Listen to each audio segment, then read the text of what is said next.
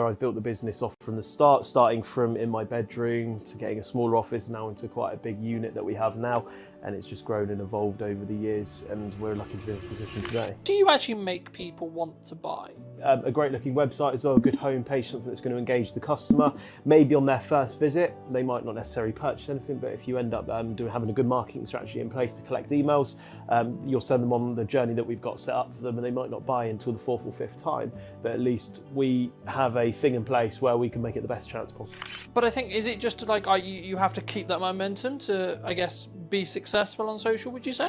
Yeah, consistency is key, because obviously the more consistent you are, the more views you're going to get, the more followers you'll end up getting. Cool. Hello, my friends. I hope you're well. Hope you had a great day, evening, or night. Today we're with Ben talking about how to actually run an e-com store, what role social media plays, but also what's missing specifically in marketing. Hello, Ben. Hello. How are you? I'm very well, very hot at the moment. It's not the best day to do this, but here we go.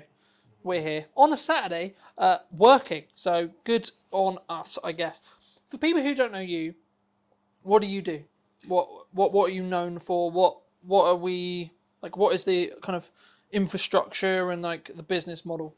So I have an e-commerce store, and I have been doing that for the last 6 years. Specifically, I sell pre-loved terrace wear fashion. So looking at brands such as Stone Island and CP Company. You can't go to the football without seeing these brands anymore. And that's just where I've built the business off from the start, starting from in my bedroom to getting a smaller office now into quite a big unit that we have now. And it's just grown and evolved over the years, and we're lucky to be in this position today. Do you think you're quite I guess I was going to say like a new way of looking at this kind of business? Because I think traditionally you would have like a clothing store, right? Like the TK Maxx is the world equivalent, right?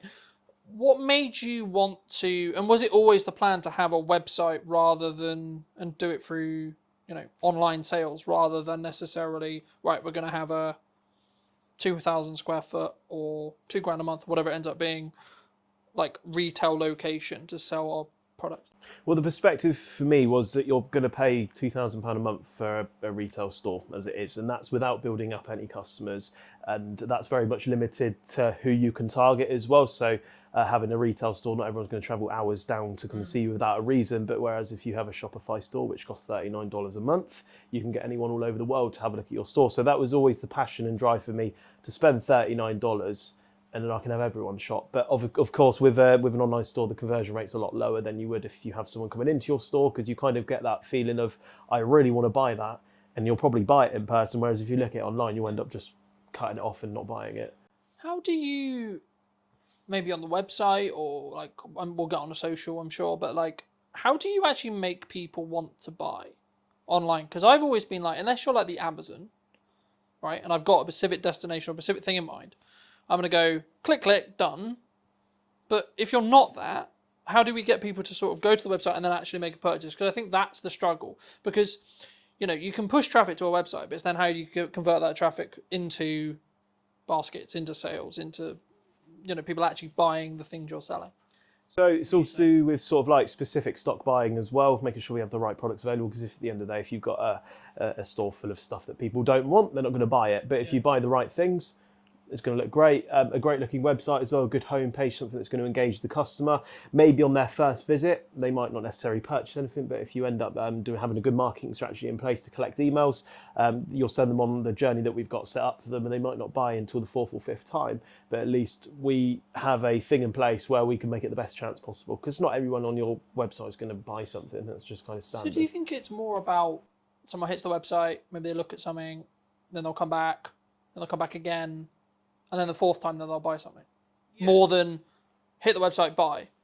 Yeah, unless you're specifically looking for a certain product that we have, people just tend to, because I don't really release my drops before, I don't show people what we're going to drop. So a lot of people go on there to see what we've got, and they might not necessarily want anything, but they all still go on there until they find something they want. So they might not kind of find anything for the first couple of weeks. But because we've obviously built up a lot of cash flow in the business now, there is always something available for everyone. So we make sure we cater for every single size, from anything from size small to 3XL. And so there is something for everyone, but not everyone's going to check out, and that's just kind of what you got to put up with. I guess in some ways, is that then I like a strategic strategy around like retargeting them with meta ads, or like reminding people like, hey, through email marketing, like abandoned cart stuff, like is that the focus then? Like, is that where you see maybe the return customers, or is that or that could be a focus for maybe an online business that's maybe struggling to make their website like work? Yeah, Would you so say? I would say other businesses, make sure you focus on retention marketing, making sure that the customers that you do get, they make sure they return and have no other reason to shop with another store. That's standard for online businesses. Email marketing as well. People might still be shopping around for that sort of stuff. They might have just forgotten who you are, which is pretty standard. Be like, hey, we're still here. That can drive conversions as well. And it's just making sure that you keep them in that sort of like customer journey and make sure they keep coming back. So we've currently got a 12-month journey set up. And at the end of the 12 months, if we can't retain the customer, we will stop emailing them. But that's kind of how we've retained our customers over the years. What kind of timeline would you say that? Because I think sometimes email marketing it's a very traditional sense of marketing, but I think sometimes people look at it as we do a sequence, maybe 30 emails, 60 emails across like 2 months, and then I think there's a balance, right? I mean, what would you say? Is it like a daily thing, like in regards to like how you send them and like what you send, and or is it actually like we're going to send you one a week or two a week? Like, how do you structure that from your perspective? So we don't want to hound the customer, because if you keep daily emailing them, a lot of Chinese companies do it. They just hound you every single day. I bought something from Alibaba. I get an email like 4 or 5 times a day, and that's enough for me to block them. But we kind of just send something to them in like a structure, maybe like one week, and we won't email them for another 6 weeks, and then 12 weeks, and then 6 months, then 9 months, then 12 months.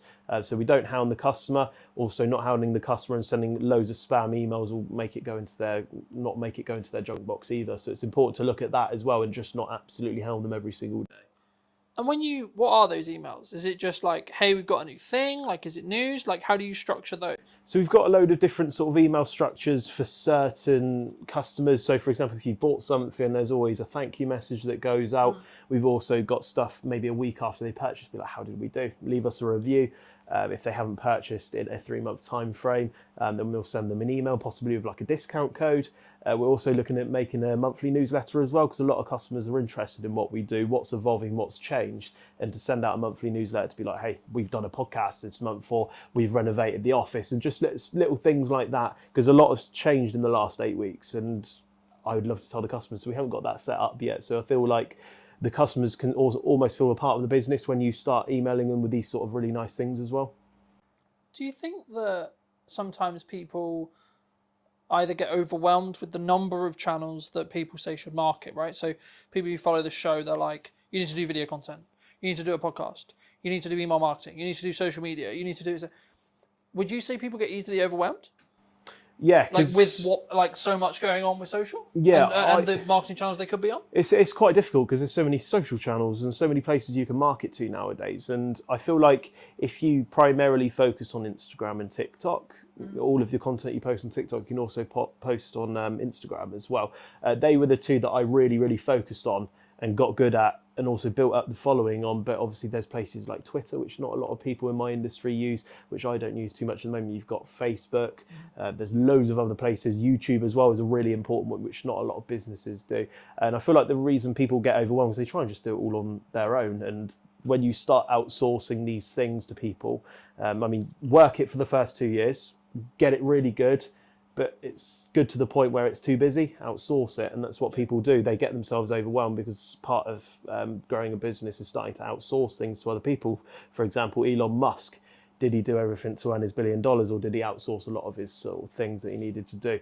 And that's kind of the direction that I've took. People don't want to spend money in their businesses. They don't want to spend £800 a month for a social media manager, but that £800 that you spend on the social media manager makes you productive in other areas in order to grow it elsewhere. And that social media stays really high because you've got someone paying £800 a month for a £4,000 return on investment.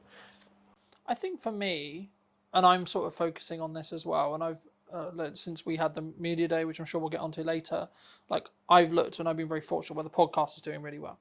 So I'm like, okay, great.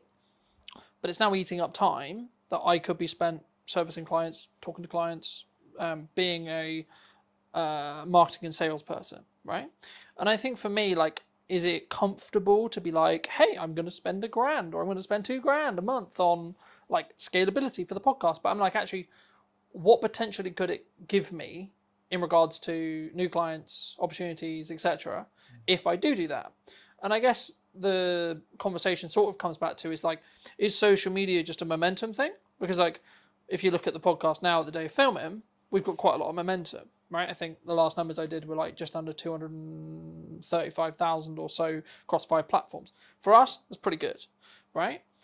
But I think, is it just like you have to keep that momentum to, I guess, be successful on social, would you say?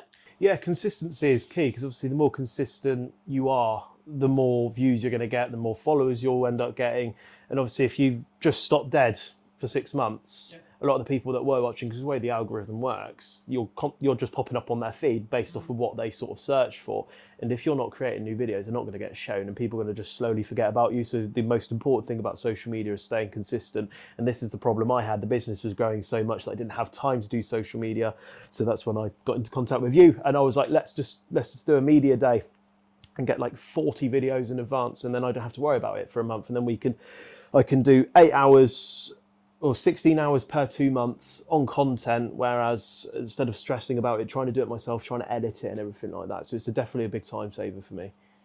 Do you think that people, I mean, what's consistency, right? Does it have to be, like, in your experience, does it have to be daily? Does it have to be weekly? Does it have to be like, we're going to do, because I do basically daily non-negotiable. And then when I can, I try to do 2, 3, or 4 posts per day, every day. But also that's with the caveat of saying, if I'm traveling to do the podcast, or I'm traveling to do this and travel, like, so last week at the time of recording was the first day in London, and maybe I got 2 posts. Now that's pretty good when you consider I wasn't at home at all.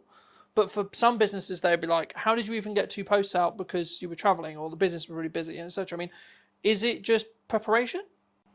Yeah, I would say there's lots of things out there which you can use to kind of schedule your posts in advance. So if you know that you're going to London on Wednesday, on the Tuesday evening, schedule your post to go at 12 o'clock, 4 o'clock, 6 o'clock, or whatever. But I feel like for businesses, you don't have to post daily. You can post weekly. It depends what sort of business that you have. So if you have a podcast, nobody's going to expect you to watch a podcast every single day and make an edit and make it work. But some people would work weekly. But for someone like me who's trying to sell a product and needs to be seen on the face every day, I think daily's good. You don't have to post 2, 3, 4 times a day. I mean, that would be better. But at the end of the day, you need to put your time into perspective, and also the cost of the content as well. To get 2, 3, 4 videos out a day would end up getting quite expensive, especially if you outsourced it as well. And that's also very time bound as well, especially to keep up with that's 120 videos a month or posts. It depends what sort of you're trying to achieve with it all. For me, I see it as you've got to work smart and hard at the same time. And like, because of the nature of the podcast, it's an hour conversation. I can extract probably, if I really wanted to, maybe 10 to 15 clips that I can edit. Then I can chuck AI involved and get 20 to 30. So there we're talking, I've got nearly a month of content if I just wanted to squeeze it. The reason why I found it's really working with the weekly shows is because people are now starting to get into the rhythm of like, oh, there's going to be another show next week. And normally I haven't really built a schedule yet. I probably will, but for me it's like, oh, actually around Saturday there's going to be a new episode, because by the time I run out of clips and I've done the week of work, client delivery, etc., I've then got a position where I've edited the new show's ready, so then I can start marketing that show. But I think sometimes, and this is kind of what I was alluding to about like all the platform thing, do you think people get like shiny thing syndrome sometimes? Like maybe they'll see what we're doing on Instagram and TikTok, for example, and going, oh, that works really well. Oh, I have to be on Instagram and TikTok, even though they've just decided to commit to LinkedIn for a while, or they've just, etc. Do you think, or maybe not even just looking at social, maybe they're like, we're going to do email marketing really well. Do you think that people should sort of commit instead of like go into depth on, we're going to get really good at this one thing, rather than we're going to try and do, we're going to build up this side model and we're going to do this. And the same in business, to an extent. It's like, we're going to have a coaching model, then we're going to have, we're going to sell products, and then we're going to do events, and then we're going to do consulting, and then we're going to do marketing, and then we're going to do media days. And so, do you think that's a bit, can that be, because obviously it's good to diversify, but when does that get too much? I guess the question comes, do you think? Well, if you put it into perspective, if you leave a plane on autopilot and jump out, it's going to run out of fuel. So to focus on one thing at one time, to make sure it gets to where its destination, the plane theory is, making sure it gets to its destination before you do another project. So I would always say focus on one area, get really, really good at it, and then look at other things as well. Because if you don't master that thing, you're never going to become really good at it. So if I just focused on LinkedIn, and then I just left it halfway and I thought, nah, I'll have a look at that in a couple of months, and I started focusing on Instagram, you're going to lose the touch that you started to build up on LinkedIn, because people that saw those daily posts that started to really enjoy what you do, they're not going to see that content anymore, and they're just going to be like, oh, that's a shame, and I'll go and look at someone else that is doing it every day. That's the mistake that I made with YouTube, and that was just more of a time thing for me. I started doing these videos, just vlogging my day, what I'd done in the office, and a lot of different things that we get up to in the business. And I'd done that consistently for about 2 months, which built up a lot of traction. A lot of people were there, ready, interested, and it just got too much, because the time thing for it as well, because you spend probably maybe 45 minutes worth of clips every single day, which isn't too much of a problem, but it was the 2, 3, 4 hours a night that was editing it. But I could only keep it up for 2 weeks, because you're trying to run a business around it as well. So I feel like if people stay consistent and get really good at that one thing, to the point where you could pay someone and outsource it to keep it all going, that's where you want to be. Because I feel like if you put half-assed effort into something, you're never going to get that full reward that you could potentially get out of it. Yeah, I agree, but I think it's also like you have to, it's how you show up as well. Like that changes how you show up. Because I think for me, like if I'm very focused on, so like for between now and the end of the year, only things I'm really marketing, like I have 3 main strands really, but the third one isn't really, it kind of happens passively.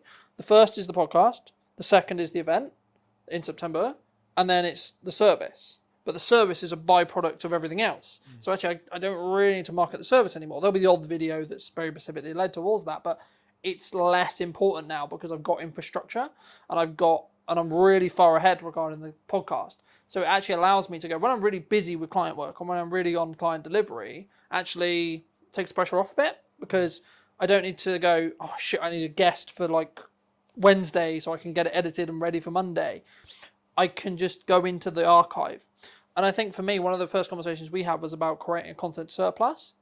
I mean, how do you look at it, I guess, outside of, for maybe people who are maybe starting out, obviously there is an option to bring someone like me in to go, here's 40 something videos from one day, cool. But if people maybe aren't ready to do that, how would you say they could create a surplus of content? Well, I've learned quite a lot since doing the media day with you, because my social media for the last 2, 3 years, where I've been taking it quite seriously, it hits levels of inconsistency sometimes where I don't have time. But I feel like if you have a set day every single month where it's just this pure content day, you don't have to worry about anything else, it's just pure content, you can build a big bank and a surplus of content, and then you're able to dish it out in days and in whatever sort of direction you want it to go in. That's what I wasn't doing. For some reason, I would just film it on the day. I'd be like, right, I've got an idea, I'm going to go film it, edit, put it out at 7 o'clock tonight. And that's not very sustainable. That leads to days where you don't post for a week because you film that video, it does really well, you get loads of orders, a lot of business from it, and then you're like, I don't have time to film more of these sort of things. But if you specifically focus on that day worth of content and then dish it out, that really busy day that you get in that video that spikes and gets you a lot of traffic and attention, you can keep that momentum up as well, which is really, really important for businesses and social media. How did you find the media day as a whole? Because I think we're about for maybe 3 weeks-ish out from it, maybe 2 weeks. How did you find it? Really fun. I think it was great. I love being in front of a camera. I've always used my little DJI camera for my sort of videos in the last year or two. And to have something more professional, have like 3 massive cameras looking at you, was just something really fun and different for me. And as you've said to me before, it's not for everyone. A lot of people find it quite daunting, but I really, really enjoyed it. And it really does, you know, when you put it out on social media, how professional it looks and how like people think, wow, that's really, really cool. He's doing like a proper sort of setup now. And for the cost that it does and how much you break it down per video, it's definitely worth it, 100%. How have you found the videos? Because obviously we're now in a position where I think 4, 5, maybe 6 have actually gone live, right? I mean, how's your community's feedback been?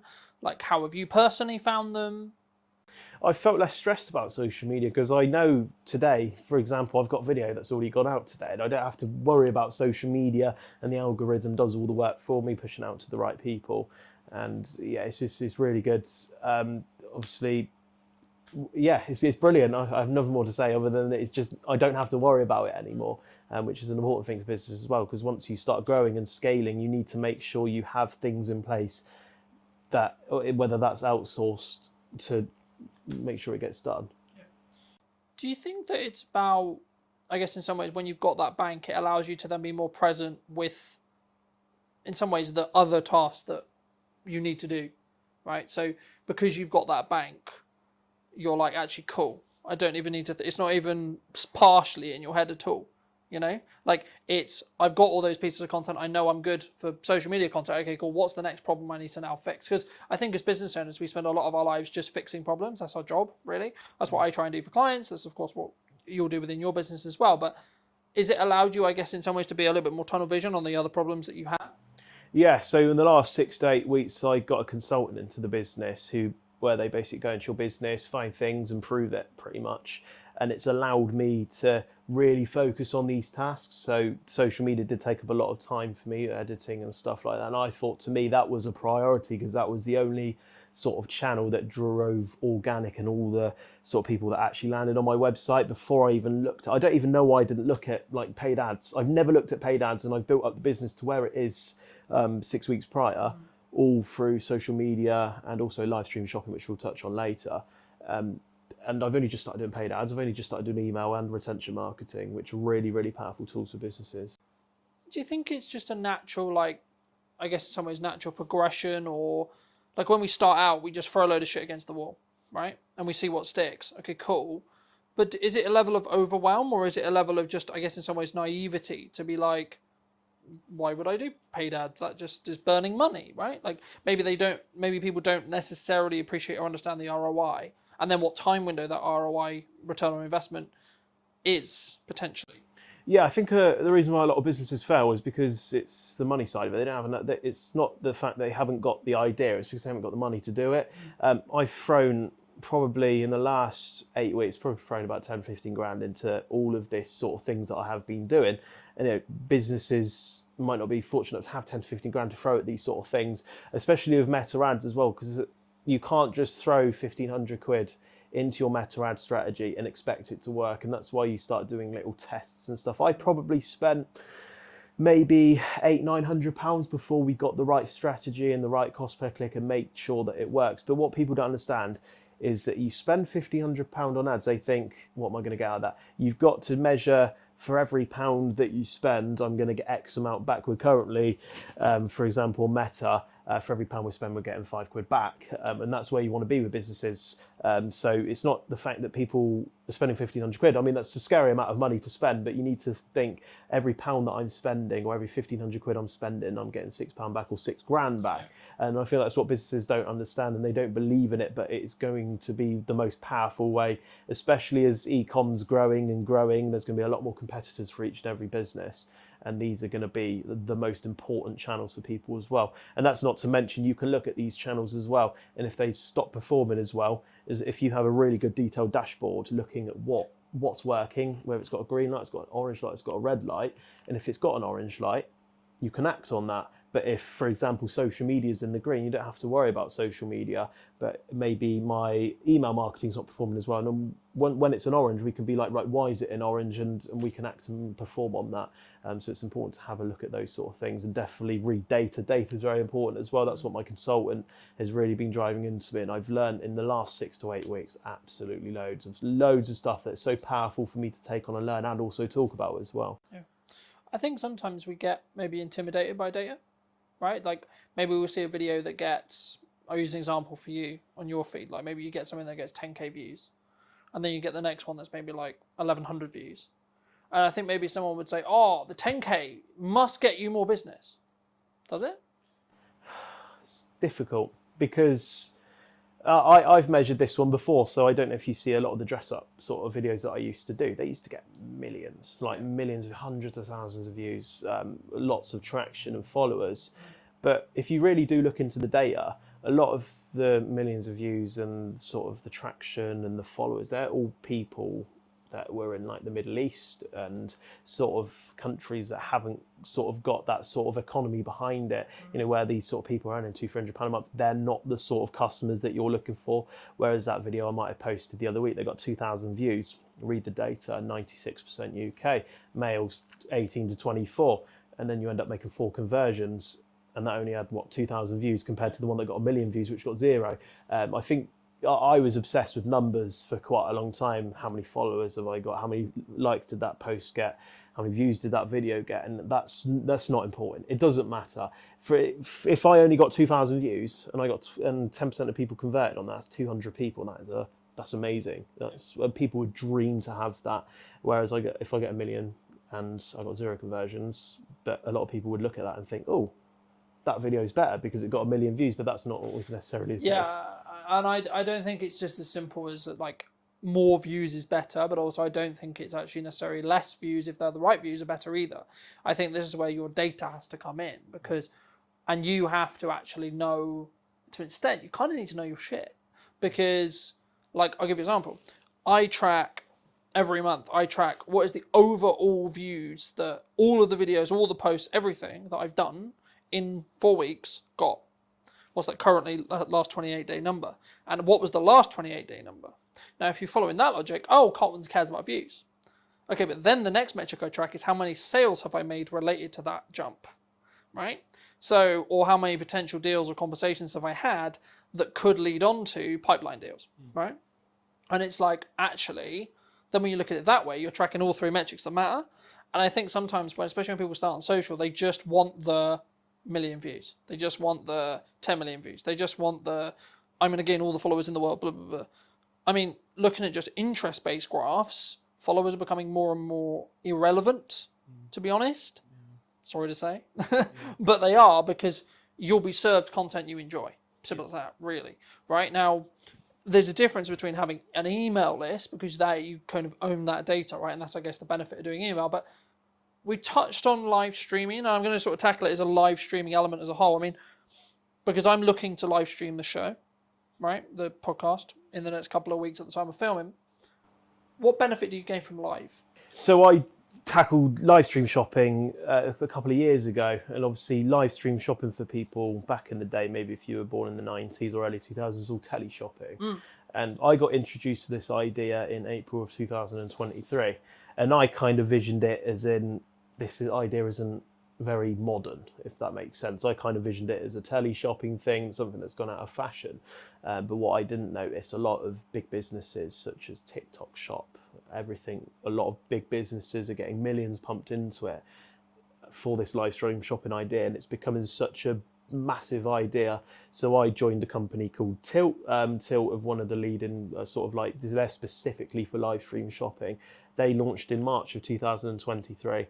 And I joined in April of 2023, and I've built a lot of my business off of live stream shopping. It was actually at the point where my website was doing 0 because I was so focused and driven off of the live stream shopping, and that was more than paying all my bills every month, etc., that I just kind of lost interest and focus on the website, which is my long-term sort of plan. So probably maybe like a year and a half or 2 years ago, my website just plummeted. Everything I worked for earning these 5-figure months just went down to £1,000 a month. It literally just went to 0.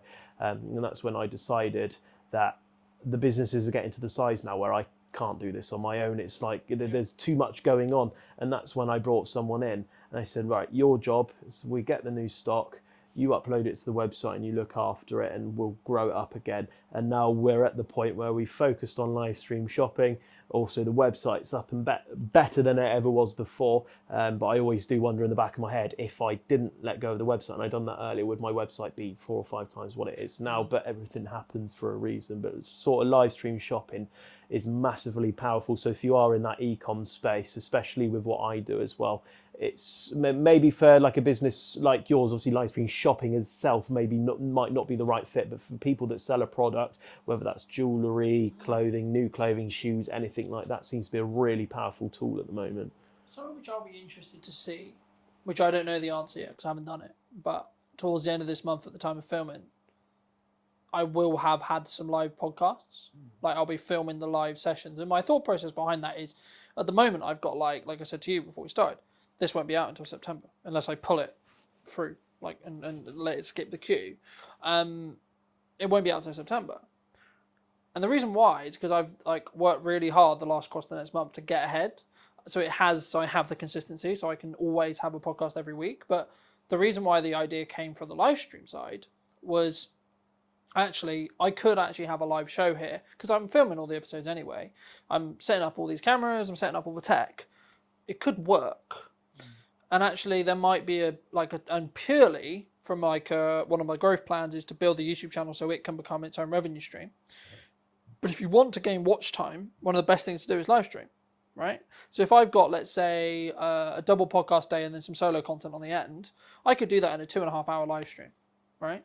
Now, it will take me some time, but also if you use programs like Restream, for example, and I'm not in a position where I'm in contract, so I can basically stream wherever I like. I could stream to Twitch, I could stream to LinkedIn, I could stream to TikTok, I could stream to Instagram, Facebook, YouTube, all these things all at the same time.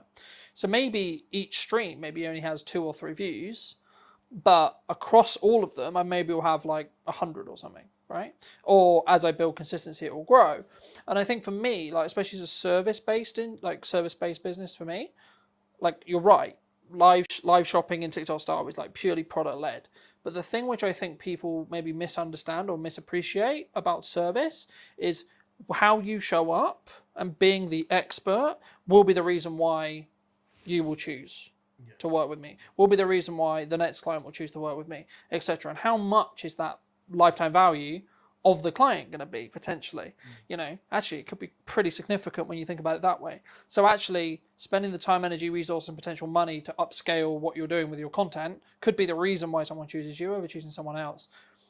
But before we move too far away from like your live sales, live product sales, would you say, if you're happy to share, like what is your percentage between your revenue from a website versus the live side? Well, I don't mind going too much into numbers about it because I think with the way HMRC is going now, it's going to be all on there anyways at some point. But we're kind of averaging on year.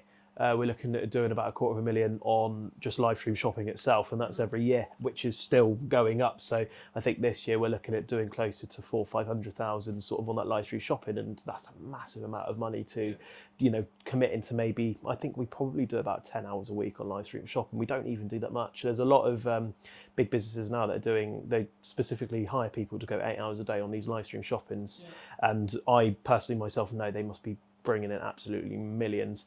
So the website is now, I would say that they're going to be quite level. I think the website's just beneath it where it is at the moment, but with the website and the momentum, because this was all organic. But once the sort of like the meta ads are completely perfect, the retention marketing's big, the email list is going to grow, it's going to end up being up there. But then that's not to say that live stream shopping could evolve even more and grow. I think they'll end up going pretty level, but whether that's live stream shopping on top or my website on top, I don't know at the moment. But I would say that they both play a massive part in the business, and just having them two alone is enough to make it a really big sustainable business.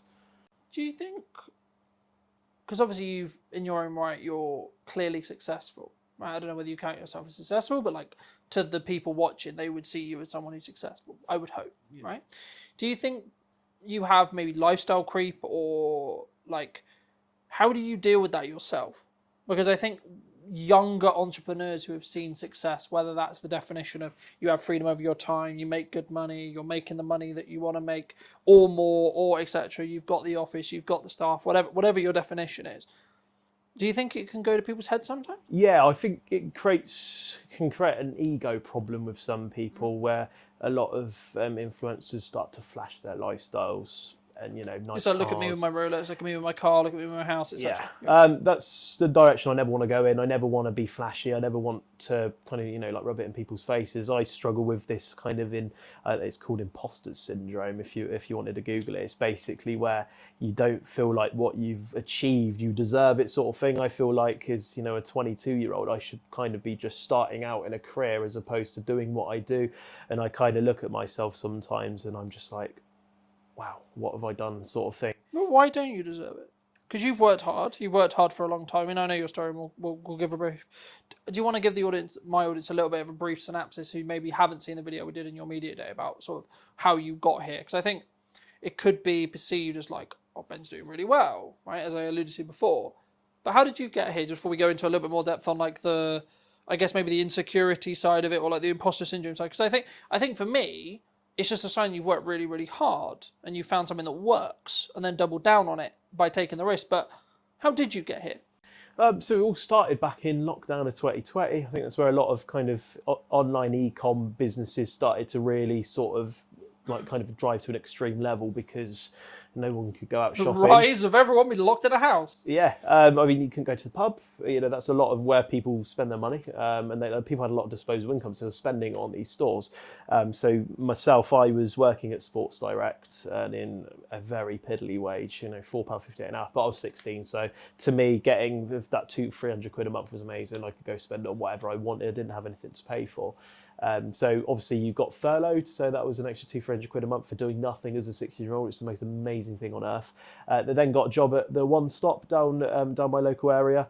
That made me earn about another £400-500 a month. So I ended up getting about £700-800 a month. And then to a 16-year-old, that is an astronomical amount of money. I was like, wow, brilliant. I saved up for my first car. I was able to do a lot of things because I was so tied away and stuck at home. I couldn't go out and spend it. I couldn't go to the shops and stuff like that.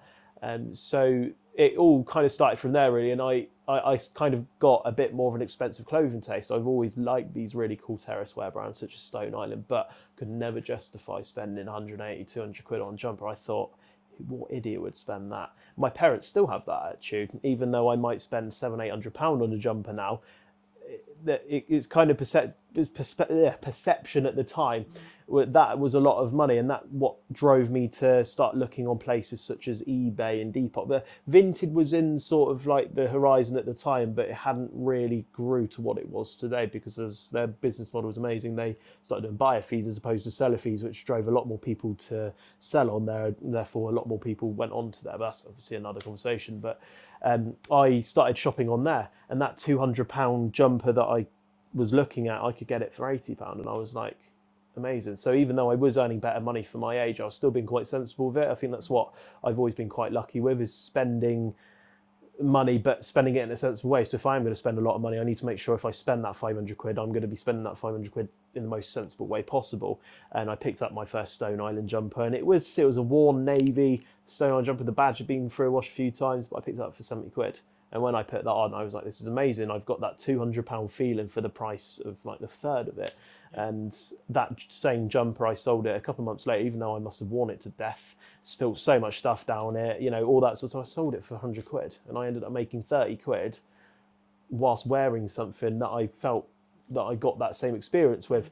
And that led to one another. I bought another jumper. I paid another £70 for it. I sold it for 100 quid again. And that's when I got the bright idea of I'm possibly going to start buying stuff specifically to sell it.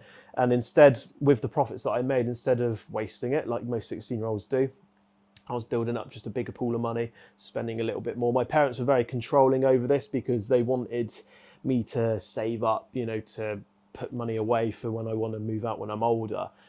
So they were like, right, 4 or 5 items at a time. Don't buy any more. If you buy any more, we're going to kill you, basically. So I kept doing that, kept buying, making a bit of money selling, and it wasn't all plain sailing. There was a couple of times where I lost money, but that's just part of the business, and that's where you kind of just learn and develop over time. And then fast forward 5 years later, we're here somehow. Just all happened really quickly. Do you think, like you mentioned the spending a lot of money, do you think like people maybe worry that you're spending, like, let's just use the example that you gave, like 500 quid, right? But they're coming at it from the perspective of, shit, that's like 20% of my monthly income, for example. Right now, but if your monthly income and you're in a fortunate position where you build a business where actually let's just use a number for the sake of it, of like 10 grand is your monthly income, then actually spending 500 quid is like, meh. You know what I mean? Like because it's less of your monthly income, it becomes, I hate to say less important because I'm aware of the climate, right? But it's like in context, right? Someone who makes £1,000, that's 50% of your monthly income. But if you make 10 grand, that's like around 5, maybe less, And I think for me, it's like actually, especially if you're then going to make money from it, or like you see it as an investment, or you can actually justify, or it is an investment in respect to it. The implication is you're going to spend this money. I'm going to spend this £1,000, £100, whatever it is, and I'm going to get 10x. I'm going to get 5x. I'm going to get etc. Is that the? Do you think that's the reason why, like your parents or like your friends may be like, oh, don't spend this money? Yeah, I think going early days, for me to spend £400-500 was a massive deal. That's a massive amount of money. But as you say, as you grow and develop, the more money you earn, that £400-500 becomes less and less. And it doesn't matter as much as how humble people stay. Your perception of money seems to kind of go out the window a little bit. For me, for example, in the most nice way, humble way possible in front of the camera, for me to spend £1,000 on a new fridge for the office isn't very much of a big deal to me as it was when I would be 16 years old. And that, I think, regardless of how humble you are, wherever your beginnings were, I think that's always something that it's just going to naturally happen. Do you think that also comes because, we've spoken about it before, but I think it's I guess in some ways a lack of understanding that there's an abundance of work. Because like in my industry, people have said to me, the creative industry is really hard. But I'm in a position where I'm like, how do I say this nicely? No. No, it's not. And I'm very cautious when I say that because for me, I'm aware that it's because of the output. It's aware because of the work that I'm doing. But it's also because, for me, to an extent, it's like I know what works with marketing now. Yeah. And I'm clearly doing something right. So it's like, let's just keep doing that. But also, as I win more work and as I have more cash, then the pressure comes off a little bit. So I think, is it just a perception thing? And is it just, because I've always said to people who are like, oh, it's really hard or things are really difficult. I'm like, yeah, but when did you last market? And they're like, oh, 6 months ago. I'm like, wow. Yeah. I hate to point the finger, but no shit. Yeah, Do you think it's just a perception thing? Yeah, perception. It's just kind of because I know now that if I want to spend 50 grand a month on stock, to the average sort of like person, they're going to be like, oh my God, if you spend 50, what if you lose that money? But I know now if I invest that money, I know what I'm going to get back out of it. And I think that's just something that you learn over time in business. So if you have a service business, if you spend X amount in marketing on ads, for example, you know that for that investment, you're going to get X amount of revenue back from it. And if you get that perception over that sort of thing, then you kind of relax a lot more.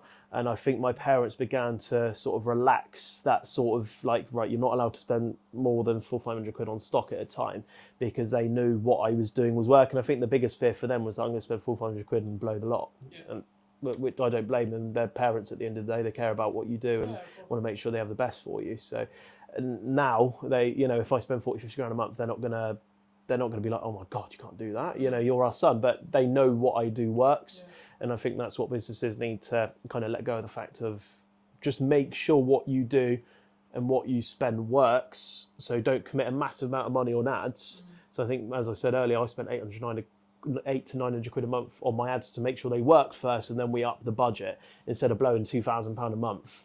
That's kind of the way to go with it, really. I think, especially in ads, it's like test, rotate, test, rotate, test, rotate. Sure. But like moving a little bit back to what we were talking about maybe the lifestyle creep, or in the position where I guess in some ways, because I'm sat here going, why does he feel imposter syndrome? Because for me, it's maybe like you're outside your comfort zone. Okay, but then you're just outside your comfort zone.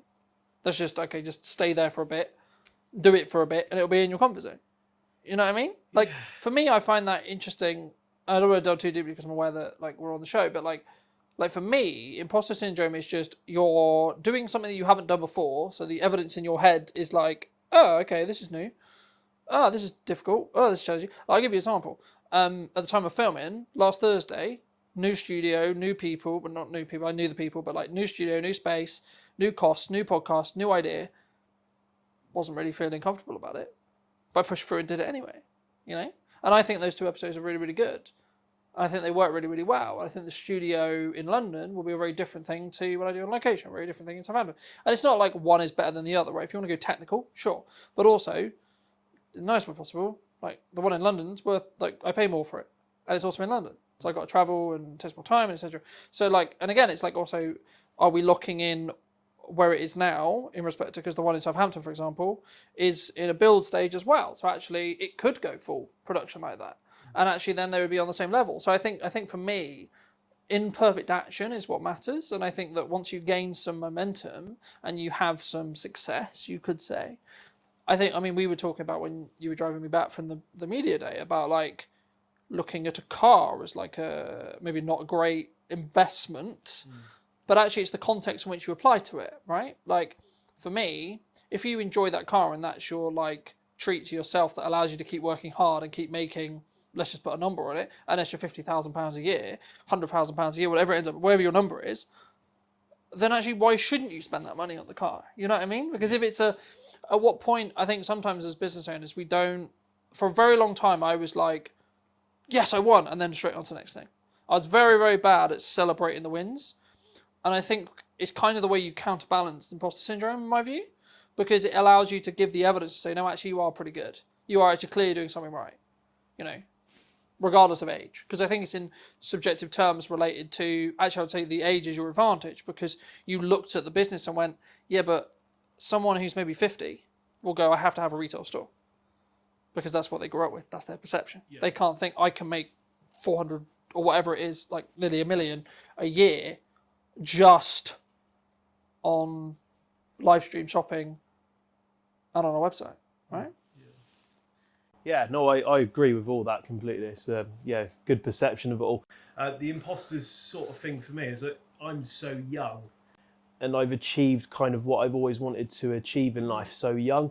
And I think for me, I don't deserve to have that at such a young age, because people work all through their lives to get up to the age of 50, 60 before that they get that really good idea. And I think it's just for me, that's just kind of the sort of person I am. I just don't feel like at that age. I think that's important to be staying humble. Yeah. Right. And I think that's important in how you show up, and that's important in how you scale, and that's important in actually, to be honest, how you'll then pay your staff, how you'll then pay the people you work with, how you are with the people you work with. You'll be grounded. But like for me, I was in this like fortunate position where people are like, I want to get to retirement age. I want to retire at 40. I'm like, what would I do in retirement? I know. I would film videos. Yeah. I would have a podcast. I would do this. And I'm like, hold on. So I'm there too. I'm nowhere regarding revenue right there. But like, I've got enough money to pay for what I want to, what I need to pay for, and have a percentage left. Put enough aside to keep for rainy days, and put some in investments, and happy days, you know. And then I can save towards a goal of, okay, I want to buy a new camera, or etc. You know. So for me, it's all a perception. Yeah. For me, it's actually control over time, control over what I can do every day, control over who I spend my time with, what clients I have to say I can say yes or no to. So I think for me, I get to an extent why someone in your position or someone listening would potentially feel concerned, imposter syndrome, etc. But for me, that's a sign of growth. Like I was talking to my partner about this and a good friend of his this morning. It was like, the things that used to piss me off a year ago, they don't even scratch the surface now. I was like, that's a sign of growth. That's a sign I've grown. And I think it'll be interesting to see where we both are, but just looking at me personally, where I'm going to be in a year to two's time. Like the things I worry about now, are they even going to be things that I worry about? Probably not, right? But what would you say to people who are maybe on the fence about, they've got that idea, like you had, right? And they're like, yeah, but it's not safe. There's no 100% guarantee the business is going to work. Should they make the leap? Yeah, absolutely. Because let's say the business idea, costs £5,000. You need to put £5,000 in for it to give it a chance to work. But you'll spend £5,000, and that to everyone that's a lot of money, isn't it? To spend £5,000 on an idea. That's £5,000, £5,000. But you know, people will go and spend £400-500 a month at the pub, and that accumulates over a year as £5,000. So if you save that, stop going to the pub for a year, to people, that's what they enjoy doing. But let's say if you cut that out, put it in a pot, and then at the end of the year, try that idea. And then you'll be able, and if that idea works, you'll be able to do that business, plus go to the pub and still have money left over. So I think try it.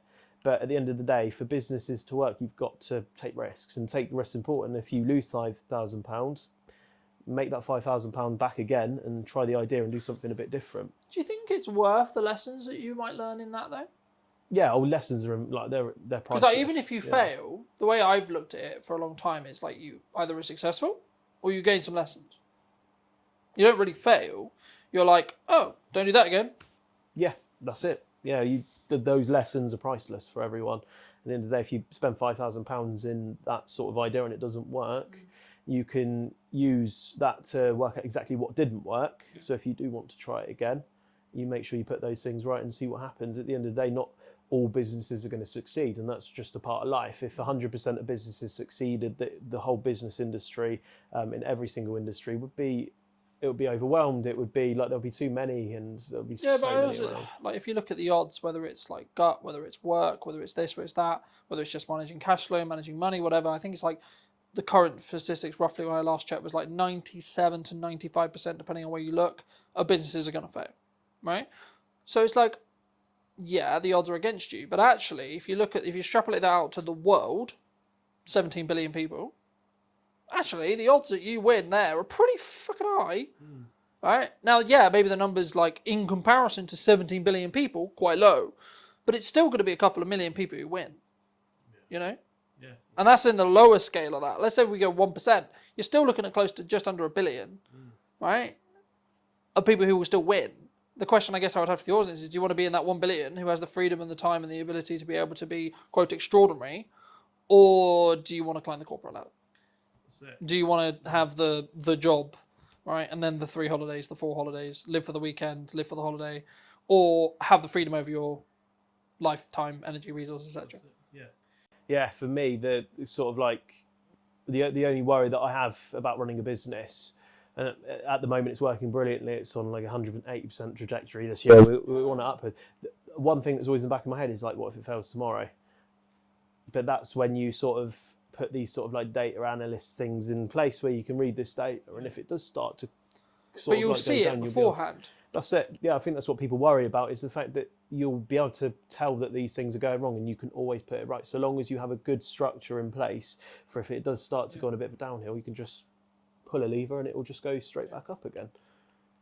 That's it. For people who want to connect with seeing some of the content you do, check out what you do a little bit more, where's best for people to reach out to you? Instagram, also on my website as well. You can have a look, you can fill out a form, chat to me. We've got a landline number as well if you want to chat to me on the phone. More than happy to chat to you on the phone. But yeah, my Instagram is Heat from the Spire. It's HEATFRM, all in one word.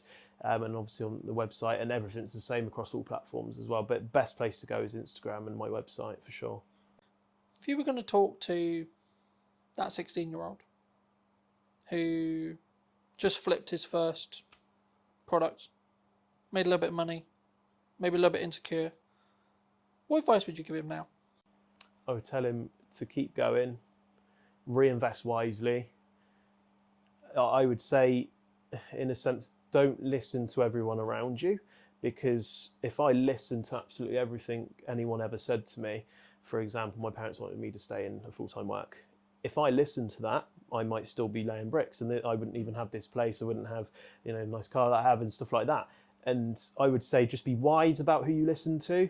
And if you want to take a risk at a young age, absolutely do it, because that is the best time in your life. You don't have a mortgage, you might not have kids and a lot of stuff. So the time to take risks is when you're in your teen years or when you're still living at home. So that's the best time to start a business idea, because it's really hard to maintain and sustain a business, especially when you might be in your mid-20s, you have a mortgage, you have 4 kids, you're getting married next year, a lot of bills going flying out, expensive partners as well that might want to. So yeah, I would say absolutely go for it. And if anyone is young that does watch your videos or watches this from my page, just reach out and I could give you some advice. Thank you so much for watching. If you did enjoy this episode and would like to see more like it, make sure to be subscribed and let me know what you think in the comment section down below. And I'll see you very, very soon. But entering the retail market was a huge step for us. Like how you want to perceive yourself in the market. It was a very difficult time, I think, for the business. Do you think it's changed how you show up as a leader? And it was honestly the most fun thing I've ever done. And it was stressful. What do you think's missing in marketing right now? when somebody rebrands, the general question is, has the company been dissolved? Like you want to, in some ways, make him proud first. I think if you've built brand loyalty, and by that I don't mean you're selling millions of products, but if people trust in you, I think as a person, you'll automatically gain respect within the market. Let's restart everything. Let's replan the business model. Let's replan marketing. Let's replan everything. And then, funny enough, when I executed on those things changed. The results changed. Work on yourself. Just work on yourself. Seriously. Like every day. Just be better every day. Hello, my friends. Welcome to a brand new episode of the podcast. Today's going to be a really special one because technically I'm actually interviewing my first client. Now, that sounds a bit weird, nearly 10 years in business now, but it is. So, welcome to me. Welcome back. It's been, I think it's actually been, nearly 4.5 years since we've actually seen each other? The last time I remember, I think we were shooting something on top of a car park in Salisbury. Yes, we did. And yeah, that's got to be about 4.5 years ago at least. So yes, it's great to be back and great to see you after all these years as well. I know. Yeah. Super good. I mean, you were actually under a different brand then. That's right. We were. So our legal entity remains the same, but we have rebranded to Anand, which incidentally is our family surname as well. And that came about through some hard lessons, I think, in business. One of the ones being most probably that you never really stop learning, I think, and when you get to a point where you think you've kind of, worked everything out, there's like this curveball thrown at you. So that was sort of what happened with us as a company. There were some legal obligations that we had to meet, and the old brand no longer resonated or could technically be used moving forward. So I think it all came about because we entered retail as a business. Predominantly we are wholesale and hospitality, but entering the retail market was a huge step for us and sort of at a national airport as well.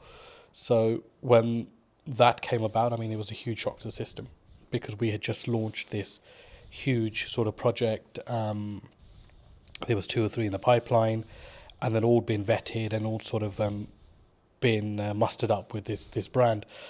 And then to all of a sudden launch something, and then I think it was about 3 weeks later we had something to say, there were some legal obligations that had to be fulfilled. It was a huge shock to the system. So it was a very difficult time, I think, for the business, because I think being a director, I always say you have huge responsibilities for your staff and your company. And I think I felt at that time that, this was, do or die kind of thing. It was either we really got this going and sort of made the necessary adjustments. And we did. And, Anand was formed off the back of that. So, and it was honestly the most fun thing I've ever done. And it was stressful because, you're running this medium-sized operation. We employ up to 50 people, and all of a sudden you're rebranding, and everyone's question is why. And there's a fine line where you can tell someone why openly and why you can't. And the majority of the reason was, it was just something that we had to do as a business. So the rebrand came as a shock, but honestly, it really taught us a lot of valuable lessons from in there, because I think off the back of the name, we actually found a voice as a company. I felt for a few years that we didn't really know what we were. And I think that's really weird to say for a company that was fairly well established. I mean, you visited before as well. But I felt with Anand, all of a sudden, we're back to this blank canvas, right? And we're creating everything in reverse, which is the worst way to do it, don't get me wrong. But because it had to be done, it kind of forced our hand to look at aspects of business that we never had before. All of a sudden, we're engaging marketing companies. We're engaging branding companies. We're engaging companies that help you find your voice. I didn't know those things even existed. And all of that came off the back of my mentor saying to me, look, this is one of those times as a businessman where you either go big or you go home, right? And for me, it was like, we got to go big here. Like, I've invested too much time in this. Like, I've invested too many years, those sleepless nights, everything, to just, pack up and be like, yeah, we're done here. No, we're going to go big, and we're going to spend big, And sometimes that's not the best solution. But we kept a control of that, because spending big wasn't just throwing money blindly at stuff. It was really taking our time, really looking at companies that met our ethos, but also companies that we felt genuinely wanted us to do well. So they didn't make us just feel like a number amongst their client base. And that was hard to narrow down, because we made some mistakes along the way there as well. And in hindsight, it's easy to say, these things happen. But at the time, when you're financially forking out money, it's a huge, huge deal. So, look, it was an amazing journey. And it's been a year since we've rebranded. And I think as a company, we couldn't be any happier than we are at the moment. Do you think that maybe some people are really worried about rebrand? I mean, you kind of forced into it, but I think like maybe people who are listening who are maybe on the fence about like what do you gain from a rebrand? Was it just that voice and that like that really what I would call depth work when it comes to really understanding what your brand values are and like how you want to perceive yourself in the market? Would you say, or is it like if that's like a disconjointed? Because for some business, I think that can be really disconjointed for some people. I mean, I'd answer that in reverse. So one thing you won't lose is your reputation, which was a huge aspect for us. It was, when somebody rebrands, the general question is, has the company been dissolved, or has something happened? Has the company gone bankrupt? Has there been a huge gross misconduct from somebody? And the thing is, like, you've got to get past that, because naturally as an individual, we would think that. And you've got to put yourself in the public domain as well as a director personally yourself and think from both sides. So for me, I think if you've built brand loyalty, and by that I don't mean you're selling millions of products, but if people trust in you, I think as a person, then you'll automatically, especially a small to medium-sized business, you'll automatically gain respect within the market. So we didn't realize how much respect we had amongst our clientele until the rebrand happened. And I think that's what carried us through. So I think there's this illusion that if I rebrand, I'll lose customers. And that's a general worry, because, of course, you need your finances to run a business. And your clients are your clients. You spend years and decades working with them, whatever, right? But those relationships can be ruined at the drop of a hat as well. Split second bad decision. So I think what I've learned the most is that if you are genuine and you are genuinely there for your clients, and if they're not just a number to you, which is how we do things at Anand, then you will be absolutely fine, because people will carry through. And that's what I noticed, that all of our clients said, we don't care if this company is called ABC tomorrow, but we want to work with the same leadership that we're working with within this company. And that's what made me realize that, not that I didn't know people were important, but it made me realize how important the team that we had were and how dedicated they were. And that all stems from, I think personally, from you as a director and what your attitude is within the business, how you look after people, how do you go about daily life, and how much do those people matter to you as well. And that kind of proved to me that, those things mattered a huge deal to us as a company, and it filtered right through. So I hope that answers your question. Yeah, no, absolutely. I mean, I think for me it's important to appreciate where you've come from, but also then understand, like, sometimes we have a growing pain, right? Yeah. So it's we're shifting into a new brand, we're shifting into like scaling up, etc. But one of the quotes that you gave me very many years ago that has really stood apart, that I wanted to remind you of, but also ask you to apply some context to, is people are loyal to their needs. Yep, absolutely. I mean, how did you sort of, I guess that's a life lesson for a lot of people, but where's the story behind that? So I think just sort of, I've been in business for about 10, 15 years myself, and I can't put a number on it now, to be honest with you, but it's been a very long time. And one of the things that you realize very early on is that it's very much a dog-eat-dog world. Like, as much as, you think you might be out there to set the agenda straight or to start this new, loving relationship with every single person, it never works out that way. And we realized very quickly that as a business, after surviving the first 5 years, like, a lot of people are just loyal to their needs. Like, when those needs are met, they will either move on or they'll no longer engage with you. And I mean, that's absolutely fine. You know, it's a natural thing to happen as well. But to put it into context, I mean, if I look at how we operate with our clients at the moment, I don't think there's a single client that can say that, you know, if their volumes drop with us, that we change our attitude towards them. Mm-hmm. Whether it's the smallest client on our sort of, accounting system, or it's a big renowned sort of company, it makes no difference to us. We work personally with every single client and every single person that we work with. And that might mean along the way you have to accept that once their needs are fulfilled, that they no longer will engage with you. But to put it into sort of context, that quote at the time came from, it was one of the things that we've always steered away from as a company. Don't be those kind of companies, or that company that is all over a client when it's hot. Yeah. And when it's not, they don't want to know, or they don't want to help them out with anything. And there are some clients that we work with that, we did millions of pounds of business with before. And all of a sudden, they have engaged another company. But there are times where they still engage us when there's an emergency, and we would never turn them down, because you've got to remember that whether they've moved on as a client to another supplier, they were also once your client and made up the DNA of your business to be what it is today. So yeah, I mean, it's something you have to get comfortable with, I think, in business, and grow some thick skin around that, because people are loyal to their own needs, and it's just the way of the world. For me, it's something that sort of, at the time, I think when you initially told me, I didn't really get it. Yeah. Right? And now I can say 6 years, 7 years down the road, I get it.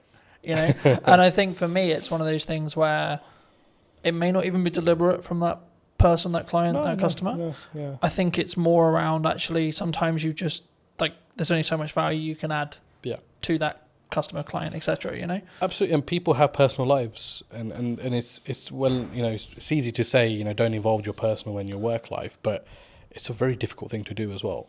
So sometimes we do forget that people might have stuff going on in their own lives. People move on, and all of a sudden a new person comes into that role in the company and doesn't see your business to be as valuable as the previous person. So there are elements of that as well. Yeah. But I think I've always found that there's no use keeping hatred and negativity about somebody moving on. I think you've got to accept that and look and think, how can I learn from this? And how can I get better from this? And there was times that, clients left us on a very bad note, completely unexpected. Some that didn't even pay, the thousands of pounds they racked up in accounts, not to mention any names. And, that didn't mean that we were not going to look at what we could have done better as a company. So I think it always starts with what's going on at home before you look anywhere else. Yeah. Do you think, because I've been fortunate enough to be in business and grow and scale and adapt and be in a position where I think there's always some people who are saying there's something going on in the economy or COVID or et cetera, et cetera. I mean, is it a mindset thing as an entrepreneur, as an owner? Because I've always been of the mind of yes, there's stuff going on, but actually your output can then fix your like if it's a revenue problem, then there's a solution for it. If it's a marketing problem, you can fix it. It's down to you to fix it, regardless of the economy's in bad shape. A lot of people have said to me the creative space is challenging right now, in comparison to maybe when COVID was really good, for example, where there was loads of money floating around. But it's actually, I think for me, you've got to focus on what you're doing, and I think that's the key. But I mean, in your experience, have you is it kind of a catch-all kind of, they're just saying it because the economy's hard, or as maybe as an excuse? Look, I mean, there's no doubt the economy is very different to pre-COVID, but then it's also very different to 2009, when there was a huge crash, right? Yeah. So I mean, that's just a constantly sort of evolving, situation. Yes, I do believe it's very difficult now to do business, no matter what field you're in. But there are some fields which feel legislation change particularly they feel it a lot more than some businesses. But I think you're right to say you can navigate through anything with a very positive mindset. And I think if you fold as a business, but you've given it your absolute everything, you'll sleep peacefully at night. And that's for me personally. And I felt that in a situation. I mean, 2023 to 2024 financial year was our worst performing year as a business. And it was also the year that we rebranded. And there was a lot of sleepless nights there because revenue was, rock bottom. We'd employed people that year, doubled our workforce because we were looking to go, north, and ended up going south as a business. And naturally along that is a lot of doubt because you think, should I have employed these 6 people? Should I have done this? Should I have done that? And it's easy to say in hindsight that actually I'm worried then, but you generally do worry at that point. So I think it's a mindset and how you navigate. And the thing that got me through was just mindset. I think I am just so resilient, like to anything. I think right now in my life, where I'm just like. Do you think that comes from your years of experience in business and knowing that actually sometimes you've just got to what I would call grunt it or push for it to you just figure it out? I think it's both of those elements, but I think for me the biggest thing is upbringing. My dad was a very resilient character, hugely resilient. Sorry, not was, is still a very. He's still there. He's an extremely resilient character, and a completely uneducated man, which I must add to this story as well. So to see him, as a migrant in this country with little to no education, he still doesn't speak English fluently. And it was like, this guy struggled, and he struggled so much, but he made it. He made it in his career and in his life. And it was like a lot of that played on my head at that point. And I don't think those things sit well with you, or you don't draw on those things sometimes in life. But when it really matters, those things will come in, and you'll know what your metal's like at that point as well, and how strong you are. Do you think that was like a key in respect to like how well you've now done, like that having that upbringing and having that, I guess, those values or what could be described as the correct values being installed into you? Even if it was like an information sponge point, like you as a kid 100%. just taking that information, sort of saying, well, this is the upbringing I had. I mean, 100%. But the thing is, I think I didn't realise that till I was about 35. So there's no like one fit solution to this. It's just when it's going to hit you, and it hit me a couple of years back. The big change came from COVID. To be honest, COVID was a blessing for us as a company. I mean, that's not because we made money off unfortunate situations, but it gave me an opportunity to come out of the operation and be like, pause, because it's not something we could have done the way we were going at that time. We were climbing as a business. There was no structure, there was nothing, and it was just like, this is going to be a massive train crash one day. And COVID came and just put the brakes on everything, and it allowed us to restructure. So when we came out of COVID, I'd say that's my real journey in business started then. Because all of a sudden now I'm responsible for totally different things. Because now I'm actually acting like a director. I'm not now, stuck in the operation. And there were so many things that were falling off the side. So it was about coming in, containing that, and then restructuring the business through that. And then certainly obviously the rebrand came behind it. There is that, and obviously the resilience side. For me, I learned that from my dad, and I have a huge admiration for the man.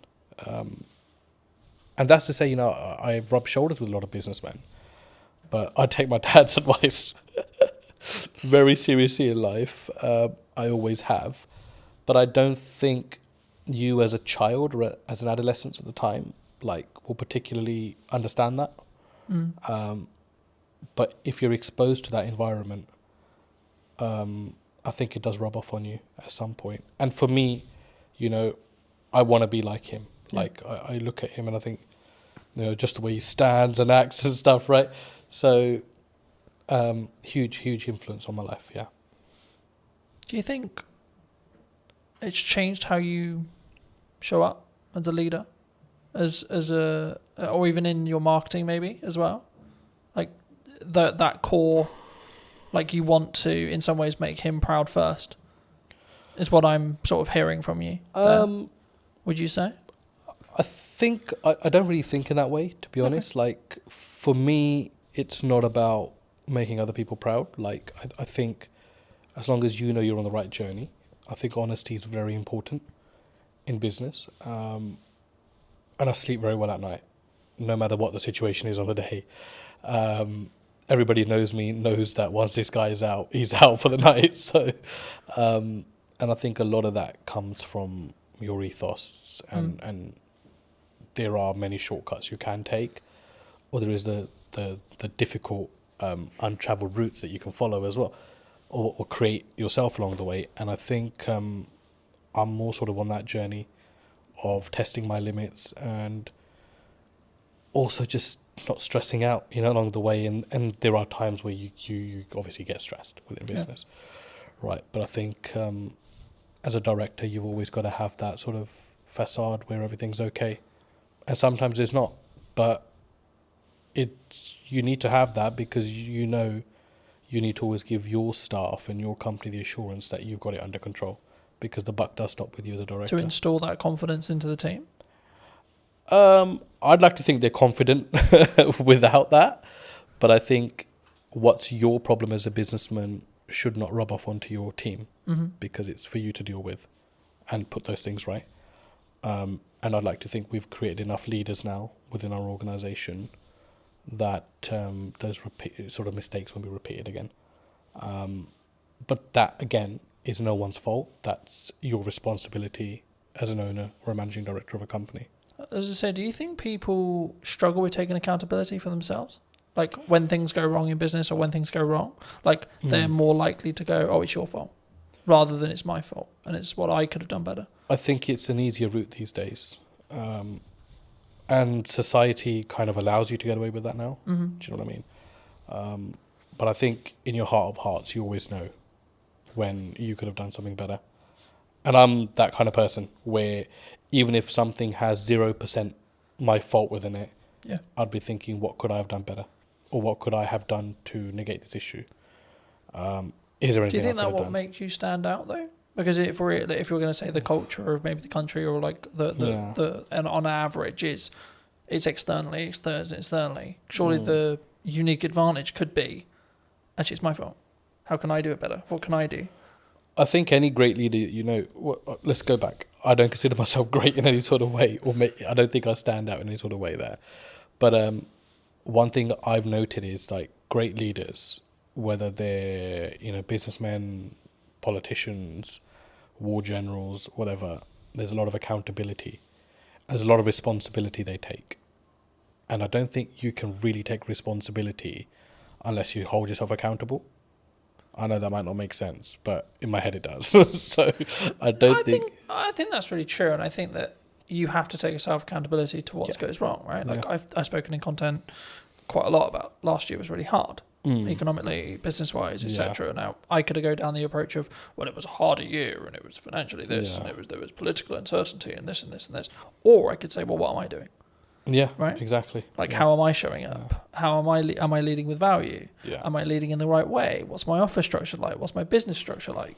And then what I did was actually go, okay, right, so clearly something isn't working.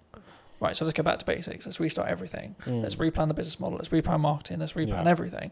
And then, funnily enough, when I executed on those things changed. My results changed. Yeah. You know, so I think for me, especially something that you can't overly control, right? Like who's in the government, what the government policy is, etc., etc. That's why you should focus on you. That's why you should focus on what you're doing and what your key is, I guess, in some ways. But what do you think's missing in marketing right now that people maybe don't look at, or like either what you're doing specifically, or maybe what you're seeing as like potential opportunities? What I've seen because we engaged with a lot of marketing companies before we decided to go with the one we did. It was just like how bad the quality of stuff is out there. And I don't know whether it's just that people settle for, whatever's kind of fed to them, or don't challenge back enough on things. And for us, I was like, no, I don't want to look like a Pret or a Starbucks, because those things are fucking done. Like, I don't want to be that brand. No, I don't care how they're presenting their material. It makes no sense to what we do. And, the comeback from some of the marketing companies was, oh, yeah, but, you're operating in a different domain. Yeah, we're operating in the aviation domain. It's a huge domain to this country. I mean, you saw what happened when aviation shut down with the ash cloud. Yeah. I said, we're operating in a very high marketable area. But I don't need to be another one of these brands. So there's this whole, I think in marketing, they've kind of got these slots in their head. Where, oh, okay, you're in hospitality, so let's just follow the footprint of this company. You're in travel, let's follow the footprint of this. No, it needs to be personal to you as a company. And I think no matter what size you are, I think you've got to have that arrogance and you've got to have that strength and be like, no, this is shit. I'm sorry. Yes, you might be saying to me this is going to cost me £5,000 a month, but I do not value this at £5,000 a month. Like, this content is shit. And it was until we took that stance, we were able to filter out the companies that we actually wanted to work with. And it ended up actually being a company that had absolutely minimal experience in marketing, had a very strong presence in videography. They did some of our content. We sat down and said, we'd love the opportunity to market for you. And I was sold on the directors of that company. And I think that's a huge valuable lesson, that don't just go out into the market and think, I'll go to the marketing agency that does marketing for X, Y, and Z. No, that will not be the necessary fit for your company. You need to find the necessary fit for your company. So overall, I think it's a huge gap in the market there. If somebody's willing to come in a company and work personally with smaller businesses, I think it's a huge market, because everybody wants to catch the big fish. And big fish will potentially have the budgets just to pay and be like, yeah, the campaign didn't really work out. But as a small business, you can't really afford to do that. Every campaign has to work out. And whether you're small, whether you're a medium-sized business like we are, it has to work, because you're paying a lot of money for that to work. So huge gap in the market. I think there aren't many companies that I would look at and think there's a good reputation there, even though they work with big brands, because they will just consider you a small fish and think that they can pull the wool over your eyes. And I think it's very important, no matter what size you are, that you're the captain of your ship. Yeah. No matter how small it is, how big it is, you've got to lead by example there. And if you have to have the loudest voice, then you've got to have that as well. I'm glad you mentioned video, because I think sometimes people, they're overwhelmed by it, they're concerned by it. Yeah. They're like, well, I mean, why do you use it? Right, was the key of the question there. But I think there's so much that there's, like, from my experience, there's psychology around, like, oh my God, I sound like a dick on camera, or like I don't like the sound of my voice, or this is how I look. But there's also then, like, the tactics, or like the tech side, right? Now, obviously, if you're bringing in a videographer, you don't need to worry too much about the tech side. But I still think you should, at some principle, you should understand it. I mean, why did you? Because you mentioned that you leaned into it. I mean, why did you lean into it? I was obviously introduced to yourself into videography. I didn't have any. I mean, yeah, we know videos get made, but it wasn't something you ever gave, second thought to. For me, it was just kind of like, okay, I need to stop worrying about how I look or sound on camera. Like, just be genuine to who you are, like what you're talking about. If it produces great content, it does. If it doesn't, whatever. it's not the end of the world. And obviously, it was a changing landscape at the time as well. I think all of a sudden, Instagram changed its algorithms, like videos and reels, and all these new terms are coming out. And I'm like, what the hell's actually going on? And so, yeah, it was just something that came about. And for us, because we're hospitality and retail catering, imagery and videography is a huge aspect of what we do. as part of marketing as well. Of course, you can't just keep marketing with, let me take a picture of this and just keep sticking on social media. It doesn't really work that way. So for us, it was like, okay, we need to open our horizons here and actually look at things that work and just keep yourself open-minded in the process. I think it's something that people should always try and then like see what the data then tells you, right? In whatever the campaign is, whether you're doing short form, long form, etc., etc. But I think it would be important when talking about data to think about like AI, right? We're seeing an AI boom. Do you see it as like we're all maybe in trouble, or like some people, like you're very obviously service based in respect to what you do, so it might not be as relevant, but is there elements of AI in your business? Do you utilize it? Or have you gone the other way and said, actually, no, we're going to lean into the fact that we are doing it ourselves and we're not maybe using it as a utilizational tool? Because I see it as a tool that can be sharpened rather than it replacing you. I mean, there were people in our team that were huge believers in AI. And there are elements of it that we use, no doubt. But I feel with what we do, if we invest too much into or rely too much on AI, I think it will stop your mind from working. And I think it's very important that you're engaged consistently. From just a cognitive ability. Cognitive ability. And I think you don't want to get into a situation where, you're relying on technology to tell you what to do. Because then all of a sudden you're not problem solving yourself. Or, use it where you can, don't get me wrong, if you're stuck or whatever. But I just think that there are certain aspects of business, old school values that no matter, they've tested all elements of time and survived.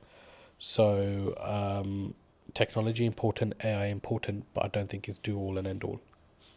No, I think that's a really important reflection. I think it can be, and I'm using the analogy of you sharpen the knife and then use it, right? Because I think it's a tool and we need to be careful with how we use the said tool. But like for me, I'm also building habits around like doing more physical reading, right? Because I'm aware that if I use AI, my cognitive ability may become less. So I'm like, how can I actually increase my cognitive ability with effort and energy, right?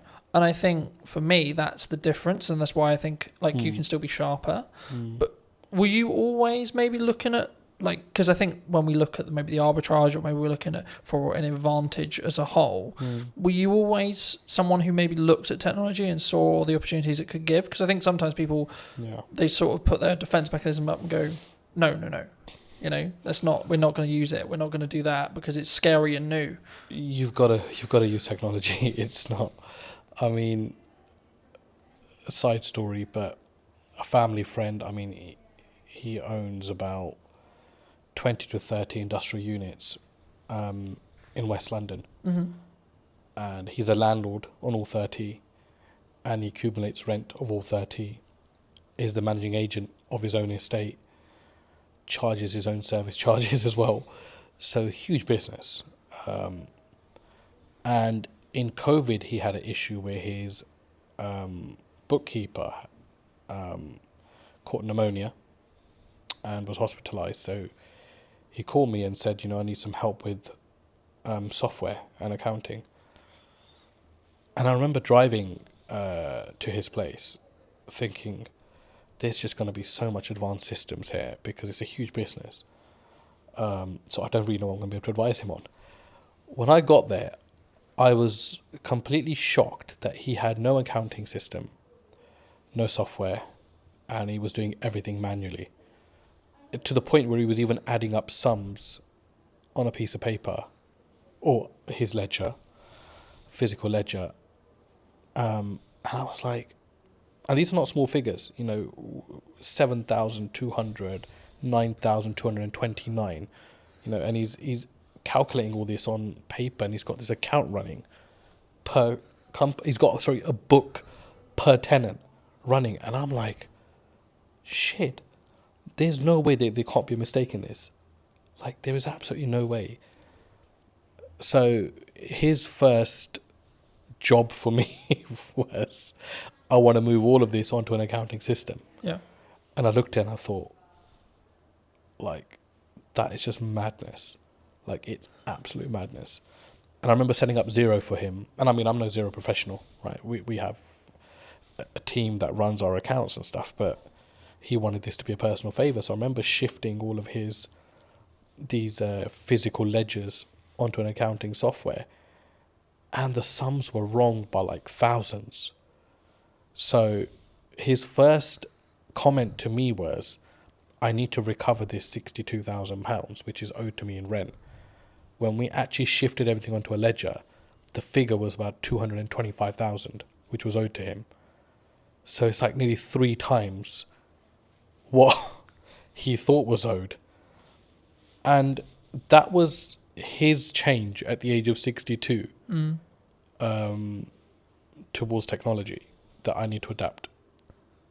And that was the point where he was like, no, Was it an eye-opener for him? Sorry? Was it an eye-opener? I think it opened. Like, how did he react? I think it opened everything that he had within him, because he was just like, he goes, I don't even know how many years I've been losing money for, which is the main thing. And he always had tenants, I said, and came to him like, you know, this rent figure is wrong. And he was like, no, he's adamant it's right. And I was like, an accounting system will put all that to bed. All of a sudden, the queries went down by like 90%.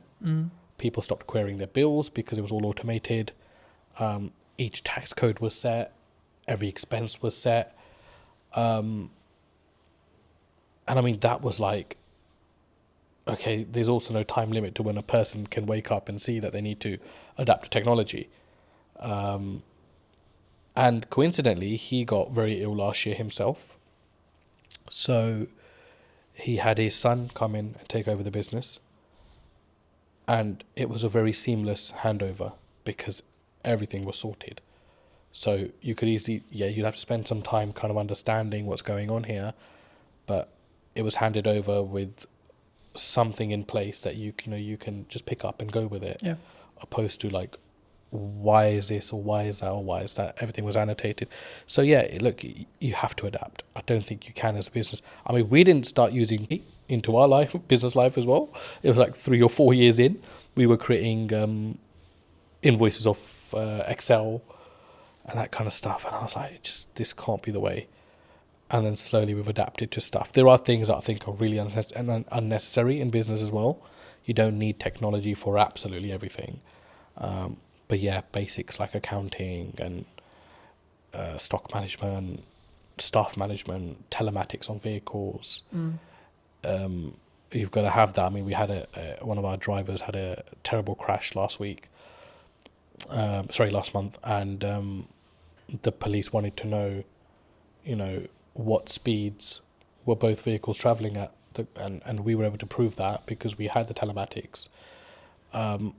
And the third party wasn't able to do that, which, favoured us as a business because we were able to prove that we were within, or our driver was within the speed limit.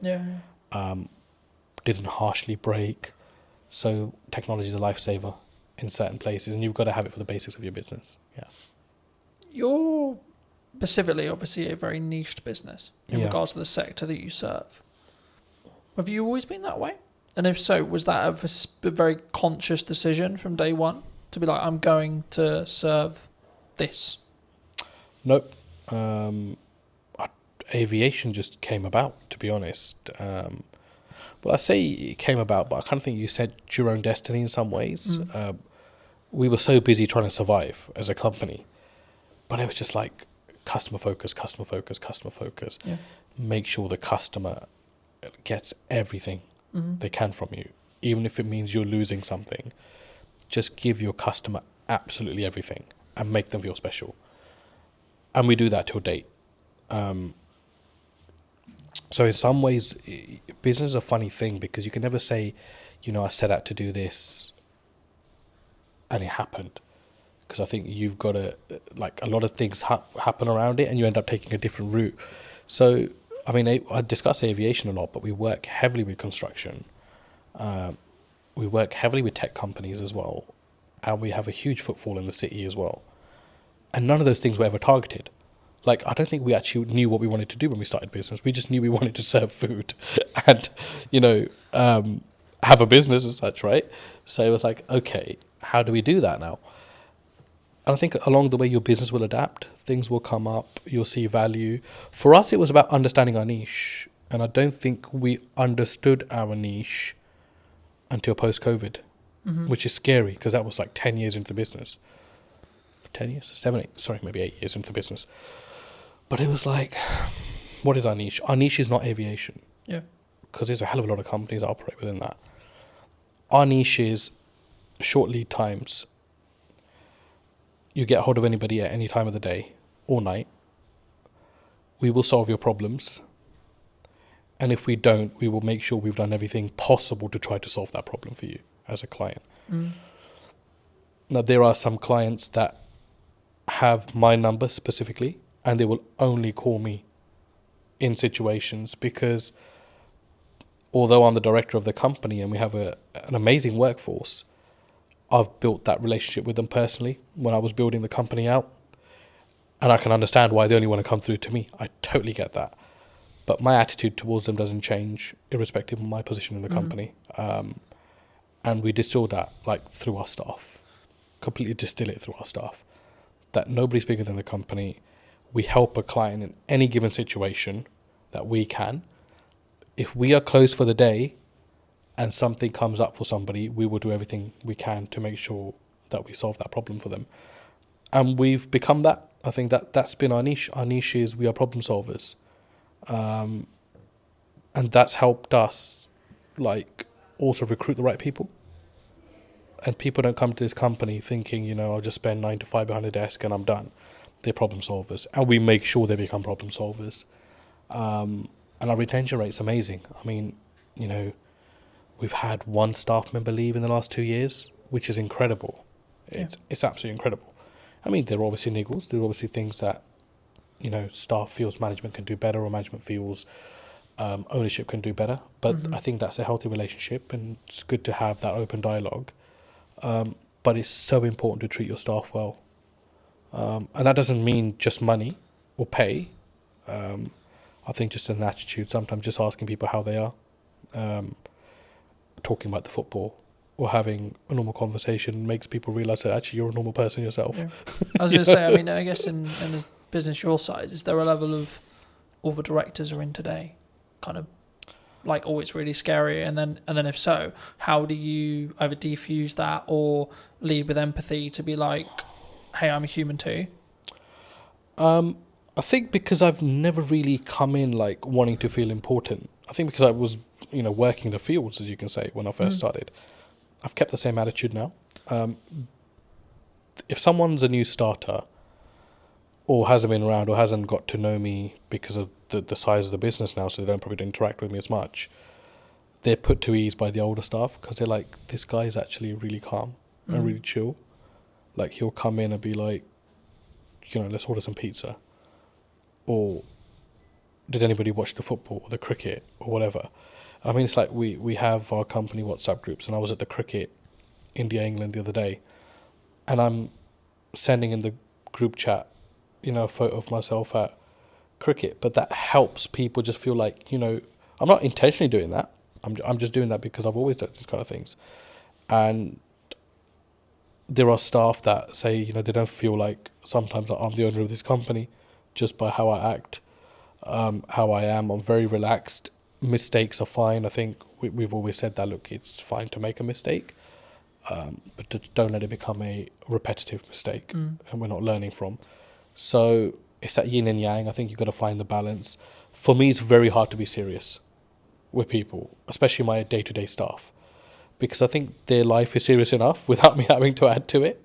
Our work is serious enough without me having to add to it. So I try to, you know, just be chill around them. If there's problems, I'll take that up with my higher management, and we will deal with it away from our team. But I think it's very important to have that balance as well. Do you think as a founder, as a director, as a leader, that maybe not you specifically, but people, those people in the question, you know, leadership founders, they maybe have an ego problem? And if so, like, is that maybe their undoing sometimes? Like they have a massive ego, they care about the car, they care about the house, they're keeping up with the Joneses, but they don't necessarily lead with maybe the correct, what I would describe at least as the correct values? Yeah. And do you think that has a strong impact as from a leader, from a founder, from a kind of how you show up for your staff, your employees, your higher management, etc.?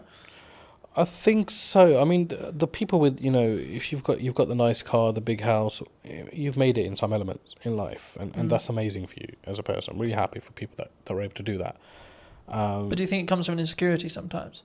From insecurity, did you Like say? they're doing it. Like, I've got the car because I don't maybe love myself as much, or like I'm trying to fill a hole potentially in their own self. I think everyone's trying to fill a hole in some way within themselves. I think we all have that. I mean, there isn't a perfect person out there. No, of course. Let's start with that. We all have our blemishes. End of the day, and there are things that we can always improve on.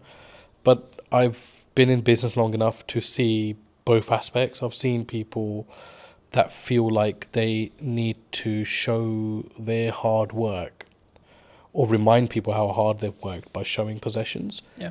And they do that more for others opposed to themselves, which is sad. I think it's quite sad. And I don't mean that in a horrible way, but I genuinely think like I'd hate to be in that position myself as a person.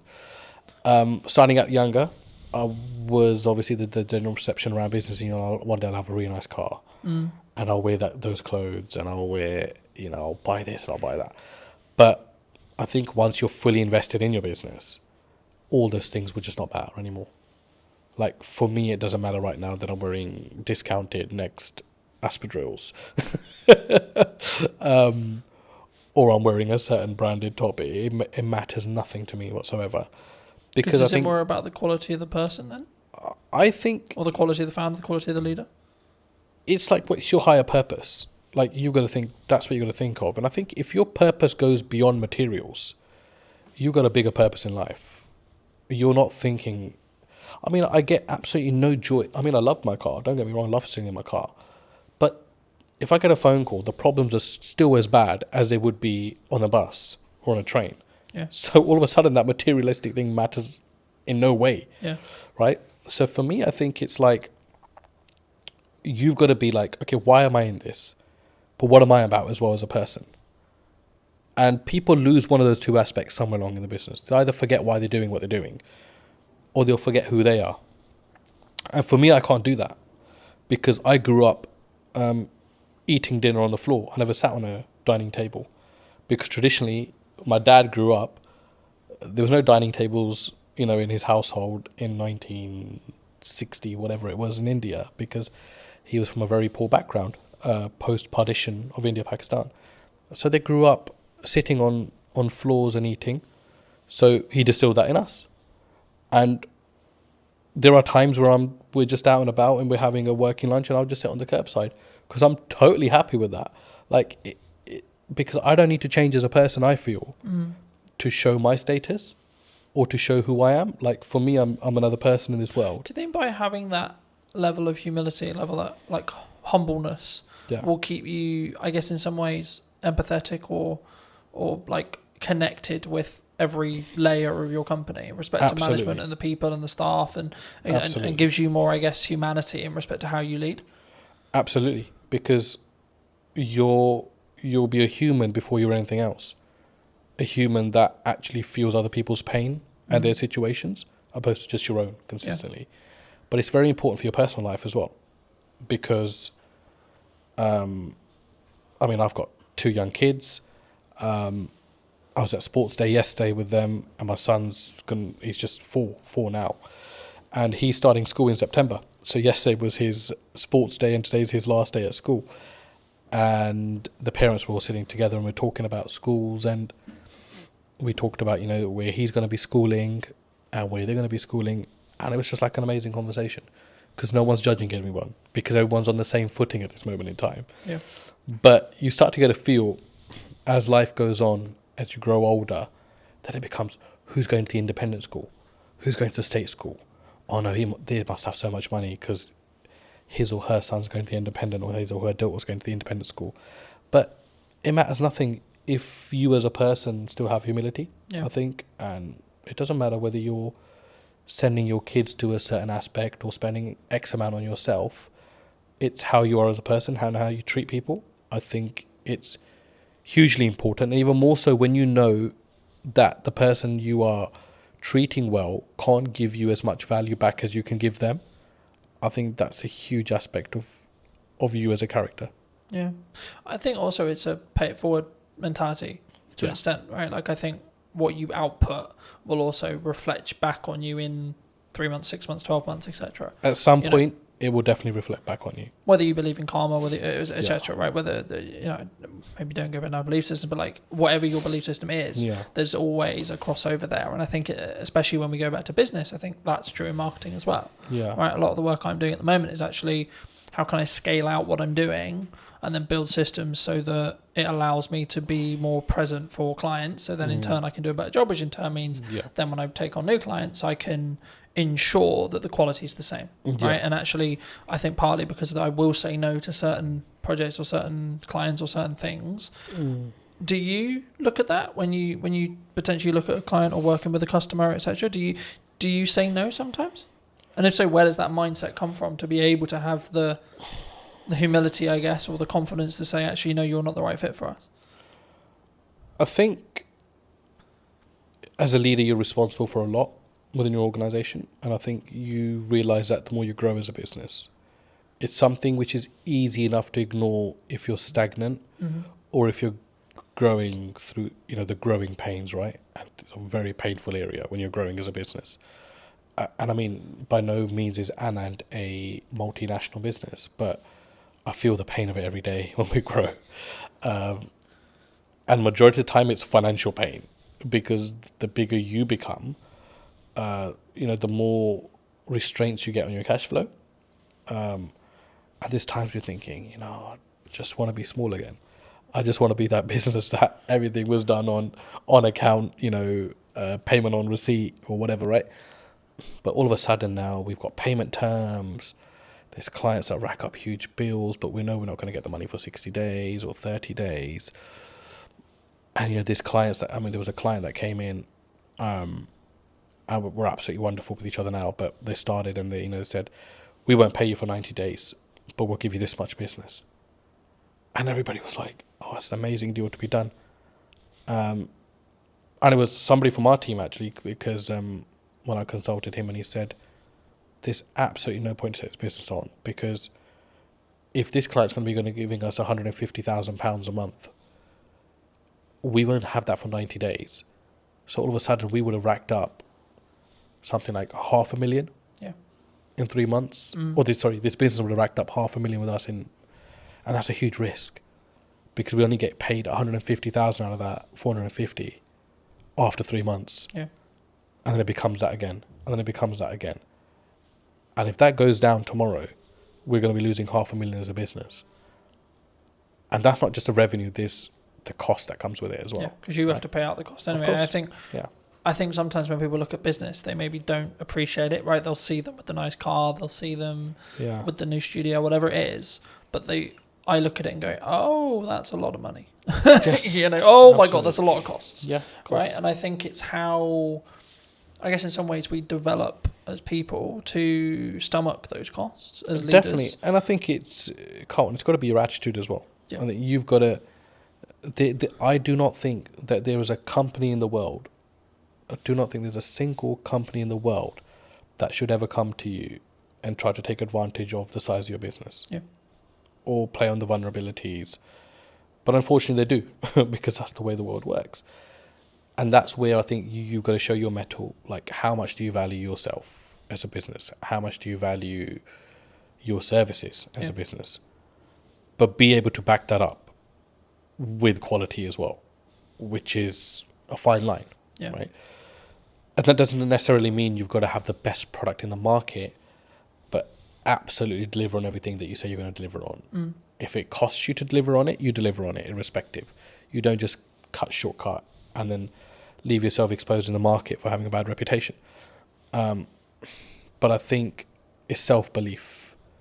But I know that doesn't come when there's no income or little income, because only self-doubt's there at that point. But my last 2 years in particular in business have taught me, got to value yourself. Yeah. And that doesn't mean you go and shit on people's parade, or you go and mistreat clients, or if somebody comes in trying to bargain with you that you mistreat them. you've got to hold your firm in a polite way, but you've got to know what your business is about, and you've got to know where you're strong and where you're weak, and you've got to be able to make the right decisions. And sometimes the first decision is not always the best decision. Yeah. But leave the ball open where you're still able to have dialogue with clients. There's times where we made, mistakes. We've misjudged, and we wouldn't be human if we didn't. But it's how do you react to that? Yeah. How do you go back and manage that? How do you have the humility to say, we got this wrong, but still be able to have that relationship with your client? I think as well, and I had a very fortunate conversation a couple of weeks ago about this, and it was like we just worked with a brand new client, and one of the things they said to me about why they chose us or me, however you want to perceive it, is that because I was the most expensive out of the ones they were talking about, and for like maybe a newcomer or etc., that sounds weird, right? Because it's like, why would you win the work but you're the most expensive? And I think from what they told me, it sounded like it was like, well, I've got the gonads, I've got the balls, or whatever you want to call it, I've got the confidence to say, no, this is how much my work, this is what I'm going to commit to price wise, but then also I'm going to follow it up with the value that I'm going to lead with as well. Huge. Do you think sometimes people get really like challenged on price? Always. You're always going to be challenged on price. And then how do you deal with that? I guess with them with the conversation, like, is there certain scenarios where you're like, no, we're going to maybe negotiate by this much, but our final price is non-negotiable here? I think there's two ways to do it. I mean, I've been on the opposite end of that spectrum where I've bargained just for the sake of taking on the business, and I've negotiated myself into positions that are like the least favourable in the end. But it's easier said than done as well. But I think you've got to know your costs, know where you sit, know what you're trying to achieve out of that deal, because sometimes you take on a deal with the hope that it's going to lead to bigger and better things, which is fine if you know your market. And that doesn't necessarily mean that it's going to happen in that way, but it's a calculated risk. Do you think sometimes you have to take something that's maybe not ideal client if it is just I need to make this money? Or would you still say no? For us, I don't think we really have that, because we're quite niche in what we do. So everyone that comes to us generally needs us, or we need them in some aspects as well. But there are, you won't know until you start working with someone, I always say. And the ones that you think are going to be troublesome end up actually being the better clients. And the ones that you think, because they're a big brand, sometimes extracting money can be an absolute pain, which is why relationships are very important. And you've got to go above and beyond. A business deal is not just, here's my service, I've provided it, here's my invoice, you pay it, thank you very much. It's all the stuff in between, the dialogue, the things that you don't cost. It's impossible to cost a project, you know that. Yeah. To the T. You can't do that. Because we never add our own time into that, really, if you think about it, as a business. And even if you add your own time as a calculation, they'll still be like, oh shit, I'm still spending too much time on this business.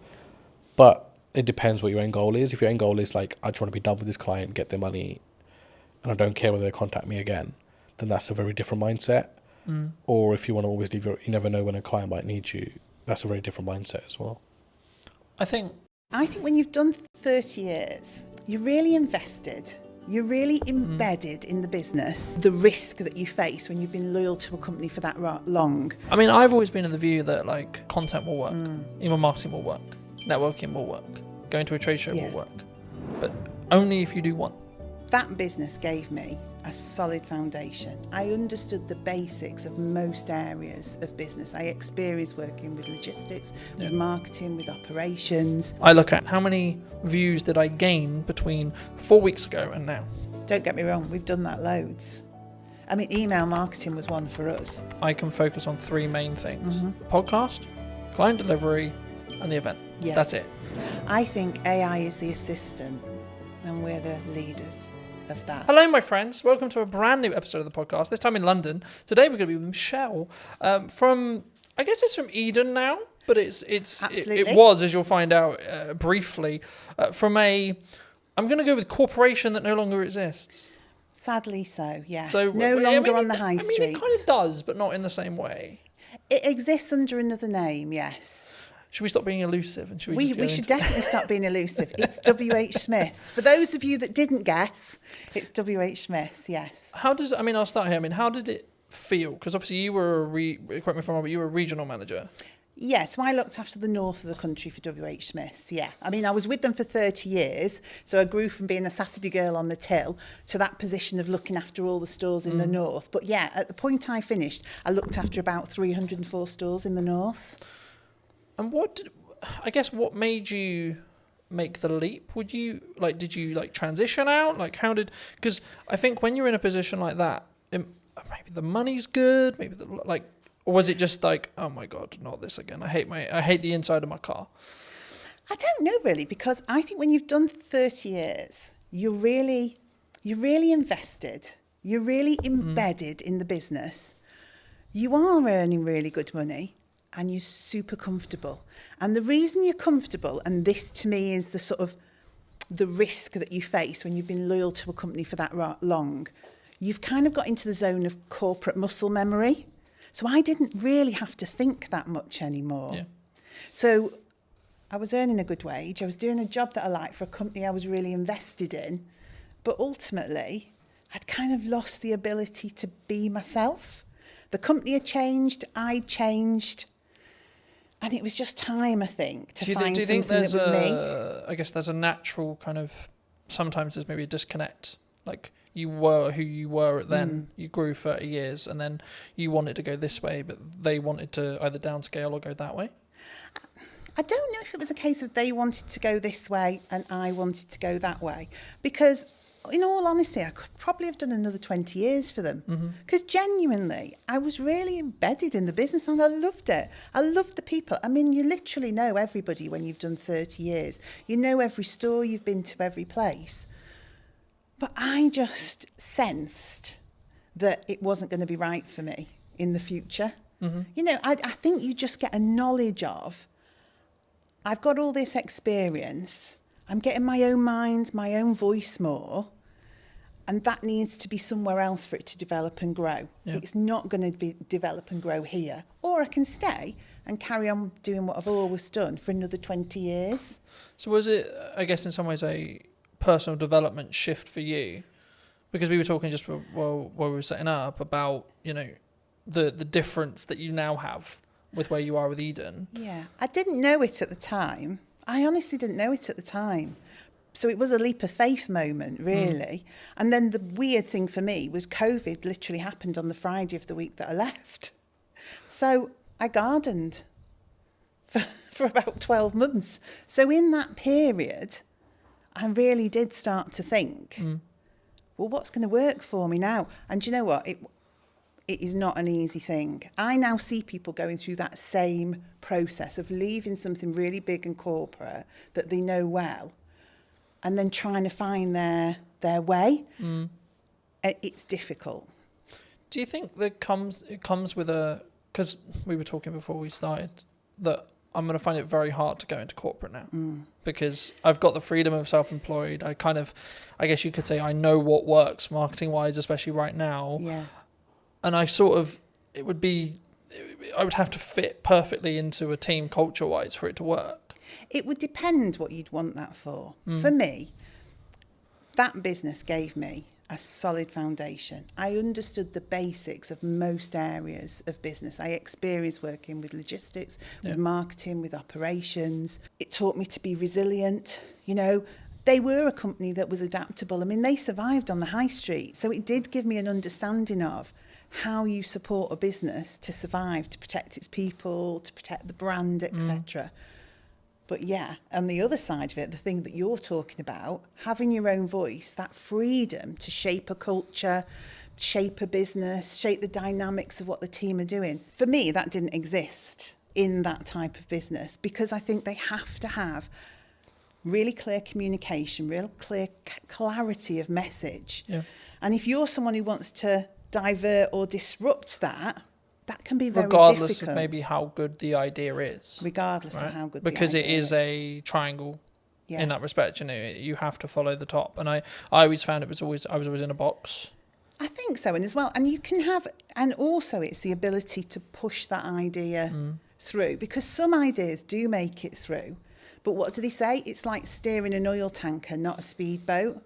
Yeah. So it's the perseverance, it's that just ability to doggedly slog through with that idea till somebody says, yeah, we can make that work, and you get people behind you. But you learn so much from that. So I could see you going into corporate and learning a ton of stuff. But because I know you, I can't imagine you there, because you're more entrepreneurial. Yeah. You shape things, you do things that you believe are right, not what people tell you is the right thing to do. So Smith's was all about just execute, and deliver. Whereas now I get to shape and change and mould and mentor and support elements of that in a business like WH Smith's, but now with a lot more heart and my own voice behind it. Do you think, I mean, obviously, for those who don't know, you've moved into Chief Strategy Officer. This is the first time I've heard of it. I mean, in a nutshell, what is that? What is it? What does actually your day-to-day look like and feel like? I guess it's about, ultimately, it's having the long-term plan and strategy for that business, so the growth plan. So looking at quick wins, middle term, long term. So saying, where is Eden as a business going?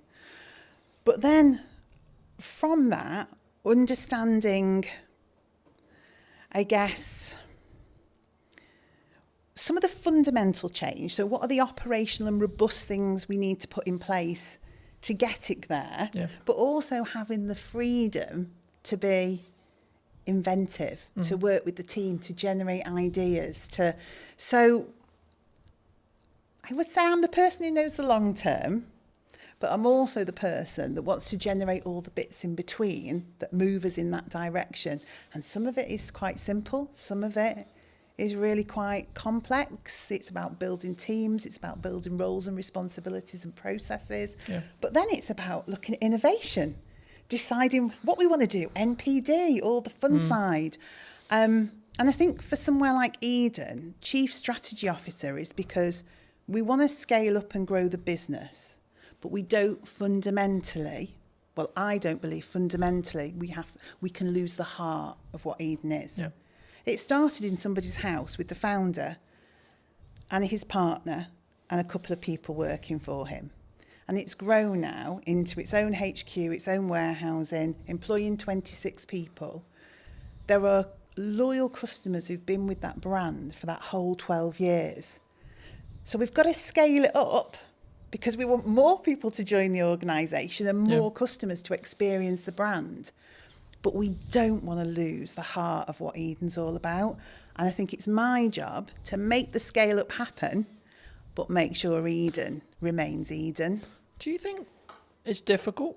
Because by proxy of scale, you have to somehow, like I'm in this, as we were discussing before, I'm in this struggle at the moment where actually things have gone like a lot better than planned. Happy days. Which is brilliant. Right, great place to be, grateful place to be. But it's also like a legitimate issue in the respect to actually now I've got to like, how do I duplicate myself? Because that's potentially the position I'm in, especially when it comes to like continuing the next step now, which is actually continuing with what I feel is working, but sort of, I guess, because I'll never be able to replace me sat here in front of a camera. No. Right? I can outsource everything else, but the only bit I'll never be able to, especially if a client is very tied to, I want Colton on the production, I want Colton on the marketing, etc. It's going to be difficult. I mean, did the team at Eden find that as well? I think because obviously you sell a product, right? But the essence is still there. Yeah, I mean, ultimately our main product, it's dog food. I mean, that's what we produce and sell, premium quality dog food. I think when I came in to that business, it was difficult because it was change. It was somebody saying, what you've done till now has been brilliant because you have organically grown this business with people from the local area, not experts, just people with a passion for pets, a passion for the brand. And then I had to come in and say, that's absolutely brilliant, but we need some roles, some responsibilities, some routines, some best practices. We need to get back to basics. We need the foundations. And that was the change people found difficult. So that freedom to just almost do whatever you want, whenever you want, had to be pulled in for a while we established some core basics. But once we'd done that, once we'd got the right people in the right place doing the right things, once we operationally were robust, when we'd done our risk management piece that said what are those critical points of failure that sit within this business, then people could see, oh, actually, I can still operate the way I did before with freedom and creativity and innovation, but there's more support underneath. Things don't crash off a cliff. Actually, the structure's there now for us all to be able to do the things that we're really fundamentally good at, which is connection with the customer, the love of pets, the love of the brand, getting out, word of mouth, spreading the word of Eden, knowing that the business is fundamentally running well. Yeah. Whereas before, the business could have been struggling and we wouldn't necessarily have seen it. So we wouldn't have been able to make the changes we required to keep the business in a good place and on track. Yeah. Do you think there's you, with your role, I think you'll look at maybe like the overarching strategic side of marketing. Yeah. But what are people missing right now in marketing, would you say? Because there's a I lot of think buzz some- around yeah. people saying like, oh, there's you can't get in, you can't have a podcast, you can't, you know? I think sometimes maybe it's not what are they missing, but it's have they sat and thought about the brand and their audience and what they want to achieve? Or are they just trying to follow trends and what people tell them they should be doing? So I think everything from your TikTok through to email marketing, etc., is all valuable and valid. But it is up to the business to understand, is that right for them? And maybe it's not right for me today, but it might be right for me in a month's time. Yeah. Or maybe something I've always done, I'm going to stop doing so much of that now because I want to change. So I think you have to consider everything in the marketing sphere, but it doesn't mean you should do everything. Because if you do it without authenticity, I've seen many TikToks where I just think I could literally crawl under a rock with embarrassment. Now, I'm sure some of that actually works sometimes. But if you're just doing it because you think you have to, I don't think it works. I think for me that's really true. And I guess the follow-on question was going to be around like the shiny thing syndrome. So to give you some context, I was out on a run yesterday. Yes. And I was like, hey, I should have like a teaching platform and it should be on a subscription base. I was like, no, Colton, that's a good idea, but no, because I'm focused on like two main things right now for the next, like probably to the end of the year, more likely, which is the podcast, right? And then the event, right? That I alluded to before we started. And the event's in September. So the reality will be like after September, I'll just be planning the next one and continuing with the podcast. Yes. Do you think people run into a challenge when it comes to like, they get some momentum with something and then they go, oh yeah, but this shiny thing over here is really cool. Yeah, and it's and also if you're looking at your competition quite heavily, if you're looking at the marketplace and seeing what people are doing, you don't know if what they're doing is actually successful. But internally, you go, they're doing that. It looks great. I mean, of course it looks great because they make it look great. Yeah. It doesn't mean it works. Doesn't mean it's successful. But it's so true to say you can just be pulled off. I mean, I say to my team, I know it's a really old analogy of all of us pushing the boulder up the hill. If we all run off in different directions, we're going nowhere and probably going to get squashed. Yeah, who's going to get squished? Who's going to get squished? And that's what I say. Look, we've got some key pillars. Let's stay focused on that. Let's consider the opportunities, but don't run off and do it and just leave this hanging over here. And don't get me wrong, we've done that loads. I mean, email marketing was one for us. We wanted to do it. We should have been doing it. We kept running off and doing shows and events and sparkly fun things, never actually nailing some of the fundamentals, because it's more appealing, isn't it, to go to Crufts and meet dogs. Do you think there's a level of ego that comes from that? Like either from a founder or from a team? I don't know whether it's ego or it's what personally turns you on, what your own drive is, what do you fundamentally want to do? People do gravitate towards the things that do it for them, don't they? Yeah. I mean, I've always been in the view that like, so for example, content will work, email marketing will work, networking will work, going to a trade show will work, but only if you do one. Okay. In my view. right? From what I've found personally. Yeah, when I've interesting. really focused in just depth on how do I make the podcast as best as it possibly can Yeah. from a viewer's experience point of view. That might be how it looks, how it sounds, how I come across. Can I outsource it? I've got a balance, so because it doesn't directly make me money, but actually the marketing collateral that I get from it will make me money. Okay, cool. So then it becomes a game of we're keeping those costs and balancing those costs, sure, but actually how can I focus on the viewer experience? Yes. And then when I look at maybe something like the event, it's like, okay, how can I make this client experience incredible for the people coming, even if there's only 5 people in the first event, right? Yeah. And I think sometimes we get, and that's why I mentioned ego, because I think sometimes we go, but I'm only going to sell 5 tickets. It might be the possibility that I sell 20 tickets or 30 tickets, but like, what if I only sell 2? I get that. And it's interesting, isn't it? The business that yourself is in with you, and obviously you're looking to scale up and maybe employ, etc. Whereas now I'm sat with a team of 26, and so we've got the opportunity to do so much more. Yeah. But again, it is that decision on what's really valuable. I mean, and you just touched on something actually that I thought was really interesting. Doing things really well, you know, making sure that the experience for the customer is, well, I mean, we were in a whole cycle of wanting to be perfect and never actually doing. So we had 20 things we should have been doing. So we were going to a show, we were doing email marketing, we're creating a newsletter for B2B, we were doing, but actually all of those things had to be, to us, absolutely flawless. Yeah. And we were not delivering anything.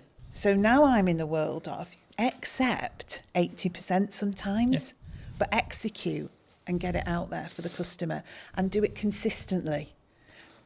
Because I think sometimes, and maybe it is a bit of ego, you want to look at a piece of work you've done or something that you've done that the customers see and comment on. And when you're getting all the praise and, oh, that's so beautiful and that looks amazing and your brand is absolutely, but you've achieved very little, it's not really worth anything. Yeah. All that praise and adulation about something when you could have delivered on 20 things but done them at 80%. No, I completely agree. And there's a very quick psychology study. I've done longer videos on it, but like just a very quick synopsis here. There was 2 groups. Sometimes it's pottery, sometimes it's painting, sometimes it's sculpturing, etc. The lecturer says one half can only create one piece across a window of time. Sometimes it's 2 weeks, sometimes it's a month. And the other half can create as many pieces as they like, whatever the metric is, so pottery, painting, etc.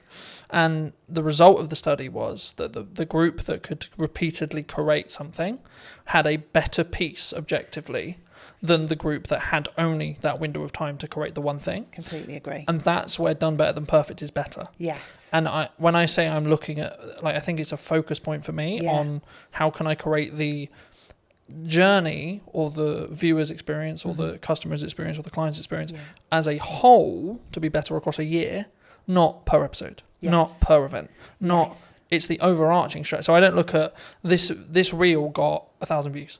I look at how many views did I gain between 4 weeks ago and now, right? That's the metric I track, not what when I go into what's working. Sure, I'll look at specific videos, but on average I won't. I just focus on the output and then focus on how can I build each one to be 1% better than the one before. Yeah, and I think we do similar. I would say we start to look at consistency of communication. Are we building a community? Do people feel like we're engaged with them and so that they're engaged with us? So it's a similar sort of metric but in a different way, because if you're brilliant once, those people soon just disappear. But if you're constantly there talking to people, engaging with them, they're able, you're responding to them, then over time that just builds into we call it a community. We're trying to create a community. And we're always trying to draw people in to that community. So the end result is growth. But I think we sometimes get into the world of we need it all to happen in one day, 2 days, 3 days, 4 days, 10 days, etc. That's me sometimes. But actually in reality, if we just focused on, I can't remember the exact quote, but something along the lines of we underestimate what we can do in a week, but we completely over-egg what we can do what we can over-egg in a week, but what we can do in a year is really underrepresented mostly. And I think for me, actually focusing on that 1% is what that matters overall. Yeah, Because then you're building that compounding effect. You're pushing the snowball down the hill a little bit faster, a little bit faster, a little bit faster, a little bit faster. yeah. And also, I think people can understand more. So if you are constantly jumping from one thing to another, your team just cannot grasp where we're going. They can't grasp the brand. What is the message? What is the strategy? So that continued delivery, that momentum that builds, you onboard the team. And by onboarding the team, you onboard the customer. And particularly in our business, because we've got customers and consumers. So the dog's the consumer. It's the dog we're trying to get to, but it's via that customer. And so it's almost like the baby food world, isn't it? Yeah. The baby's eating the food, but the parent's choosing which of the brands to buy. Same in our world. The dog's eating the food, the customer's choosing. A lot of that comes through trust. So that consistency, that slow momentum, is people don't trust people that flip from one thing to another, and they cannot understand what they're doing, and they can't see the message. So that repetitive, consistent approach. Oh, right, I know what Eden's about. I can see what the team's about. And because we're so accessible as well, a team of 26, we're all working in Stoke-on-Trent. You speak to one person, that understanding of the brand, you'll speak to the next person, you'll get that same message. You'll get that same education piece. So people start to think, this business knows what they're doing.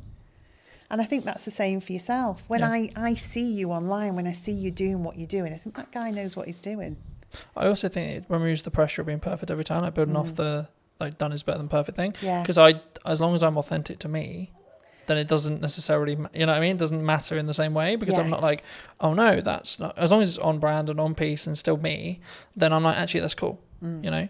But talking about that to its extent, I mean, we're in a world where AI's like risen, right? Are we all going to lose our jobs? No, we're definitely not going to lose Is it all doomed? I think AI is the assistant and we're the leaders of that. And so you can use AI fundamentally to change your business. You can use it for insights, you can use it for planning, you can use it for content support, but ultimately it's the assistant to the business. It's not the business creative, it's not the founder. You know, the people are the heart of your business, but you can deliver fabulously elevated results if you work out how to use it in the right way. So no, it's not scary. And I did something funny at work the other day to show the team not to be fearful. It was just something really small. I took a picture we'd taken and I said to AI, you know, give this picture some movement. And it did this crazy thing. I mean, we're pirouetting around the stage on this picture. I think one of us had claws for hands or something ludicrous. But then I gave it real instruction, my voice and the heart of the brand, and explained what I wanted. What it created was amazing, but it needed that voice, that human voice, that human interaction, that brand understanding. So we shouldn't be afraid. I've used the analogy recently of you need to sharpen the knife before you use it. Very good, you know, in the same way with AI, you need to teach it what you want it to do and not just write me a social media prompt, enter, right? It's about actually understanding it as a tool and not just seeing it as a fix-all, right? It's the company assistant. It's like your PA. It's part of the business. It's part of your business. It's a tool of the business. But it hasn't become the business. And I would hope some of the more routine tasks that it will support people then to be able to drive more creativity and innovation because they've got the capacity and the space to do that. You know what business is like. Sometimes it's incredibly busy just getting tasks done, just executing things. And then you end up working in the business all the time doing. And you don't step away and think, right, okay, let me listen to the customers. Let me look at what's happening in the marketplace. Let me analyse some of the insights. And when you stop and do that, and I hope AI gives us that, so we can stand back and go, do you know what? This is what we need to do. Because I've had time to think about it because AI is my assistant. Something that I found really interesting, and I'll be curious on your thoughts as I'm bringing it up here. I mean, I'm rapidly approaching the end of Mel Robbins' the 5-second rule. Okay. I don't know if you know it, but it came out a handful of years ago, and the crux of one of the things I read on the way here was procrastination is actually a reaction to stress management. It's nothing to do with like not getting the work done. It's how we Yes. cognitively distract ourselves and have that stress break. And it kind of links to the AI thing, because I think the performance, you could say that, especially when you're in C-suite or you're, a chief marketing officer or a chief exec officer or a chief strategic officer, etc., we can be so do. How do you personally balance it, but also allow yourself to have that time to, I guess, think up the more creative ideas, or like have that more synergized approach in respect to actually, no, I'm going to step back now and say, let's look at the problems I may be facing and how I can like strategically fix them, but not with the pressure on having to fix the answer today. And sometimes I'm really bad at it. So if I'm overly excited about stuff, then I'm just do, just as you describe, really.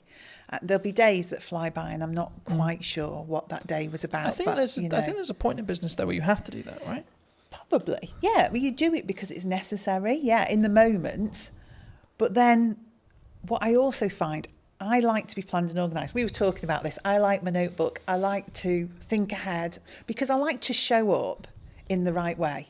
Yeah. I am myself. I'm always the same, but I do give thought to how do I need to show up tomorrow? What are the things that I need to achieve? Am I planned and organised around that? And when I am, that gives me those periods of time to step away with people. Do that for people in the business as well. Say, hang on a minute, let's just stop. Should we just go and grab a coffee, or should we go for a walk? Because we probably just need to think this through a little bit. Is that an environment thing, do you think, as well? Like you need to physically remove yourself from the office, the home, to get a change of scenery? For me it is. And I probably use that with other people. Now, whether that's everyone's reality, I don't know. But I am one of those, when I got home and walked the dogs at the end of the day, that's where things would come together. So all the strands from the day that all seemed very sort of disparate and all over the place would come together, and I think, right, that's what we need to do. But we talked about this in work the other day, actually, creating space, going for walks, having hours of the day where people put down their keyboards, they put down and we do something different. And whether you want to call that a team exercise or just chilling out and having a coffee, but forcing people in a way to have space. Because your natural reaction is you're being paid to do a job. You see yourself as, I must be productive. I need to be able to demonstrate the things that I've done. But that's not the case. What you need to be able to demonstrate is an understanding of what the most important and priority things that we should be doing. Not that you've done 100 things, that you picked the 10 most important things and did those. And do those well. And do right? them well, yeah. But don't do, like we said before, don't do them so well you don't actually deliver on anything. But, do them well. I think you need to personally ask yourself, I mean, I'm looking at it as I say, like, I can focus on 3 main things, right? And that's what I'm really leaning into across 3 months, 3 things. Yes. Right? And it's like, right, the podcast, client delivery, and the event. Yeah. That's it. You've got nothing else. You can't add anything else. And it's not that I don't have other ideas. I do. Yes. But it's actually, if I'm going to get what I want from this and I'm going to make those 1% improvements, I have to focus on those 3 things. So how do you, because to me it's capturing the ideas, isn't it? And that, I think, is the strategically important bit. I think you can, and I believe part of my role is to help people focus on the key things, because I think you are in control of your role and your business, and we've got 26 people there. One of my jobs is to help them prioritise what we need to be looking at and when.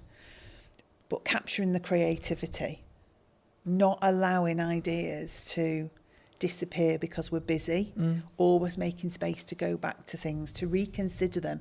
And even if in 6 months' time it still isn't right, to reconsider them again.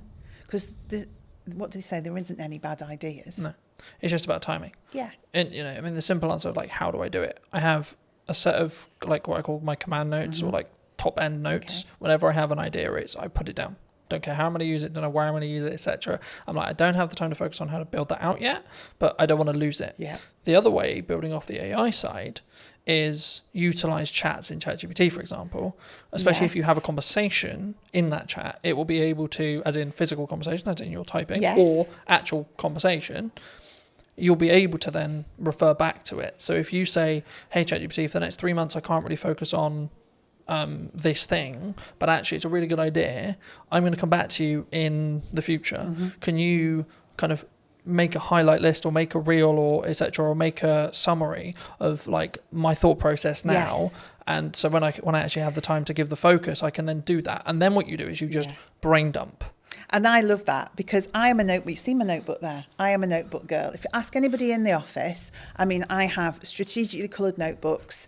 I lost my orange notebook the other day. I thought the business was going to completely go off a cliff because I'd lost the orange notebook. But that's me. I love to capture those notes. I sit in meetings, I listen to people. I'm thinking, oh, good point, good message, good. But I have started using the ChatGPT to do just that. So I just sit and chat to it. I say, so-and-so thought of this today. Yeah. In terms of and it seems bizarre at the time. I mean, I did think I was losing my marbles a bit that I'd found this new best friend of ChatGPT. But I did, and I systematically would go through and think, right, idea. Don't lose it. So now I'm developing a combination of my old way of thinking, get it down on paper because that really works for me. But now capture it somewhere where it can't be lost. Yeah. And I think as well, like if you are capturing it either written wise, like some people are really into writing, there's a couple of things I would say, like get a tablet with a pen so you can just write it and it can digitally transcribe it for you, or just get into the habit of taking photos of those pages, because if you give those to ChatGPT, it's probably nearly smart enough from what I found to actually be able to capture that information and then convert it into like a text format or whatever you want it to do, or even just capture it inside the chat's memory.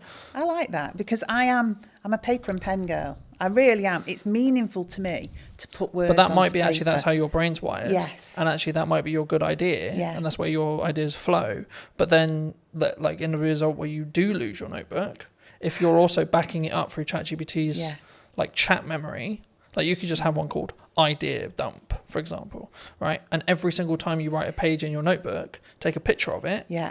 And then tell ChatGPT, I'm going to refer back to whatever the note is. Can you bring this content forward whenever I ask for it? And it's how you then, and this is an example of like how to leverage AI rather than being scared of it. Yeah, and I think that is just it. And it's funny that naturally using ChatGPT in that way worked for me. And also that ability then for me to create patterns, trends and insights from it, because I will go back and say, are there any common themes? And I didn't know if it would work or not. You never know if these things are going to work. So can you see any patterns, any common themes, anything that's coming together as one cohesive idea? And it's so good at that in terms of analysing and pulling out insights. Because I would go back, I mean, and this was an arduous task, I'd go back notebook, highlighting things in different colours, pulling strands together, generating one idea from 20 thoughts. AI is really good for that. Yeah. But again, I think it's an assistant tool. I don't think it's going to necessarily replace us. I mean, the trend sort of changed and it became this, someone who's utilising AI is going to take your job rather than the AI itself. And I think that's a more positive or more real reality of what we're going to have in the next 10 years, I think so. To be honest. And things change, don't they? Things always evolve. You know, industries change, the way we work changes, but our minds are amazing. We've just got the power to adapt and do things in a different way with the support of that new way of working. But I found because it's taking the grunt work away or allowing me to document things, etc., I then can have the more creative thinking process because my bandwidth is like opened up in that respect, and I can sort of play around a little bit more with what works and what doesn't, and like what ideas work and what, and I can ideate them a little bit deeper. Yeah. I think one thing that came to mind then, and this is why I think being the strategy officer is important, is probably one thing we need to think about. One thing I think about is everyone in the office is using ChatGPT or something similar, but I have to keep our voice as the Eden voice and the Eden brand. So that's what then becomes important in terms of us and the team. Because again, we could all go off with our voice thrown into ChatGPT. What it gives you back then starts to become But I think it's a mirror, right? Yeah. And I think when we blame it, oh, it's a bit robotic, oh, it's a bit this, oh, the words aren't. It's like, well, you put it, you did the prompt, you did the. Yes. But I think, I mean, as a more generalised question, I guess, do you think that we don't look at ourselves in accountability-wise as an not even necessarily AI, but as an overarching kind of like as a person when we see something maybe goes wrong, like more generally? Like, what, that people as a whole we don't take accountability themselves, or do you think that's rarer? It's easier to go, it's your fault. Yeah, we don't always want to take accountability. If you're asking if we do, I think you know when you're accountable for something. Yep. That doesn't mean you don't try and deflect that accountability. But normally, if you work it through with somebody, you can get to a place where you understand what role you had in that. And again, that's something I have to do, because I think part of my role is clarity. And I think clarity is caring for people. So getting people to a place where they do understand their accountability and they do understand. There's also needs to be a proven place of safety, right? Well, yeah, definitely. But that's how it should be, isn't it? It should be a place where people Because it isn't can like make hands mistakes. up, I made a mistake. Oh shit, my job's gone now. No. It's actually, no, hold on, we're all going to make mistakes, and that's okay. How do we learn from it? It's we've made a mistake. You know, we have done. We've put tons of effort. We're relaunching it again, but we did a try before you buy campaign, and we got quite a few little bits wrong in that. Mm-hmm. So that campaign did not deliver as it should have done. Now we've learnt from that and we're relaunching it. But at the time, nobody wanted to hands up where the. So I just said, we've made a mistake. This team here, we're the project team. We didn't do it well enough. We weren't aligned. We weren't working together in a way that we were picking some of these things up. So you may have had that ultimate last part responsibility to deliver on that or to create that but actually fundamentally it was a project. Yeah. So we all bear the responsibility. But let's go back and say, what was your part? What was your part? What was your part? So next time we do it, we've got clarity. Yeah. Clarity is a form of kindness. If you don't give people clarity, what you're saying is, I want you to keep making mistakes. So ultimately, at some point in the future, this is going to blow up and you're going to be in a whole heap of trouble. Where it's much better to say, oh, that's not quite right. What can we do about that? Yeah. Or I just want to have a chat with you because I've just noticed. That's much better. A way of having accountability than waiting for something to crash and then saying, you did that. Yeah. Do you look at it as in your role, because obviously you work with a larger team. Mm-hmm. So I'd be really curious, do you look at it and go like, do you come at it from a perspective of like, are you okay? Like when you work with someone one-to-one, like if they are making mistakes, because it's like you good? Like what's going on? If it's out of character. Yeah, I don't necessarily say I always would do the you good, because different people respond in different ways. But I like to be in touch with the team. I like to have sat with people before we get to that point, so I know a bit about them. So some people want to share more than others do, but fundamentally, you know the dynamics of the team, and you can see if they're having a good day or a bad day, if they need a bit of space but a business, and also SME, I have to say one of the things I noticed about being in a small business, it is a lot more personal and emotional to me, because I know all those people. I know their dreams, their passion for their role, but equally, that's really positive as well, because just as you described, there are days when I can say, hang on, that's not like you. Or do we want to just take 5 minutes? Or actually, is there anything we can do today? You know, is there anything you just... So, because I feel differently about a small business. I definitely feel it. There's a lot more heart in a small business because that connection is so close. I'm so close to the team. I'm very close to the product. I'm much, much directly closer to the customers. Yeah. So those decisions you're making, those things you're doing are much more personal. So I would say it's made me more thoughtful. I use my own voice more. I use my own judgment more, and I deal with things in different ways at different times, rather than a blanket approach because I just need to get things done. Yeah. Do you think that do you need to I guess, lead with empathy as a leader in some scenarios?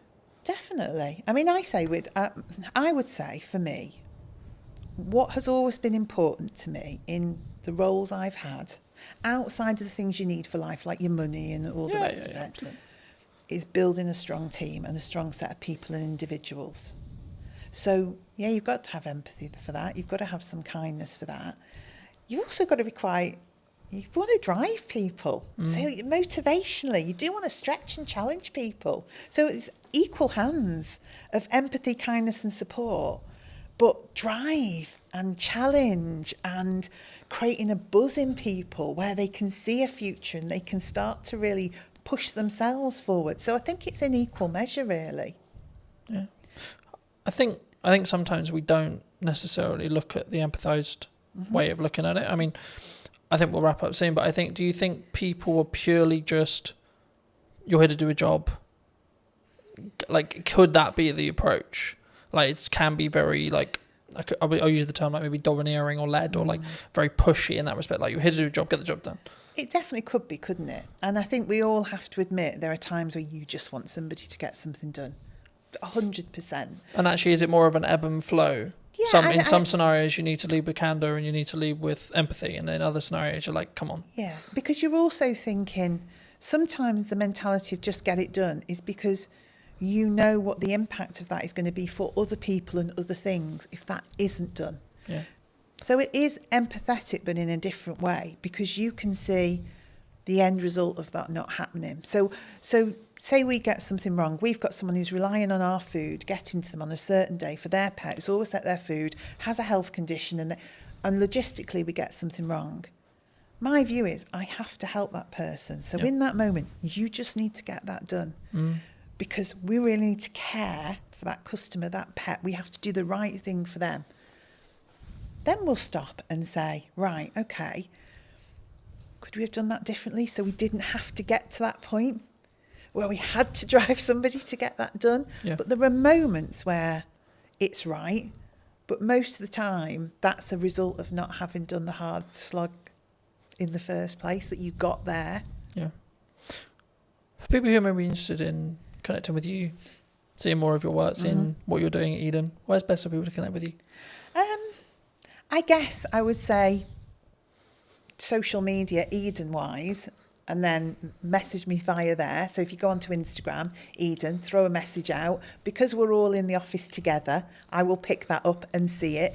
We're so easy to contact. I am on LinkedIn. I have to say it's not my favourite forum. So I'm much happier to see messages come through on that social media platform, and then I'll be in touch. Fabulous. If you were going to talk to the person who was in corporate maybe 10 years ago, 15 years ago, and you give them this advice today, what would you say to them? Gosh. As a final thought. Allow people to have a voice. We all care about business at whatever level we work and are operating in that moment, and let that individual have a voice. That would be my message. Thank you so much for watching. If you did enjoy this episode and would like to see more like it, make sure to be subscribed. Let me know in the comment section down below if you enjoyed it and what your clear takeaway was, and I'll see you very, very soon. Hello my friends, I hope you're well. Welcome to the Old Mill, and today we're going to be doing a brand new podcast talking to Johnny from Taste World and just kind of the Old Mill. Hello Johnny, how are you? How are you? Good to I'm see you very again, well, Carlton. absolutely. I was going to think about where to start, but I mean we're sat in the Old Mill restaurant, right? And I think a lot of people who are local to Salisbury will obviously know the Old Mill in Harnham. You've just acquired it maybe, 6 months ago? 3. 3 months ago? Okay. Yeah. Why here? Why did you choose here specifically? It was just a building that had come to our attention for a kind of friend when I think a poster went up in the window saying, due to change of ownership, we'll be closing. And I thought, we need to come and look at this site when I was told how beautiful it was by the friend. And we came straight here, and within, I think, 15 seconds of pulling up in the car park, we decided it was something we needed to pursue. And we actually agreed the terms to take it kind of out of the grasp of the person that was meant to be taking it without even stepping foot inside. We literally saw your video, strangely on YouTube, that I think you filmed a couple of years back, and the visual impact it had from the outside. And that was the decision we made. It was just something we almost kind of fell in love with. It's not something I normally do, to be fair. I normally think with my brain, not my heart, but I just fell in love with it. And then when we came inside, it was actually better than we'd imagined, which is always a good thing when you've already made a decision like that. But yeah. So, I mean, we were talking just before we started about the ebbs and flows of hospitality, maybe the ebbs and flows of any business. I mean, in your experience, how have you looked to target, how have you looked to frame creating a business that can be sustained through winter, through slower months, rather than, like, how do you look at that from a hospital? Because hospitality, in my experience at least, is known for do really well in the summer, do really well at Christmas, but then you have those other areas where it's maybe tipped down a bit. I mean, how do you look at it in your other venues as well, which I'm sure we'll get onto, but either here or in general, how did you strategically think about it? How do you sort of create that demand throughout the year in respect to the sustained revenue? How do you see it? Because I think that's like, if you can do that with a business, then it will continue to, you'll make more money overall because you're more consistently creating that consistent revenue. Absolutely. And I think the big thing, you just actually used the word there, we talk about a lot in our business, is consistency. Delivering product consistently to the customer, giving consistent service. That helps to kind of get people to come to you more regularly, which obviously helps stem that kind of peaks and troughs you're talking about. Now, obviously with a site like this, I would say we have the best beer garden, cocktail garden, cider garden, whatever you want to describe it as, sat 100 feet from us currently. It is a beautiful spot down by the river, and we get a lot of passing trades from people walking from Harnham obviously into Salisbury. We also get a lot of trade come from Salisbury up just to come to our beer garden. Now, that is something that we aren't going to be able to change necessarily, but what we can do is pivot on that garden and not just make it into a garden. So come September, we are completely covering it over, and it's going to become an event space for probably the next 6 months after that. So all the way through till April. So we've got a Halloween kind of pumpkin picking experience thing lined up. There's a Santa's Grotto, a pre-bar ready to go in November time that will go all the way through to December. We'll probably have a quiet downtime in January just because the team are going to work really, really hard. And then come February, we're going to do a really cool Valentine's themed month out there. Really cool stuff. Again, we'll share all this on socials when it's finalised. I'm being tentative what I'm saying, not to kind of ruin the marketing spiel when it comes out. But then coming into kind of March, April time, we're going to have obviously a big space where we could Mother's Day out there. So we'll maximise the real peak moments. Mother's Day obviously being the busiest single day in the calendar year. We'll have a potential extra 130 covers out there to what we would normally have. And then we'll have an Easter experience out there. And then we're back ready for the summer. Again, with kind of how we bring people into this space, the beautiful restaurant we're sat in with the river flowing there behind me. I'm sure you can probably pick that up on the mic. It really is a stunning feature of the building. We really want to drive people to want to come here for an experience. So that will come through kind of the level of food that we're trying to aim for, using sustainable local produce. And the big USP is the fact that we are either already or can be 100% gluten-free. So that's something we're really going to be targeting over the next sort of 3 to 6 months, is doing packages wrapped around the bedrooms and dinner experience for those with celiac disease or those avoiding gluten. Now, the figures on that at the minute in the UK is around 6 million. So it's about 10% of the population are either actively avoiding or for medical reasons cannot consume gluten. Now, these people have birthdays every single day of the year, right? So 365 days a year, I've got a potential celiac that I can target with some marketing, go, come and stay at the Old Mill, have an amazing stay in our beautiful bedrooms, and by the way, we can do dinner for you as well, which is celiac safe. So that's something that we really will be pushing hard. As soon as we get the main kind of summer bulk out of the way, wasn't the best time to take a pub like this, kind of going into the busy period already, should we say. So we're very mindful of not trying to overload ourselves. So layers to a cake, layers to an onion, however you want to look at it, we kind of stack on top. When we get one thing right, we'll do the next thing, the next thing, the next thing. So we're hoping if I sat here this time next year, I'd be able to say to you, everything I've just said, we've done it, and it's great.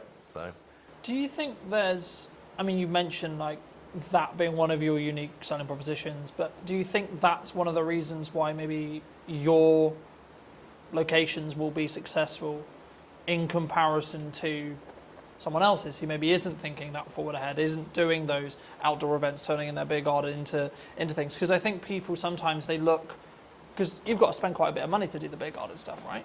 It can't be cheap to convert the beer garden semi-consistently and then convert it back, and then I imagine if it works, you'll do it the following year and you'll flip and you'll continue to rotate it. I mean, Is that just the nature of the business, would you say? Yeah, I think the age-old sayings, innovate or evaporate, speculate to accumulate.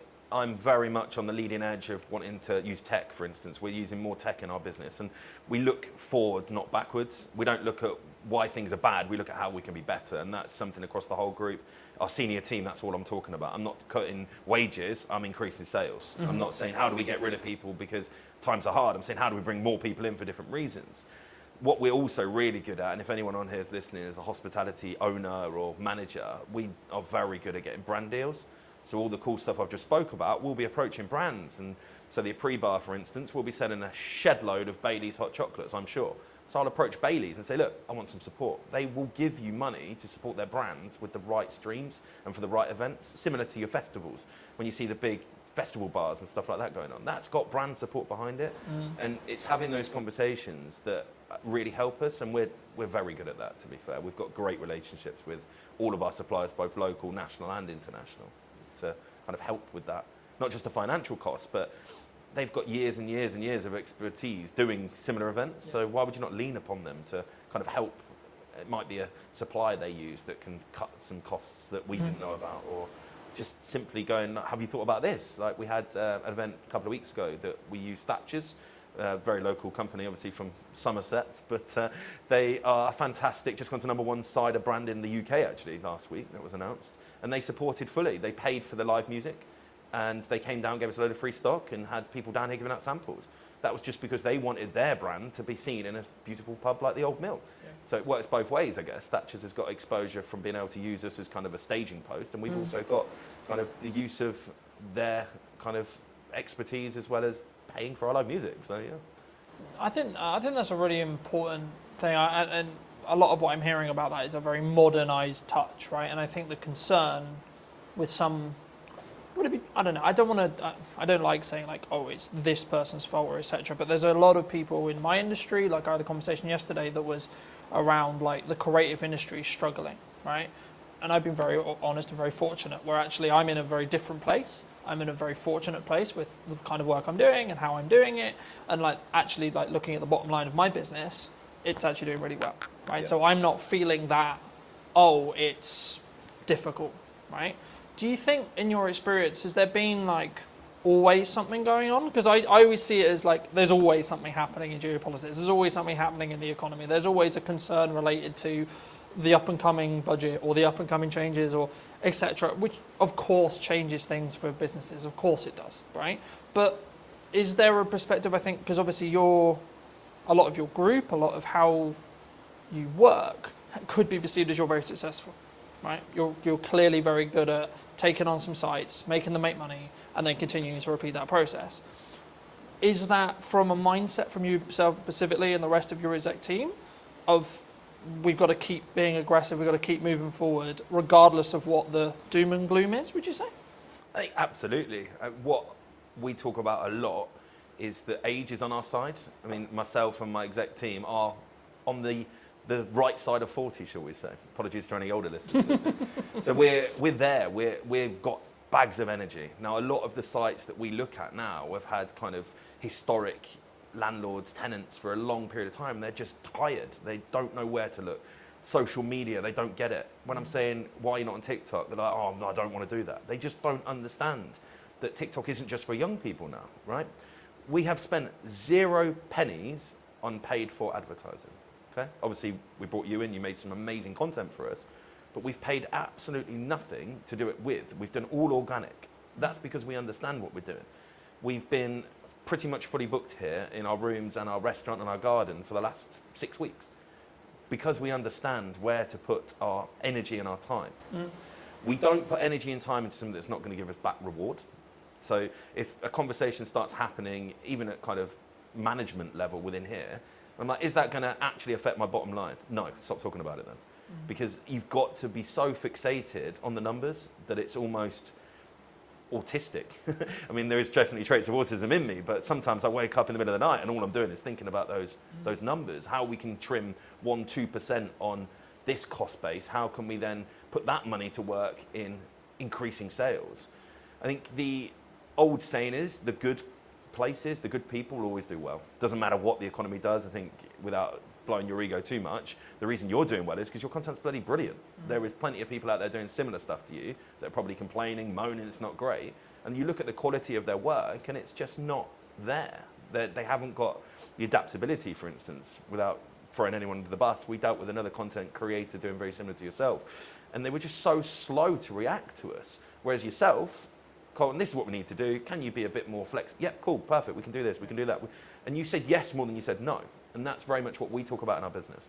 If we can, we will. And I think the customers react to that, right? Yeah. We're not perfect, never perfect.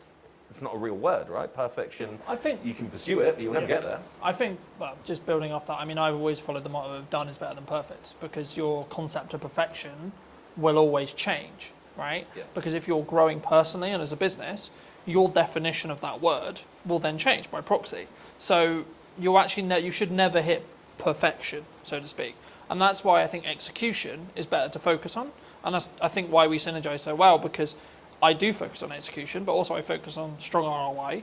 I'm so glad you mentioned TikTok, because so many people think it's what it was when it was Musical.ly, right? Which was dances. Dancing for kids. You know, kids are social, but I think it's more around the attracting of attention to then make the byproduct be sales, right?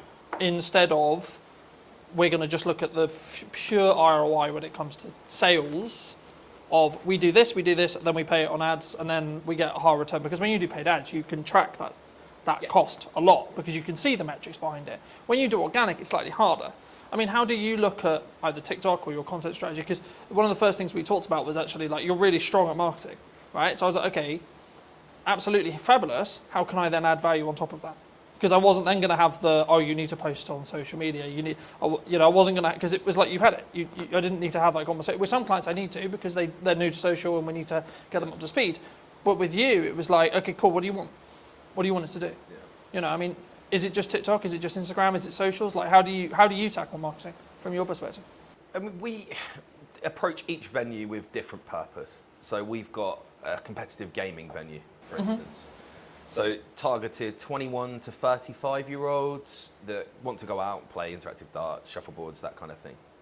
Now, our marketing strategy there, very different to here. We actually use Snapchat still, believe it or not, because we get good, positive interaction on that. We use a lot of TikTok, we use a lot of Instagram, we use a lot of Facebook. Don't do any paid for stuff there, really. It's a lot of get influencers in, come and play some darts, film it, put it on your Instagram for us. That gets us great results. It really, really does. Somewhere like here, where our target base audience is 35 and upwards, we're actually using Nextdoor app. We're using Google. We're using TripAdvisor, because these are all social media platforms. They don't get spoke about, but that's what they are. So we'll have a really strong focus for, say, a month, where we work really, really hard to get lots of reviews focused on TripAdvisor. Not by any other means other than giving great service and just going, guys, really appreciate it. Just leave us a good review. Or a review, sorry. You know, we're telling them what review to leave, of course. An honest review. And yeah, that works really, really well. So then people searching for places to go in Salisbury, we're up there, right? Yeah. The biggest thing we do, I think, is getting the team on board. So we're not a single person marketing company. I am head of marketing, if you want to call myself that, as well as obviously CEO. That's where I like to spend most of my time, because it's where you see the excitement. But I think here we've got 6 social media admins. So they're tasked, right, today's your day. This is the plan. Execute it, because as good as your stuff is, your captured picture is only going to be live on the day you did it, right? The best stuff we see is what I call the instantaneous, the random stuff. We had a dog swimming in the river yesterday. Unless I ring you up and go, Carl, can you come and snap a picture of the dog that's now swimming in the river? You're never going to get a picture of that. Yeah. We post that online and we get such good interaction. We're not into just posting food. You'll probably see that from our marketing.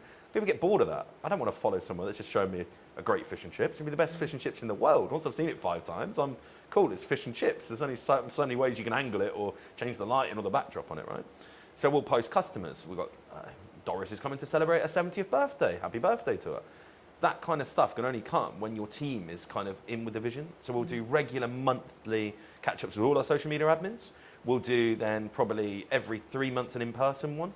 So we'll bring them all in, and it might be yourself I ask next time, right? Can you just come and do a piece on how you get great filming angles, great lighting angles? So they all understand they're never going to be as good as yours, but they don't need to be when we're putting out as much content as we are. Yeah. And I think that is something that I really understood, and probably the biggest thing we change when we take properties. I mean, yes, this is beautiful. Yes, we've spent money on it. Yes, we've elevated it. But circumstantially, this building was beautiful before we took it, right? Why are we now busier than it ever has been? I think because our marketing's better. I think before, when we looked at it, their last post was 2 months previous on their Facebook, on their Instagram. I think we took it in February, end of February. The post that was last on Facebook was advertising Christmas carols. It shows you the difference on where we're at. If you go on our Instagram, our Facebook, our TikTok, our websites are kept up to date to the day, you'll know exactly what we're trying to be, who we are, and then hopefully, when you come in, our social media, our marketing reflects what you then see inside. So I don't want to become a fake presence. There's quite a few restaurants I can think of that look amazing on socials, and you get there, you're like, wow, you've just taken a picture of the corner of your restaurant that does look nice, and the rest of it's not real. So we'll do a lot of kind of walkthroughs. I think the other day I just live filmed, walked straight through the front door, down the alleyway, through the garden, no editing, no filtering, just here you go, guys. This is what you can come to if you want to. And that, I think, gives an honesty. Yeah. I think that's the best word to give it. You're not trying to sell anything. This is what we are. Do you want to come? If you do, great. We'll see you at the other side of the door. But if you don't, cool. It's also not for you. And we're very, very good at that, actually, to be fair. Identifying who our customers aren't, because not every customer's for us. If someone walked in here and they wanted to have a £10 meal on a Friday night, we're not for you. There's plenty of places offering a fantastic meal for £10 in the Salisbury area. But on the flip side, if you were looking for a fantastic Chateaubriand on a Friday night to enjoy with a fantastic bottle of Malbec, we're the place for you. And you should come here. You're not going to get that if you go to the £10 meal place around the corner. Yeah. So it's understanding where your market pitch is, not trying to be for everybody, because it's impossible, but the people you are for, really being strong at that and having that kind of full team cultural mindset that all of my team will know who we're for within probably a parameter of what age we're aiming for, what service we're aiming for. They'll all know that our USP is gluten-free. And I think that's really, really important, because I can't just sit here now spouting all of this and then not relay that to my team. And again, we're not perfect. We're definitely, particularly in this site, 3 months in, it's nothing. You're really still learning everything at the minute. We're learning our customer base. We're learning our team. Still a weekly training for all of our team. In 6 months, would I expect 99% of customer visits to be at the level I'm talking? Absolutely. And anyone watching now that came here and didn't have that, please contact me on the Facebook, and we'll put that right, because that's another thing we're very good at. If we're not right, let's put it right. If we know it was something that we did wrong, we need to do everything we can to put it right. If someone came, they just didn't like our menu, that's okay. Really sorry we weren't for you. Hope you find somewhere that is, because we're not going to be for everybody. But if something's kind of not to plan, shall we say, identifying that, having the touch points during the visit to identify it while you're here is best practice. But having then the touch points after visit, we have feedback emails that go out. I've got business cards that go out with my personal email on it to everybody. If you've had a great time, let me know. If you've not had a great time, let me know, because we want to know. Even at the scale right now, when we employ 165 people across 10 venues, we are relatively big. I still understand the importance of being customer-centric in my role. And that comes through marketing, coming back to your kind of original question, I guess. That is all part of it, right? Marketing is understanding why something went wrong and how you fix it. Yeah? That is marketing, yeah. Do you think there's and this is more general, like broad business question, or like it could be your business, could be my business, could be any business. Do you think some people, because I've always followed the own up to if you made a mistake and it's your fault, or if God forbid something went wrong on a video, I'll be like, look, I made a mistake, hands up, right? And I think that put, in my view, from client feedback and etc. that I've got, that puts me apart from other people who are just going to sit on their morals and go, well, actually, no, it was because of it. You know, I don't sit and, it's not about necessarily making an excuse. I don't like to use that term, but it's more, the question I was going to ask around that is, do you feel that one of the reasons why you're quote unquote successful is because of how in touch you are with the marketing, with the customers, with the key question there is honesty when it comes to, look, we're potentially going to get it wrong, but actually this is how we're going to try and fix it for you. 100%. There is a lot of restaurant owners out there that I know of, both personally and I've seen online, and the first thing they do is blame the customer. When a customer comes out and says, oh, I didn't like that, what do you know? I'm a chef. And it's like, that's not the response. If you do genuinely believe you were right, as I say, really sorry, wasn't for you, hope you find somewhere that is. That's the response we give. I don't try and get into a debate with someone, whether they were right, wrong, or indifferent. It's fairly obvious when you're wrong. Someone comes in and could be an item missing from the menu. Chefs are humans, right? And there's not enough conversation around in hospitality. It's a human-centric business, right? If you went into an office and you had 20 workers, in a week period, how many office workers would make mistakes? The problem is no one ever knows about them because it's not generally a customer focused basis, right? But you come to hospitality, a slight small error from, could be a 17, 18-year-old that's first job potentially, becomes a huge thing for the customer. Rightfully so. We should be able to execute a meal, but we're not going to all the time. But the first thing you do, as you said, is accept it. Yeah, that is not the standard that we work to. Apologise. What can we do to make that right for you? Yeah. And if you follow those three things, then I don't think you can go far wrong. Now, out of all of the complaints that we get across the group in a year period, just call it 100. I would say 99 of them have returned and love what we are about. So that's 100 people potentially that would never step foot in the business again that we've managed to rectify, use their not so great experience to learn, made changes to SOPs or systems and processes, and then reflected on it and gone, okay, that happened. Let's not let it happen again. How can we improve as a group? Can we learn something that happened here and go, actually, we can stop that happening anywhere else, not just here? Because even now, I mean, I'm 20 years into the game now, there's still stuff happens. I'm like, wow, wasn't expecting that. How did that happen? What can we do to stop that happening again? So it's a learning day all the time. Even for someone at my level, my experience, you might think, oh, I know everything. I don't.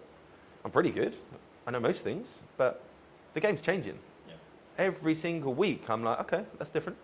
10 years ago, did I think that I'd be talking about being a gluten-free centric company? Absolutely not. Now, it's our USP. That's our single biggest drive for us. Because most places don't want to do it. And I think that's identifying what you can do to set yourself apart. Whether that's you can be cheaper, don't like doing that. I think that's the easy way up, being cheaper. Being better, what quantifies better. But if you're totally unique and you're the only place in the market doing something, then you're always going to have a market for that. And riches and niches is another saying I like to use, right? We're in a niche that's not even that small. It's quite large, 6 million people. But it is a niche in this area because in Salisbury, we're one of the only places. Probably the only places. Can be 100%.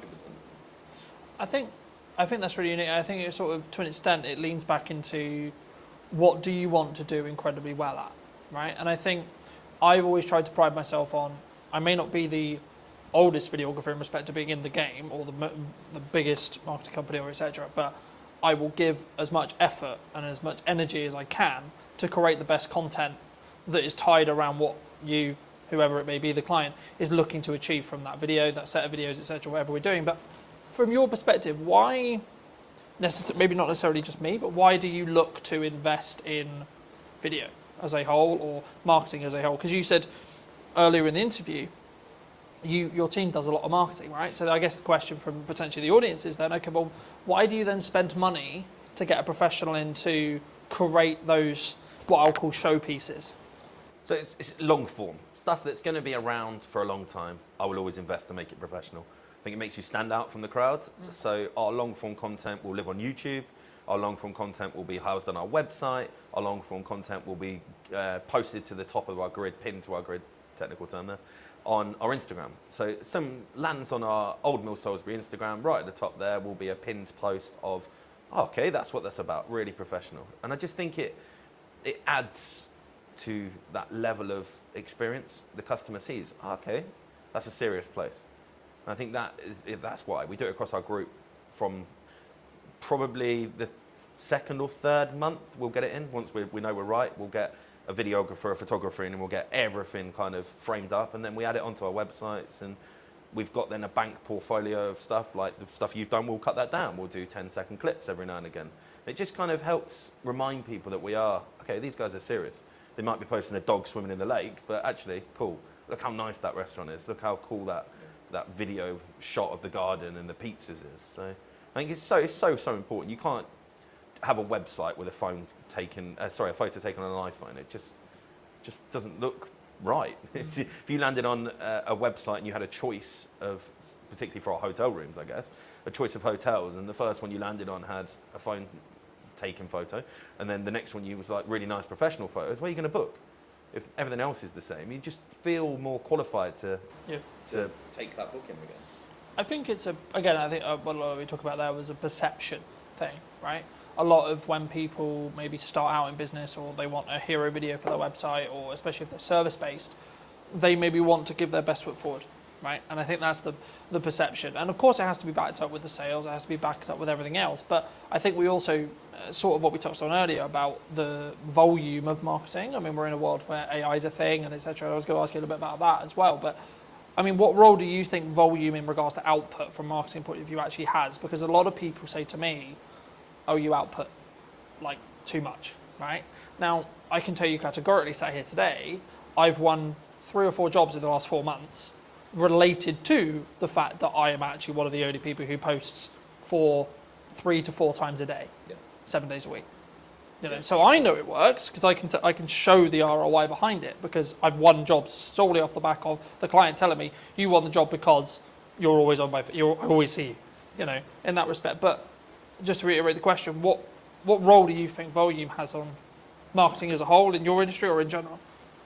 It's ever present. As long as That's it's what we go good, for. it should be online. So we don't wait for perfection, we wait for good.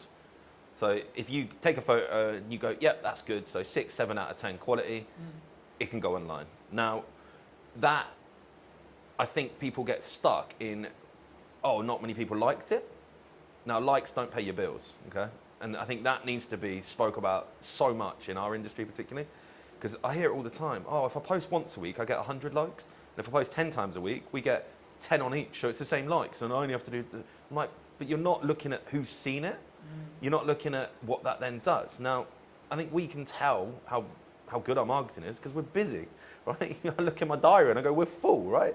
That tells me that we're doing something. We sold out our garden for a cider and sausage festival by posting 7 times on social media. I didn't do anything else. There was not a single poster printed outside the front of this pub, right? I didn't do a banner, I didn't do any flyers, I didn't go to the newspaper, I didn't do anything. So social media is working because there's people coming through the door. I don't get fixated on how many people like my posts or how many followers I've got, because I could have 1,000 followers. If all 1,000 of those come to my pub, I've got good marketing.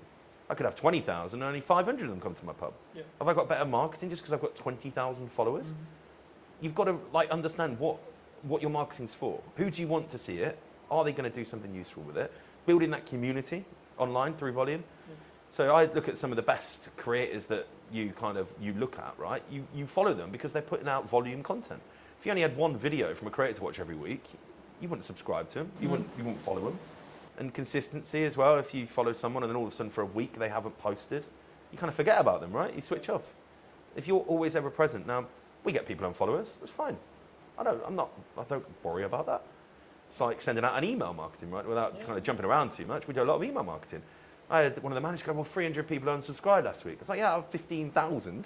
So that means that 14,700 are still reading my email, right? Am I bothered that 300 no longer want to interact? Or no, if it was 5,000, we might go, actually, was that email a bit missed? But it could have just landed at the wrong day. Could have been, it might have been they'd had 3 other restaurants email on the same day and they just had a mass free. You can't fixate on numbers when it comes to the social media aspect directly. You need to understand, are you busy? If you're doing an event on a Tuesday, Wednesday night, do people come to it? Because if they do, and that's your only marketing, and your marketing's working, right? Yeah. Obviously, when you start paying for it, we don't tend to do paid stuff if we don't need to. I'm not a fan for giving Meta and Zuckerberg money if I don't need to in full. Why am I going to start paying for marketing? But I'm also aware that you can't just dwell on that. So there will be a point where I know, and I'm like, okay, we need to start doing some paid ads now. For here, it'll probably be August. August, I'll probably start hammering home some paid ads, ready to start picking up the September. My events we've spoke about, they'll start coming online. But right now, our organic marketing, showing people, look, garden's sunny today, there's people out here, come and join us, is working really, really well. I mean, I don't know my exact numbers on here, I probably should have known them before here, but I reckon we put 30 pieces out on our socials last week, roughly. So 3-4 a day, plus 60 or 70 on the stories. There'd have been 5 or 6 TikToks. We actually did one at the weekend that worked really well, the Jet 2 meme one, where it comes up with the Jet 2, book your holiday now. There's a couple of the staff in the cellar lying on top of the beer barrels where it's obviously 14 degrees, having a cocktail. And it just flew. Like, we got hundreds of thousands of views on that. And that's something that took, I think, 30 seconds, maybe a minute for them to film. And it's not advertising or anything, but people are going to see that and go, oh, they've got a sense of humour. They're real people, right? We do a lot behind the scenes stuff, particularly with our kind of restaurants. We want to show prep. We want to put that out. If we've just had a beautiful piece of fish delivered, why would we not show someone what that looked like when it arrived, what we did to it, and now what it looks like when you get to eat it? Because I think it gives that authenticity. Now, if you weren't doing volume, you couldn't do that. Because it looked really weird if I hadn't posted for 2 weeks and all of a sudden I got a tuna But bit it's fish. skinned. Like, what Yeah. the hell? But people expect it from us because we're there all the time. They're like, oh yeah, old Mel posted, cool. What's that? Oh, they're prepping a fish. Yeah. It kind of it makes sense. Like, it's not sporadic. It's not random. It doesn't take people by surprise because that's not a good thing, right? No one wants to be surprised on social media. I think so many people, they don't. I would say if I was going to go down the nuts and bolts of it, they don't optimize for the lurkers, right? Because the lurkers, the people who don't actually interact, the people who actually don't comment, the people who don't, etc. Like, oh, I got no likes on that. Oh, I got 2 likes on that, etc. But like, how many views did it get? How many impressions did it get? Yeah. Actually, and then, as I say, like, what then is the knock-on effect to actually seeing your business, right? And you're seeing people come through the door talking about that post, talking about, oh, etc. It's about being human, especially in a world with like where AI is a thing, right? That people is concerned about. I mean, maybe it doesn't affect your industry as much, but do you feel that, like, are you using it? Like, firstly, are you using it if you're open to share? And then secondly, like, is it something which you were scared of, or was it actually, hold on, this is actually a supercharger for us? So I went to an event called EMC. Big shout out to Matt Wilson. If he watches this, I'm sure he will. Incredible event, 500, 600 plus entrepreneurs that are all there because they are the owners of their business or senior team in their business, but they are the marketeer. They want to generate sales through social media or Google online, digital marketing, right? And this was 2022, and there was a spiel on AI. And everyone in the room looked at each other and went, holy crap, this is real, right? 2022, the average Joe had no idea what AI was really. Artificial intelligence, yeah, cool, that's something that That's does nerd. that, That's right? a nerd thing, yeah? Yeah, yeah. ChatGPT was mentioned. I got on it pretty much within 3 months of that conversation. So I've been using ChatGPT when it was a bit rubbish. Now, every single one of my social media admins, every single one of my senior team has it on their phones with the pro version. Okay? Now, we write our posts, we put them into ChatGPT, and we tell them to optimize for our audience. So it knows our audience, it knows what we want to write like, so you end up with a post. If you really knew the marketing like we do, you can kind of tell, but the average person has no idea that's what we're doing because it feels personable. What we don't do is go, ChatGPT, write me a post to advertise Cider and Sausage Festival. We don't do that. We'll write into it. What it does is proofread. So you don't end up with posts going out with spelling mistakes. Can't get my words out today. Spelling mistakes. You don't get posts going out that aren't in the right context for the right platform. What we also do is we'll get it to do one for Instagram, one for Facebook. Very different. I don't think people understand that. The wording that goes on Instagram has very different impact to what goes on Facebook. On Instagram, you need big chunky headlines because many people don't read the blurbs on Instagram. It's, okay, what's that picture? What does that mean? Whereas Facebook, people get drawn in and they want longer form reading content. So you have to give more wordy stuff to it, less big headlines, because Facebook looks a bit spammy when you put big chunky headlines. That's something we get ChatGPT to do for us, right? Yeah. Costs, it's about £9 a month. It's not a lot of money when it does what it does for you. And it saves so much time. Now, AI in our industry at the minute where it's gone the wrong way, I think, is AI food. Now, there is lots of restaurants, chefs that I know of, that they're posting amazing looking dishes and they're AI. Literally AI generated. And that's the scary part. I think we're going to get to a point where you turn up to a restaurant and you're going to think, oh wow, look at all this food. And it's nothing like what they're preparing because it's all generated by AI. Now that is scary for me because it's that good. But surely that would be a disconnect from the authenticity side of it. It will, right? but Like, it will drag if people I see in. someone on social and I see this dish, and then when I sit here, maybe actually literally here, I'm like, hold on, that doesn't match. Yeah. You know, like, is that because would that be the, or do you think it's going to get so good that actually people, by the time they've sat down, they're like, shit, I'm kind of in now. Already, I know it's getting that good. Now, visually, you can't tell, but if you save it and throw it back through ChatGPT and say, is this AI? It will say yes. So you know it's AI, but it doesn't look like it's AI. It's that good. It looks like a really good dish of food. There's one particular chef, and I think his last 70 posts, 50 of them have been AI. But it's like really deceiving almost. I mean, video AI, let's not get started on that. I think that's very scary. I'm sure at some point I'm going to be able to CGI Channing Tatum walking through my front door, taking his top off, having a cocktail at the bar, and people will think he's actually at my bar, right? I think that's the scary part. Where the authenticity is going to lie with that, you're almost going to be able to, if you got really good at it, simulate a fake restaurant where celebrities hang out and none of them have ever been there. And You know what celebrities do when you put their name to restaurants? It's interesting how it's going to play out. I'm sure some of the big boys have already started doing similar things. I mean, there's a lot of talk in the marketing space about like what AI influencers was kind of what you were hinting at potentially. You know, these are completely artificially generated people that are developing an audience, right? And I think it's about, to an extent, from my view at least, yeah, you can run a business that way, but then you're not trying to be an authentic person behind the business, right? Yeah. I utilize AI to help with editing, to help with scripting, with help with posts, etc., in a similar way to you, but I'm still the one sat here talking to you today. Yeah. So it allows me to do the other things that actually I have to tangibly do. Yeah. Right? Regardless of how big the business is, you're still going to work with me. You know, I'm still going to be the one who has the conversation related to what we're doing with marketing, potentially what you're looking to achieve, how you're looking to achieve it, etc. But you saved 2 hours last night. But I saved 2 exactly. Write out, well, without jumping off marketing, job descriptions. Yeah. You can go onto ChatGPT now and say, can you write me out a job description for my new assistant manager that I've just employed? Please use all relevant sources online to give me a relevant job description. It will then send it to me. All you have to do is then read it through, make sure that you are happy with it, and then you've got a job description. Yeah. 5 years ago, it had taken me 3 hours to write out an assistant manager's job description. We're doing it now in 10 minutes. Yeah. Like, that's the big thing, I think. We're probably slightly more protected as well. Sorry to jump in again, but in hospitality, if you are really good at hospitality, you're never going to replace that with AI. There will be a point in some fast casual food dining settings, a robot will serve you. It won't be long. It's already happening. We went to Japan for my honeymoon last year, and a robot served us. Really odd. I didn't see the human the whole time I was there. Took my order, brought my food, cleared my table. Literally came over and said, have you finished, sir? I said, yes. Said, please put your plate on me. So you put the plate and it goes off. Really odd. That is not too far away. But no hospitality. Hospitality for me is escape from AI, escape from technology, escape from digitalness.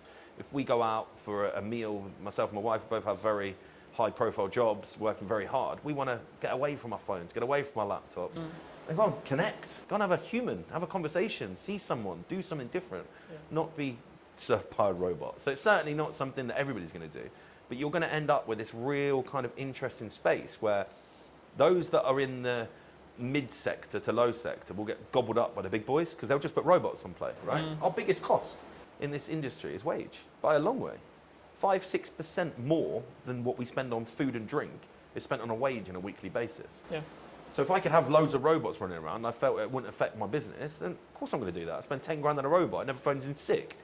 Never tells me he's got a hangover. Never tells me he can't come to work today because his child's had to come off school, right? That's going to have a big benefit for some of the big boys. But then that's going to leave a really interesting space for people like ourselves that will never go down that route to be the personal touch to the industry.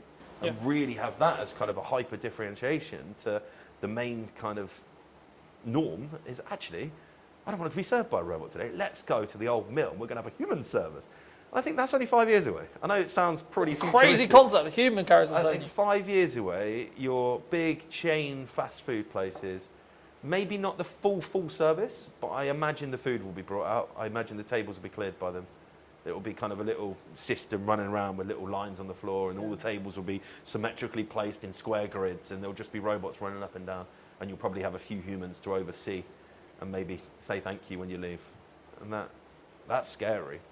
But I don't think it's the same environment though, as you were mentioning. I think it's it's horses for courses, you know. It's one is efficiency for efficiency's sake, and it's kind of the cheap and maybe the middle potentially it blends in when it becomes really efficient.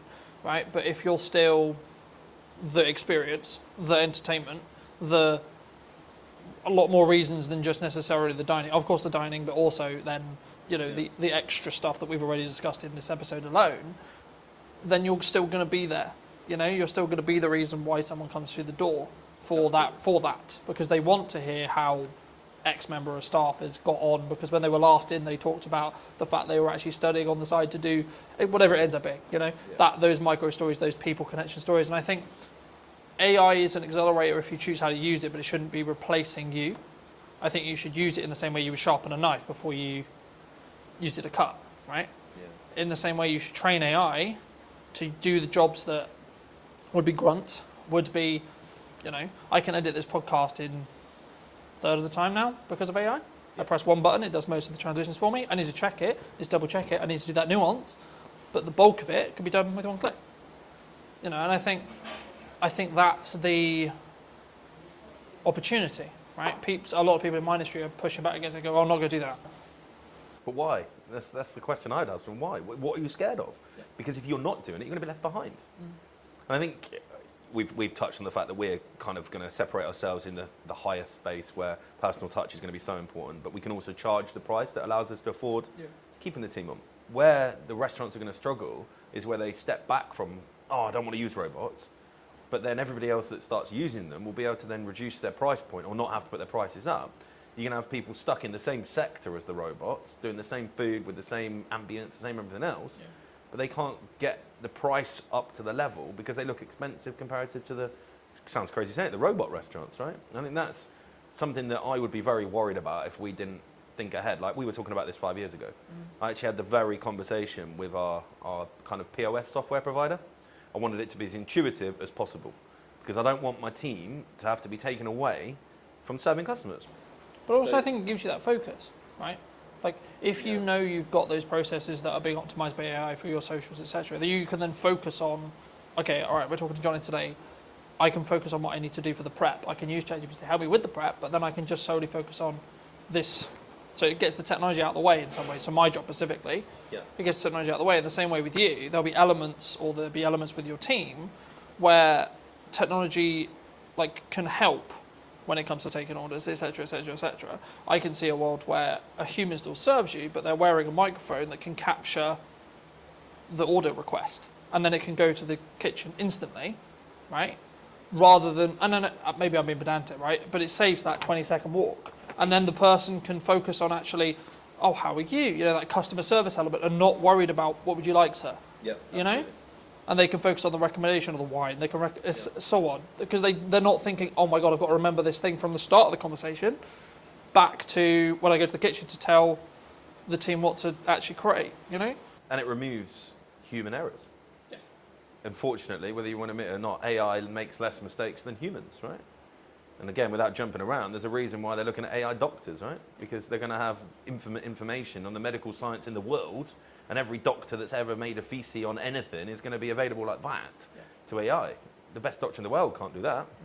And I think that's you've got to embrace it. Can't be scared of it because you'll just get left behind because it's happening. I mean, I don't want to go too deep, but when the www boom came in the early 90s, everyone, no, it'll never happen, it'll never happen, it'll never happen. That was a slow process because everyone had to go out and buy computers, you had to have internet, you had to have all of that, right? The only thing stopping AI going probably 10 times further than it is today is the human mind saying no. The technology's there. We've all got iPhones, Samsungs, Pixars, whatever you've got in your pocket, right? You can do it. It's just the embrace, right? Yeah. And the more we use it, the more it learns, the more it adapts, the quicker it's going to go. And the improvement in ChatGPT in the last 12 months is scary, right? Yeah. And I think, especially in the leading kind of industries, you're going to see a big shift to AI being the only thing they do. And then that will feed down and down and down, right? And yeah, we understand it. We've been speaking about it since 2022, right? We've had it there in our back mind. What can we do to improve and, as you say, be more efficient? QR code ordering is something that we use a lot of because it brings back the time. Yeah. If someone's sat in the garden, gets their time back, they don't have to go and stand at the bar on queue. They just order on the QR code, comes onto the till, it's printed, it's paid for, we can take it out to you.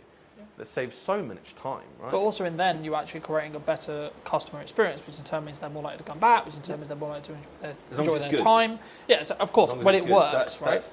That's the key factor is you've got to make it intuitive, you've got to make it seamless, you've got to make it easy to use, not friction. It should feel like you're doing them a favour, not the other way around. And I think that is how you frame it.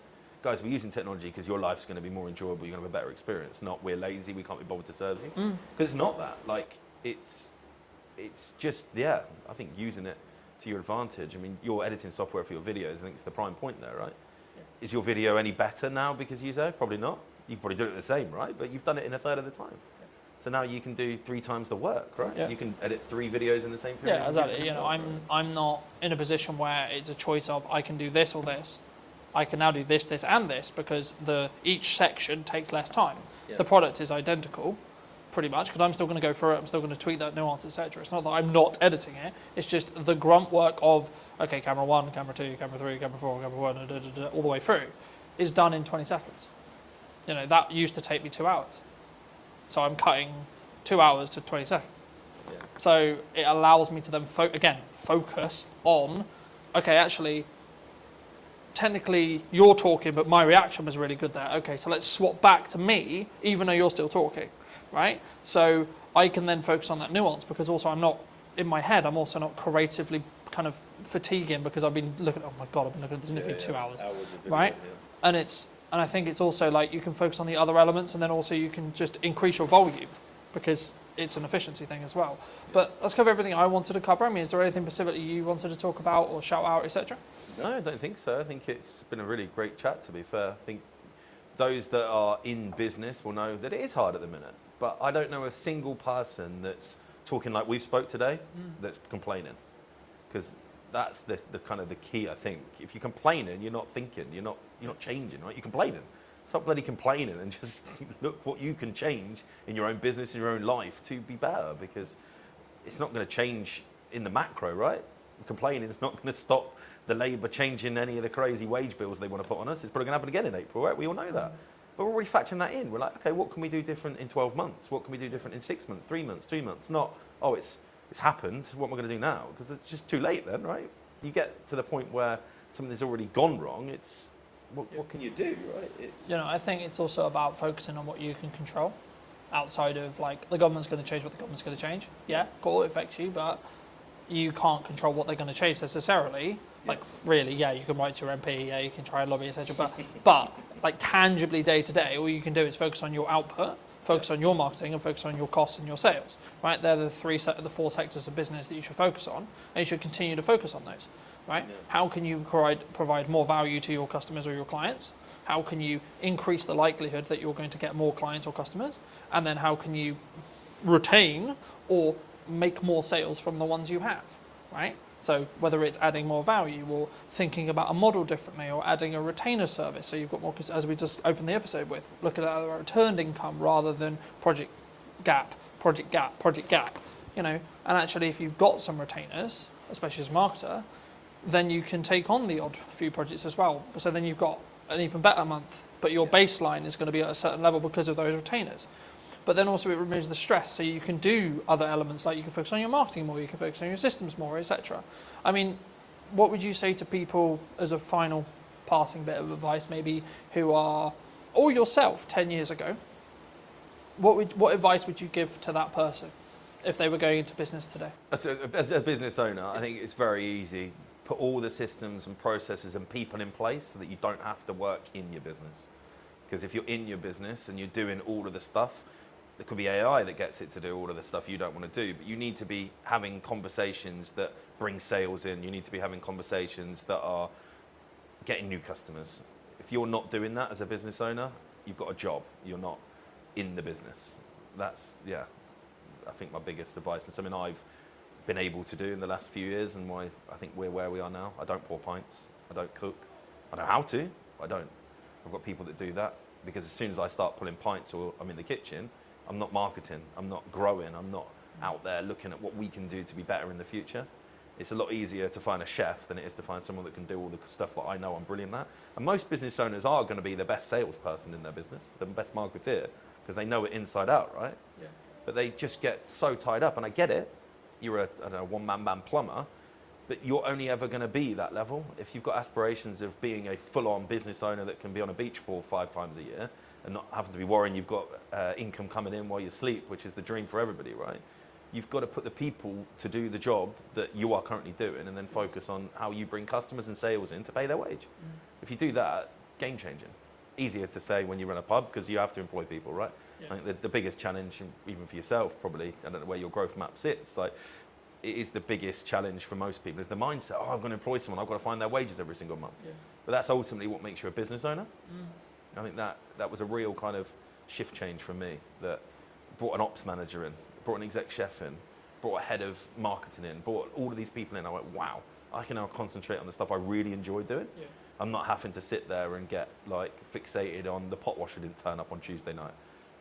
although it is my problem, ultimately it's not my problem. You need to make it someone else's problem, those little minute details. But then, it's that focus, right? It comes back to that focus. And I think you have to build financial stability within yourself in answer to what my growth plan is. Build financial stability for me, then scale it to the point where it has financial stability for someone else and 2 other people. Yeah. And then look at, okay, how can I allocate those resources to potentially replace me in this role, and this role, so then I can then open up to do 4 podcasts a week, 6 podcasts a week, whatever it ends up being, because the only thing I will never be able to outsource is me sat here today. Correct. I can get 2 camera operators in today to run the cameras. That's not what's happening, but I could have done, right? Yeah. That would have cost me something. Cool.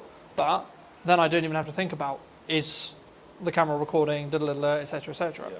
But then I can focus on our interview, right? So it's about removing those hats when you can, but building them, in my view, especially as a creative industry that's very this and always been this, and it's been very you're always very fortunate and should be very grateful to be able to work in the creative industry as a full-time career. It's not a obligation or a thing you can do.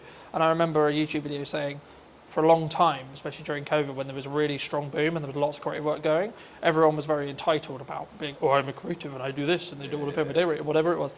But followers on TikTok. yeah, but now it's actually, I'm grateful to be able to do this for a living, and it's a privilege to be able to do so, not necessarily a thing that is likely, in that respect. Or if you could only do it part-time, okay, cool, be great if you could do it part-time, or etc. And I think it's about your work ethic. It's about how do you control those levers regarding sales.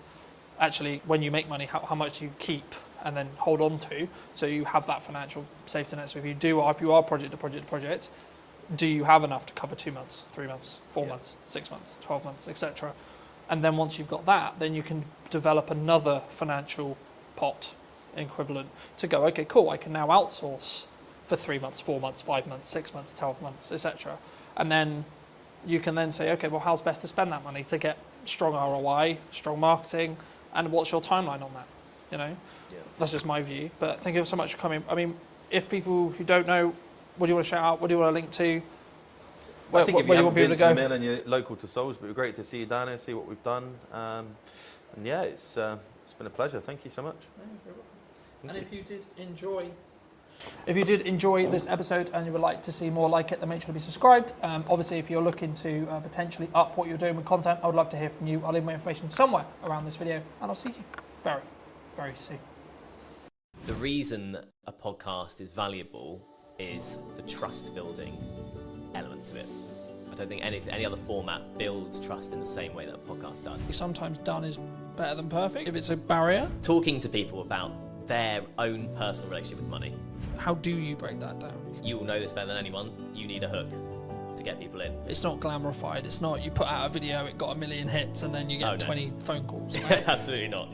No one's calling me at this stage. Definitely not. The super niche stuff is a super niche audience. What content can you create on a consistent schedule? So now I'm like, how can I best spend today? And how can I be as efficient as I can? Hello, my friends. I hope you're well. I hope you had a good day, evening, or night. Today we're talking to John all about podcasting. Hi, John. How are Hello. you? Yeah, good. Thanks. Yourself? Yes, super well. We were fortunate enough to meet through James, whose space we're in today. Studio man. And I was debating about how to start this, because I think sometimes like podcasting can be a really challenging thing, right? And I think for me, why should someone actually have a show like this as a whole? But then because I think there's a psychology kind of hurdle in the respect of creating content, but especially in a podcast environment. But also then, like, what is the ROI, I guess? Yeah. Would you say? I think it's the format dictates that more than anything else. Mm-hmm. So the reason a podcast is valuable is the trust building element to it. I don't think any other format builds trust in the same way that a podcast does.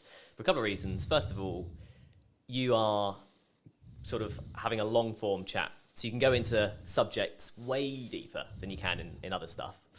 Sometimes even videos and documentaries and stuff. If you're watching a documentary, there's kind of like a point at which you need it to move on. With a podcast, you could sort of effectively ask questions forever. And if it's good content, it keeps going.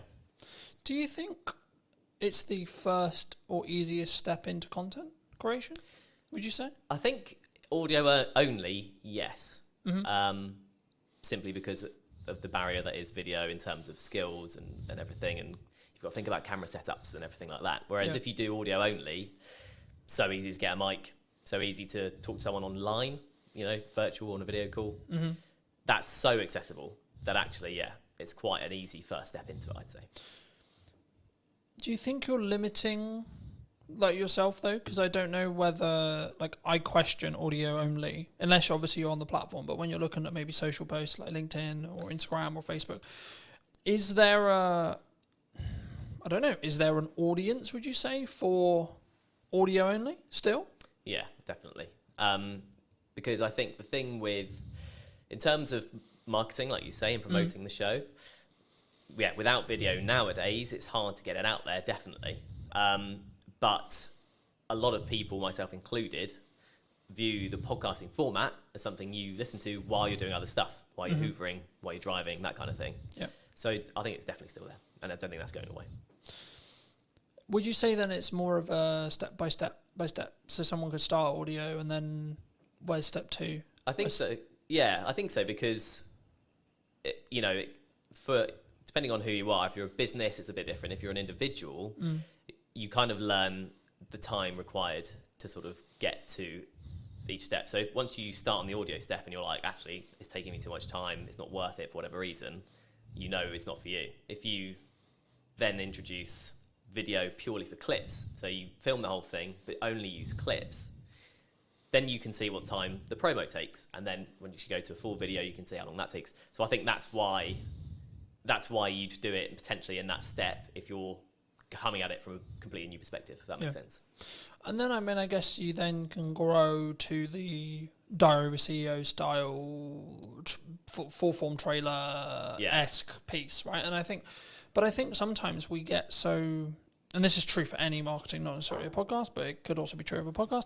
I think we get so hemmed in I need it to be Diary of a CEO quality instantly, right? Yeah. And I think that we struggle with the idea of, I'm going to take one step, make a 1% improvement, next step, 1% improvement, one step, so on, right? And I think for me, especially with what I've done with marketing, it's always been so this is the results I've got previously from this output. Okay, but what happens if I double the output, right? And it's constantly that testing period. I mean, in your experience with podcasting, how would you recommend people, or how would you look at like working with a client, because I know that's some of the work you do, to actually help them actually work out, should they have a podcast, but then secondly, like, what are the nuts and bolts of their podcast in regards to topics and like theme and etc. and or does that matter now? Yeah, so I think in terms of the sort of nuts and bolts, you kind of have to have the reason why you're doing it first, then you go into the nuts and bolts. So like I said at the start, the reason why is the building trust element. I think you need, if that's what you want to achieve, and you have, say you're selling a particular service or a product that can be gone into in depth, then it's worth doing from the start. Then the nuts and bolts from there all depends on how you want to package that, I guess, to be unique or to kind of be the same, because everyone is kind of getting used to this kind of format. So there's options on the table for sure. I think there's obviously that psychology thing that we've talked about a little bit as well, but I think for me, I didn't overthink it. I was like, I enjoy talking about business, I enjoy talking about content creation, I enjoy talking about marketing. And yeah, I've evolved it, and yeah, it sort of changed, and depending on like the guests, will kind of tailor the conversation slightly. But I also don't overthink the conversation, because I trust in myself as an interviewer to ask, I guess, poignant questions, or like what naturally comes to my mind. And I think sometimes when we look at content, it's not in this box, right? I watched a video this morning talking about the fact that like one of the reasons why they're not, the person in question wasn't on YouTube, was because he was constantly concerned about, he sells video production, so it has to look good, has to sound good, and I followed the logic of, yes, sure, but actually sometimes done is better than perfect if it's a barrier. Do you, like, how do you, when you look at either, and I'm sure we'll get onto the podcast you're launching, but like when you work with clients, or when you're maybe looking at your own podcast, like, how do you balance that line of, okay, it's done, but actually there's these things? that that could be better? Do you hold a podcast back? Would you reshoot a podcast? Like, where's your line? Yeah, I think you'd want to know that before even starting, frankly. If you want it to be polished, and the client's a big company, for example, you want it to be polished, you start from there. That's kind of, the level is set effectively. And going on from there, in terms of, if it looks scrappy, there's kind of growing evidence that a scrappier look still appeals on the right platform. I was reading recently about TikTok and how people, or watchers or users of TikTok, prefer the raw content, the raw sort of footage and stuff. So someone literally picking up their phone and talking, there's no kind of green screen, no one's putting any effects or whatever. If the content looks like that on TikTok, it sells on TikTok. Yeah. Whereas on YouTube, like you were saying, people kind of expect a bit more of a polished thing. But I think authenticity is quite a big thing these days when it comes to content. And like you were saying with your questions and it's just coming off the dome and stuff, that's in some ways kind of seen as a more better or nicer to watch compared with a completely polished, you've gone through 20 questions with a fine-tooth comb and you're only asking 10 because they're like the best ones only. It doesn't, conversations don't work like that, and that's ultimately what podcasts are. I think that's an important point. I think that there is obviously a line when it comes to the quality, especially if it's what you sell, like what I sell is video production. So there is a line, but I also think that there's an opportunity cost of refilming a conversation that isn't the first one, for example, right? So to give you some context, last week or so, I filmed a podcast with my mum, and that post, me announcing the fact I did it, did really well, which kind of doesn't surprise me to an extent. It doesn't, but there's actually a tech challenge with that podcast because one of the cameras isn't in focus. So my camera isn't in focus. So I was in a position last week, and I think I pretty much made the decision I'm just going to work around it. But I'm in a position where I'm like, the episode is really strong in regards to the content, but it's not perfect video production wise. Do I reshoot it with the potential opportunity that it will feel different and the conversation will maybe come across differently? Or do I work around the fact I've got multiple cameras and I fix it that way? Or do I just go with, okay, it's out of focus. It's not far out of focus, it's maybe an inch, a tiny amount. But is that an approach some people should take? Do you think they should get out of the way of the content sometimes? Because I could really sit here and lose my shit over the fact that one angle's out of focus, but it is what it is. Yeah. I think the content is what matters most. I think if you try to reshoot it, it's never getting anywhere near the same, especially if it was a good episode. Yeah. And it's your mum, right? So it's personal to you, and it's like an emotional element to it. Yeah. And I know what you mean. You're coming at it kind of from an editor's perspective, and it's just going to annoy you forever. But the average watcher probably won't bother them that much, I'd say. So actually, if the content's really good, I guess like you say, you could in theory refilm your bits of you could pretend you're there again. Yeah. Unless you're a particularly good actor, it's not gonna work. Yeah. So I would say no. I'd say take the hit on the because slightly also, blurry but I image. also look at it from a perspective, from my point of view at least, by saying, okay, well, in the grand scheme of all the episodes I've got in production, that's one episode out of 20, right? This week, I think I'm filming 9 or 10, right? Total. And I think for me, it's the action will always outweigh that, and maybe that one with my mum isn't perfect from a production point of view, but the conversation, the content's really powerful. Yeah. So I think that's the thing people need to focus on. I think that's when, especially when they start, I think they get in the way. They get in their way sometimes, and they're constantly it needs to be £40,000 of production. It needs to be this, and I only use 45% because Stephen Bartlett's known for what he did with Direct Over CEO and how he then scaled that to the point he did. But I think we don't look at the journey sometimes that Stephen went on specifically. If we're going to use him as an example, anyone with a big podcast, we don't look at the micro testing that happened through the journey to then get to the point where they're at today. I mean, have you confirmed where you are with the podcast? Where's your podcast? So yeah, yet to officially launch, but all the stuff's going on in the background basically at this point. I've got first bunch of guests booked, got the studio booked, and in terms of the background work, in terms of questions and what I'm thinking of asking and how I want it to look, that's all sort of down in my head. Yeah. So I've got to start it now. I've got the dates booked in, so it's just a case of starting when it starts. Happy days. That's super exciting. I mean, for people who may be interested, I mean, how did you come up with the idea? What is the idea? Like, what are you going to be talking about? Like, where's that? And I think it's really important to also highlight, and something I try to do is like collaborate with other people rather than, because some maybe will be watching this and go, but Colin, that could be like technically you're a competitor in some ways, right? Yeah. But I'm like, no, actually, because I think we can both work together to actually create a better show as a whole, right? And lean into each other's skills where it makes sense. But I mean, just to reiterate the question, I mean, where, what, and how is your podcast going to be about? Yeah, so it's called How Do You Money? And that's the idea. That's the sort of opening question somewhat. So it doesn't actually make grammatical sense, obviously. But I think most people can get from that. It's talking to people about their own personal relationship with money. Strictly not an advice show, because I'm not an expert with money. And it's purely human interest. So I'm talking to people about their money habits. Things like how often do they check their banking app? Mm-hmm. When you ask people these questions in day-to-day conversation, it's amazing how different the answers are. How people in relationships deal with money between them. Everyone does it differently. And so like the crux is that twofold. First of all, in the UK, we're just not taught what to do with money in school, college, university, whatever. Do you think we should? Yes, Like absolutely. that should be in school? Absolutely, yeah, because it's a fundamental life skill. As you know, we had a short conversation about money at the start. Yeah, and, absolutely.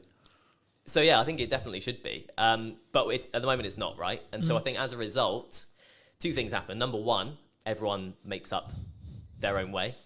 Second of all, people are too scared to talk about it because there's no official like guidelines Do you think from the start. that's an insecurity? Do you think like if I say that I nearly lost the business in 2024 or previously, that you're going to judge me? Do you think it comes from that? Absolutely, yeah. Do you think that I'm going to think that you think I'm a failure? I think that's a big part of it, definitely. And then let's flip it. Do you? Absolutely not. No.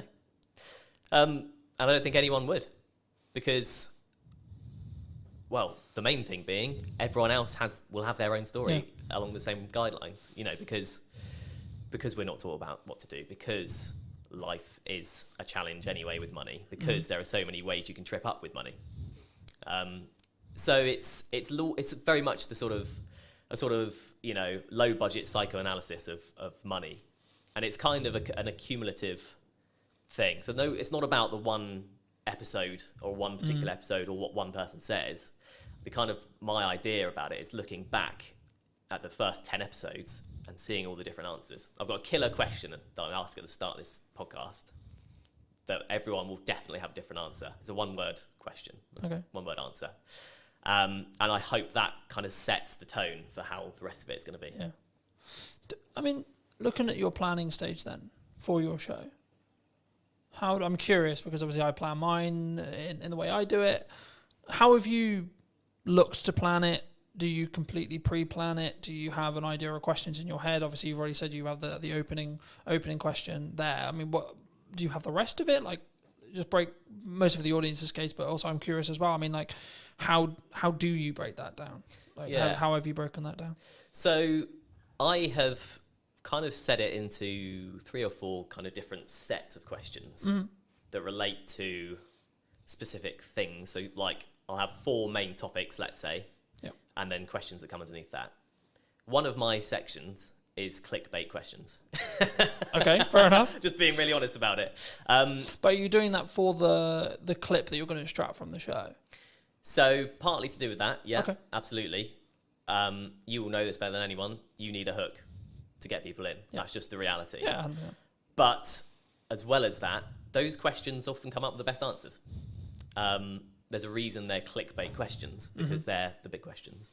But it can't just be all of that, because it's like me going to you, what's the biggest mistake you've ever made with money? What's the best thing you've ever done with money? What's the worst problem you've ever got? Do you know what I mean? It doesn't, that's not a podcast. It doesn't work as a format in any interview or anything. So that's one section, for example. But in terms of the process, I just thought of the questions based on normal conversations with people, and then I've sort of categorized them, you know, chopped a few out. Yeah. The clickbait thing was only a recent idea, really, so I've added some of those in. And yeah, in terms of a format, it's conversational, right? So I don't have to hit every question. If I ask the second question and that lasts a good chunk of the podcast, so be it. It's quite loose because I want the content to be real. I think that's important, right? Because I think sometimes, and we were talking a little bit while I was setting up, about why people don't post or why people don't like show up or why they don't talk about their money, or, you know, there's loads of the kind of from a psychology point of view or like a coming across point of view, it's the same. And I think that for me, I've been very fortunate that I've always sort of taught publicly or built in public. And it was interesting because about a month or two ago, I think, I personally saw, I don't know when the trend started, but the trend of building in public really started taking momentum. I mean, have you, because I know we in our one-to-one, we talked about the fact that you were 6 months-ish like into freelance. I mean, how was your journey from like, okay, I'm going to do this thing, I'm going to go freelance? I mean, was it forced on you? Was it 50%? Okay. Yeah. I took voluntary redundancy basically from my previous job. But to be honest, I'd come to a point where I felt like I wasn't going anywhere in that job, if that makes sense. And yeah, it was a bold decision because I was also 3 months away from my first child being born. So I've since had a conversation with a friend who was like, "You're mad, why have you gone and done this at this exact time?" But yeah, a lot of things felt right about it. I did seek advice about it from people about, you know, rates and how much work is available, just a few people that I knew. And it just seemed like the way to go, and it has been the way to go up until this point. So it's a bit like that freelance, and you'll know as a business owner, you're just sort of going, okay, I've got through this month, go to the next one. I was definitely like that at the start. Right, I've been very fortunate. I've talked quite openly about the fact that 2024 was quite rough, but I blame myself on why it was quite rough. Yeah, because I wasn't showing up as it's in the correct marketing to actually get the output I wanted, but also in volume, I don't think. Yeah. I think if now I look in hindsight about what I was doing and like what went wrong, quote unquote, and I could sit in the respect of maybe a victimized mentality of saying, well, the economy was hard and there was this issue and etc. But like as we were discussing before, I think you're an example of this at 6 months in, but I'm maybe an example of this year. You have to have a strong business model. Something that I've tweaked in the business model now is a more recurring revenue model. So we'll work with people on a monthly returning like payment plan. Nice. Or like and it's not like that's not the only thing I do, but I still do project work. But like for me, it was always a matter of, from looking at a business point of view, of how do I squish those troughs, right, and also squish those peaks in proxy to an extent. But it's basically having a flat line. I know categorically I'm going to have X amount coming in, and then how do I design a business that allows me to do that? But then also, what marketing does that business need to then show to other clients that I know what I'm talking about? And I think when we look at actions, and this was going to be on to the next question, which was around like, is it just the reason why you're busy is because of your output? Because I think sometimes we sit here and go, oh, things are quiet, or like, you know, we both kind of alluded to it already, but business owning, freelancing is difficult, right? And I've had times where it's really, really hard, where I know I've got to hit a certain amount every month, and I'm like, I don't fucking know where that money's coming from. But how do you look at it when you were looking at either going full time or like now, in respect to like keeping your pipeline full? If you don't, because I'm in a quite privileged position where I've got that residual revenue, so actually I don't need to worry too much at the moment as it sits right now, because I've got that residual revenue. Of course, I'm still pushing, I'm still looking for projects, etc. But I don't need to worry in the same way as if I didn't have that income. Yeah. So for people who are maybe in the position closer to that, where they're just project to project, and maybe they don't have a pot of money and they don't have like money management, how do you look at it? How do you create a strong pipeline, I guess is the question. There's a magic wand called LinkedIn these days. And it basically, I just utilize that. So you can find companies that do what you do or companies that you want to work for in a freelance capacity. Then there's a tab that says people, and you can directly speak to the people at these businesses that you want to work at. That's all I've done. And the first 6 months, I'm thinking about 10 months in now, but the first 6 months for me, 100% of the work I got was through LinkedIn. Okay. So, and was that through what I would call in the trenches hand-to-hand DMing?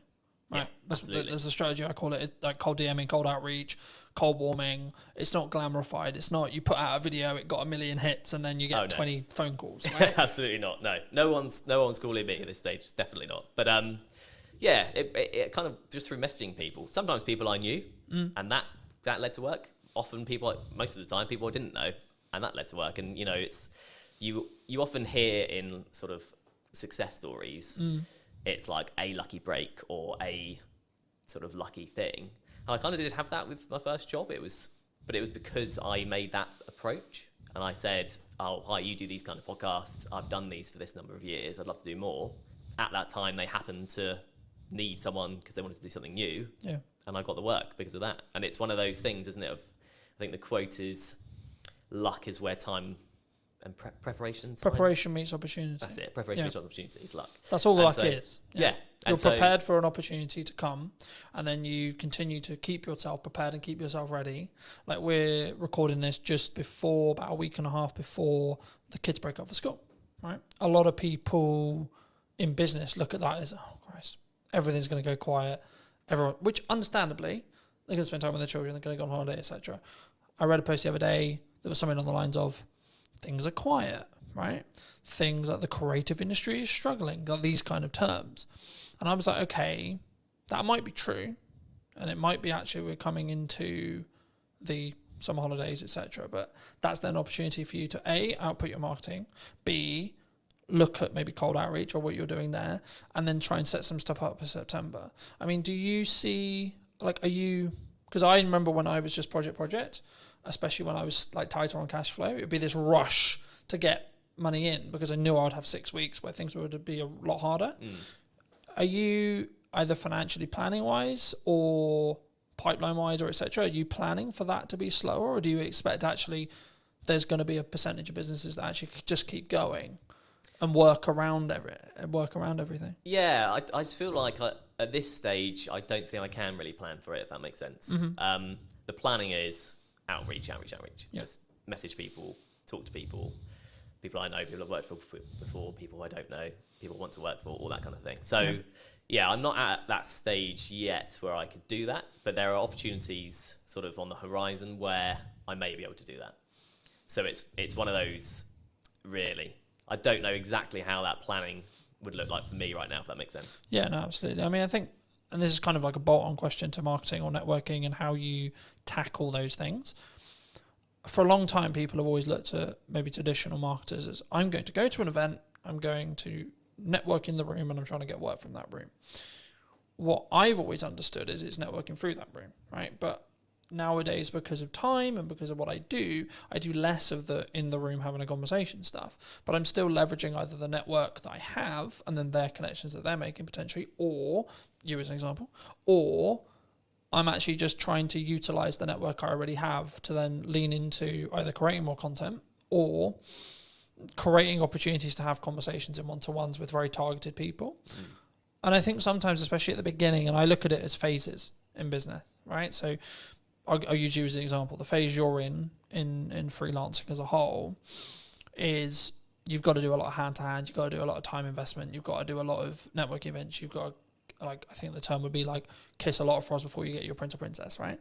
And I think for me, it's then about like maybe looking at scaling. You may not have thought about this yet, but like how would you then look at, say, you're 3 years down the line, 4 years down the line, and actually you've got, like, not that you don't have a reputation now, but you've got more of an established reputation.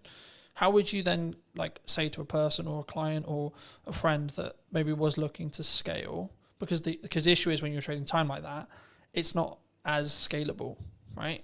You can scale the unscalable by just working really hard and working smart, sure. But would you look to do content? Like how would you look at it from your perspective, and or what are you planning to do?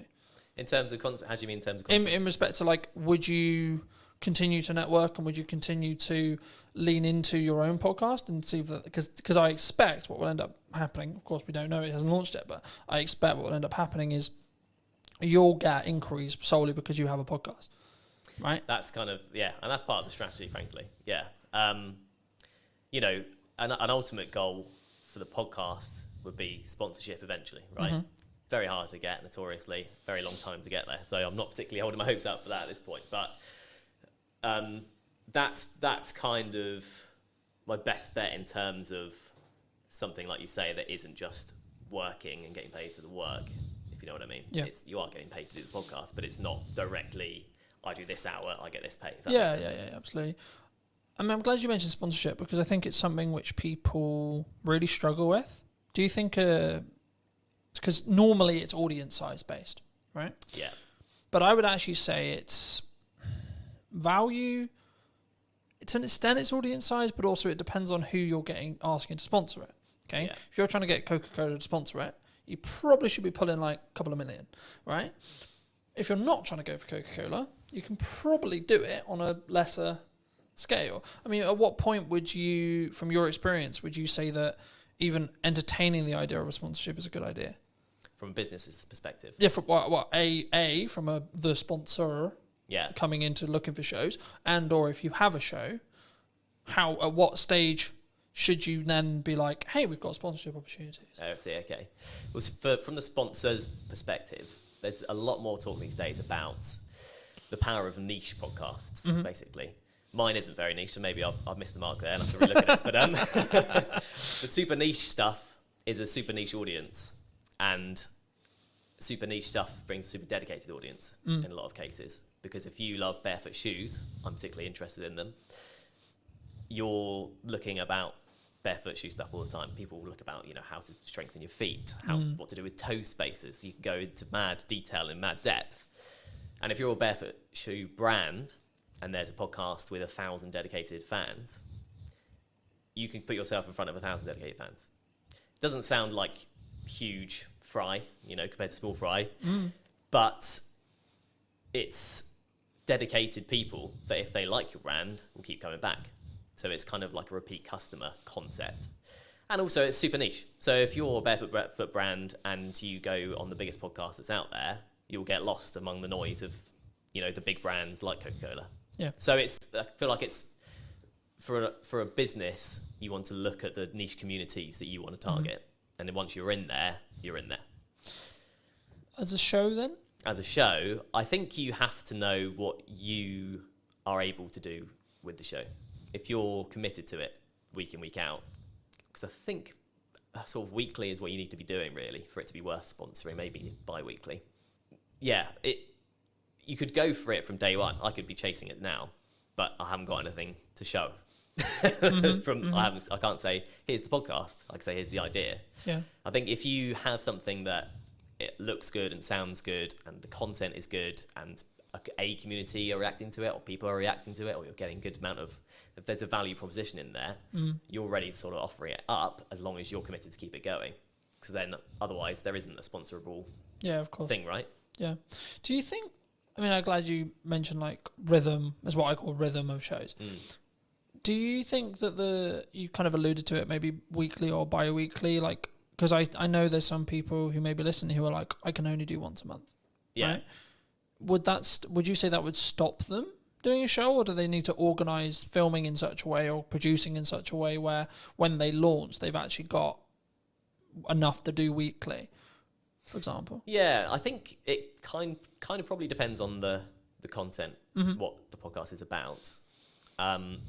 There's a lot of complicated algorithm stuff with YouTube and stuff. You definitely know more than me about that.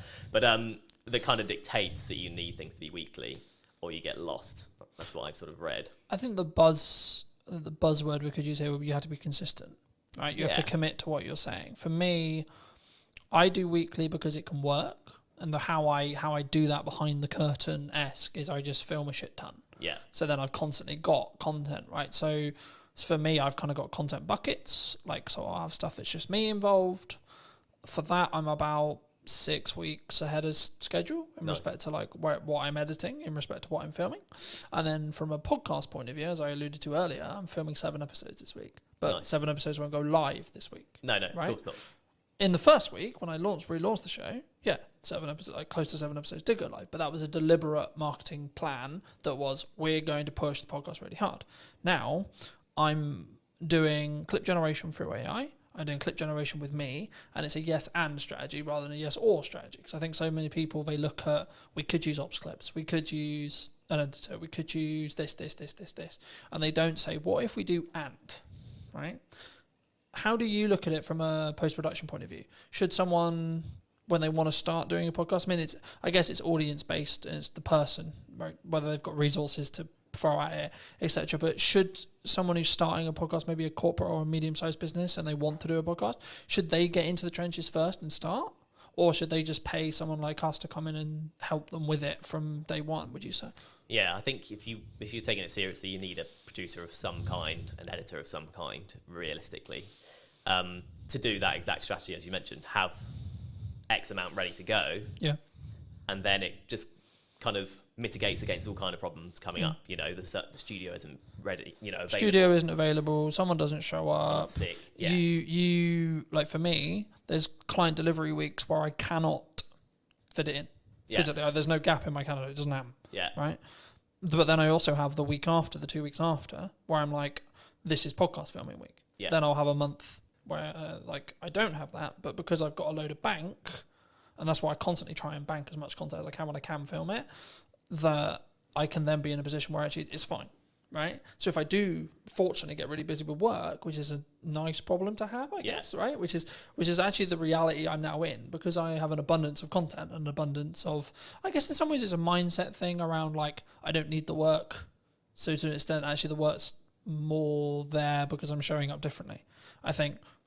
But I think for me, like, especially as I'm doing a clip strategy as well as the YouTube, like the YouTube is a focus, sure.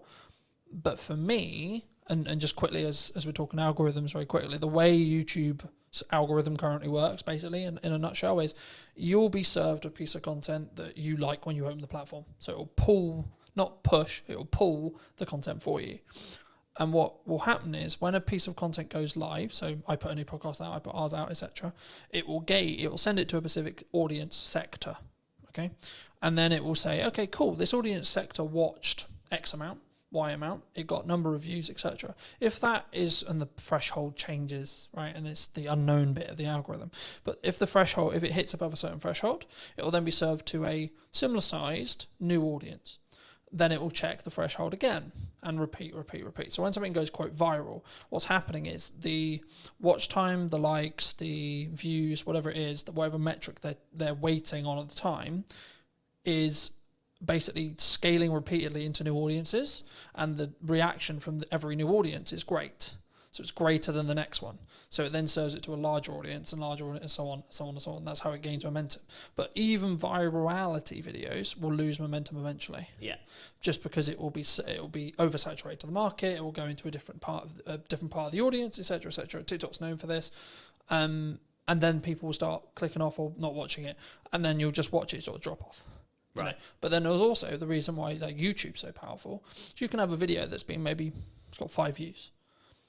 6 months, 12 months time, for whatever reason, triggered by the algorithm, 1,000 views. Right? I've watched that happen. I'm sure you have as well. And I think for me, it's not necessarily about looking at what the algorithm is rewarding or isn't rewarding. It's more about what content can you create on a consistent schedule that you're passionate about, that you can speak from, that puts you in a position to put your best foot forward. When you look at working with people, are you quite picky and choosy? Or are you in a fortunate position where you can be picky and choosy when you work with people on their podcasts? Just in terms of clients? In terms of clients, in terms of people you collaborate with, in terms of people you work with. Because I'm always curious whether it's just the nature of the beast in some ways. Like, as I said, I sort of explained the makeup of my business this year. I'm now in a position where I'm very protective of my time. Mm. And that's not like I don't want to talk to you. It's just I only have a certain amount of time, and that's the only barrier. And that's my hurdle now. Because actually I'm okay on cash flow pretty much all the time because of my retainers. I'm okay because of project delivery. I've got a strong pipeline, and I'm good on content because I've got a large pile.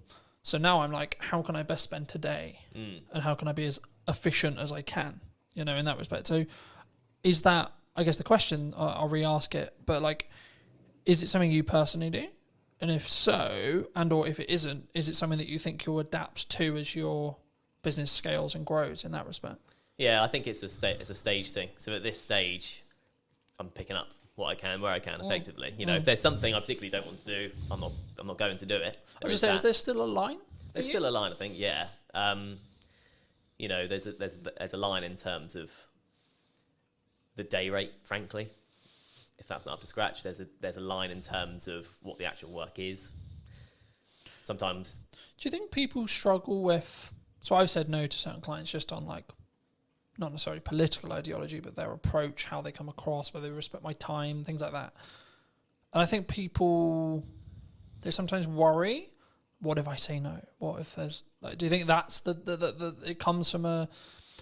I'm aware that I'm overusing the word insecurity, but I can't think of another way to describe it. Is it an insecurity of like, there isn't going to be more work down the road for me? Yeah, well, it's the biggest insecurity, isn't it? Because money is security these days, really. Yeah. Yeah, absolutely, it is. I think in terms of people saying yes to literally everything. Yeah, I think you're picky and choosy when you can be, probably. Frankly, if you go, oh, the last couple of months are fine, I could do nothing for the next 2 months and be fine. Then you are very picky and choosy. Yeah. When you've had a barren 2 months, you're more likely to be like, I'll just take it. I also think it's a perspective of obviously synergize with the client. Can you add value? But also, like, even when you have an abundance of money or you're in a strong position with money, it might also be actually, my goal is to hit this amount, right? And this project might not be ideal, but it pushes me closer to that goal so I can hit it sooner as well. And I think I'm in two minds about it. Because I'm a big advocate for you should say no, but also I'm a big advocate to get off your ego, get off your high horse. You still need to be in the trenches. Just because things are good right now, they're only good because you make them good for 6 months' time, etc. Right? And that's why I'm focusing on content. That's why I'm focusing on how I show up. That's why I'm focusing on constantly personally developing me, so that actually in 6 months' time things can be even better than they are, rather than, oh, I had a really good 25 for the first half. Do you think people sometimes just want the instant though? Oh, as a question, like, because we're very social media orientated in that respect. Do you think it's purely around short-term validation, short-term money, short-term deal, short-term this? I guess, yeah, to an extent. I mean, it's like if you're in a situation where I need money now, everything else will go out the window for some people, depending on your circumstances. This is the crux of it, is it depends on your circumstances. If you're comfortable for a while, then you'll be fine. Otherwise, probably you will just snap up the short-term things. But I think, in terms of what you're saying, I think, of course, it's nuanced, right? Because it's like, if my back's against the wall, then I need to go and do what I call hand-to-hand outreach, right? Which is I need to come up with an offer and I need to go to my network and I need to sell it and I need to sell it quick. Yeah. Right. But if I'm not in that position, I can then take my foot off that. I can step back and I can say, okay, actually, let's play the mid to long game now. Yeah. And that's what I try to do in my content all the time. It's not direct sales. It's not this. It's actually, hey, have you thought about doing this? Hey, da-da-da.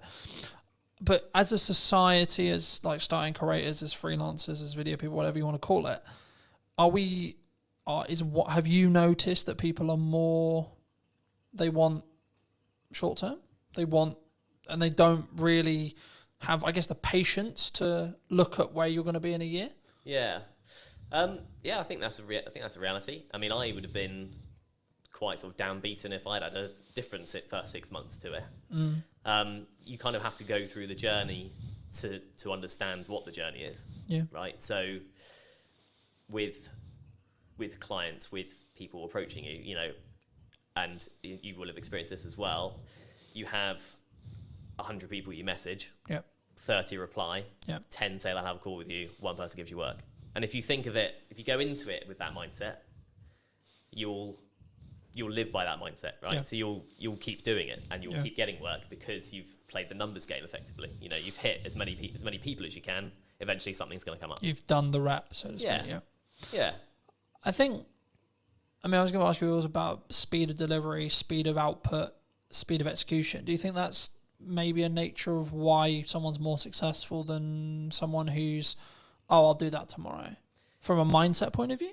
Do you think? From So I'll give you an example. Like for me, when I came up with the idea to relaunch the podcast in the format that it was, so on location, in person, and or remote, and then within a week, I had filmed 3 episodes of the idea. Within 4 or 5 days, the first one was out. Because I didn't let myself get into the, oh yeah, that will be on the to-do list for next year. That will be on to-do list for next summer. That will be on the to-do list for 3 months' time. Because I knew I'm only going to get the results. I'm only going to start getting the data if I start outputting. Yeah. Right. And now it's becoming actually a core part of the marketing strategy for the next 6 months to a year. But that's because I've gained a load of momentum with it. And I know I'm really starting to get into a nice groove with it. And that's why I asked the speed thing, because one of the unique selling propositions I have personally as an editor is, so I'll give you an example. At the time of filming, I did a media day for a new client on Monday. And today we're filming on Monday. He's already got half the content already. And it's a week, right? But also, it wasn't like that was the only thing I was doing. I've also put out, like, I think, nearly 40 pieces of content for me, etc. I've done a load of other stuff related to the business. So for me, I'm one of my unique selling propositions, or one of the things I do is like I work really smart and really hard consistently with no result, plan no result. But for me, from what clients have told me, one of the reasons why they continue to work with me is the speed. Yeah. Right? Like one of the things that comes up in conversation all the time, and James mentioned it a couple of weeks ago when I came to do 2 more podcasts, he was like, your speed's ridiculous. And it's because I've built a strong system to be able to work smart, but also just work really hard.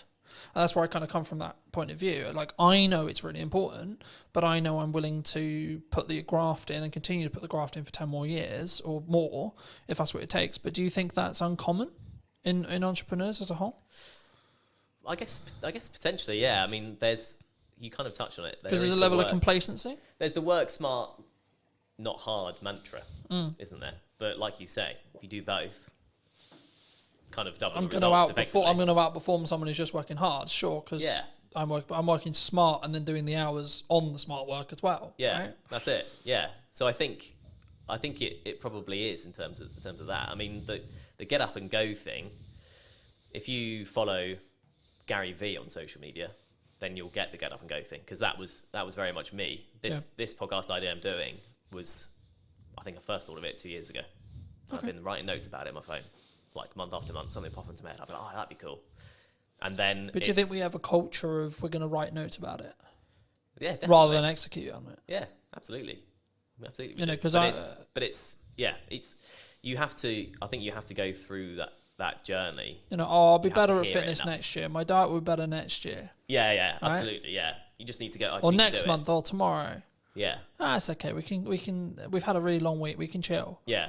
You know. Yeah, it's true. It is. It's and we've got that comfort, and it's the whole being in a comfortable position.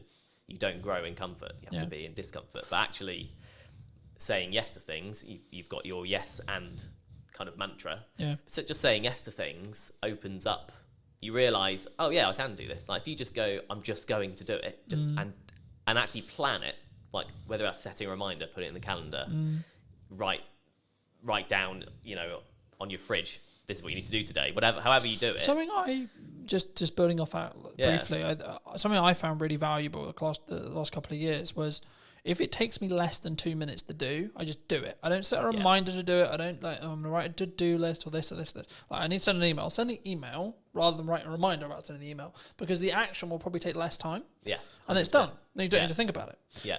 If it's a longer thing, I need to ask ChatGPT about that. I need to do some research on that. I need to plan the podcast, and it's like a longer goal thing. Start momentum by putting a reminder in your calendar and then stick to that. Yeah. But I think sometimes, especially with like fitness, I use that as an example all the time. It's like, I need to start running. Okay, but when's the first run? Yeah. You know what I mean? I think, and I've just finished Atomic Habits from a book point of view, and it talks about specifically, my girlfriend's driving mad because I keep using the word compounding, but it's the only word that matters at the moment, right? Which is that everything I'm doing is like, how can I compound? How can I small win? On the way here, I was reading my second book. I've started reading physical books rather than listening to them. For a long time, I listened to them. As a dyslexic, I was like, right, this year I'm going to read a book cover to cover. No excuses, going to do it. So I was like, right, let's get a book that I actually really want to read that I haven't read. that I know is actually quite good because it's got good reviews, and has been talked about in the self-improvement space for ages. So I was like, okay, cool, let's start with Atomic Habits, see where I go. And then I went on to Mel's 5-second rule, which I knew about for a long time. Mel Robbins is a leading psychologist, for those who don't know, in Canada, and she's just launched a new book talking about they, them, and other people's opinions on us. It will be on my read list. But for me, the crux of the 5-second rule, for those who don't know, is you count down from 5 and then you move, right? So 5, 4, 3, 2, 1, move. And what it will do is it will trigger your mind to do the action step. So if you're like, oh, I need to start running, okay, 5, 4, 3, 2, 1, go get changed, go on a run. Because we don't sit in that uncomfortable window long enough on average, right? I'm really embarrassed because I'm not good enough at health and I can only last 2 minutes of running. Okay. But then the next day do 2 minutes and 10. Next day do 2 minutes and 30, etc. And I think once we start building the compounding, right, is when the snowball effect will continue to roll. I mean, do you think that, is that what you've used to get to this point, do you think? To a point, yeah. I mean, the Atomic Habits, my favourite quote from that is, every choice you make is a vote for the person you want to be. Yeah. And once you tie it to your identity in that way, there is a bit of a mental switch. And you start doing even the smallest things, right? You know, like the eating healthy or whatever, you make the healthier choice on a menu or that kind of thing. You justify it to yourself in a way that's personal, and in a way that you can then live by effectively. So that's definitely helped. And, you know, there's a lot of things in that book. That book's brilliant, you know. So yeah, I think definitely, obviously I've read it as well, and it's probably helped me. I've signed up to the newsletter, I get that as well. And I do think there's something to be said for being in that world of like the positive quotes and shifting your mindset around certain things. If you look at it enough, you just will start to think like it. I think for me, I've been aware that like what I consume is how I'll show up, right? So like that's why I'm trying to build the habits from building off Atomic Habits, but in general, I'm trying to build the habits and build momentum. So like when I finished Atomic Habits, I was like, I've ordered another book, but it won't be here for 3 days. So I'm like, I need another one, because if I stop, then I won't do it. Then I broke the habit. And in the book, in Atomic Habits, they talk about streaking.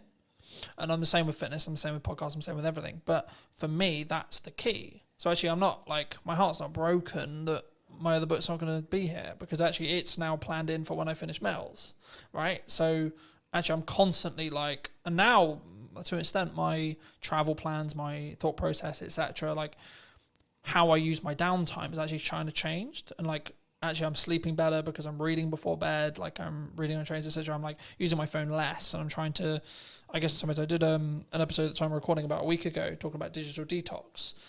And I for me, I've been notoriously known for like, because we work in media, so we're constantly on our phones and we're constantly, etc. And it's a tool, but I hadn't given myself that.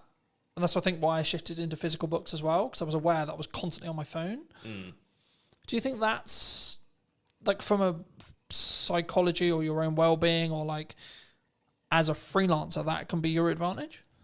Like having those non-negotiables every day? Yeah, I think so. Yeah, definitely. I mean, it's an interesting dichotomy, like you say, because when you're in the industry and when you're in a position where you can't not rely, but you're chasing views, but then you recognise that it's tough. It's tough mentally, or it can be tough mentally. Yeah. It's hard, but I think that is where a podcast comes in, particularly an audio one, because you don't have to be on your screen, and if it's got enough value, it's not just doom scrolling. It's one thing with detailed information that you go into, kind of like you're sort of talking about audiobooks is how we used to consume things. That's kind of what a podcast is. Yeah. Non-fiction, obviously. So I think that's, I don't know, I think that's kind of the power of podcasts in a way. It can be, you can consume without being tied to a screen. Yeah. I think also it's how you show up and the micro learning that you get from each one. Like, so for me, I'm not focused on how many books can I read a year, for example. I'm focused on, okay, how many pages can I weave in today? All right, today's quite busy. I'm traveling a bit. I've got loads of client delivery stuff to do, etc., etc. But it's like, actually, I've got this window of time. right? So actually, how many pages can I get in that window at a time? Okay, cool. Gamify it. And then I'm also, to an extent, I'm rewiring the habits that I had. So previously when I would travel, I'd be constantly on my phone or constantly like listening to music or watching YouTube videos, which is not a bad thing as long as it's educational, sure. But for me, I'm curious to see where I'll be in like 3 to 6 months when I'm deliberately scheduling in time, whether it's travel or etc., to physically kind of disconnect from digitized stuff, especially as I live and breathe digital. And that's why I thought I'd mention it, because like for me, that's something I don't think we think about when we look at the podcast as well. Because I think what you'll find, and I'll be curious to see if we do an interview in a year about whether your money management skills is like compounded really, really hard because you're constantly talking about money, right? I found I'm becoming an infinitely better marketer because I'm constantly talking about marketing, right? So I noticed little things like, hold on, I said that thing in the podcast, but I'm not doing it with my own content, right? So you mentioned hooks earlier. I'm not doing strong enough hooks on the ones I'm editing. Okay, how do we do that? How do we fix that? So now I'm focused more on how do I create a really strong captivating hook? That will probably grow into how do I create a micro trailer? Yeah. I expect as an editor, but also the knock-on effect for my clients will be they'll get better products. Yeah. Which in turn means I'll be able to charge more, which in turn means I'll have more money to either give myself a longer buffer or outsource to do other things and scale the business that way.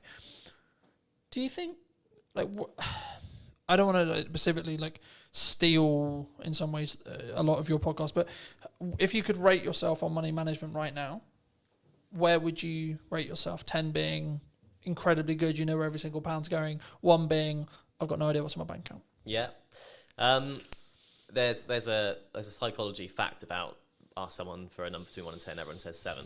But that's kind of where I'm tempted to land on that, really. You know, I've been on my own journey with it, definitely. And, you know, I married an accountant, so that's helped me quite a lot. And, you know, just being in a relationship, she's super savvy. She's closer to the 10 mark than, you know, most people I know. But just being with her has helped me probably come up from a 5, frankly. Okay. In your 20s, you're in like a 3, you know, generally speaking. Yeah, there's a question that is going to be on the podcast, which is how often do you check your bank account every day? And in my 20s, it was as little as possible because I just didn't want to know. You push it away, right? You go...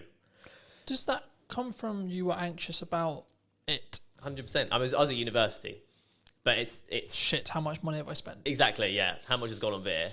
I don't want to know. How much I spent last night? I don't want to know. So I don't remember last night, but I remember there was a card involved. Shit. Yeah, Shit. exactly. But once you sort of learn to look at it regularly, it empowers you. I've found empowers you because you go, okay, well actually I'm in control rather than just letting it all just slip and hope for the best. And if it's overdraft, it's overdraft. So I've kind of been on that journey, which is a small thing. I'm not trying to claim I've been on an epic money journey. Nothing dramatic's happened either way for me, but that one thing, kind of going back to the mindset thing, has helped massively. But again, you ask everyone. I'll ask you, how often do you check yours? 3 to 4 times a day. Right, there we go. Since I was in business. Right. For business, same as you. Just hide away from never fucking terrified of it, right? That's it. In business where I know I've got to pay for shit and I need to work out where that money's coming from all the time.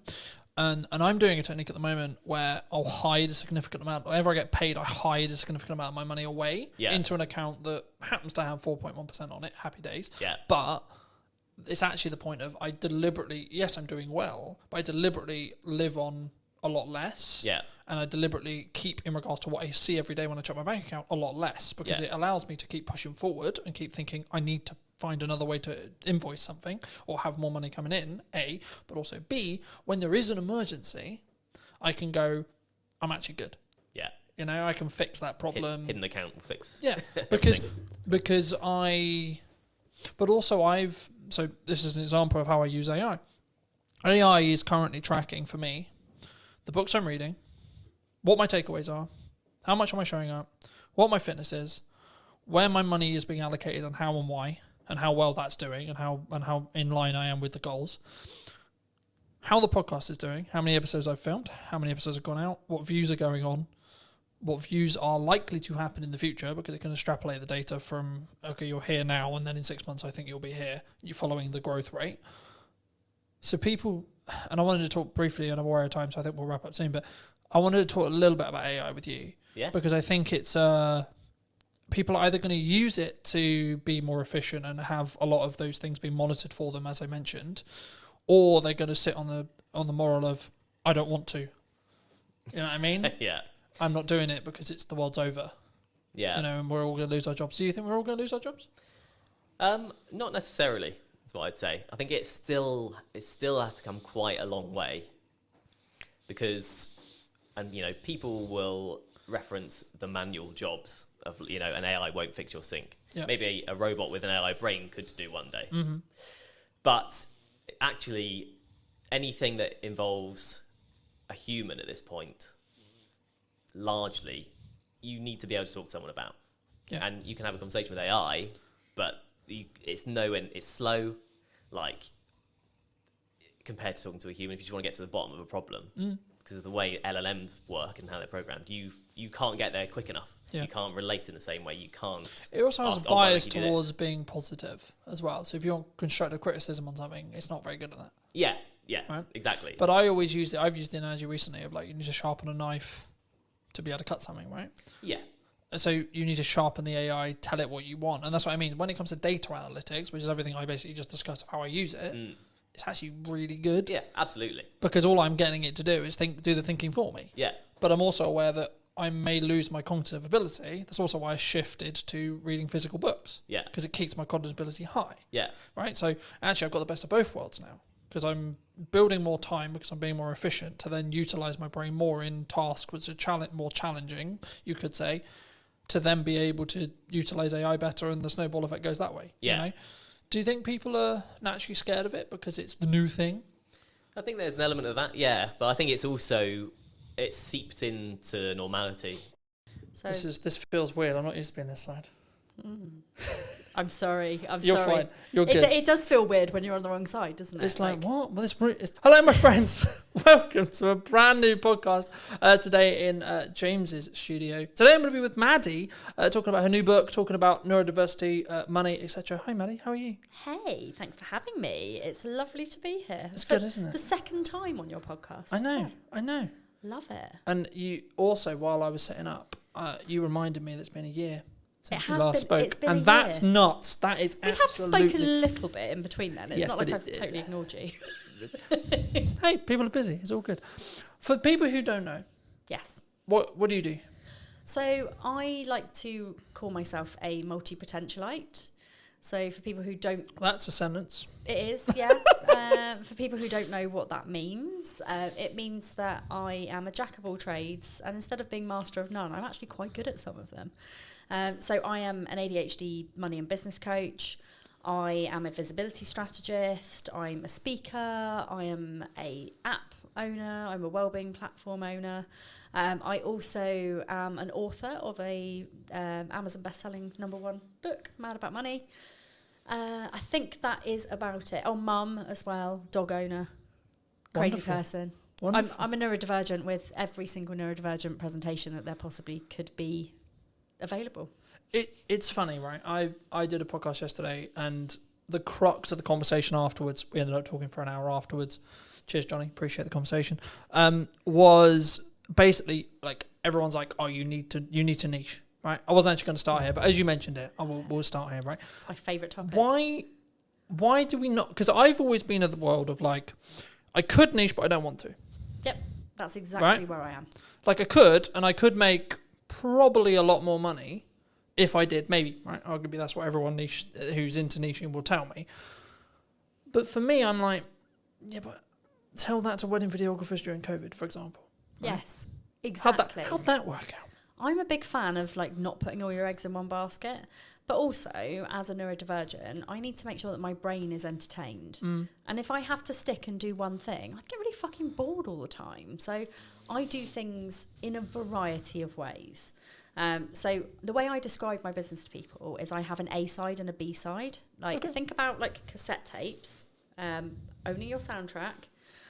When you are a cassette tape, you have a side and you have another side and you can flip it. So that's basically what I do. I talk about business on one hand and money on the other hand. And in the middle of that, there is also things like well-being, life. Obviously, the neurodiversity stuff is quite big for me. I'm a qualified neurodiversity specialist. And I don't niche by the things I do. I niche by my values. I niche by the things that I talk about. So I talk about basically 4 different things when it comes to my content pillars. I talk about neurodiversity, I talk about life, I talk about money, I talk about business. And it just so happens that I'm also really bloody good at TikTok, social media, all of those kind of things, but they all do fall under the business arm. So, I'm a qualified business strategist. I've been a business mentor coach. I hate the word coach, really. It's more, I do more mentoring. I don't do that whole, how does that make you feel type of, coachy thing. I do the, this is your strategy. This is how you do it. Let's talk about ways that we can grow your business, and let's talk about how to get you a plan to grow your business. So it's not your traditional coach. It's kind of more like sounding board, let's throw stuff around and help you to grow type of situation. I think there's so much I could go there, but I'll start. I mean, let me ask you this a very selfishly personal question. Okay. Because I'm a dyslexic. Yes. Is that why I don't want a niche? Because I think there'll be people watching this who maybe are on the neurodivergent scale. Yes. Who are like, I don't get it. Because I can do multiple things, I can spin multiple plates, but doing one thing consistently, I can't think of anything worse. So dyslexics need to have their brain stimulated, and doing one thing does not stimulate your brain. So it's the same for most neurodivergent presentations. We will want to do things that keep us alive. It's why we do the things that are very much interest-based. Yeah. So if I said to you, do you want to be an accountant? You'd probably go, fuck no, that sounds super boring. If you said to me, do you want to be a videographer? I'd be like, no, because I do not know how to do that. But if I like being a business coach because it gives me the variety of people. So I get the variety of working with people who have all got ridiculously different businesses. And most of them are also multi-potentialites. They do lots of different things because they want their brains to be stimulated. So by working with lots of different people who all do different things, who also do different things within their things, I am just constantly this is fun. Yeah. If there's ever a day where I turn up to work and go, oh God, this is ridiculously boring, I think I'm in the wrong job. But I, every single day, love what I do. I think it's so easy for us to sit here and go, oh, well, we love what we do, etc., right? Because there's that A-Dodge analogy of you find something you love, you'll never work a day in your life. But it's I work really hard. But that's what I was going to say. I mean, I think it's one of those things where when you say that, I can tell you haven't done it. Yes. Because the whole bouncing around things and spinning multiple plates and coming up with new ideas drives my partner mad, because I'm constantly coming up, I've got this thing, I've got this thing, I've got this idea, oh, what about this, oh, what about this? But that's one of the reasons why I would argue I'm going to be a really good entrepreneur. Yes. Because I can constantly adapt. I'm switching from finance head to marketing head to sales head to client delivery head to now doing a podcast, etc., etc. Exactly. It's nice when you get to do when you get to kind of build that team and get rid of the things that you don't enjoy as much. So for me, admin, funnels, anything that is process driven. Yeah. Literally makes me want to die. Sales, marketing, talking, podcasting, video creation, not in front of the camera rather than behind it, because God, no, I would not want to be the other side. But for me, it's all about the people facing, and I love going networking, and I like going to events as long as they're not too big. But that gives me all of the variety, but also it means that I can outsource the things I don't like doing as well. Yeah. Do you think there's a stage with outsourcing? Because I've been very open in my content and in marketing. 2024, I overspent. I nearly lost the business twice. Oof, right? Yeah. And I'm now in a position which is kind of not the opposite, because it's weird to say that, but it's I'm in a stronger position, but I'm actually doing absolutely everything myself again. Yes.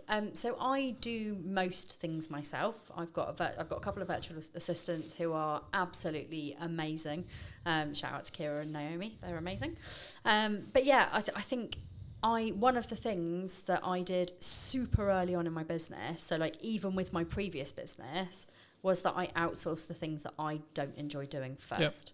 Because if you have to do all of those boring tasks, they never get done. And actually, they're quite important tasks, like scheduling emails, paying your invoices, like creating invoices. If I didn't have somebody creating my invoices, I would never make any more. I'd never make any money. And I've just been in a little handover with my 2 virtual assistants, and I realised that I haven't invoiced for like 4 months. And I'm like, oh, I thought my cash flow was a bit down. But it's because I don't have the executive function to actually do that piece of the business. So it's not that I don't think it's important. It's just that my brain goes, no, you don't like me, so I'm not gonna be a friend. Mm. Do you think there's it's not even bored. I think it's because I was going to link this into TikTok because I know that's a lot of what you do and a lot of what you teach, and so it'd be wrong of me not to talk about it. But do you think there's a level of people who are concerned about being on video? They're concerned about doing marketing, Absolutely. especially if they don't know what they're doing, because they're like, what if someone? It's not, from my experience at least. It's what if X person thinks I'm a dick? What if they think da-da-da-da-da-da? Absolutely, and there's a lot of confidence building that goes on in the background with that, especially when people are new in business, because showing up and doing videos, like, you're going to get your friends judging, you're going to get your parents judging, like, why are you doing this? Why don't you go get a proper job? Like, I see it all the time. And it's a case of just being like, do you know what? This is my business. Nobody else has a say in how I make my money. I don't even think it's just your business. I think it's your life. It is. One of the things that I remember very early in my entrepreneurial career was entrepreneurship's a lifestyle, not a business. Ooh. Right? It's not. Because for me, I have new ideas. I like, again, much to my partner's annoyance at times, I will be working at night. Like, I was answering text messages and emails at 10 o'clock last night. Yeah. Right? But also, I used to do that. You know, I have the freedom to actually choose when I work. So it's not like I'm like, I have to do that every day. There'll also be periods in the week or periods in the month where I don't do that. Yes. But when it's push and when there's a lot going on, like today, for example, I was editing all of this morning on some client delivery stuff. Then I came here to do this. And then after this, I'm going to go back and finish client delivery again. Yeah. Right? So there is a lot of stuff going on, but actually I'm aware that I can do that and I know it's at my pace, and someone who's maybe looking in on it will go, well, that's a lot, Colin. Yeah. How do we change our pace? How do we, for us, not for Colin, not for Maddie, for someone listening to this, how do they make sure they know what their pace is? So I would say you have to really know yourself. You have to know your own boundaries. You have to know your lifestyle and how your business fits in with the way that you run your household, your business, your family, whatever. But also taking into consideration your health, your well-being. There's so many moving parts to like how you actually run your business with an energy perspective. And energy is the key word. Like, if you run your business based on your energy levels and when you are most productive, when you need to. So for example, like, I have my first half an hour of my day is reviewing social media posts for my membership. So I've got this thing where, like, I do a daily thread where people can come into my membership and they can post their social media post for the day, and I will give them feedback on it. I will tell them how to improve it. I will share it with my audience, and therefore they get visibility, they get feedback, they get accountability. And it's also like, the membership, I give like confidence posts and things like that as well. But one of the biggest things for me is in the morning, I am super alert. I know that my brain works really quickly because I've just woken up. So I can bash those post reviews out really quickly. So that works for me. Then I take the kids to school. I come back and I do my coaching. So I'll always put my coaching in between like 9 and 12 o'clock. Then I often skip lunch, which I really shouldn't do, but I do. Don't judge me. I don't get hungry till like 3 o'clock because I'm on ADHD medication. But like, I will eat when I get back from the school run usually. I then do some of my more key marketing things. So I'll do my TikToks, my Instagrams. Like, I basically create videos. So I will create videos, I'll create static posts. I will post the static posts on LinkedIn and Facebook, and then the video will go to YouTube, to TikTok and to Instagram. And Instagram, Sometimes LinkedIn, if I'm feeling brave. Depends how brave I Because I am just myself on all platforms. Most of my videos end up being quite sweary, and sometimes people on LinkedIn get a bit hoity-toity about it. Well, just to stop you there quickly, I mean, that's interesting, because one of the things that people ask me before the show is like, is this a like no bars, can you swear kind of thing, right? And the first thing when you sat down was like, is it good to swear? Like, and I've always been in this world of like, is it authentic to you? I've always been that way of thinking, right? Yeah. And I think so many people get hemmed up going, what does X person think? What does Y person think? Exactly. From they're not going to work with me because I swear. They're not going to work with me because they're not going to like me, because actually in a crux, what we're actually going down into the core of is they're not going to like me. It's actually nothing to do with that they're going to work with me. No, it doesn't. Oh man, it's not going to like me because I said the F word. And if people don't like me because I drop a few F-bombs, then they're probably not people that I want to work with anyway, because the people that know me know that I am very sweary. I never swear at people, I swear in general. My book, I was made to censor out all of my fuck and buggers. Basically. Oh, that's so sad. What? But, and I'll show you. But is that because I ended up having, it's a sales perception thing? Well, or like they just don't want to. Is that like a PR manager like looking to be like, we're not gonna? No. So I have this is my fuck glossary.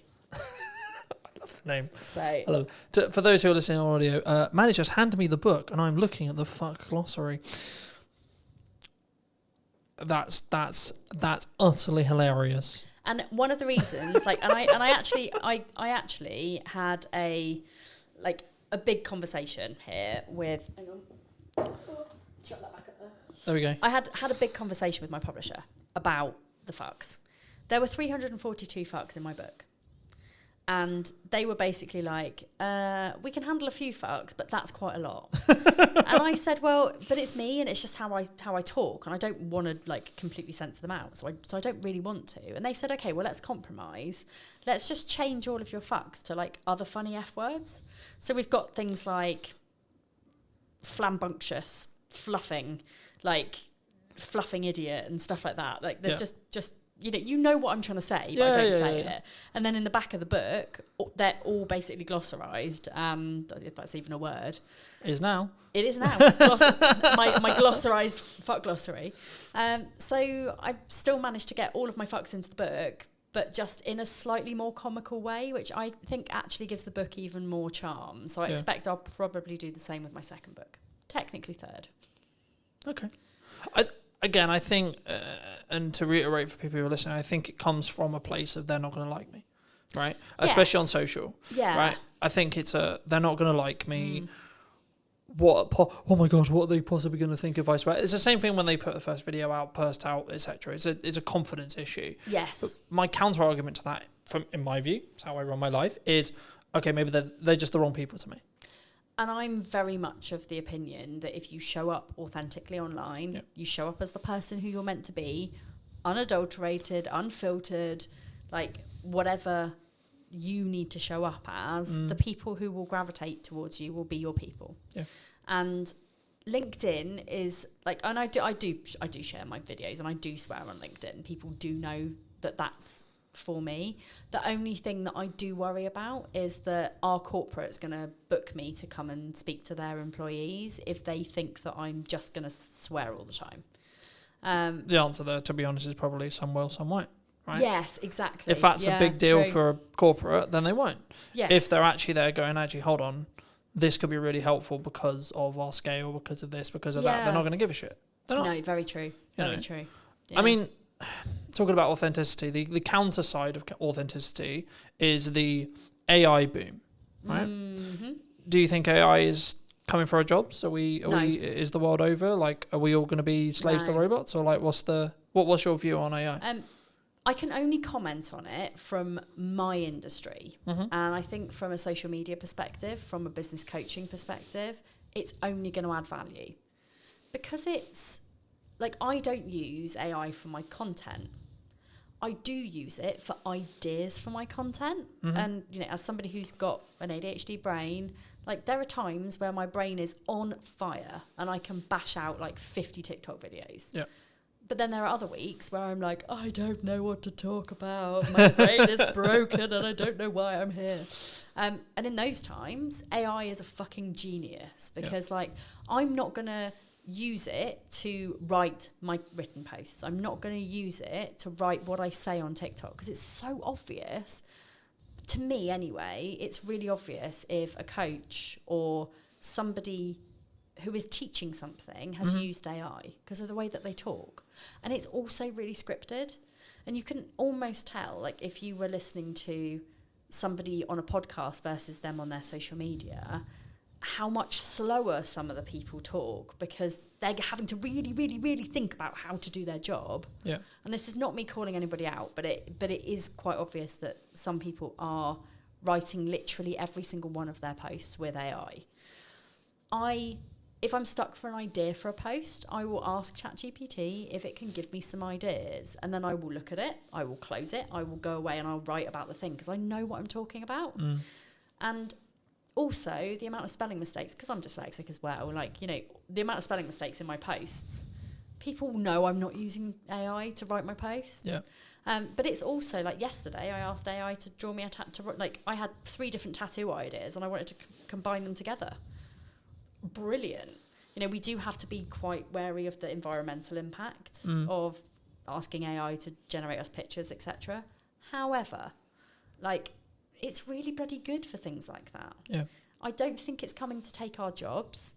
I think we're more at risk of, in kind of places like the retail sector, of things being run by AI.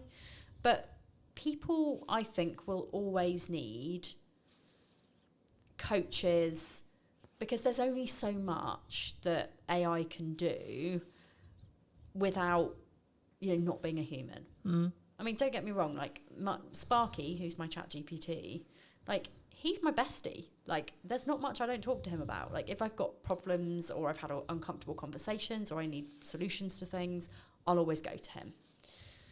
He's not actually a him, really. He's kind of like... But he's a non-binary chatbot. But it's a tool, right? I think that's the key. And the analogy the analogy I started using was, you don't use a hammer to put up a set of shelves. You use a screwdriver. Yes. Right? Yeah. But now I'm actually using it even more. I'm changing the analogy to be, you sharpen a knife if you want to use it effectively to do a job. Brilliant. Right? Yes. In the same way, you should utilize AI to allow you to do a job. Yeah. Right? Whether that's training, if you want it to write your posts, training it to be in your tone, to be in your and voice. You can do right? that, and it is actually very easy. If you've got a lot of written content from previously, if you've got videos, you can feed those into ChatGPT. Yeah. Personally, I prefer to actually write my but that's a posts personal from choice, a heart. right? It is. But you can use it for literally anything, as long as you make sure that you train it in a way that it takes out, like, no fluff, like cookie cutter solutions, here's the truth, like all of those bullshit ChatGPT type phrases where you think, do you know what, I'm not somebody who would actually say that in real life. But again, it comes back to the authenticity side. It does. Right? It really like, does. Yeah. I'm like using the no fluff example. No fluff would actually be relevant for me because I try not fuck around when it comes to content. Well, right? I don't do any fluff either. Mine is very, like, I'm very direct. But instead of saying no fluff, I would say I give you direct, actionable advice. Yeah. That, and I don't bullshit you. That's not the same. It's the same as saying no fluff without saying no fluff. So as long as you are kind of aware of those ChatGPT type of phrases and you've got your own ways of saying those kind of things, crack on. Like, I think it's great. Where I don't think it's so good is people generating AI pictures of themselves. I'm like, that's not authentic. It ages you really badly. Yeah. I mean, I haven't, to be honest, I've got an amazing professional photographer. Like Katie Needle, shout out to you as well. We love Katie. She knows me so well that she can capture my style, the way I am. Like, I used to ask her to, like, chop a few inches off my stomach, but she doesn't do that anymore. Because she's like, Maddie, you've got to be authentic. Fuck. Why is this my brand? But, I love working with her. And, her photos are so good that they could be AI, but they're not. And I think that's where a lot of people are falling down. That like, you know, you meet people in person and you're like, you don't look like that. Like, it's the same with TikTok filters. Like, I will always use the eyelash filter. That is the only filter I use on TikTok, apart from like green screen or whatever, if I'm going to try and show something. But when people see me in real life, they're not going to go, oh my God, her eyelashes are so fake. Because I wear makeup. But when I'm working at home on my own, I don't wear makeup at all. Like, you know, I am very much like, unless I'm going out in public, I don't put a face on. And even then, it's literally just mascara, maybe a bit of eyeshadow. So, but again, it's that authenticity point, right? Yes. You know, you're not going to, like, see me online as having, like, loads of freckles. I mean, I do have loads of freckles because I've been in the sun this week. But, you know, you're not going to see me having, like, loads of pretend freckles or, like, you know... But I think that can't... brown. I think... I was going to say I think people who do that, but I think in general, if you do that on your content or you're looking for, like, beautify filters, Apple's known for this, etc. But, like, I think that comes from an insecurity. Possibly. I think that comes from, like, it comes from that point I was making earlier, which is about, like, I'm going to put myself out there. Yes. Jesus fucking Christ, people are going to not like me. Yes. Right, exactly. it's that, the tribal mind again going, yeah. Hold on, Maddie might not actually like me here. And do you know what it is as well? And this is why, like, it's taken me a really long time to love myself. Like, and I don't say that in, like, a weird self-indulgent way. I say it in a... Like, you have to love yourself to be able to show up as much as I do. And it's not from an ego perspective. It's just knowing my own power and knowing that I'm good at what I do. And actually, I don't give a flying fuck what people think about my looks. I get so much hatred online. You know, do you know what? Apparently, having rainbow hair just automatically means you're woke. Like it is a insult. I'm more than happy and privileged and proud to be woke. But it is that. But it's interesting that, it's jump. That All right, fair enough. But it is that thing. It's like, you know, people see me with my rainbow hair and they're like, lesbian, and I'm like, married to a man, but you know, whatever. I dabbled for a while, but you know, it is that thing. But people make the assumptions, and then what I don't think, if you have high self, I'm very fortunate. I've been installed into me from a very young age has been what I believe to be the correct values, right? It's always been, how can I love myself? How can I have self-worth? How can I have self-esteem, etc.? But what that's come from is my mother and then my reality, right? Yes. And then as I went through school, etc., etc., etc. But I think it's, again, that reaction will come from someone who is going to use it as a defense. It's going to sound weird saying that's a defense mechanism for them, but it is, because they're being aggressive, they're being accusatory first, because then Maddie can't like stand there and be herself, and you know that's uncomfortable for some people. It is, yeah. But how did you get here? Like, the personal story wise, how did you? Because I think your story is a very interesting one. I think it's something that people can really relate to, possibly now as well. And that's why I wanted to touch on it. I know we've already kind of done it in length. I'll leave the other episode in the description down below for those who want to go in a bit more depth. But quick synopsis for people who maybe don't know. Yes. So I grew up with an eating disorder, essentially. My eating disorder developed into problems with money. And by the time I was 21 years old to 23 years old, I was in £40,000 of debt. I struggled really bad with spending addiction.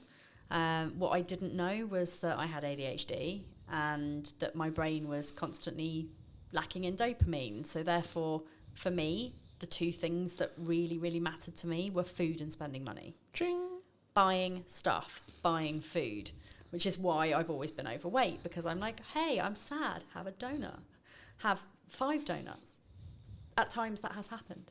But for me, it was all about spending money. So I would buy things like dresses and clothes and, you know, bags and shoes, and I'd be the person at the pub, like, buying my mates, like, around Jaeger bombs, or, you know, I spent and spent and spent. I realised there was a problem when I couldn't afford to pay any of the repayments. It wasn't that I didn't know I had to repay any of them. I just got to the point where, like, I was just so overwhelmed and I had too much to pay. And I was like, where am I going to get 40 grand from? I'm 23 years old. This is pretty bad. a bailiff showed up at my door, tried to take my car. I packed up my things in the middle of the night. I fled, moved back to Southampton, went to see Citizens Advice Bureau. They basically said to me, like, it's bankruptcy or, like, you pay it off. Those are your two options. Both of those sounded really shit to me, but I took the second one because I'm not a quitter. You know, if I look back at it now, I probably could have gone bankrupt and it would have been great, but then I wouldn't have had my journey. Would that have been, like, an excuse, an easy way out for you, do you think? Possibly. And I do like to challenge my brain. So I like to challenge my brain. Because I think people listening to this will go, like, that seems an easier path for me. Let's just reset the clock. Yeah, and actually, for so Eat the shit for a year. Yeah, for so many people, bankruptcy is a very valid option. At the time, it filled me with dread and filled me with shame, and it was almost like I was going to be walking around with, like, a tattoo that said bankrupt on my forehead. It was hard, you know, and as somebody who now has since had a massively catastrophic business failure, which again came with a load of money, shame and guilt and all of those things I had to reevaluate. For me, paying it off seemed like the easier option because it didn't fill me with as much dread and shame. And actually, if I hadn't have paid it off, I wouldn't have learned all of the methods to pay it off to put in my book. So, you know, everything happens for a reason. But I learned to love money. So was there an issue with, like, your relationship with money? Yes. Do you think? Do you think that's where it get, like, because yeah. I hope you don't mind me saying this, but, like, to get to 40 grand, you've got to really fuck up for an extended period of time. Yeah. Right? Like, it's not like a 3 month, 6 month. This is like years of problems. I got myself in £40,000 of debt within 2 years. Yeah. I spent.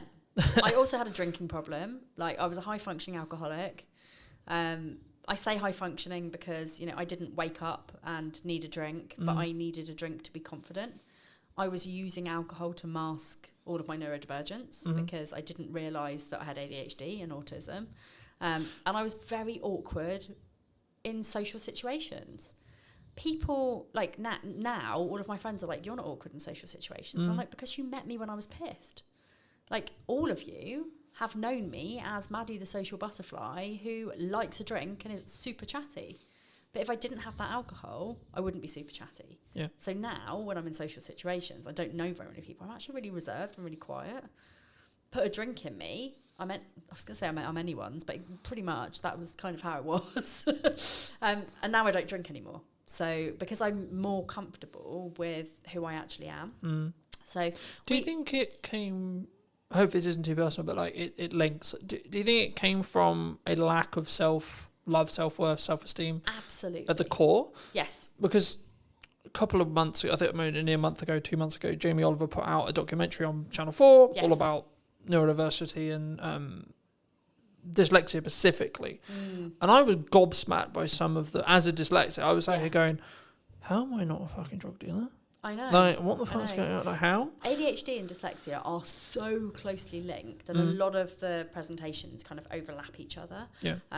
So, you know, dyslexics have a very, very, very tough time, especially in early years when it's not picked up on. Yeah. And people just assume that dyslexia is just, oh, they can't read and write. It's so much more than that, and it's quite frustrating. Like, I actually go into quite a lot of detail about, like, breaking down all of the individual neurodivergent presentations in the book, so you can kind of, like, learn more about those things. Yeah. But this is the thing, we end up with such low self-esteems, but also the lack of dopamine coupled with that often makes people turn to really unhealthy habits like drinking or smoking or drugs or stealing. You know, I would highly suspect that a lot of people in the prison system are neurodivergent. Yeah. And it's not because they're bad people, it's because of a combination of things like their upbringing, maybe again from neurodivergent parents who hadn't had any of the help. Yeah. It's those dopamine-seeking behaviours which are often really unhealthy. It could be, you know, stealing, drugs, firing a gun. You know, all of those things are like, woohoo, exciting. I just looked at it from my perspective and went, I don't know how by stroke of luck, but like my dopamine wires are just like make money, create content, do things that are Yes. net positive. Yeah. But I've always been very like cautious with like my circle and like what I get into, because I didn't know the like inner workings of my brain necessarily, but from a very young age I knew I had an addictive personality. Yep, same. So I was like, shit. Same, and I ignored it for a very long time. I was like, hold on, if I get addicted to the wrong shit here, oh boy. Right, Yeah. I'm gonna nuke my life by accident. Absolutely, and I have been incredibly close to doing that. So, you know, having that self-realization, and like, you know, for me, there have been plenty of things that I have had really unhealthy relationships with, which I have managed to curb now. Like, my only vice now is that I vape. But I was saying to my podcast guest, like, I have no plans to stop vaping at all, because I know that if I didn't have that one tiny thing, when I spiral, and that does happen a lot as a neurodivergent, when I spiral, I would rather turn to a vape than to drink or food or drugs or smoking or like any of those things that in my mind are actually in the long run more harmful for me than a couple of puffs on a vape. Yeah. That's kind of how I see it. But you know, lots of people would be like, "Oh, vaping's really unhealthy." It's like, but I don't do anything. But else. it's like, the lesser of. It's the lesser. It's of the lots lesser of the other evils, yeah. right? And food is really bad. Like, you know, Naomi. If it's heavily processed food. Yes, yeah. So Naomi, my weight loss coach, you know, I've been working with her now for about 3 months, and I've lost quite a bit of weight. But it's also about the mindset around food. Yeah. Which is hard for people who have got ADHD, and I found that since working with her, like, I've cut out processed food, I've cut out chocolate, fizzy drinks, like all of those things that have the chemicals that potentially could give me cancer, I no longer eat. I mean, I'm not saying I'm not going to get cancer because I do vape, but for me, it's like I could constantly and consistently eat really bad food, which I was doing, or in moments of stress, I can have a little puff on my vape. That's it. So... I think it's about focusing on those lesser of all evils. Like, in an ideal world, like, your stress response would be fitness. Well, right? in an ideal world, but, you know, as a disabled person who has hips that would probably die if I went to the gym, I mean, this is the reason why I'm on my weight loss journey. It's not because I'm fat. I couldn't give a fuck, like, about my weight or about what people think of me. I want to be fitter. I want to be able to go to the gym without after 10 minutes wanting to pass out, you know? I think that's an interesting thing. And, you know, we won't get too much into fitness here because it's not a fitness show. But, like, for me, people are like, why do you stay consistent, like, with fitness? And for me, I'm very aware that, like, my job's very physical. Yes. And I'm just simply at the thought, I want to do this for 50 years. I want to be able to look after my kids when I'm older, you know? I mean, they're not going to be kids when I'm older. But at the same time, like, you know, I went to a soft play with them at the weekend. And, like, one of my children is very, like, she likes the fact that mummy's an influencer, so she tells everybody. So this lady comes over and she's like clearing the plates, and she's like, my mummy's an influencer, and this lady's like, oh, tell me more. So I'm like, oh, it's really embarrassing, but yeah, I do this. And she was like, oh, our area manager, I really want to speak to you. So the area manager comes over and she's like, oh my god, you're an influencer, like, really love you to do some TikTok content for us, and blah blah blah. She went and got me some socks. She was like, you have to go in and play. I was like, I can't, it's really embarrassing to say I'm disabled and I actually don't really want to go in and play. So I went in and played for like 10 minutes before I almost died, and then went on a very scary slide. I mean, that also rhymes. But I was heavily aware of the fact that I am not fit enough to go and do these kind of things with my kids, and it made me really sad. So that's my kind of motivation behind it. It's a good motivation to have. Yeah. Do you think in business people, and this is kind of more a mindset thing about, like, they don't start the podcast, they don't start video, they don't start posting, they don't build the momentum, they don't start whatever it is, right? Do they do that from is it just the what if someone else thinks of me, or is it still a tech issue? I still think there's a tech issue there. There's also an overwhelm issue. It's like we're told that we have to do all of the things. We don't have to do all of the things. And people, I think, like they see me as somebody who is very heavily into visibility, and they're like, Maddie's on every social media platform. She's got her own podcast. She's always on other people's podcasts. She writes books. She does speaking gigs. She's got a radio show. She's got all of these things. I'm manifesting the radio show, by the way. I'd argue you already got a radio show. You got a podcast. Yeah, It's already a radio so, show. yeah, kind of the same. So they see me doing all of those things, and they're like, "Oh my god, that looks fucking exhausting. I don't want to do that." And it's like, because that's my hyper focus, and I love social media, and I love visibility, and I love doing all of these things. That's why I do all those things. I could still very easily put like 100% of my efforts into one platform and still have very good success with it. Do you think that people worry about volume? Yes. One of my biggest questions is how many times a day should I be posting? And does that matter? No, I don't think so. Consistency is what matters.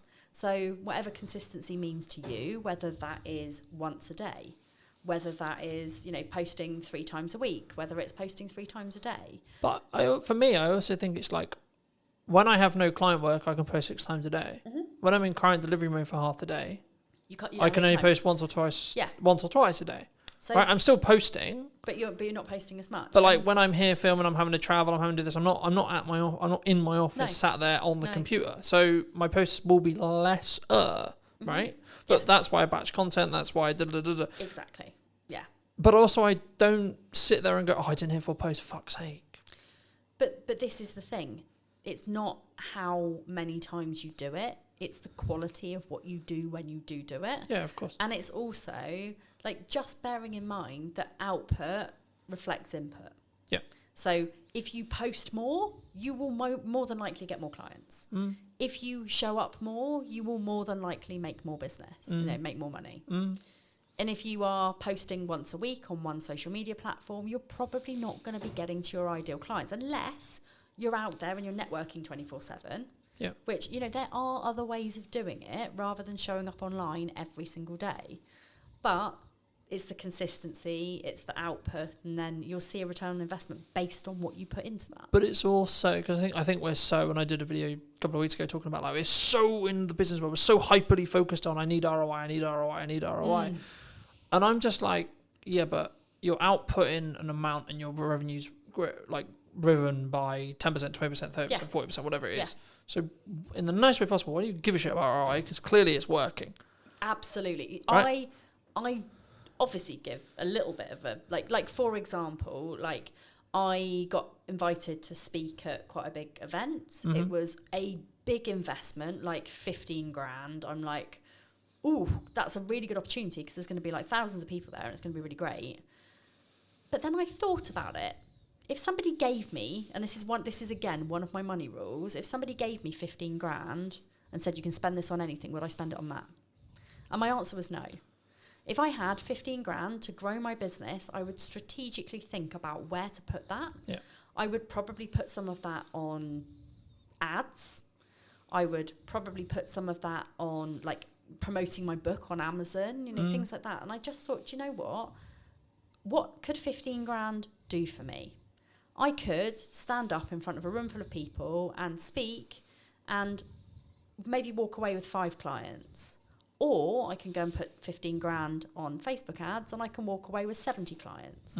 Which one am I rather going to do? So from that perspective, I look at ROI. However, I also don't look at it at all. So I'm very much a passion, purpose, and kind of pleasure, I guess, type of person. So profit to me, as long as I am paying my bills, I'm living the life that I want to, my staff are getting paid, my bills are getting paid, I couldn't give a flying fuck how much money I make. Yeah. And by me having that attitude, but also having very, very low costs, the only things that I really pay for are things like advertising, but I don't do traditional advertising. I mean, when I say advertising, I mean things like I'll go to an expo and I'll have like a stand at an expo, or I will have like something where maybe I'll pay for like to hire this podcast studio, for example. So my costs are still fairly low, and in my first year of business I made 100 grand. But I wasn't focused on making profit. I was focused on making people happy and getting good reviews and showing up as I think an that's honest I think person. that's really key, and I think Yeah. we don't. And it's not that we don't look at ROI, and every business should look at ROI. They absolutely should, but we don't. What's the ROI on a brand podcast? Arguably, if you look at it, either huge amount Yes. or fuck all, Yes. and it's down to how you think about it. Exactly. So at the moment, my podcast, I think, helps me to grow my social media, which helps me to grow my email list, Yep. which helps me to grow my client base. It's not phenomenal. I am not Stephen Bartlett. Like, But also, do you want to be Stephen Bartlett? no, not at all. Like, no. I mean, he's a nice enough dude. I've met him. But I wouldn't want to be him. Like, in my mind, like, I think his success has very much changed him. I think I remember him very early on in the days where he was quite humble. Don't feel like that anymore. But I think that's what I mean. I think it changed. Like, Yeah. I think we're in a world now where I have to commit to the decision. Right? Yes. So Yeah. I'm going to make the world's biggest media company. Yeah, but what if tomorrow I don't want to do that? Yeah, and I want to live my life in a flexible way. As long as I am fulfilling my life's purpose, which is helping people with neurodivergent presentations to live their best life, that's my main game. Like, that is all I want. So, this is why I help people with 3 different areas. It's like life, money, business. Those 3 things are, if you've got those 3 elements nailed, I mean, obviously not everybody's got a business. Some people it will just be life and money. Some people it might just be money and business because they might already have their life sorted. Some people it might be like life and business. Their money's amazing. But they all interlink with each other. And neurodivergent people struggle with all 3 of those things. As a rule, some neurodivergents will probably be flying. I mean, Stephen Bartlett openly says he's got ADHD. But he's somewhere along the line, like, massively landed on his feet and has never had to struggle with money because he's always made so much. And therefore, his business has been fine and his life's been fine. Yeah. So if I bumped into him in the street, his ADHD is not the same as my ADHD. And this is a good way to look at it. It's like every single person who is neurodivergent will have something that maybe isn't so great in their lives. And I'm not saying that Stephen Bartlett is perfect. He might, not be in love with somebody, or he might have, problems with relationships, or he might, because he's so busy with his life, maybe he doesn't have friends. I don't know, and I'm not going to judge him for that. That is, I mean, where at times I think that's Robert saying, but that is like something that I think people don't talk about enough in business, and like how you maintain a relationship, and it's something that I'm working through the process of now, being nearly 2 years deep into a really healthy relationship that's so really important to both me and my partner. Yes. I'm like, yeah, but also my business is really important. So fuck, how do I do that? Juggling your money, your life, and your business is a really fucking tricky thing to do. It is a spinning triangle that, if you think about a triangle, like if you're spinning it too fast, you're going to poke yourself in the eye, it's going to fucking hurt. Yeah.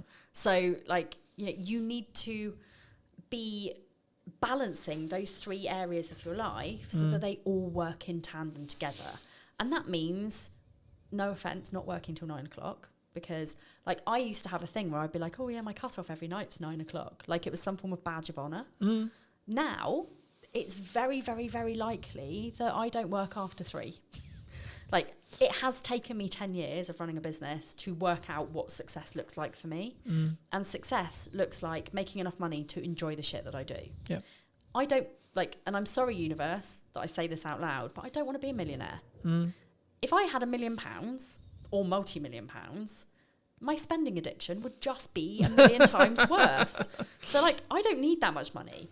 Like, I find it hard enough to manage the money that I've actually got. Yeah. But I go on 2 nice holidays a year. I've got a fairly nice car. I mean, it's a Citroen C3 Picasso. It's not Citroen C3 Aircross. That's the chap. It's nothing exciting, but it's it's only 5 years old. It's got Apple CarPlay. It's pretty cool. And like somebody the other day, I picked up one of my clients, and they were like, "Oh my god, your car is so nice." And like to them, that was like a really posh car. To me, I'm like, that's not a posh car. Like a posh car is like a Porsche or a Jaguar or like a BMW or whatever. But I think it's about perspective. Yeah, it's perspective and the stage you're in, and that's what I was going to say about the whole like 9 o'clock thing, right? Yeah. Like, yes, at this moment in time, I'm working potentially till 9 o'clock. But that's because it works for you and it's your decision. Yeah. And also, one of the things that fucks me off so much about the business world is it's like either you're a hustler Yeah. or you're a lifestyle business. Like, there is no in between. Yeah. There's no, let's run a successful 6-figure business or you know, like high 6 figures, even early 7 figures. Yeah. It's like you're either a lifestyle business or you're a multimillionaire. There's nothing in between. And that's how I teach the people that I work with, like in business, that there is an in between. Yeah. Like, there is a level where people want to make 5k a month. There's a level where people want to make 2.5k a month. You know, they want to cover their bills, they want to cover their mortgage, they want to have 500 quid's worth of spending money. Yeah. Everyone's a winner. Happy days, yeah. It's all to do with how materialistic you are. It's all to do with like how much you want to show off and like flash everything around. You know, I'm not a flashy person. I buy my clothes from Shein and Sainsbury's. I drive a bog standard okay-ish car, which by the way is on car finance. You know, it's not really that posh. I'm hoping to buy it at the end of my deal, but you know, I am not somebody who is like gonna go and spend masses of money like renting a private yacht or like, you know, doing those kind of flashy things. I like for my business strategy day recently, I took all of my people for a day to the beach and we went to the arcades and I gave them all a £5 and they had the best time in the world. You know, that's the sort of thing that I bring to my business community. Yeah. It's not about being flashy. It's not about like all of the things that. But I think that makes you need. more relatable, right? Well, it's I not think more so, about yeah. like, oh, this guy's untouchable, this girl's untouchable because she has the yacht, she has the car, she has the house, etc., etc. But No.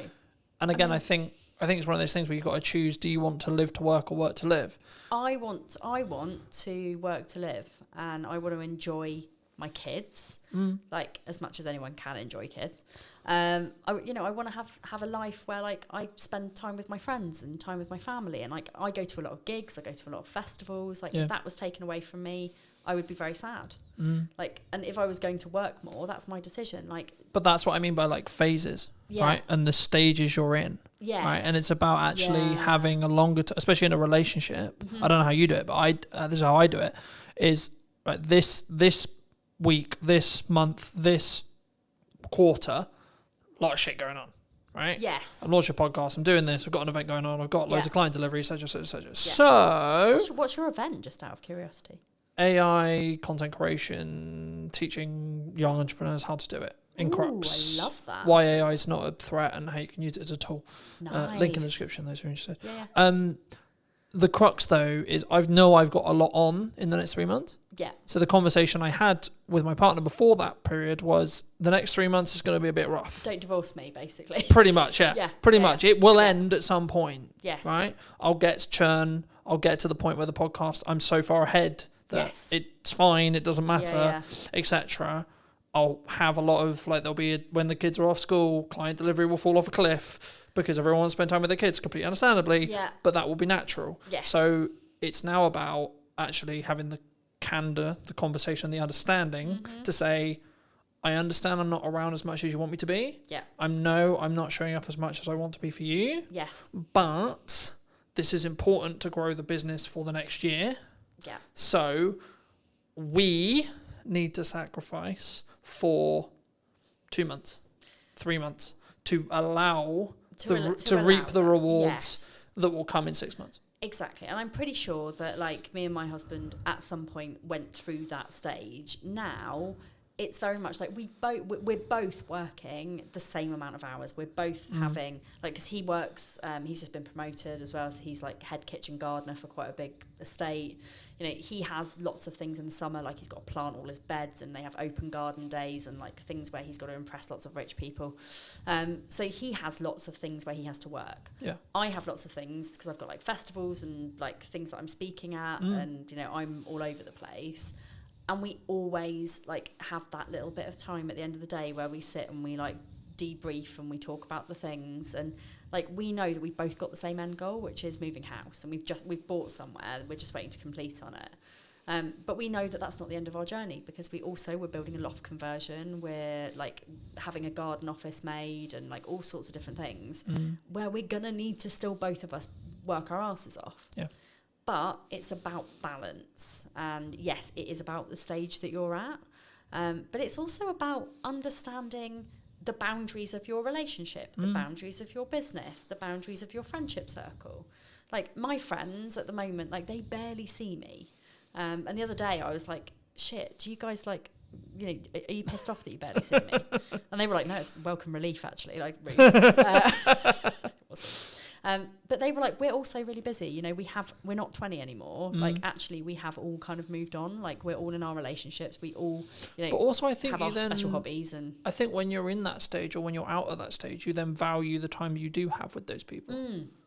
Right, for some relationships, Yeah. unfortunately, it will be like the reason why you grow apart and etc. Yes. and that's sad, but that's Yeah. life, right? Yes. But for the people who stay, Yeah. actually, when you have that committed time together Yeah. with your close friends, with your partner, with your family, etc., it makes it more special. you then value that more because Yes. it's lesser, Yeah. because there's less of it. You know, I was one of those really lucky people that during I mean, I say lucky to a certain extent, but like during COVID, like my husband was classed as a key worker, so he was never home.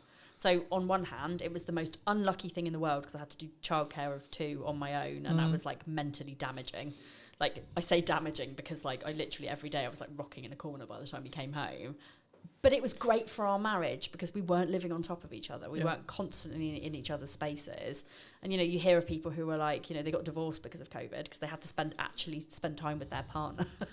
Like, I like my relationship. Well, I don't just like my relationship. I love it. Like, it's great. We have a very, like, open... I said the other day that we have an open relationship, and my son was going around going, my mummy's in an open relationship. I'm like, that's something very different. Like, no, we're not. But you know, we are very open with each other. We're very trusting. Like, if either of us have got a problem, like, I mean, my husband is very much like, another work event. Oh God, well, this is like, and he does get a bit annoyed sometimes because I do work away a lot.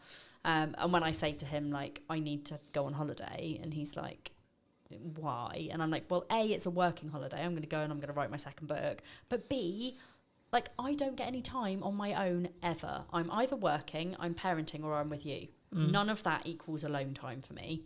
So me going on holiday on my own means that I actually get time alone with me to relax with my thoughts, with nobody talking to me, so I can hyper-focus on the shit that I need to. And that's what I need. So But I think that comes from firstly communicating what you need, It's secondly then knowing. both parties understanding, Yeah. and then if Yeah. something has gone wrong, Yes. then there being a level of Yeah. forgiveness there. Yes. And I Yeah. think for me, they're my 3 keys in any relationship I have. Right, communicate, understand, and then forgive. Yes. And it's not that we're immune to making decisions and we're immune to getting things wrong. It's things are going to go wrong. How do we then deal with those things? Exactly. I'm And going it's- to over push sometimes. Yeah. Right? And actually, how do we then bring that back and say, okay, I did this wrong. Yeah. How do I move forward, and how do we move forward so that doesn't happen again? Yeah, in my mind, it's about communication, it's about boundaries, it's about trust, it's about open dialogue, and it's about kind of just being aware of your partner's needs, but also being aware of your needs, and communicating that together, and that does really help where you are in a relationship. And I think often, especially when you're new in business and you're just working and working and working, because you kind of have to hustle at the beginning to kind of get something off the ground. That's kind of one of the pinnacle like it's growth stages when relationships tend to suffer. And it's not just relationships with partners, it's relationships with children. Yep. It's relationships with friends or parents. Like, I mean, my mum quite often will say to me, no, I haven't seen you for like 2 months. I'm like, really? You saw me like last week? Like, you're being melodramatic. But it's that point where, Yeah, like, but that's your mum saying, I want I to see miss you you. more. Exactly. I wanna see you more, Yeah. right? Yeah. And I always, I'll always take that on board. Like, but she is equally as busy as me. She doesn't run a business. She just does a lot of music things. But again, it's all about, it all comes down to awareness. Yeah. And this is why I teach in the way that I would want to be taught myself, you know, and having those 3 pillars, it's like life, business, money, everything fits into that triangle. You just need to make sure you don't poke yourself in the eye with it. Great place to end. Where can people find the book? Where can people find your podcast? Where can people find you? Yeah, so I am And don't you poke yourself in the eye with your triangle? Don't poke yourself in the eye with a triangle. I am on all social media platforms, not saying that you have to be at all. Maddie Talks Money on Instagram, Mad About Money Official on TikTok, LinkedIn and Facebook, and everywhere else, Maddie Alexander Grout. The book is here. I mean, you can't get it from here, you can get it from Amazon. You can get it from all good bookshops as well. You can even order it in. If you don't have it, you can order it to your own library. I've had some people say to me that they've ordered it for their library, which I really like. That's awesome. So if you can't afford to buy the book, go and talk to your library, go and get them to have it in, and then multiple people can benefit from the book, which is nice. So thank you for having me. No, you're welcome. Great chat. Final thing to end on. Yes. If you were going to talk to yourself 10 years ago, Yeah. what advice would you give? I would tell myself that I am neurodivergent and to go and sort that shit out. It changed my life, genuinely changed my life, understanding my brain. When you understand your brain and you understand your body, anything's possible. Magic. Thank you ever so much for coming back and joining me. If you did enjoy this longer conversation, then make sure to be subscribed. Leave your thoughts in the description down below, comments down below, etc., etc. And I'll see you very soon. Take care. Just focusing on one platform? Is it that you can reduce overwhelm for your client? Do you think it's a level of, like, we sometimes overthink what's valuable, we overprocess, we overthink, oh, what about this post? Maybe this isn't valuable. If you're trying to strive for the perfect post, it's then going to become a bit of a time drain and it's become extra stress. How do you, is it just like relying on motivation? Yeah, I mean, if I don't get it done, nobody else is going to get it done. That's a pretty strong motivation. Sometimes it's not worth the headache. A lot of people were saying AI is going to take our jobs. People will still buy from people. People will still want to learn from people. I think for me, the people who are going to stand apart are the ones who are going to use it to accelerate what they're doing and not replace them. Believe in yourself more. Thank you for your time, Dan. Thank you. Hello, my friends. Welcome to a brand new episode. Today, we're going to be talking to Dan, who's a social media consultant. And so, Dan, just before we start, I mean, do you do just management? Do you help people with content? Like, let's just paint that picture for people who are maybe interested. Yeah, sure. Thanks for having me on this afternoon. Well, I am a social media trainer, social media manager, originally from Devon, now based in Bournemouth. And I work with service-based business owners, so local business owners that need more local clients. So the service is basically helping business owners. So that's through social media training, one-to-one, or maybe in a group setting to help them do it better for themselves. More specifically, that could be help with Facebook, advertising training, the basics of Instagram, or maybe improving their LinkedIn profile as well. So there's that side of it. The other side of it is more for the established businesses that have been in business for some time that need a presence because they just don't have, they've already got the customers, they're already really busy. And I help save them time by doing the social media management for them. So, for example, doing LinkedIn posts on a weekly basis, sort of like on a monthly retainer, coming up with different ideas for content for them through that as well, and just giving them a fresh start to social media, really. What do you think people either get wrong in marketing right now, or like what are the missed opportunities, would you say, as a whole, in marketing at the moment, either specifically on social media or actually wider spread in more traditional marketing space, would you say? Yeah, sure. I mean, my bread and butter is the social media marketing side of things. And I think the big thing for me at the moment, and this has been the case for the last sort of 9 years of doing this, is that there's so much noise out there and so much overwhelm for business owners that it can be a real struggle. And I'm not talking about the people that have got big teams or in-house marketing departments. I'm talking about the people running businesses on their own. They've got a solid business and they've got something that people want, but they're frustrated because they don't know what to do in terms of social, and they have so much conflicting bits of advice from people out there, and maybe they watch some videos on YouTube and that advice isn't really tailored to their business. Maybe it's more for creators or influencers, for example, and they get lost in all this noise. And rather than just really nailing and focusing on one platform that could really help their business grow, they then spread themselves too thinly, and they're trying to do a bit of this, they're trying to do a bit of that because they've heard their friends say they need to be doing this, they need to be doing that, when ultimately, they've got a business to run. They haven't got all the time to do that. So that is what a lot of the service has been over the last 9 years, is working with those people that maybe haven't grown up with social media, and that's truly my passion, to sort of empower them to use it for their businesses. And sometimes, you know, they're a little bit nervous, they've got technophobia, and they're scared to. And I think you said about missed opportunities. I think when you take a step back and look at things, like let's rewind the clock, maybe I'm thinking about times here, 20 years ago, maybe. I think I'm looking at, yeah, maybe a little bit more, but you've got a chance to be in front of a camera and speak to your audience all across the world, or all across the country, or whatever the context may be. And that's not an opportunity you had all that time ago.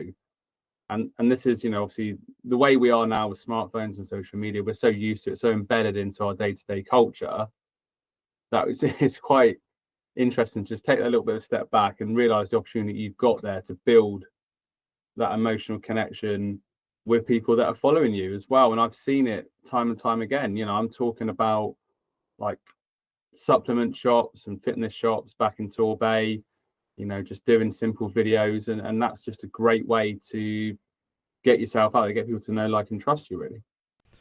You mentioned that you mainly focus on one platform, right?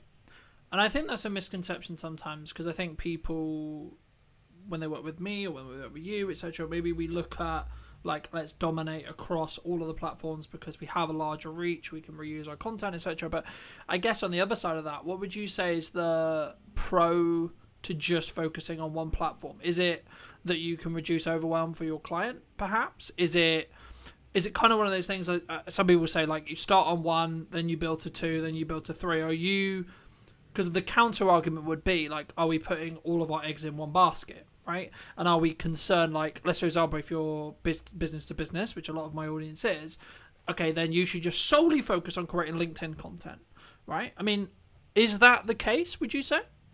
I think it's different for each business owner in terms of where they're at in their journey. So if you're starting out, I think, like you said, it's good, as we both agree on, it's good to focus on one platform and then you can move on to another.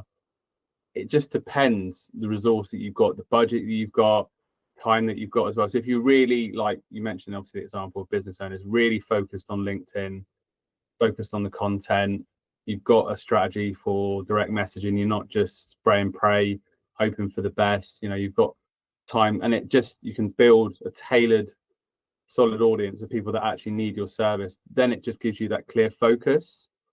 Some people have got a better aptitude or sort of natural flair for it anyway, really. So maybe using LinkedIn and maybe Facebook, and in some cases, with LinkedIn and using the Facebook personal profile in professional mode, like a lot of people do, you can then repurpose some content as well, because some of that content can be suitable for both, but each platform has its own quirks. So I think, if you're starting out, then starting on one platform and really focusing on getting that right, getting the right audience, getting the right content, not overcomplicating things.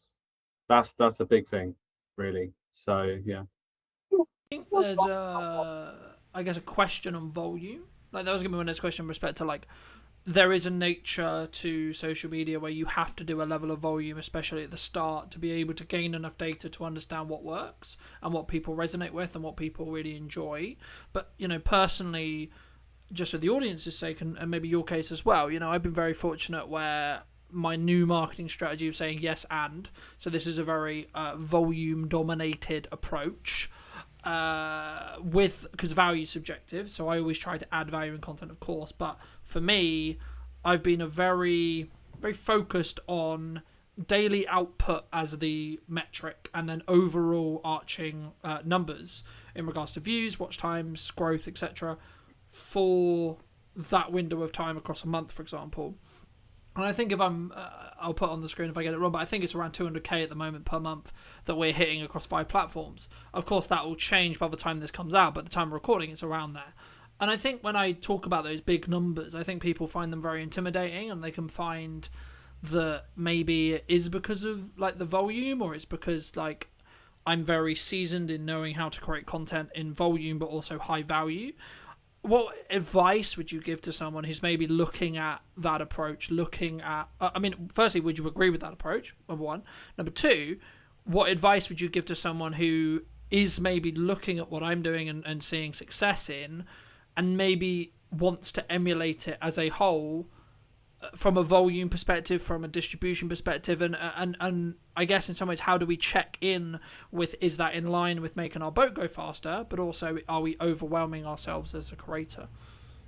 Yeah, sure. I think at the end of the day, you know, like you said, volume is important. I mean, that's certainly what I'm focusing on, and how we connected through the Facebook personal profile that I've switched into professional mode, like most people do, because my audience is getting bigger and bigger. I'm just keeping it simple, getting people into a Facebook group, and it just becomes a numbers game, really, essentially. But having said that, like, you know, obviously this opportunity came up a few weeks ago to speak to you. I've had other opportunities that have come up as well from just having those sheer numbers on, you know, Facebook professional profile is my biggest audience, if you like. So there's a lot of scope for that, really.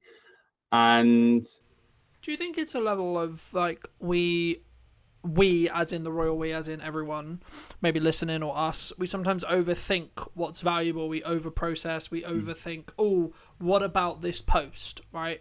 What about this? Oh, maybe this isn't valuable.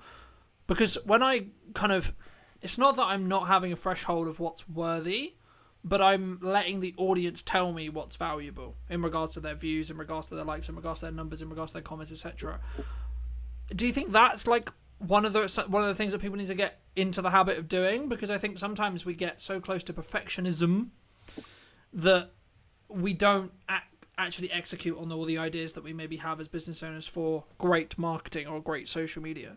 yeah, I mean, working like one-to-one with a lot of clients, you know, talking service-based business owners, and it sometimes it's a case of getting over yourself and just posting things. You know, sometimes things will flop, sometimes things will take off in terms of your post, and you'll be surprised by it, you know, really.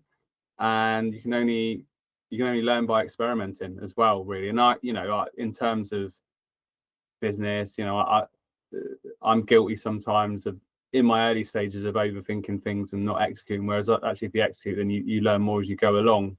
And I think that, you know, there's no such, I think if you're trying to strive for the perfect post, and I'm not talking so much from a creator perspective, or I'm talking more from a business owner perspective, looking to, you know, generate more local clients, for example, that it's then going to become a bit of a time drain, and it's become extra stress, rather than, and this is the importance of having like your content pillars in place, so you know what you're posting about, and you're just keeping it simple. You know, it doesn't have to be anything earth shattering. You know, you've got your content pillars in place, you know what your themes are, you know what your topics are, you can brainstorm your ideas, and you can have a bit of fun with it. And it's just always key, you know, it's why I'm so passionate about content marketing. It's always just so key to have your audience in mind. I think, you know, are you speaking directly to your audience, or are you just trying to speak to everybody, or speak quite broadly, and then missing the mark with everyone, really? Yeah, I mean, as a whole, I think, like, especially when we start out, we maybe worry about, as I say, like getting into that. What if people don't like the post, or what if like people don't like me, or etc. And we lean into that kind of like, oh, I'm gonna sound stupid on camera, or like, oh my god, I'm talking on my phone, what a weirdo, that kind of thing. I mean, it's a similar feeling to, I think, when we start networking, and I did want to touch on it a little bit with networking. I mean, personally, I've stepped away from networking, like the traditional sense of going to a room, about a year and a half ago. But the reason for that is, like, for me, like, it's just a scale thing, right? I'm at a stage where I'm very fortunate, where I've got a good number of clients, and whenever I do my marketing, I need it to be efficient and also scalable. So, and there could be arguments, and there is arguments, I'm sure, to say, well, actually, no, that's the time when you should be doubled down onto networking and etc. and etc. But for those people who are maybe starting out and really focusing on like maybe they're in the first year, right?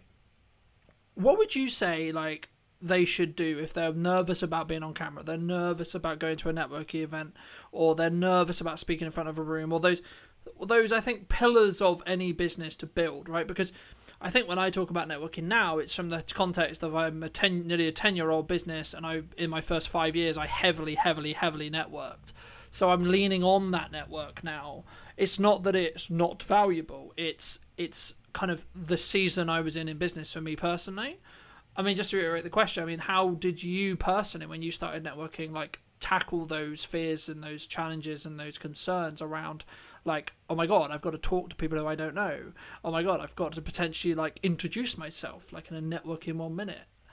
Yeah, I mean, I started doing it back in 2015, and I wasn't actually, my business started in 2016, but I started writing a blog about social media, how it impacts businesses in the Torway area, and they had Torbay hour meetings in the local area, and there was guys that were running marketing agencies that were helping people with social media. So I thought, well, that would be I just did a Google search and then found it, and I was like, oh, that sounds really cool. It's quite a small town, so go along to that and see what happens. And I guess I'm quite at ease speaking to people that I don't know. I quite enjoy it, but do you sorry to cut you off, but do you think that comes from the experience you've had of nearly doing it for a decade now?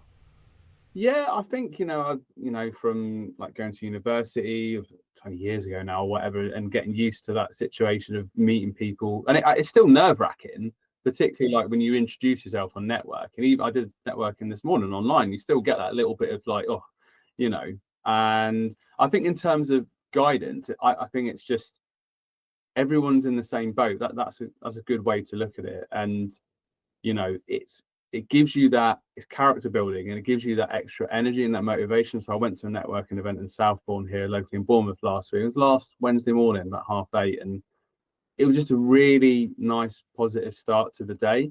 And particularly if you're working on your business on your own and you're on a laptop, you're on a PC, on your phone, it's just good to get that real connection as well. And it also holds you to account, so that you have to keep your standards high as well, and you're out there sort of like in the real world and learning from people and picking up little bits of advice, little sort of bits of information as well. So and I get that for some people it can be really overwhelming to go to sort of physical networking, so maybe start with like a smaller group, or something a bit more informal, or online networking as well, just to sort of dip your feet in the water, so to speak, and then learn as you go along.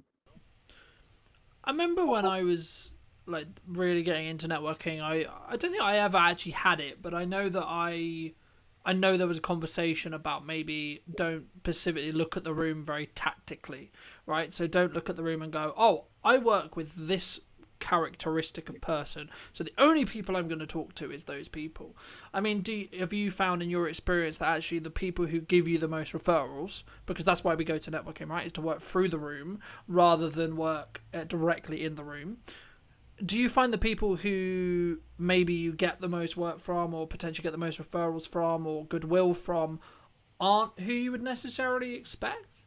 Yeah, definitely. I mean, there was an example last October when there was a Bournemouth Business Festival locally. Quite a big event, to be fair, and went along to that, did speed networking.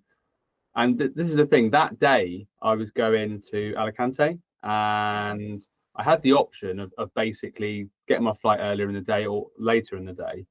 So I could have started my holiday earlier, basically, but I decided to go. I said, I've got to go to this event. I can't miss it.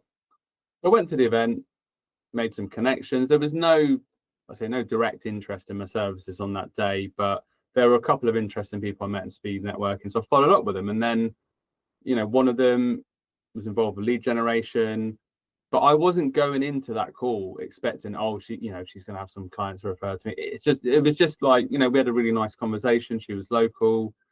Let's just jump on a Zoom call for 20 minutes or so and just carry that conversation on. And sort of this is the thing, when you're not attached like that, I just find that opportunities present themselves. Whereas if I was probably guilty of this at the start of, oh, who should I speak to get this?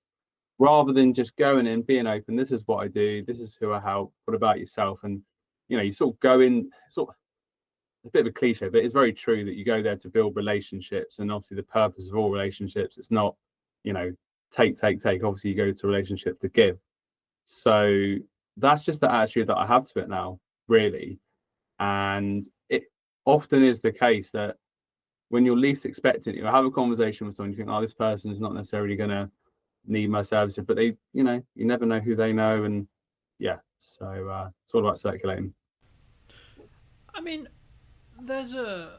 I mean, obviously, we both work very strongly online, right? And I think, would it be fair to say we're maybe chronically online, right? As in, like, there's not, speaking personally anyway, there's not a day where I'm not connected or not having some level of internet conversation related to something related to work, right? For example, whether that's through my phone or computer or a podcast or whatever. So even when I do meet people in person, it's normally about what we're doing online.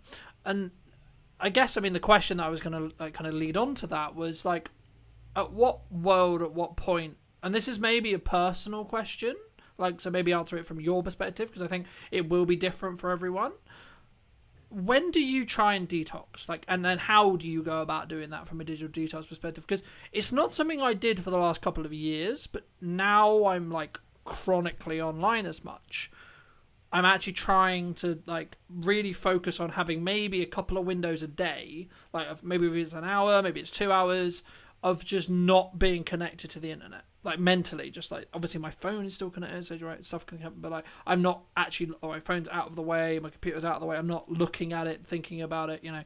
How do you do that? And if so, like, how did you build that habit? Well, like yourself, I just became very aware of it a couple of years ago that my whole world was like online, essentially, and it just started to feel really unhealthy. And I think it's a problem that a lot of people encounter and maybe people aren't aware of. So you probably saw, I did a post recently about this July digital detox challenge. It came up, obviously on a Facebook ad, ironically, but fair enough. And I thought, well, let's give this a go. And it's things that I've been putting into practice over the last few years, really. So using the minimalist app on my phone, I pay a fee for that each year, and that helps make my phone become more of a tool, which essentially it is, and look a bit more boring. So it's not got all those shortcuts and visual cues to sort of entice me in.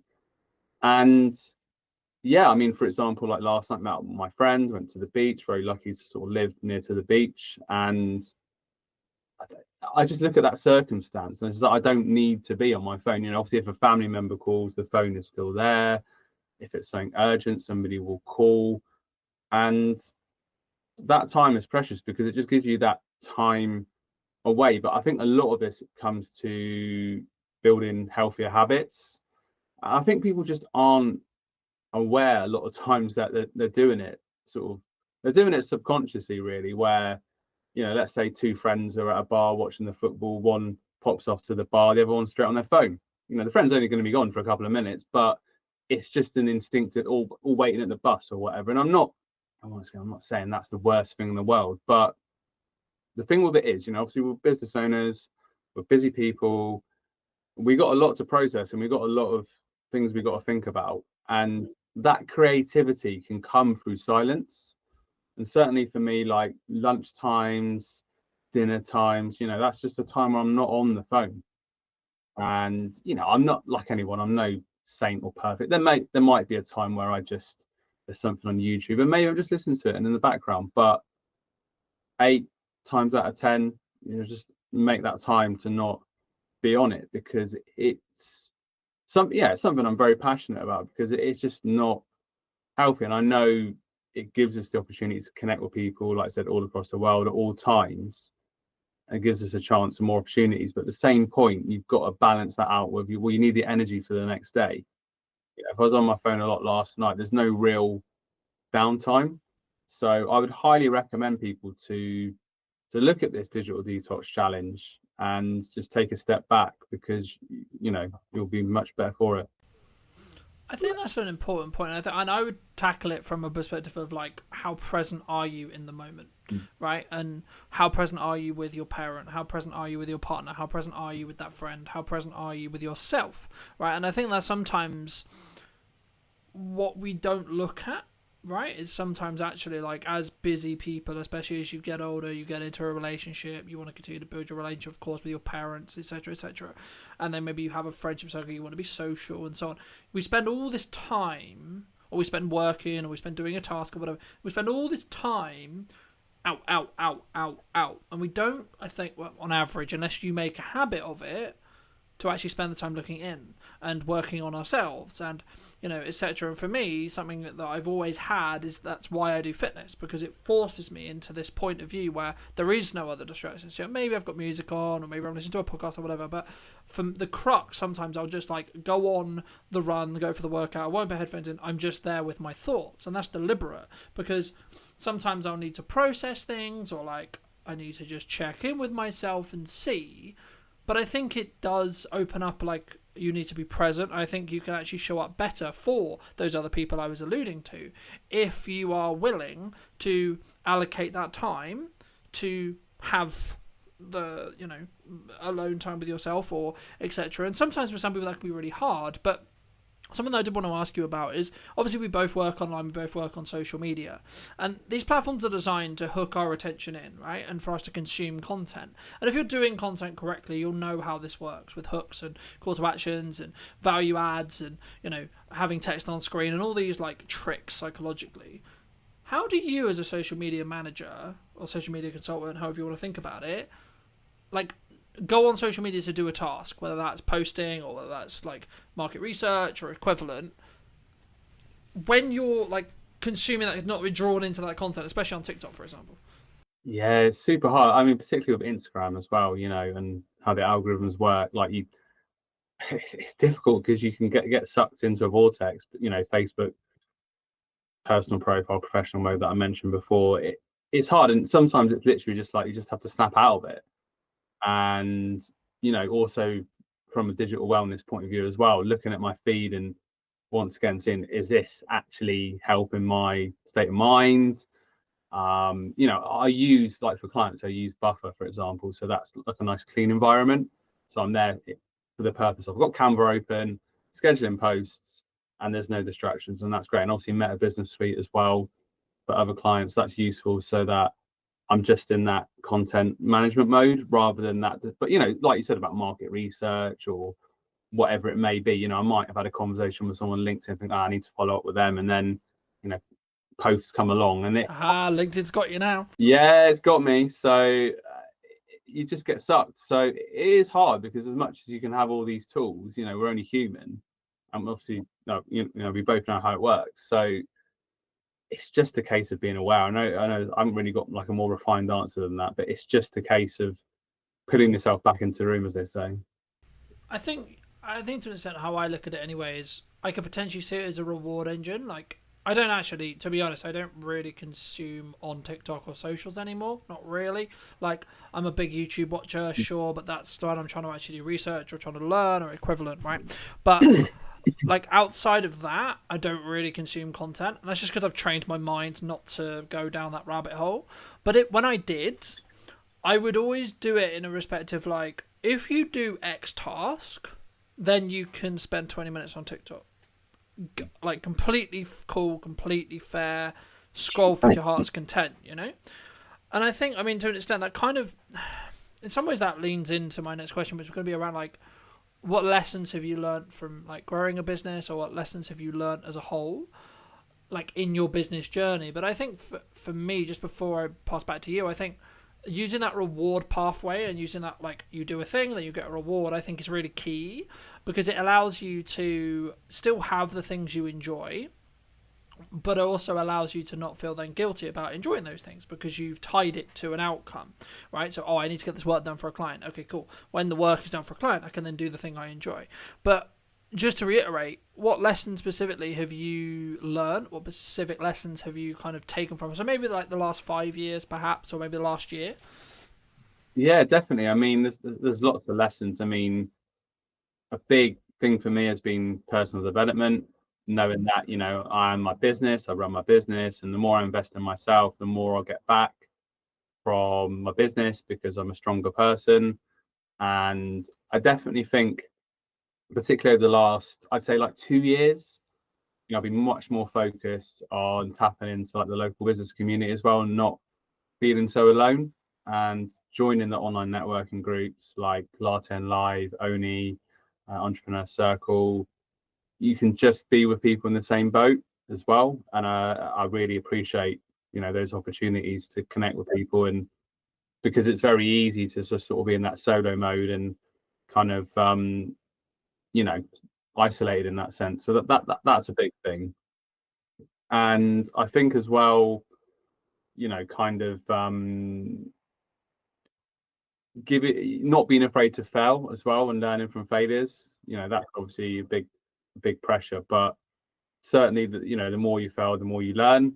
That's one of the big things I've learned as well. And not also, I think it's probably a thing that a lot of people can relate with, not being your harshest critic, as much as I am a lot of times my own harshest critic, because I want to keep doing better and everything.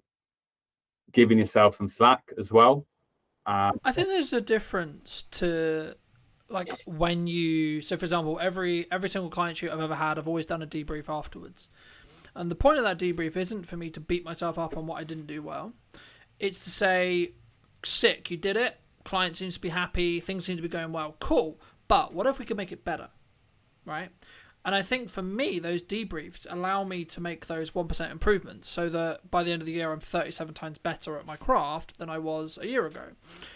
And it kind of, to an extent, leans into maybe what you touched on a little bit about the networking thing and like building those longer term connections. But what role would you say that community, it's kind of a buzzword now, but like community as a whole, or having a community of business owners around you, whether that's digitally interacting with content and you're both kind of both interacting with content, or physically at a networking group, or maybe like check-in circles, or etc., however you want to do it, or accountability partners, so on, so on. There's loads of ways to do it. What role would you say those community element actually has for your business, but in general as a business owner? I mean, one of my values, is tied in with community as well, because I've been involved with lots of communities in the past. I was involved with a YouTube channel, Elite FPL. That was a big part of that channel was, and still is, being part of a community, a sort of online worldwide community that are passionate about fantasy football.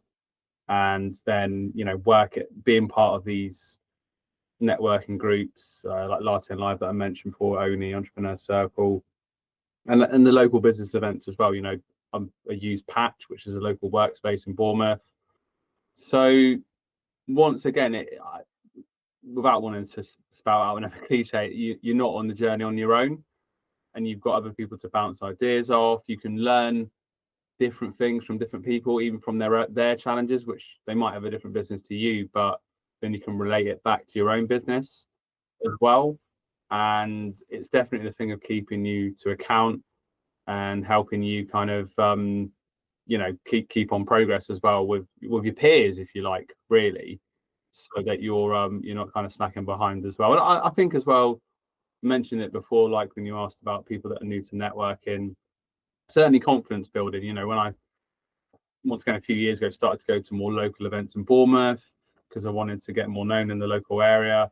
I was quite nervous rocking up to these big events, and that has lessened, and I've actually started to embrace and look forward to it as time has gone on. So it's been quite, confidence building as well. I think sometimes when we look at business owners, or we look at maybe some on social media, it's very highlight orientated, so that can naturally like build your confidence, but also it can go the other way. I think sometimes where people often wonder or often worry about like, what if they're not doing well, right? And I think something that I'm very proud of is actually whenever things aren't doing well, I've taken 100% accountability for that, but also number two, I've also like be willing to be open and share it. And I think that's one of the reasons why I'm potentially, from people who watch my content consistently, they tell me like, you're a human, right? So like, it's not like this, like, oh, things are going super well and etc. And I hope it makes me perceived, or makes me believe, that I'm more humble than maybe others. But it kind of does link into my next question, which was going to be around, obviously business doesn't always go well for whatever reason. I mean, do you have a specific either set of challenges or like a larger set of challenges that you're willing to share, that also like how you then overcame those challenges, more importantly? Because I think sometimes it's important for us to share a level of vulnerability there, but also share to the point where like actually it can be a tool to show like, no, don't go down there because there's a bear there, for example, right? I mean, have you had any challenges like that you're willing to share, and how you then fix them? Yeah, massively. I mean, it's constantly every day's a school day, as they say, and you're constantly learning. So, I mean, there've been challenges before where, you know, I started out just working with solopreneurs, working just with a couple of businesses, and then end up working with lots of businesses all at once and having to put all the sort of foundations in place to do that, and not always getting it right, you know, and making things that I regret, you know, things that I wish I'd done differently. But making that transition hasn't always been easy. You know, I'm talking about sort of organization and things like that, and running things smoothly, and you don't know what you know till you know it, as they say. So once you go from, you know, I had a period where I was just, you know, running a few social media accounts, doing some training here and there, to then running social media training for big groups, 20, 30 people every day, and just feeling overwhelmed at the time, really. And because I didn't have the infrastructure in place in terms of like the admin, all the tech side, really. And, you know, you are learning the hard way, really. But I think once you move past that and invest in your business more, like invested in business mentorship and training, and then the thing is, once you've had that experience and things haven't necessarily gone always how you'd like them to go, and then you do training and it goes really well, you get really good feedback, and you think, oh, actually, I've learned from that experience. I now moved on. I'm a stronger person for it, and you know, you sort of feel confident in yourself again. I think it's like there is probably a psychological term, something on the lines of the survivor. It's not survivor bias. There's something else there, but it's basically the crux of it is things happened to me. I survived it, so it gives then a knock-on effect to my confidence, because I know I can survive that again if it was to happen again. And I think for me, as someone who's been, could say in some ways turbulent, had business turbulence, etc., like, and I'm sure everyone has within reason, I think it's one of those things where to an extent you have to lean into what you knew worked previously, but also be trusting in the self that you'll figure it out. And sometimes there's challenges in business. Sometimes there's challenges with retainer clients, there's challenges with project clients, there's challenges as a whole. And I think it's about how you approach when things aren't going as well as you would like them to, is what really will stand you apart. Firstly, from your client perception point of view, but also from a marketing point of view. And I think it comes from you. And I think especially is like whether you have a team or whether you're the leader or whether it's just you plus freelancers or just you, I think it has to, regardless, the inner work has to come from you. I mean, my next question was going to be around like, how do you balance, or how do you lean into motivation? Like, are you strong in discipline in respect to like when times are hard and you know that the thing you have to do is show up and do the work? How do you sort of push through that? Is it just like relying on motivation, or is it just solely down to, because my view's always been like, it's solely just down to, if you got to get shit done, you just got to push through it with the self-care and understanding that you can give yourself a time when you fix the problem, but there is a level of just, you have to be disciplined to get it done. Yeah, I mean, if I don't get it done, nobody else is going to get it done. So I think, and it's all, that's a pretty strong motivation, really. I think when the chips are down, a lot of time that's when I come out fighting in a way, really. And it's just, yeah, it's not always easy. But I think, once again, when you run your own business, you're relying on yourself, and that is a test of your character anyway, and it helps you grow even more. So I'm not going to sit here and say, oh, it's always been easy, and that there haven't been times that I've hid, for example, you know, when there's been opportunities or there's been networking, I've maybe gone into my shell a little bit. But I think, and this, I don't know how to say this, but like when you have like an employed job, there probably are times where, you know, you're working and you sort of, you know what you got to do, and then your neck isn't always on the line. Whereas when you're running your own business, you haven't necessarily got those safety nets in place. I'm not saying that having an employed job is not pressured at all, but I think it's different, right? And I think even if you have a retainer, and even if you have a pot of money, and even if you've done the financial work and you've done the money management work and etc., you still, from your core, don't like losing a client, right? Personally, I don't. I never like saying goodbye to a client, or deciding to part ways with a client, or a client deciding that as well. And normally it's a mutual like thing when that happens, right? But I think I think for me it comes down to sometimes you've just like you've added the value you can add, and as you do it more, you'll understand that it's just part of the process sometimes, like especially if you're growing yourself, like as your expectations or like etc. Like there's only a certain line that you're willing to go, especially if your expectations are rising. And but also it needs to work for both people. And sometimes regardless of like the project or like the client or the retainer or even the job, sometimes it's not worth the headache. And if you're fortunate enough to be in a position where you've got the pot of money, you've done the financial resources, and you've done the financial work to be able to maybe step away and say, actually, no, I don't need to accept that anymore, then great. If you are not in that position, then like I would say work on that to get to that position. But also I think, and I was going to ask you about like what your plans are for maybe like the rest of the year, because we're filming this roughly around the middle of 25, which is weird to say because it just feels like we were in January, but it always seems to be the way. I mean, what do you want ideally, like either for you, or do you think like from a marketing point of view, do you think like is there going to be any like drastic shift, or like is there any opportunities that people who may be listening to this could take advantage of in the next 6 months? Yeah, I mean, obviously I did the social media training and management I talked about, and that you touched upon like the community as well, shifting towards like a group membership, a community where I teach business owners in a community, and the community work together. So that's something I'm really excited about launching sort of towards the end of the summer. So there's going to be a networking opportunities within that, and different scope for working with like a group together rather than just working with single business owners in isolation, if you like. So I'm looking forward to that as well. I mean, we've not really spoke about AI, but obviously that presents a lot of opportunity, well, massive opportunities for people that are looking to learn how to use it for their businesses as well. So there's scope for that. And yeah, I mean, talked about the digital well-being side of things as well. That seems to be something that I've seen come up in terms of courses or help for digital well-being as well. So there's different areas, and it's just seeing how viable those areas are and how much support people need, really. You mentioned AI. I mean, where do you see it? Because for a long time, a lot of people were saying AI is going to take our jobs.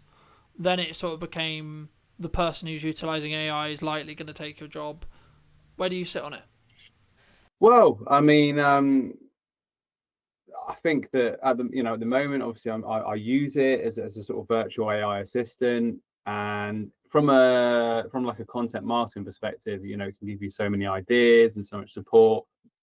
But ultimately, still, I've still seen people doing this where the copy is clearly AI generated, and it loses the tone.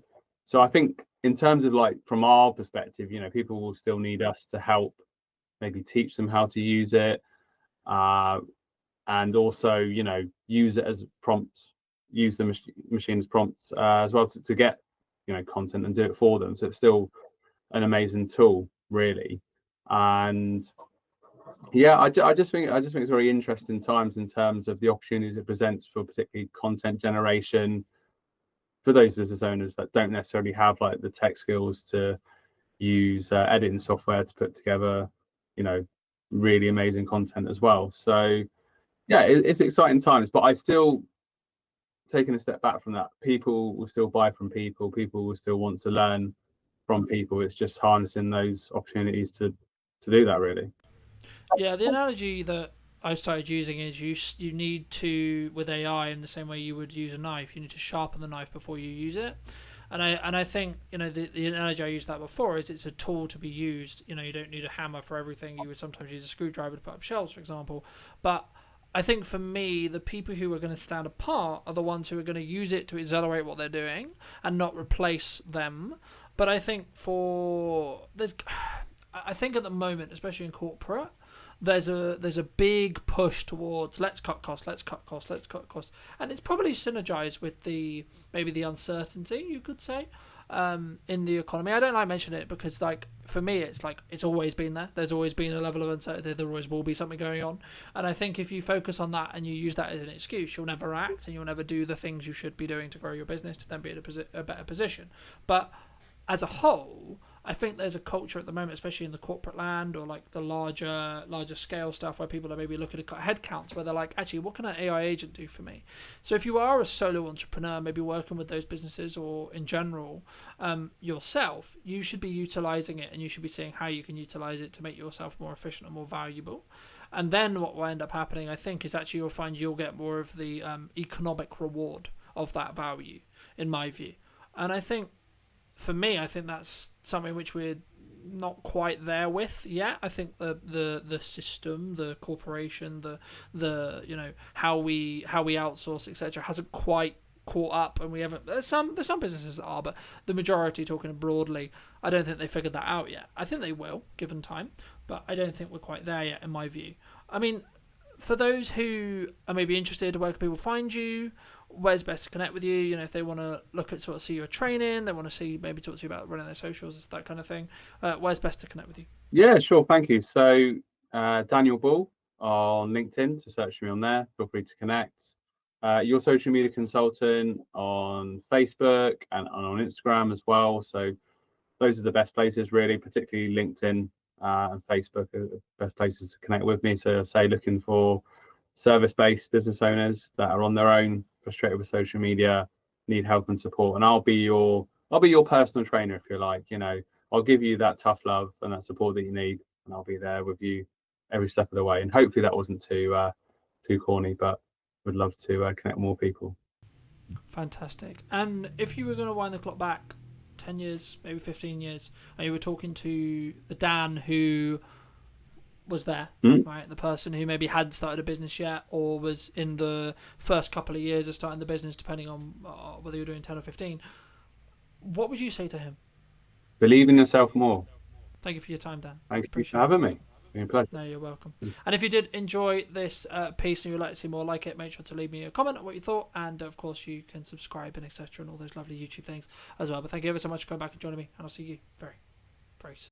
Hello, my friends. Welcome to a brand new podcast. We're here with James in his wonderful space. Hey, thank you. How's it going, much. James? It's going very well. Very busy, though. The space is launching very soon. We just started kind of putting the idea together for Hampshire Podcast Studios, and it launches July 1st. So I'm sure by the time this is out, it might already be launched, but putting together an all-purpose space for content creation, video podcasting, audio podcasting, anything you need, one-stop shop, walk away with your footage. So it's going to be fun.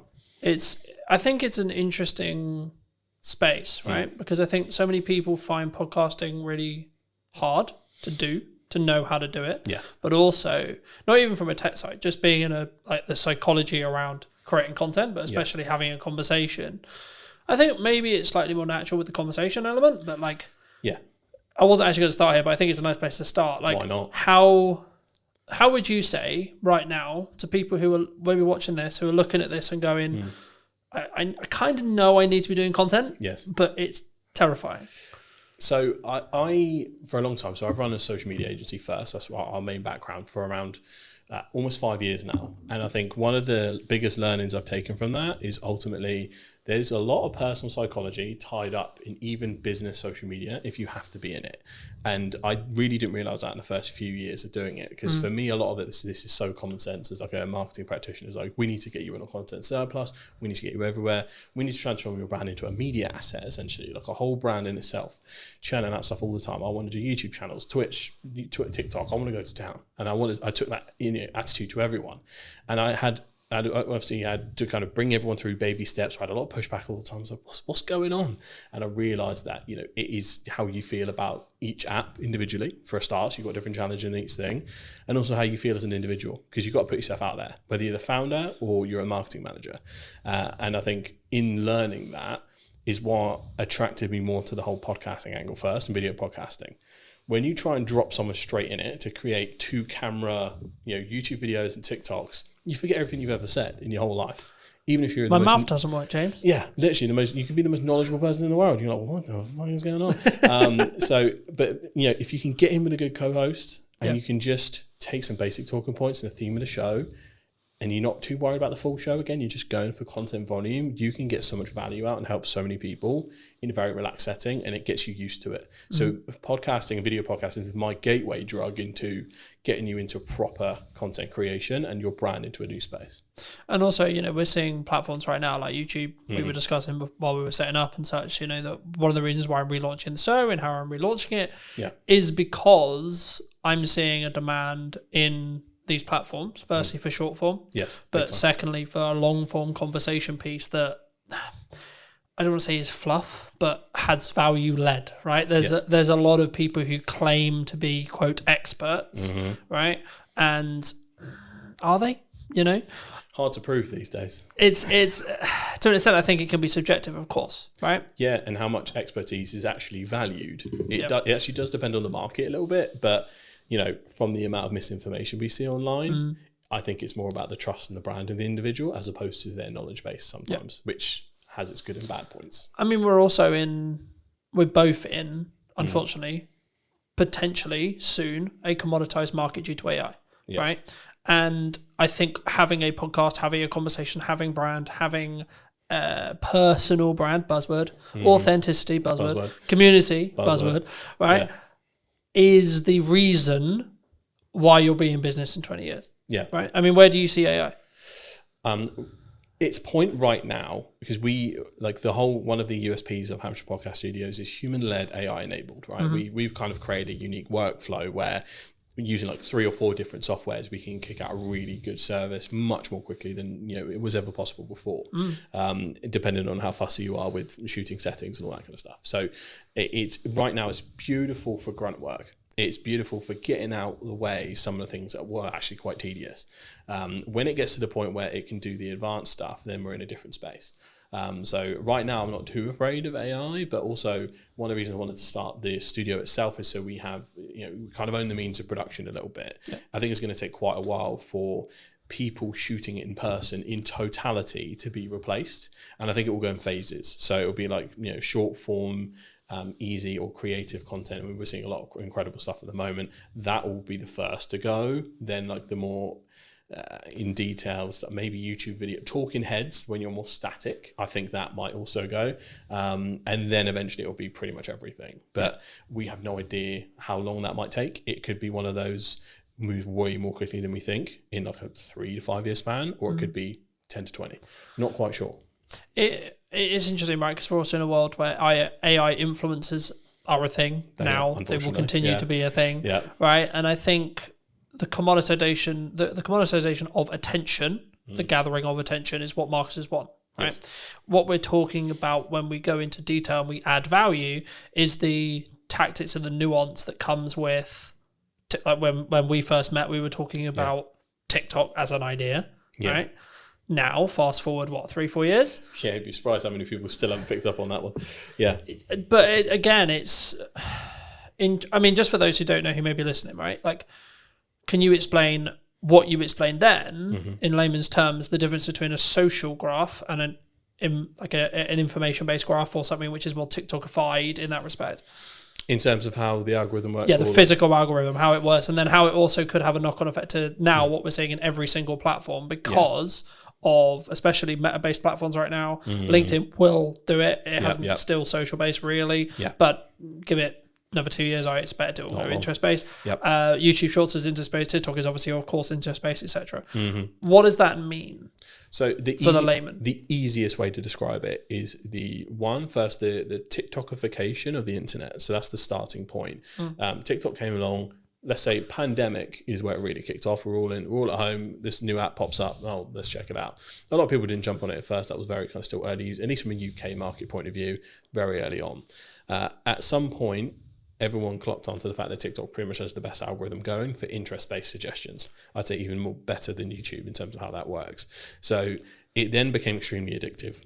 every other platform caught onto that and realized we're going to get left behind in the interest-based economy. We have to get on that. So now every single platform has an interest-based video feed, and now pretty much main feed, especially the Meta suite, that's gone full interest-based. I think X/Twitter, that has gone interest-based. Blue Sky has remained solid in the fact that they, for following, I think that's part of their USP. Even LinkedIn now is going interest-based feed for, they're testing it a little bit on the main feed, but mostly on that kind of scrolling video. So it is unavoidable. And that has essentially created a very interesting thing where it's the social part has been removed from social media. It's gone. It is just media. And if your brand, or personal brand, or as a freelancer, you're not part of that interest-based economy where you're churning out stuff that will eventually get to the right person, you will be left behind a little bit in that. Overthinking quality, overthinking substance sometimes can hinder your attempts and testing to get to where you need to be. I'm always a proponent of scale, test fast, even if you need to post quite a lot, figure out what works, where are your golden veins that you need to mine, and then start improving little by little the same way a creator would. Yeah. That's all I'm always looking at. I think it's interesting, right? Because when we first got here, we were talking about the difference in scale versus perceived quality or quality, right? And I think that so many people worry about what is the judgment of X partner, friends, colleagues, so on, dog is equivalent, right? What are the, I'm going to spam them, right? What I'm going to post too much is part of knowing what works. Volume, would you say? Yeah, well, you need a certain amount of volume to test, and at what point does it become spammy? This will differ per platform, and some platforms is pretty much impossible to spam. So you got to think about user behavior. So if we take TikTok, 70% of content, I think, still, or probably more now, is digested on the For You page instead of the following. So people have to make an intentional step to head over to get everything in the chronological order of the people that they follow. That is where maybe all of your videos appear quite a lot. And you're like, okay, weird. But if not, it's just going out into the ocean. I see every kind of short form video you post is pretty much just taking a bucket of water and pouring it into the ocean at this point. Like, there is very little risk of it being seen a bajillion times. But that's when you get to a TikTok, Meta, Facebook point of view. If you're looking at something like LinkedIn, the algorithm is still early and it's still developing. So a lot of people might see the same thing. You'll notice on your LinkedIn that you'll still have the regulars engage first and often see it. They might get notifications if you engage with them regularly. And from that point, other people might see it based on if someone likes, comments, shares, because LinkedIn is quite good in the fact that someone comments, that might as well be a share. That's quite handy in terms of how that works. So per platform, it does change slightly. However, even someone with an extremely engaged following like me and you, we could probably post 3 videos a day and it won't bother anyone, or they might see one, they might see none, but they might see all 3 on Tuesday next week. You can't quite tell where that is at. So I'm of the opinion that you're never going to lose out by posting more often. What most likely is going to happen is someone's going to go, "Oh yeah, you're everywhere, mate." That's the place I want to be. I'd rather be top of mind and someone be slightly miffed. I'd rather take that risk. I was going to say, because that's the main trap for me. Like, you're probably the 5th person, 6th person I've met this week in person. And every single one of them's first reaction when they first meet me is, "You're fucking everywhere." That's the way. Right? Yeah. And for me, I'm like, that means I'm doing something right.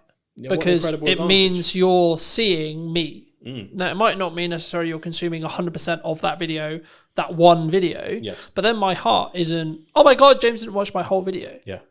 Because ultimately, if you start knowing that, and especially that there is a massive silent lurkers user behavior on LinkedIn, I think goes underestimated. There is a large percentage, and I'm not sure the specific number, of people that watch video without sound, that just kind of watch it without checking in. Now, if you don't click that video, I don't think it actually classes as an official like engagement. I think after a certain point in watch time, without kind of clicking the unmute button, that will then class as a view. But you'll have a lot of lurkers, which means your actual statistics won't show the true success of what you're doing. So this is where like you get into the debate between reach and impression numbers and which one you should really focus on. I'm quite focused on views at the moment. Views and watch time are basically the most essential KPIs now. But in terms of how you need to look at LinkedIn specifically, I think you just go nuts. But if you're going to make those slight improvements to really focus on the quality element, again, quality is subjective. For a lot of people, our content will be quality because we have good equipment, good knowledge. And a lot of people within our industry will look at quality as how good's the edit. What are the things that grab back attention? So there are nuances to the game, and it does depend on your audience. So I often just optimize for the silent watcher. Title that lingers for like the first 5 to 10 seconds, put the best bit at the front, and then let the rest of the story play out. Because you still got to manage your own resource. Even if you have a team behind you, they've still got to manage their resource. You can't do a full Diary of a CEO trailer for everything. And often, if you're not already quite big or have a large following, we have catching up to do compared to others. So different spaces for different places. I think, again, and it's one of those things where I think this should be a yes and, not a yes or, right? Big time. So for me, I'm like, that's a good idea. Let's do that. And a podcast, and short form, and talks, and in-person events, best, right? and this, and that, and that. Because I don't then worry or care about this specific video has got X amount of views. I have absolutely no interest, to be honest, in what that standalone video does. What my views are as a whole across Meta, across Instagram, across LinkedIn, yes. Yeah. Okay. As a whole. Yep. Specific video, don't care.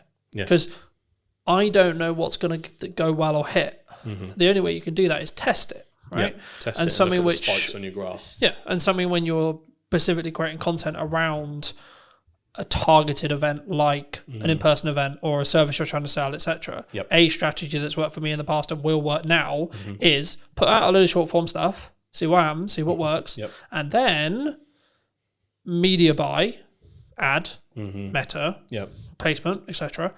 against the stuff you already know works because you've already got the viewership, you've already got the metrics, and that way you're not then potentially wasting pounds or dollars figuring out going, is this good? Now, this is one of those things where you might want to tweak the copy slightly because it's an ad and not a post, etc. Things like that. But overall, it's going to work because you already know the creative's good. You know? Absolutely. And the thing is, for me, I think people, they use the I'm trying to create one polished video on LinkedIn as an excuse not to be working. Yeah, because a lot of people will take that out. Again, this is where we come back to the personal psychology point. We know we're supposed to go to the gym. Do we all go all the time? Some people do. Most people don't. That's just the reality of it. It's Gary Vee that made the point originally. You know, social media is like going to the gym and eating healthily. We're going to relapse. We're going to mess up. We're not going to stay consistent all the time. We're going to have sprints where we kill it and then times where life happens. Yeah. Don't punish yourself for that. Kind of go with the flow. Do what you can do best. And this is what the testing allows you to do. Find what medium is the easiest for you to create and find most comfortable. Because I've noticed that I'm a big proponent of TikTok and its uses and how it works. In terms of me creating TikTok content, I'm actually quite bad at it. In terms of the pacing, in terms of how you need to deliver it, sometimes some of the memes and things like that, like I personally struggle. That's why we have a good team behind us. Whereas in a YouTube or podcast setting, I thrive, and I think that is sometimes a matter of age. Sometimes I'm 28, so I'm either the oldest Gen Z or the youngest millennial. So I'm right in that center point, depending on what blog you read. So, but I grew up with YouTubers, so that is how I often visualize and say my thoughts and verbalize them. And some people will talk as TikTok because, for example, if you got your phone out, the viral hook is as you're putting the phone down. Guys, the other day I did this, right? And they'll prop their phone down. That is the telling the story or popping the phone down in the car or talking in the car or the quick flip up. This is stuff that is derived from TikTok and is done really well. And it's something you can learn, but it's not something that will come natural to you if it wasn't your first port call almost. So you do have to adapt to where you're at. Once you test, once you get used to it, because you've got the barriers of editing, you'll hear yourself, you'll see yourself. We are so used to it at this point, it doesn't matter. But there was a point in time where we were like, oh my God. Wait, I sound like that? Yeah, literally. What the fuck? Literally. And now, for some reason, it sounds exactly the same to me. But before it sounded so different. Yeah. But there is that hurdle. So I'm very acutely aware, even in a B2B corporate setting at some of the largest companies, if I've got the challenge of bringing a video podcast in or video content, that person has to start from ground zero. Yeah. It does not matter how big that brand is. If we have to use someone, but I deal with $100 million deals, James. Yeah, and then and I go, all right, tell me now, and I put my mouth doesn't work. Who am I? What day is it?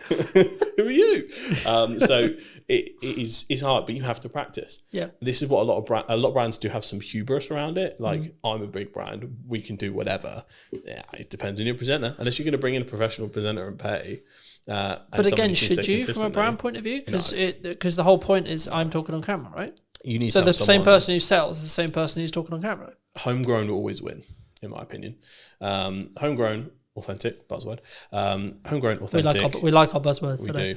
Homegrown, authentic, and just, I think, not tied to perfection is probably the best piece of advice I can give when it comes to corporate right? content. Yeah. Like something completely unedited, probably similar to how this podcast is going to be, flows nicely. You can tell it's genuine. Their corporate trust is at an all-time low as is. You know, if you are going out with something ultra polished that's over the top, you brought a TV presenter in, good luck relating to anyone, right? It is that kind of equation. So yeah, factor that in. If you're the biggest brand or just starting, both people are kind of in the same place. Yeah. And if you are starting, I think you'll pick up things, right? Like I've noticed, you may have noticed it in the show. I didn't piss around at the start. No. You know, it was you lose bang, people this is who I am talking to. This is what's going on. Bang, we're talking to James. Cool. Straight in, right? That's only because I'm used to doing long form content on YouTube. I've been doing it like 2 years, consistently for 2 years now. Yeah, because a lot of people don't realise the first 10 seconds is the new thumbnail. That auto plays as soon as you hover over the video. Yeah. So if you don't get straight into it, well, you've lost someone, and I know how the YouTube algorithm will work in the respect to, right, if someone sits and watches it for 10 minutes and is interested in this conversation, they're gonna then be then the video, the big podcast will be served to a larger set of people, and then so on. That's how stuff goes viral, right? Same with short form, but on a more narrow basis. The key, I mean, like, okay, we're probably at the point where people, if they're going to click off, they're going to click off. Hey, happy days. Yeah. So let's give people a bit of a history lesson on you, right? I mean, when we first met, you were not running this. You were running what, from my understanding, was a basically fully serviced social media company that helped B2B brands think like careers. Yes. In Crux, right? Yes. Okay, what happened? How did you get here? How did you start there, and then how did you get here? So it was really interesting. So the official journey was, scroll all the way back, lockdown, I think 2021 or 2022, is somewhere in that range. We all start working from home. You know, weird day for us. We think we're going to be back next week. Oh boy, did we mess that one up. So we were there, and I realised that, you know, I felt like I was outgrowing the place I was at, to put it that way. And I was like, I could probably do this. So got an ad up on Fiverr, and for a month it kind of did nothing. Had no idea what I was doing. I came from an advertising marketing background, 4+ years in that, working in-house and agency side. So I had all of the knowledge to bring. It was just a case of how do I business? I had no idea. So that ad basically did nothing for like a month, and then suddenly it put me in this like featured creators section. So I had a lucky break there. Most people don't admit their luck, folks. That's how it happened. And then from there I got my first client, and then got my second client through Fiverr. I got my third. That pretty much got me to the point where it was around what I was earning, and I just went, see ya, and then I took a risk from there. And then from there it started to just me, one person, two person, third person. Ended up kind of, as we're going along the scene, working with the likes of the University of Southampton, Barclays Eagle Labs, American Express, Global Business Travel, people like that, over that 4-year period, almost 5 years, and it grew very fast, very quick. Didn't know how to business, so from that point it was a tricky thing to navigate. And eventually I was like, this is also isn't making me happy. We grew way too fast. Way too much pressure, navigating contracts, chasing people that hadn't paid. It was that essentially, and overspending too. We had office space at the time because I was in my head, and I think a lot of people's minds, we still had the path to return to normal. So I was spending a lot on a hybrid office space to go, come in if you want, you don't have to, but we have a space where you can still be creative, we can collaborate. And then trying to figure out what that was, but that was lots of extra spending on, you know, mostly, you know, UK team. We had an overseas team as well, and helped facilitate both. So we had kind of a hybrid model, but in the end there was a few kind of financial things we ran into in terms of contracts, things like that with larger clients, and it pretty much was it sunk the boat. But I then kind of took some time away because it also happened at the same time as some personal losses. So I was very anti-work for like at least a year or two, I'd say. I was in the mindset of like, why do we do this? reading Buddhist scripture. You know how it gets. I'm gonna go mountain, man. Yeah, literally, I was just like, bro, I should be. I'm gonna vibe out. Yeah, it's I all should good. be out in the field. I was, when you get into watching like Outdoor Boys on YouTube, and you're just like, oh. Show me the jungle, man. Show me the jungle. Yeah, I was just like, dump me somewhere in the middle of nowhere. I know how to survive now. I watch your YouTube video. I can make fire because I watched it on YouTube. Man, make fire. So I was in that zone for ages, but then I rebranded, created a new agency with a different spin on it called Straw Hat Social. And you need a straw hat, by the way. Yeah, absolutely. It's inspired by one of my favorite shows, One Piece. I absolutely love it. I kind of made Shogun up on the spot many years ago, so it didn't really have much personal meaning to me. But Straw Hat does. It's basically a show about pirates, and the kid who wants to be the king of the pirates. And it sounds simple, but it's one of the most complex and deeply layered shows in history. 7th best-selling piece of media ever in the entire world. So shout out, check out One Piece. So from there, it's a very different angle in terms of how I approach it. It's a bit more of an in-house agency model in terms of I do spend time at clients' offices at times. It's very involved in terms of more of a consultancy angle, because what I learned a lot of the time is most of the time there's other work to be done in the rest of the marketing cycle compared to when it was just social. So that is what Straw Hat is a little bit more. I'm still working on, I need to create a website still, all the taglines, all the rest of it. But then the next part of that was the podcast studio. And that has now been born from that journey of going. Often a lot of clients had financial troubles, especially some of the smaller ones. A lot of them needed content, but for us to produce it and for me to have a retainer good enough to support my team ended up being too chunky. And I was like, we just need a place where someone can come in, grab their stuff and go, but still have a good experience and get what they need. And it's guided by social first expertise. And that's how this was born. So that's the journey through and through. It's been really interesting. And it's a really interesting space. And I'm kind of curious where it's going to be in a year to two, right? Me too. From what we discussed. But I think that leads on quite nicely to what is the missed opportunities right now in marketing? Because we're talking about like short form is good, but it's kind of 3 years old now. The idea of it is 3 years old. Yeah, it's fairly commonplace at this point. I think a lot of brands know even AI, using AI is kind of like 2-3 years, right? Yeah, and I think a lot of people are so aware of it. I think there's multiple layers, so people are often overwhelmed by the amount of choices now. Even myself, I'm probably sat on, without no matter of a lie, about 150 clips odd that I have trouble distributing because of the time, alongside trying to do your regular duties and biz dev and all that kind of stuff. So sometimes you can hit a content surplus problem. So that's one, overwhelm. But there's also, I think things are undervalued. I don't think there's a silver bullet where like this is super underestimated, but I think because of the rise of TikTok and AI, I think YouTube is a seriously underrated platform. Because for brands especially, like my dream for Actionable Podcast Studios is for it to be a full-blown vlog channel, podcast channel. I want it to feel like a living, breathing entity. And this is where the brand part comes in. Eventually, I want someone following me around, the team around as it grows, and just helping people out as much as humanly possible in the most authentic, easy way possible, by also doing what I do on a daily basis. I think that has a really nice ring to it. We love following bloggers. I think I'm lucky enough to, a lot of people do follow for my personality at times, and I can channel that big energy. So it's one of my unfair advantages. And again, a lot of people do have to tap into their unfair advantages, figure out what sticks, what works for them. But yeah, I think YouTube is just seriously underrated. I still think good usage of TikTok from a B2B channel point of view, underrated. And I think people need to just focus in on that platform and possibly looking at some new starters. Blue Sky, I think, especially if you're in the political space or if you're in the more thought leadership space, do open an account and start growing it, because that's new, fresh, fertile ground with the anti-Elon sentiment in the world at the moment. X kind of is very much transformed, as a lot of people know. So if you want a kind of non-toxic space, Blue Sky is where you need to be. I mean, Threads is Threads. For me, it's a bit of a non-starter. Most people just dual post across both from Instagram to Threads. So yeah, I think having some kind of home base and making it feel living and breathing is where I want to be at, because that's the part that you couldn't replicate that. I mean, you'd have to go through years and years of stuff and spend lots of time dedicating to prompt engineering to really get almost a sitcom. And this is how I explain it to a lot of big brands. Like, there's so much interwoven intricacies in brands that grow so big. The best example I could possibly give is the Goat Agency. They were like the king of pioneering vlogs, and they still do them to this day.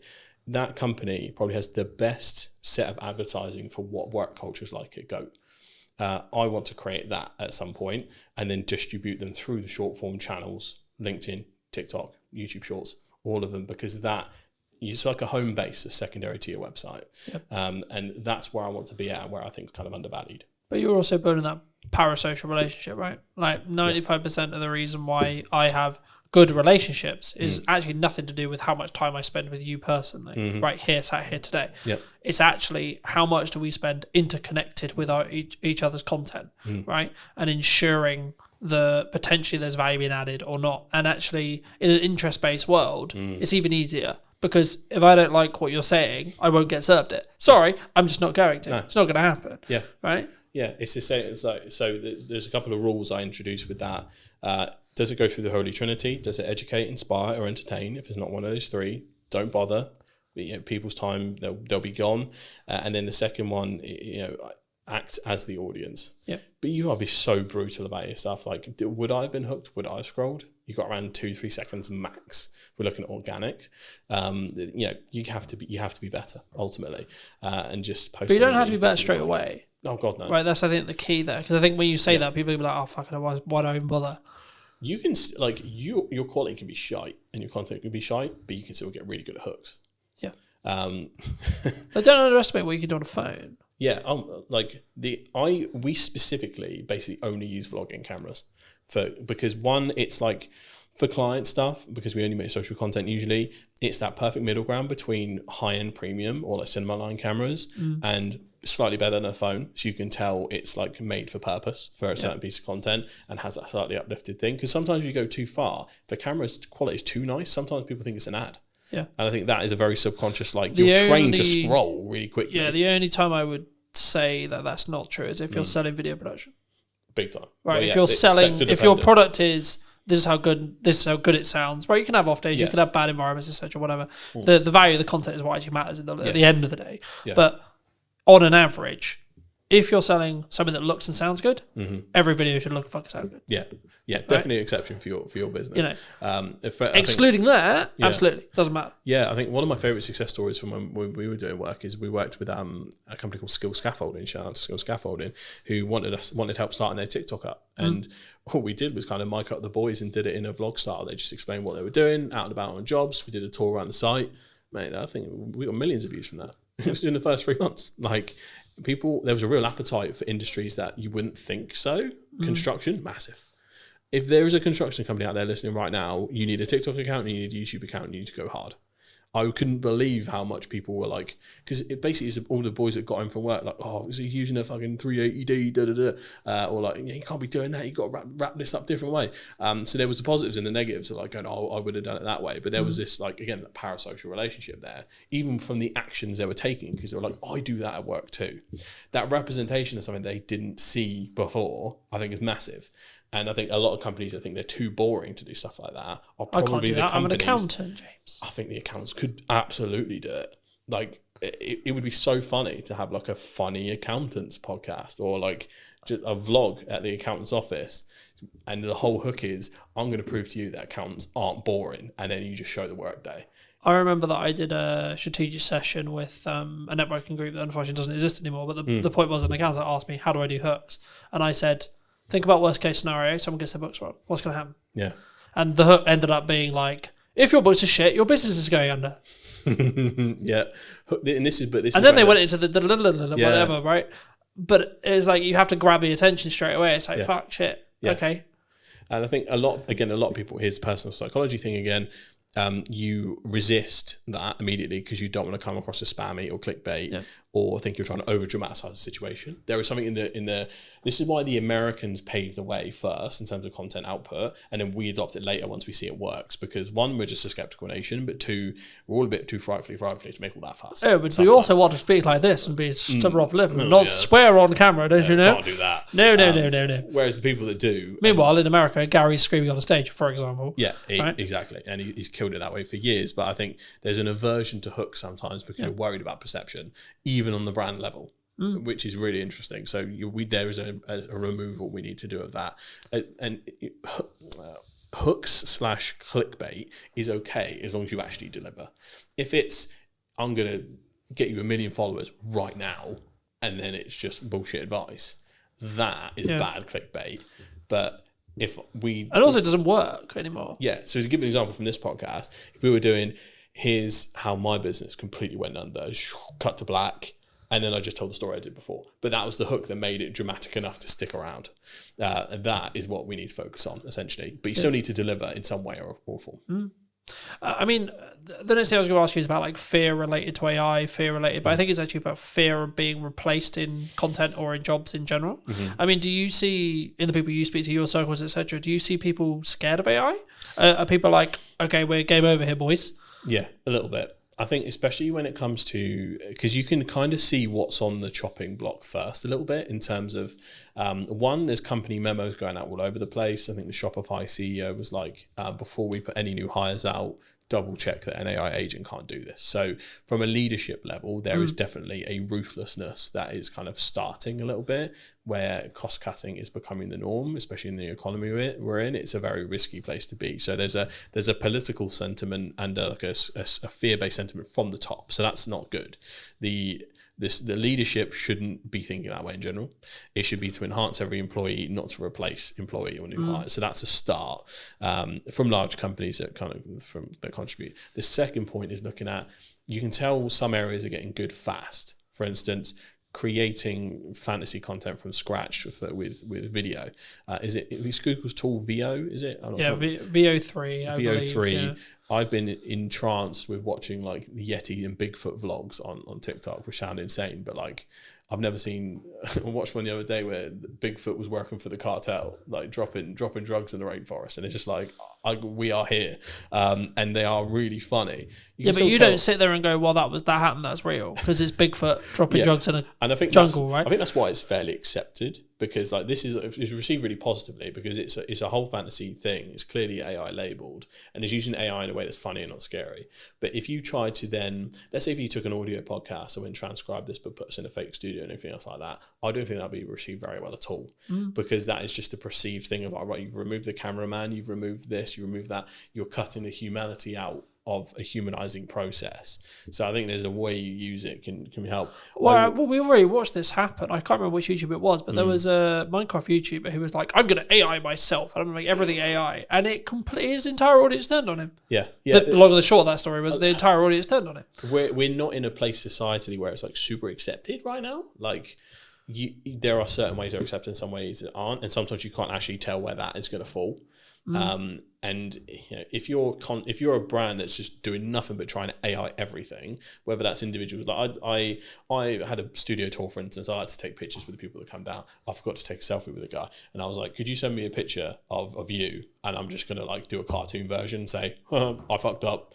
AI came to help us though, and here's a picture of us together." And that'll be my saving grace. And that's fine, because it's just a little helping hand, as opposed to, it's not like I could have sent that to a designer or a Photoshopper and they would have made that happen, because the pictures would have been clearly Photoshopped and weird.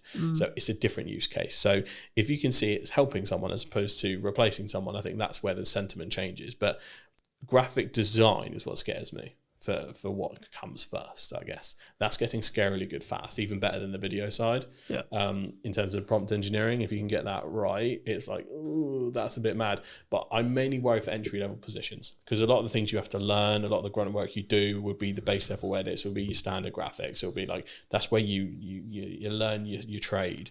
And that's what worries me, because I know that big companies will try and cut that out fast. But is there the counter argument, I guess, to that is, you could be valuable to a company that isn't leveraging AI by teaching them how to use AI to do that thing. Absolutely. There is, chaos is a ladder.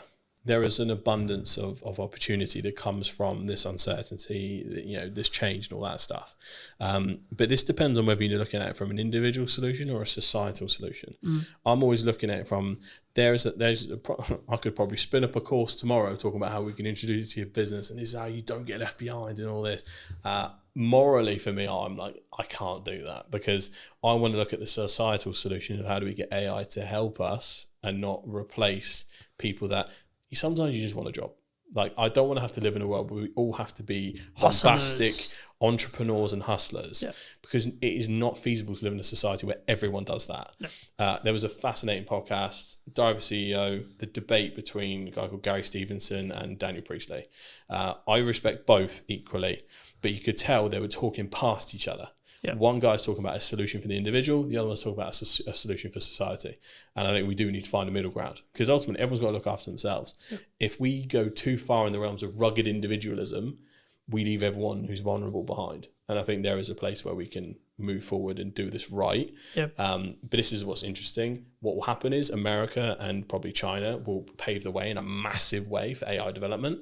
And typically what's happened so far, the EU in general, will then regulate the advancements that come from those two areas. That's typically its role. It's not really a powerhouse in terms of AI and technology, but what it does is it knows how to make rules right, GDPR, other stuff like that, and it kind of reins in rampant innovation, because otherwise people get left behind. Yeah, and I think there's so much you could go into on that, but I think the main thing is like self accountability related to your own actions, right? Like, it's interesting because obviously when I've been starting the podcast and do the research on the show, what I want to do with it, etc. But like, even in the podcast I filmed this morning with Jack, we were talking about the fact that the economy is in a bad place, which is really weird for me to hear, to be honest. And this is going to sound really horrible, because I'm doing better than ever in respect to like commercial work.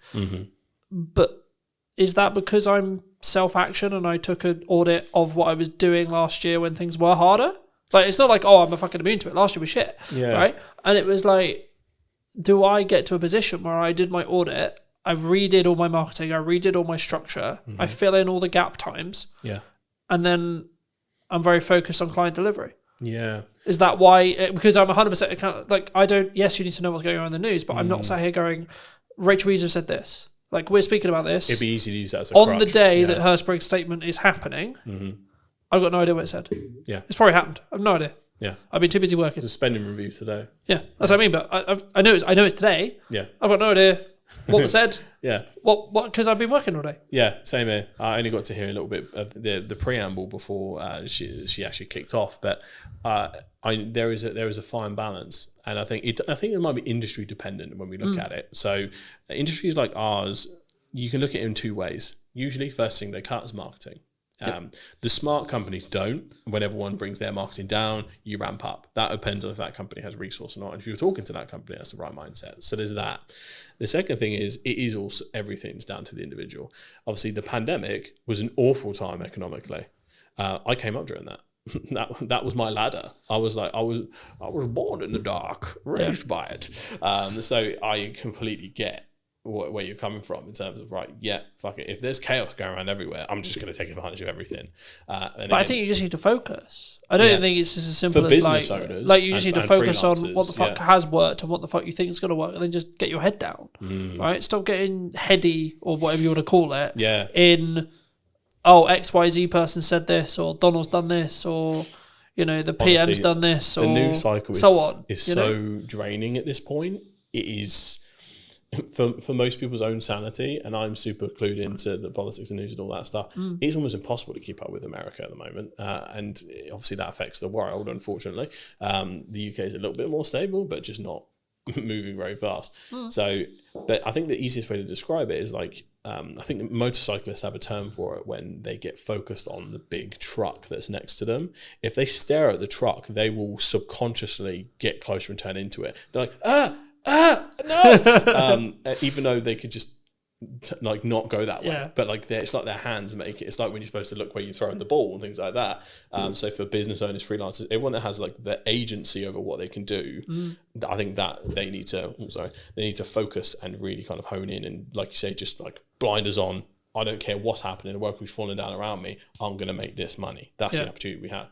But then the socialist in me kicks in, where I just want the people that just want a job to be able to have a job, be stable, be happy, without having to be like, mega AI improvements, I'm going to upload your business. Because some people, we need the world to go around with people that just do jobs. Yeah, but you can call it like the people who clean the cars or clean the office or clean the shop or whatever, there needs to be those people. Yeah. But I think people who are willing to be that extra level, right, they should, right? And I think it's important if you can right now, if you're in a functional position where you can push forward, you can. Financially, you can. Energy, you can. Fires me up, right? Something I've noticed as I've started doing podcasts and other things is I'm less focused on where the business is. Now you'd be like, but that doesn't make it like that, so on.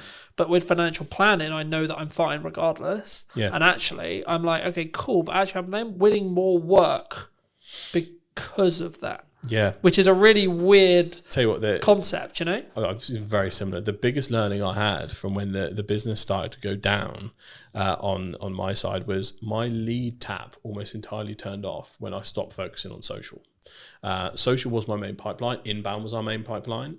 We weren't. It's not like we had like mega, website inquiries or anything like that. That was my lifeblood. But what happened was, subconsciously, I was like, we've grown to a point now. Bigger companies don't bother with all this social media lark. Maybe I can just calm down a little bit. Ironic enough, considering what I did. But I was like, I almost sat in this complacency of they'll come to us now. I don't have to try as hard. Would it be fair to say your ego got in the way?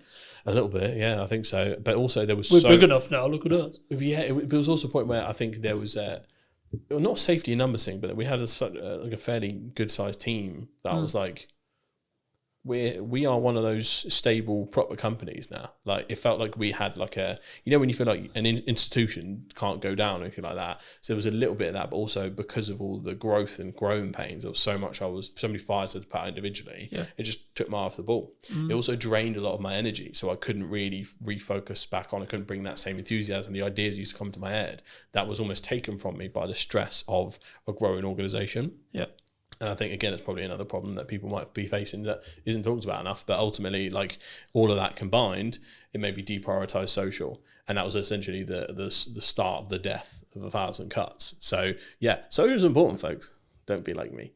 But we're okay now. It's good. It's, I think in that respect, and I think to an extent, it's also about understanding where you are, right? If you don't want to grow and you're happy where you are, then yes, you should still do social. But it should be less of a priority if you're trying to scale. If you don't want to grow, you should focus on social even more because you just that pipeline.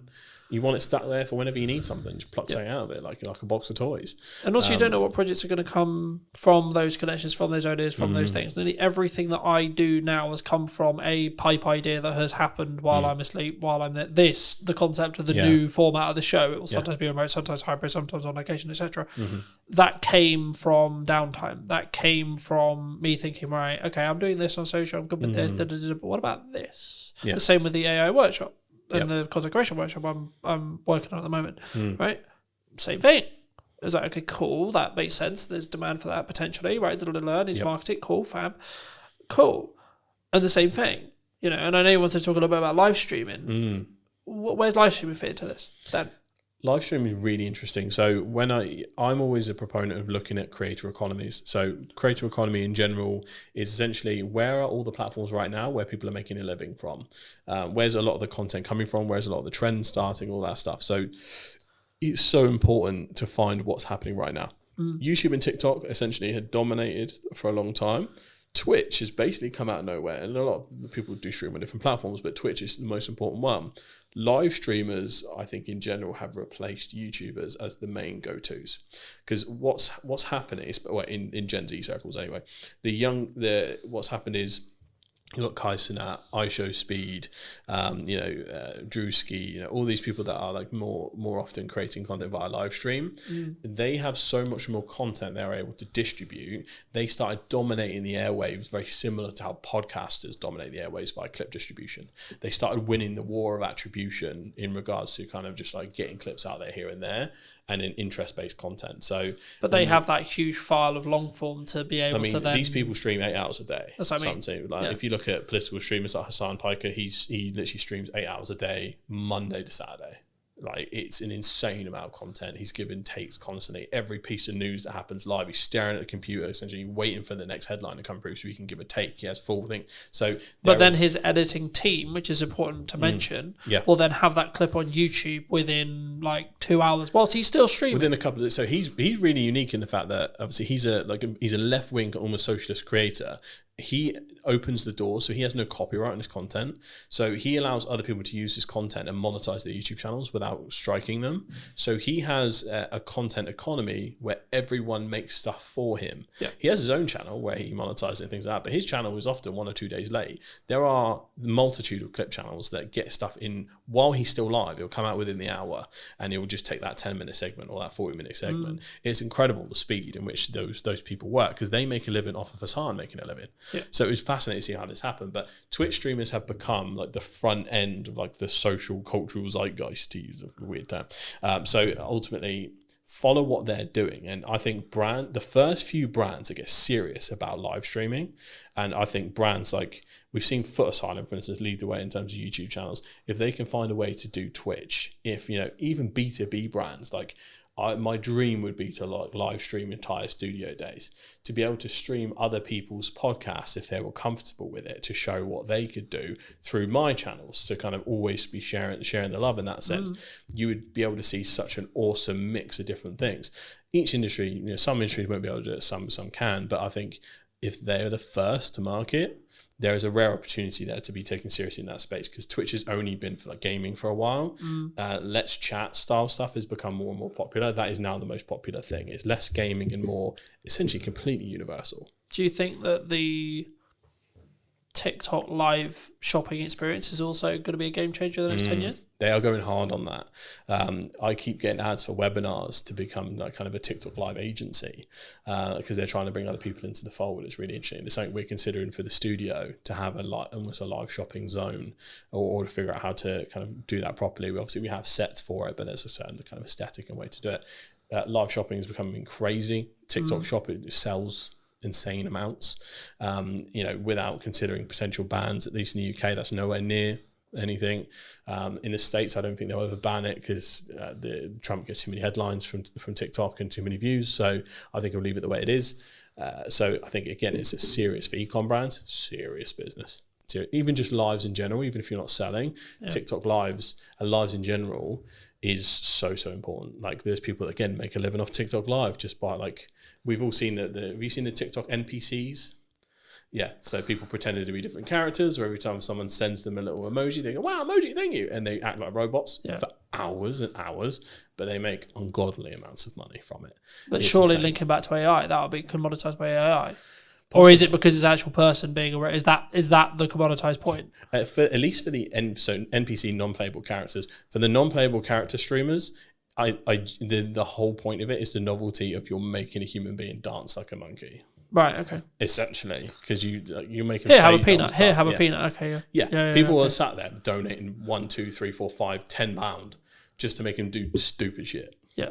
Which is a very dystopian place to be, but like that is. It reminds what's me of a happening Black right now. Mirror event somewhere there. There's got to be an episode like that somewhere. But yeah, no, it absolutely. will happen, because currently there are certain creators who are pretending to be robot AIs before that's available, if that makes sense. Yeah. So like they're in full cyberpunk like cosplay, Yeah. and they're going, donation, thank you, and like, but they're acting like they're not real. So once that happens, it's going to be easy. But I think when people look at this, they go, AI is going to just replace all of these creators. I think there will be a bigger pushback than you think, in terms of people going, this ain't a person, I don't give a shit. And that will happen for a long time. Yeah. And there'll be, similar to how we get ads and spam, I think a big portion of AI content will be treated as such, as essentially slop. And then from that point, it will kind of develop from there. Yeah, I think there's a really important point. I mean, obviously we don't know, right? Like AI is changing every day, All you can do etc. is guess. Right? Like we'll see what the market chooses, because that's who we'll ultimately choose, will be the market, right? Yes. But as a final point to potentially wrap up on, if you could talk to yourself 10 years ago, right? So you're 18, roughly, like 17, 18. Yeah. What advice would you give? Oh, that's a very interesting one. Is it With what you know now? Am I back in that time? So apart from telling myself lottery numbers and what to invest in, is it more, or am I like, if I'm 18 today? Today, sure, why not? Okay, because that changes the advice. I think, like if you were 18 today, so you could gain 10 years. what would you say to yourself? But you have none of the network that you have gained in the 10 years. You don't have the resources. You don't have the understanding. You have you have basically been reset, but it's today. Yes. So you get given 10 years, but you've also reset everything you gained in the last 10 years as well. I think it's really interesting because I know myself, and I don't listen to advice. Whenever someone else tells me to do something, I kind of do the opposite. It's a very ADHD thing to do. But I think the important thing to say is consistency. I bang on about social constantly. It's what I do for a living. If I'd have been more consistent with my own content, I think I'd be in a very different place. Specifically focusing on platforms that will make me money. Twitch, YouTube, TikTok, all that kind of stuff, and honing in and making sure that being a creator is part of a business model and a part of an overall personal brand. Like we talked about before, personal brand is going to become so important. Some people say LinkedIn profiles will end up replacing CVs altogether because if anyone's ever done recent job applications, it's awful. It's very much how you get around it and get knowledgeable and let the people know who you are. It's all going to be knowing who you are. So the game of contacts and black book has evolved to online. So if you're starting with no contacts today, it's probably the best point in time you could ever start for that kind of thing. But you have to have a clear strategy and try and conquer the fear of feeling like you don't know enough straight away. You can learn so much from the resources we have available on YouTube and things like that. Not to say you can become an expert, but you can learn enough to help someone else off your own back via online courses, YouTube channels, pretty much immediately. And all you have to do is just try and help people no matter what industry you're in. As long as you're earnestly and authentically trying to help people, you can kind of never go wrong. So you just mix authentically helping people with consistency. You'll be in a brilliant place given a little bit of time. So that's what I tell myself, just stay consistent instead of being on and off again. Thank you for the time, James. No worries. Thank you for having me, mate. Appreciate it. Do you want to shout anything out before we go? I suppose I do. Come down and use Hampshire Podcast Studios. It is a plug-and-play solution for entrepreneurs, businesses, and creators to create video podcasts, YouTube channels, pretty much anything you need. Unboxing videos, reaction videos, live streams. We pretty much got it all set up for anything. So if you're in the Hampshire area, you need to make content, come down, we'll have a cup of tea, we'll kind of plan out what you need to make, and essentially you can use this as a plug-and-play solution, or we can help you kind of manage the whole thing end to end. So if you need any help, create some content, come on down and let's get some stuff done. Thank you ever so much for joining me, ladies and gents. I hope you took value from mine and James's conversation. We're going to leave it there. I'll be back very, very soon with a brand new podcast. Who knows where I'm going to be? Oh, it might be in Southampton, might be in London, might be somewhere completely different or digitally. I'll see you very, very soon. Thank you ever so much for coming back and joining me. Take care. Hello, my friends. I hope you're well, and welcome to a brand new podcast. Today we're going to be talking to Christine, who does branding. There you go. Did your interview for you. Thank you. Why does branding... I wasn't going to start here, but I think it's important to talk about it. We live in a world where there's lots of noise on social. There's lots of AI conversations. There's lots of points of view when it comes to what should I be doing, should I not be doing. Why do you focus on branding? I focus on branding because a lot of businesses are completely overwhelmed when it comes to marketing. They really don't know where to start. They don't know what they're doing. And I was finding that doing visual branding, logos and stuff like that with clients, I was finding that at the end of the project, they still didn't understand what their business was actually selling. So by doing brand strategy, which is what we're really talking about here, it's about understanding exactly who you are, what your business is, your positioning and everything else that's involved. And then that gives you a core to work from when it comes to marketing. So it sets your tone of voice and all the rest of it, and then you can take it from there. So I think there's so much there, and I'm sure we'll get into a lot of it. But for me, I've been in a very interesting place the last month or two. I've been very focused on growth. I've been very focused on client delivery. I've been in a very grateful place because of the amount of work I've got going on. And as I was setting up, we were sort of talking a little bit about kind of all the plates I'm currently spinning and some of the concerns that maybe come with that when you see someone like me doing that. And I think it's a very action-led thing, but I'm not focused on the outcome. I'm not focused on the result. Yeah, of course I want it to happen and I would like it to happen, but I'm purely just focused on the journey of getting there and saying, right, I've got to do this, this, and this, and my action will compound across time to then mean that I've got the successful podcast, I've got the successful business, I've got the successful marketing. To phrase it in a question, when you look at someone's branding, maybe you're helping them with branding, they're looking at rebranding, etc. I mean, is it to an extent a level of just they need to execute on the brand that works, or is there like glaring issues that someone could have with their brand that would then trigger you to say, actually, you should be looking at a rebrand? Do you think? I think a lot of the time businesses evolve, and so they try different things and they don't know necessarily where their ideal clients are. They don't know the type of work that's the sweet spot or anything like that. So it's very tempting to kind of take everything that kind of comes in, and then you end up juggling plates. But in actual fact, once you've sort of established your brand and gone through exactly what it is you are looking for, you become very much more focused. And that's the core to everything, really, with taking on work. I mean, it may be that then you turn down work because it's just not appropriate to your end game. So yes, I think Do you think clients struggle with saying no sometimes? oh yeah.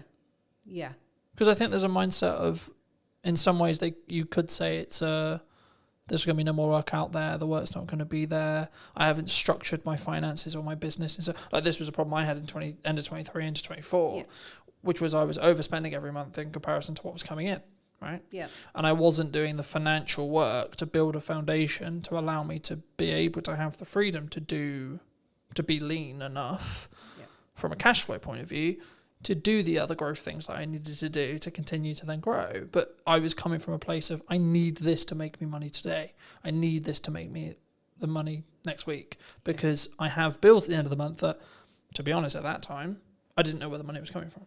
Yeah, You and know. that's typical, especially in the early days of running a business. But the problem is you become so busy running around doing those jobs, and I'm just as guilty of it. You become so busy running around doing those jobs that you haven't got the time, the bandwidth, or the brain space to actually think about the fact that it's really not going to help where you go. Yeah. I mean, it becomes very much a feast and famine, as we were saying before coming on air. That you spend all your time running around, and you don't set up the next work and things. It's just not top of mind. And I think that's one of the key things about setting down exactly where you want to be, the type of clients you want to be working for, your position in the marketplace, etc., etc. Like I say, you become very blinkered then. I think there's lessons and stages, right? I think I'm always at the mind where I'm very grateful that happened, and that I nearly lost the business multiple times. And I would actually argue it's made me and my partner a lot stronger, because she's seen another side of me. Like, now everything's sunshine and rainbows in comparison, right? Yeah. But I think for me, it gave me a real reality check, because I'm sure some who know me would be like, oh, Colin's very egotistical, he's very, he thinks he's the bee's knees kind of thing. And I was like, yeah, but actually I know I've got a skill set now that's, when my back's against the wall, I'm in a corner, I know I can get out. Yeah. And I think that for me, that's a different power, if you could say, a different confidence, a different resilience. And I think that's the thing that's maybe lacking. When we first spoke, we talked a lot about AI, and I'm sure we'll get into AI, but like, for me, I'm seeing kind of people who are lacking resilience in the respect to how the turbulent market, like, you can look at geopolitics, you can look at like general politics, you can look at what are Labour about to do with like changes to corporation tax and etc. But I always look at it and go, okay, well, can I affect or change any of these things? Can I affect and change what's going on in the market and how business confidence is? Not really. So yes, I need to be aware of what's going on and what opportunities are there, but actually the only thing I should potentially be blinkered on is the things you were talking about in regards to positioning, focus and output, but also, what am I doing to develop? What am I doing?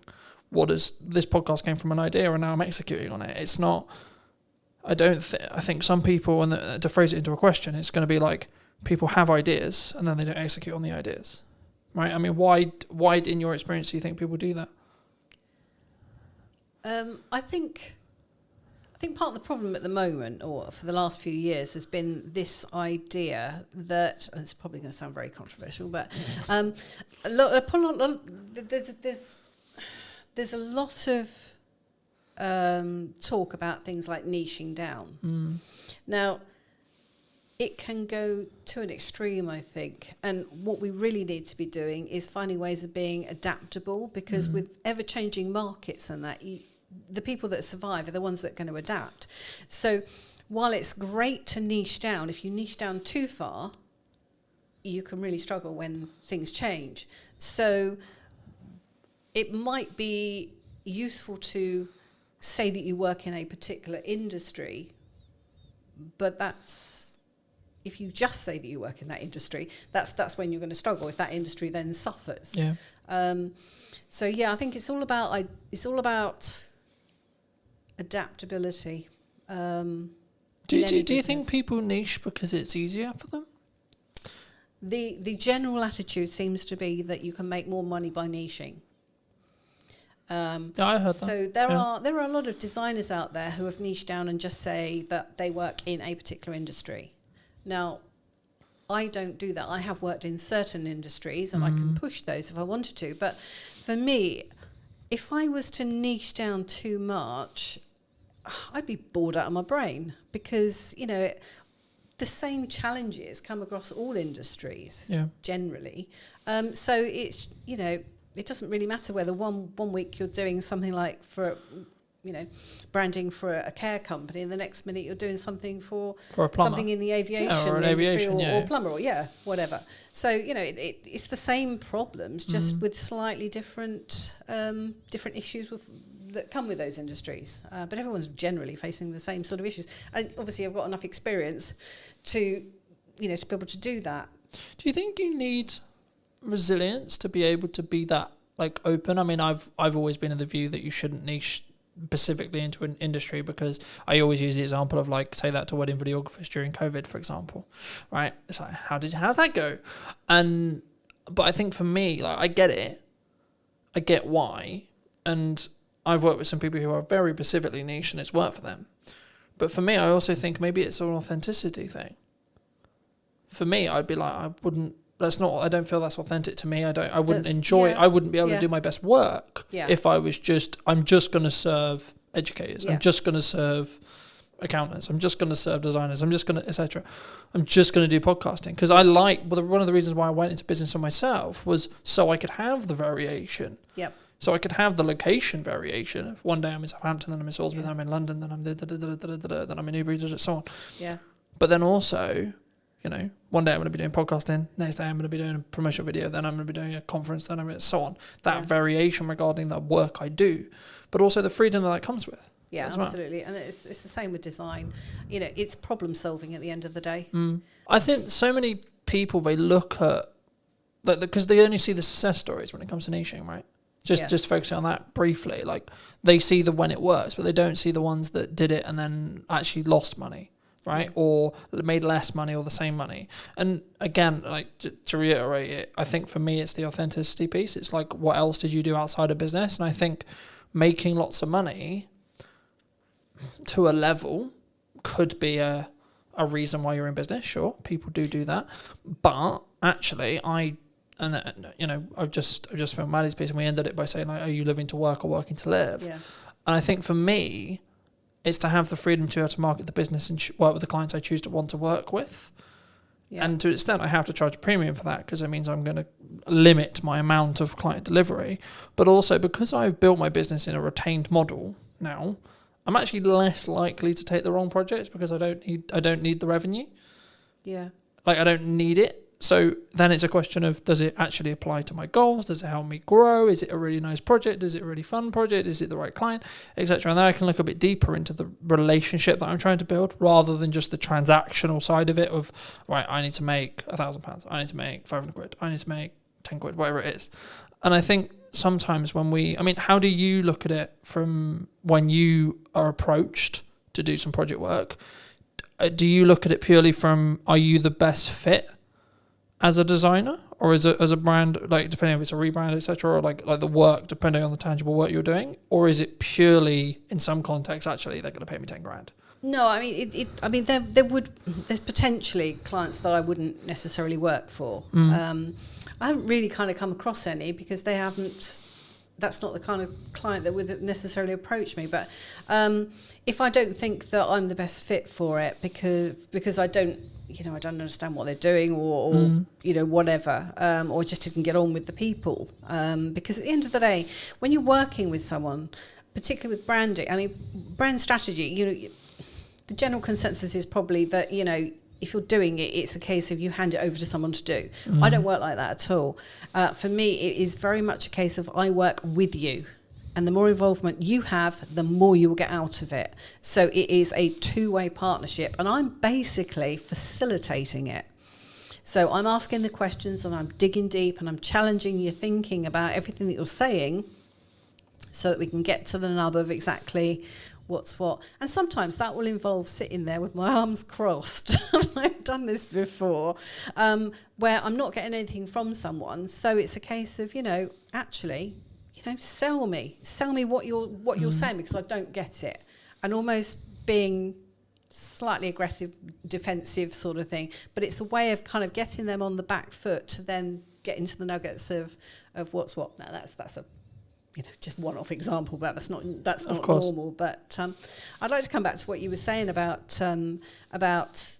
the type of work that you were doing, because to a certain degree, that's niching in a way, in that you're choosing your market sector. So some people would say that that's niching, but it's really just deciding what your position is in the marketplace and who it is you want to work for. I think it's about, there's a lot of conversation at the moment about, especially from Alex Hormozi and others like that, talking about the model of your business, right? Yeah. And I think for me, one of the things I may have got wrong in my early career was not understanding a sustainable model, right? As a career, I think maybe even a niche is now becoming a buzzword, right? And I think for me, it's more about being authentic, and that's why I lean into authenticity more, because it's about, for me, saying, is this the right client? A, right? I can personally work with them, tangibly, can I talk to them if things go wrong? Are we going to be able to work through those? And then B, more importantly, can I actually add value to that client, right? Can I be the provider to fix their problems? Because in 95% of cases, we're paid in relationship to the size of the problem that we fix, right?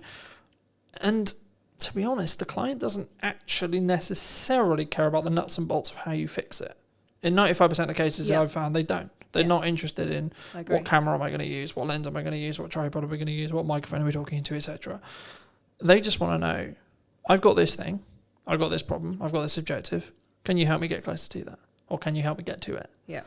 I mean, going back to basics then, with branding, how do you build a brand?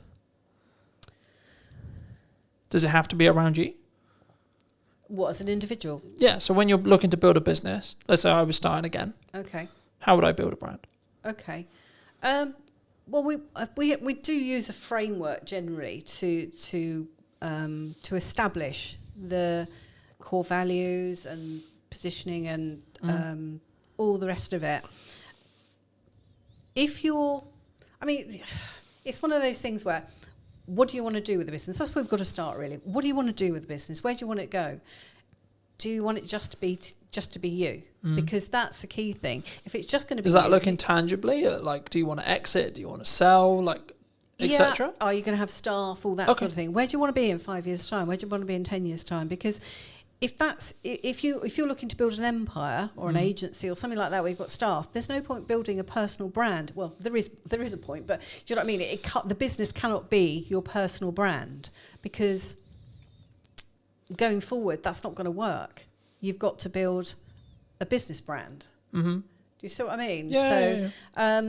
Because your staff are going to have to come under that brand. So do you think people worry about scalability? Because what you talk about there is scalability. Do you think people worry about scalability too much? Because I would argue, depending on how you look at it, your personal brand is either infinitely scalable or not scalable in any way, depending on your mindset around it. So the one thing I'll never be able to outsource is me sat here in front of you today, because I need to be involved in the content. Sure. right? Sure. So in that respect, it's not scalable. But the more content I have, it's infinitely scalable. It is, but what I'm saying is, it's how you then put that out. Do you put it out as you, or do you put it out as the business? Mm-hmm. Do you have a business name like I do, separate to the to my own brand, like me? You know, because if you are going to have staff, you cannot just rely on your personal brand. I mean, I remember years ago I went to an interview with somebody whose attitude was very much, well, I'm the face of the brand. Which was fine, but it just meant that he couldn't have a sales guy go out on his behalf because that wasn't the face of the brand. Do you think that can transition though? Do you think like when a business starts, it's very founder led, let's say? Yeah. Right. So in my case, it's 100% founder led. Right. When you have a discovery call, you're talking to me. I show up on set, you're talking to me, you're working with me. When we do the strategy meeting, it's me. When you're doing the post editing, it's me.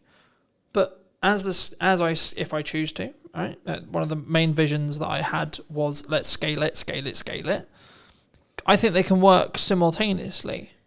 It depends where in the growth process you actually come in with this, really, doesn't it? I mean, yes, if it's at the very start of a business, but what I'm saying is those are the questions that we ask for going forward. Because if you are going to stay as a freelancer or as a solopreneur, whatever, then build your personal brand, because that's probably got more equity long term than your business. But do you think that's Do you think clients and consumers are more open to connecting with people's personal brands than company brands then? Because I've found personally looking at like the corporate side of the world, that even corporates are now like driving out saying who can we put maybe in the C-suite, or like who can we put out that is the personal brand for the corporation. So I think it's because I remember listening to a couple of years, about 2 years ago now, and it's kind of transitioned as well into 25 as well, where corporate trust is at an all-time low. I don't know if that's still true now, but it definitely was a couple of years ago. And I think part of the reason is because they stopped being personal. Yeah. They stopped having this. You stopped knowing the salespeople. You stopped knowing the business owner. Yeah. You stopped knowing the person that was behind it, and it became very. And that was kind of the transition into AI as well, because it became very just about profit and about ROI and about, like how can we leverage this and how can we be as efficient as humanly possible. And humans aren't efficient by proxy. We're not robots, right? No. But I guess to phrase it into a question, I mean, do you think that looking at the larger scale, or maybe with the corporate world, because like our unique selling proposition to smaller business owners is we can be personal, we can be me, right? Because that's what we sell. That's we're not scalable by proxy, by deliberate. Do you think corporates should be looking at personalizing their business brands? What happens when the person leaves? If it's a person, if they've moved company, then what? What is that person putting out? Are they putting out stuff that's on brand with the company's policies, or are they putting out stuff that's completely random, and at odds with it? It's difficult, isn't it? Yes, a difficult one. Yeah, I think there's pros and cons. I think there's risks like anything when it comes to that. But I think that maybe the medium-sized companies that may be listening to this, or the larger companies that listen to this, I think you have to make that decision, and then you have to commit to it for a period of time. Yeah.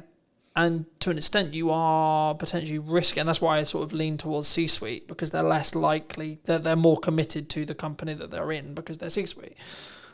But actually, I would say, okay, well, let me pivot the question differently. If you're an employee or someone who's entrepreneurial minded or starting out, then should you just focus on personal brand? Do you think? I don't think you should ever just focus on personal brand. I mean, or can you run them side by side? Yeah. Because people know I'm Colton from Brandon Media, but they'll probably know Colton more than they'll know Brandon Media. Yeah, I think you should run the two. I mean, that's what I would do with various clients is run the two. So you have stuff that's a bit more key messaging, perhaps, that's going out on the company side, and then stuff that's a bit more personal on the on the individual side. and then the two, there's no reason why the two can't work together. But I mean, I think going back to what you were saying about sort of staff and that, you've only got to look at what's happened with the BBC recently, where you've got employees that are putting out stuff that the BBC haven't agreed with.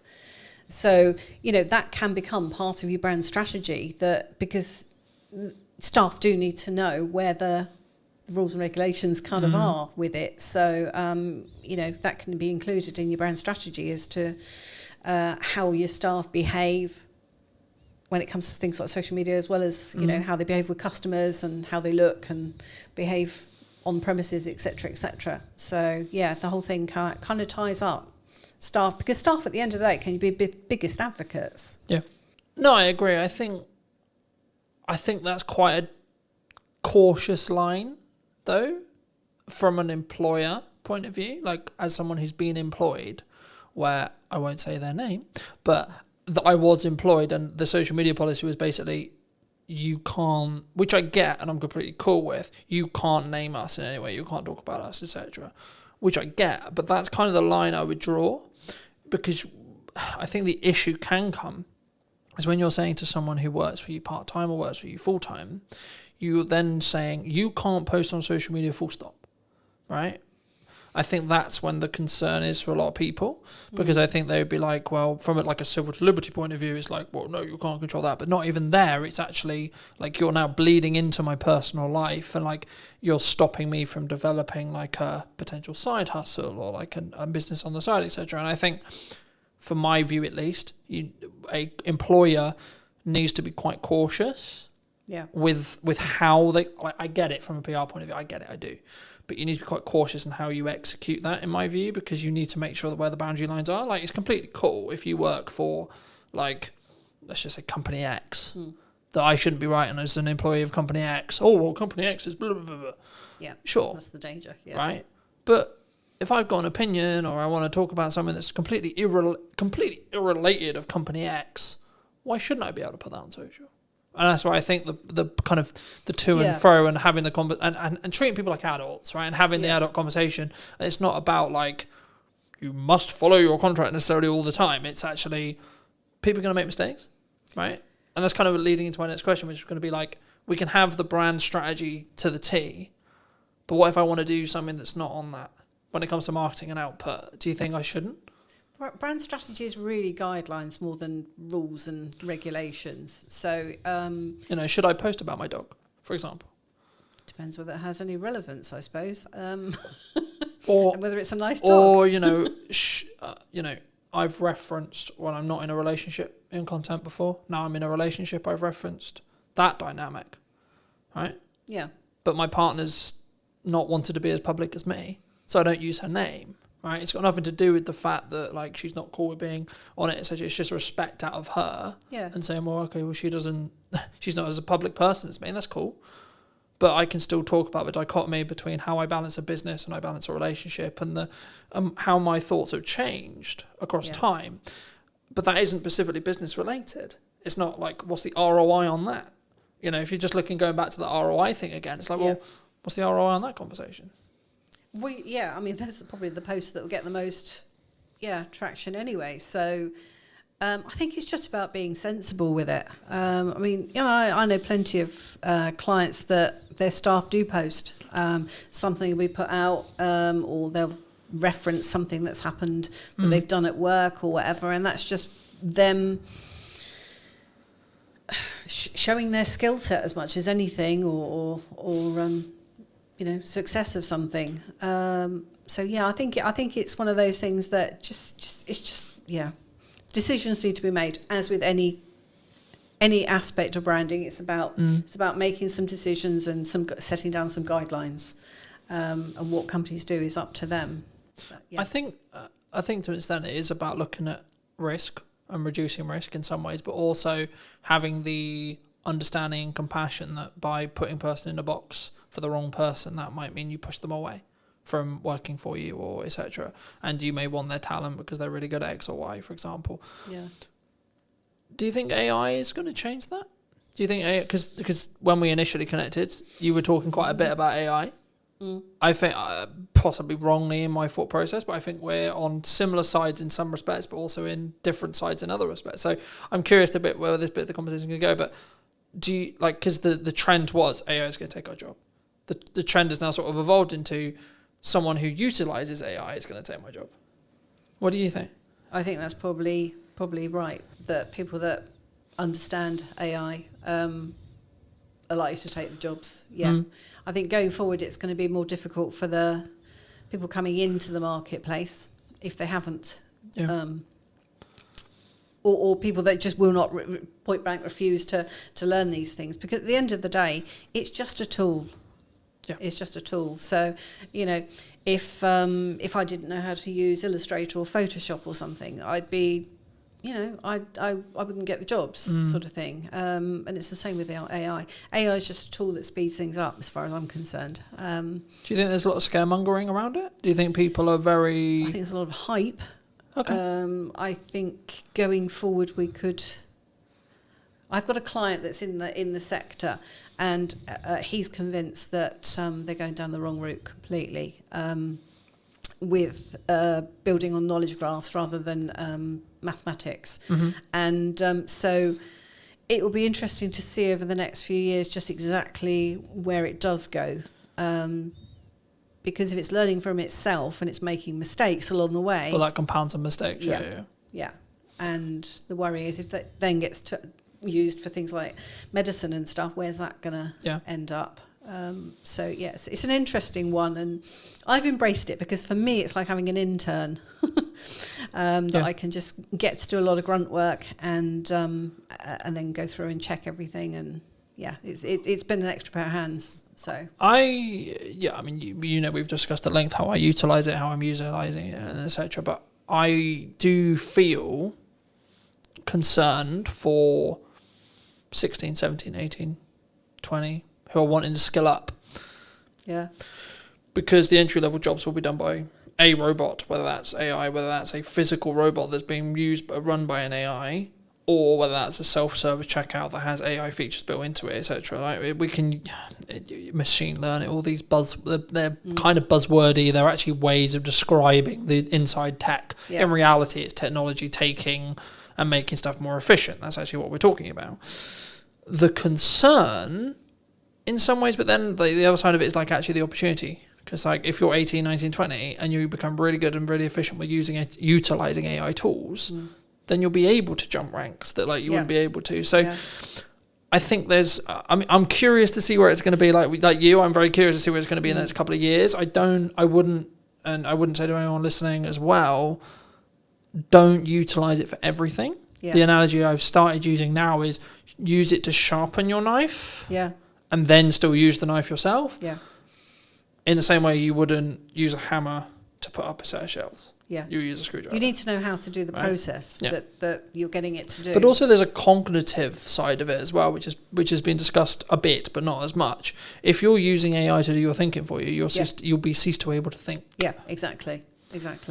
Which for me isn't too much of an issue because I use it to do the stuff I already know how to do. Exactly. And then I can then think about the larger scope stuff. Yeah. So my brain, and I'm also someone who's now forcing myself to read a physical book, right, as well, because I'm aware of the cognitive stuff that I'm now not doing because I'm utilizing technology. Yeah. So I'm trying to balance it deliberately. Yeah. But I guess the question is like, is there like, when you look at branding, when you look at what branding feels like, looks like, sounds like, is AI potentially going to change that, adapt that, like potentially ruin it, potentially destroy it? Because some people just use it. Some people just type into ChatGPT, write me a social media post, enter. Yeah. Right. Yeah. But then, who are they actually talking to? What are they trying to say? Those are the things that you need to understand before you would then use it for writing social media posts and that. I mean, it's a shame that they are focusing on the creative side of things rather than, what we really need, which is care workers and, bots that can look after elderly in their own homes and stuff as a, support and a companion and, a safety line and all the rest of it. But we're not anywhere near that because that involves a whole plethora of abilities that AI just hasn't got and is way Needs off to be able to of. empathise, etc., etc. Yeah. So it's just a shame that they just seem to be focusing on the creative sides. But I mean, it's also coming in for things like law and stuff like that as well. So, you know, I mean, are we all going to be out of jobs? Are we all going to, you know? Well, if you go down the Terminator Doomsday books, then yes, right? But and then we're looking at completely universal income and that kind of entire point, and no one works, etc. But I actually think the real reality will be what happened with technology, has always happened with technology, which is the jobs we did won't be as important or as done by us anymore. They'll be done by a computer, technology, or AI, or both.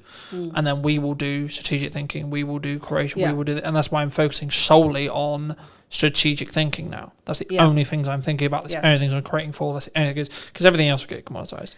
Cameras will have AI chips inside them that will be able to, like, we're already seeing it. Like the cameras that are coming out, they can AI track my face better than a focus bullet can, arguably, right? Now, if you go to a purist in Hollywood, they're going to say, no, a human's better because it has mistakes and etc. But the reality is going to be solo setup, solo shoots like today. I need cameras that can work without me having to look at them. Right? So I can focus on talking to you. That will be where the game changers are. Because you'll have technology enhancing what I can then do on my own, which removes my costs. And I've been thinking about this a lot. It's like, well, actually, businesses have done this always. They've tried to find ways to pay people less or outsource it to other countries, and they've always looked to reduce costs as part of being a business. But it did also open up a question, which is like the counter opposite to AI, which is what role does emotional intelligence play in our branding or in business? Which is the other side of it, which has to be humanized. Do you lean into emotional intelligence? Is it a situation where, because I've always been very fortunate where I was brought up to understand emotional intelligence and be very emotionally in tune, so to speak.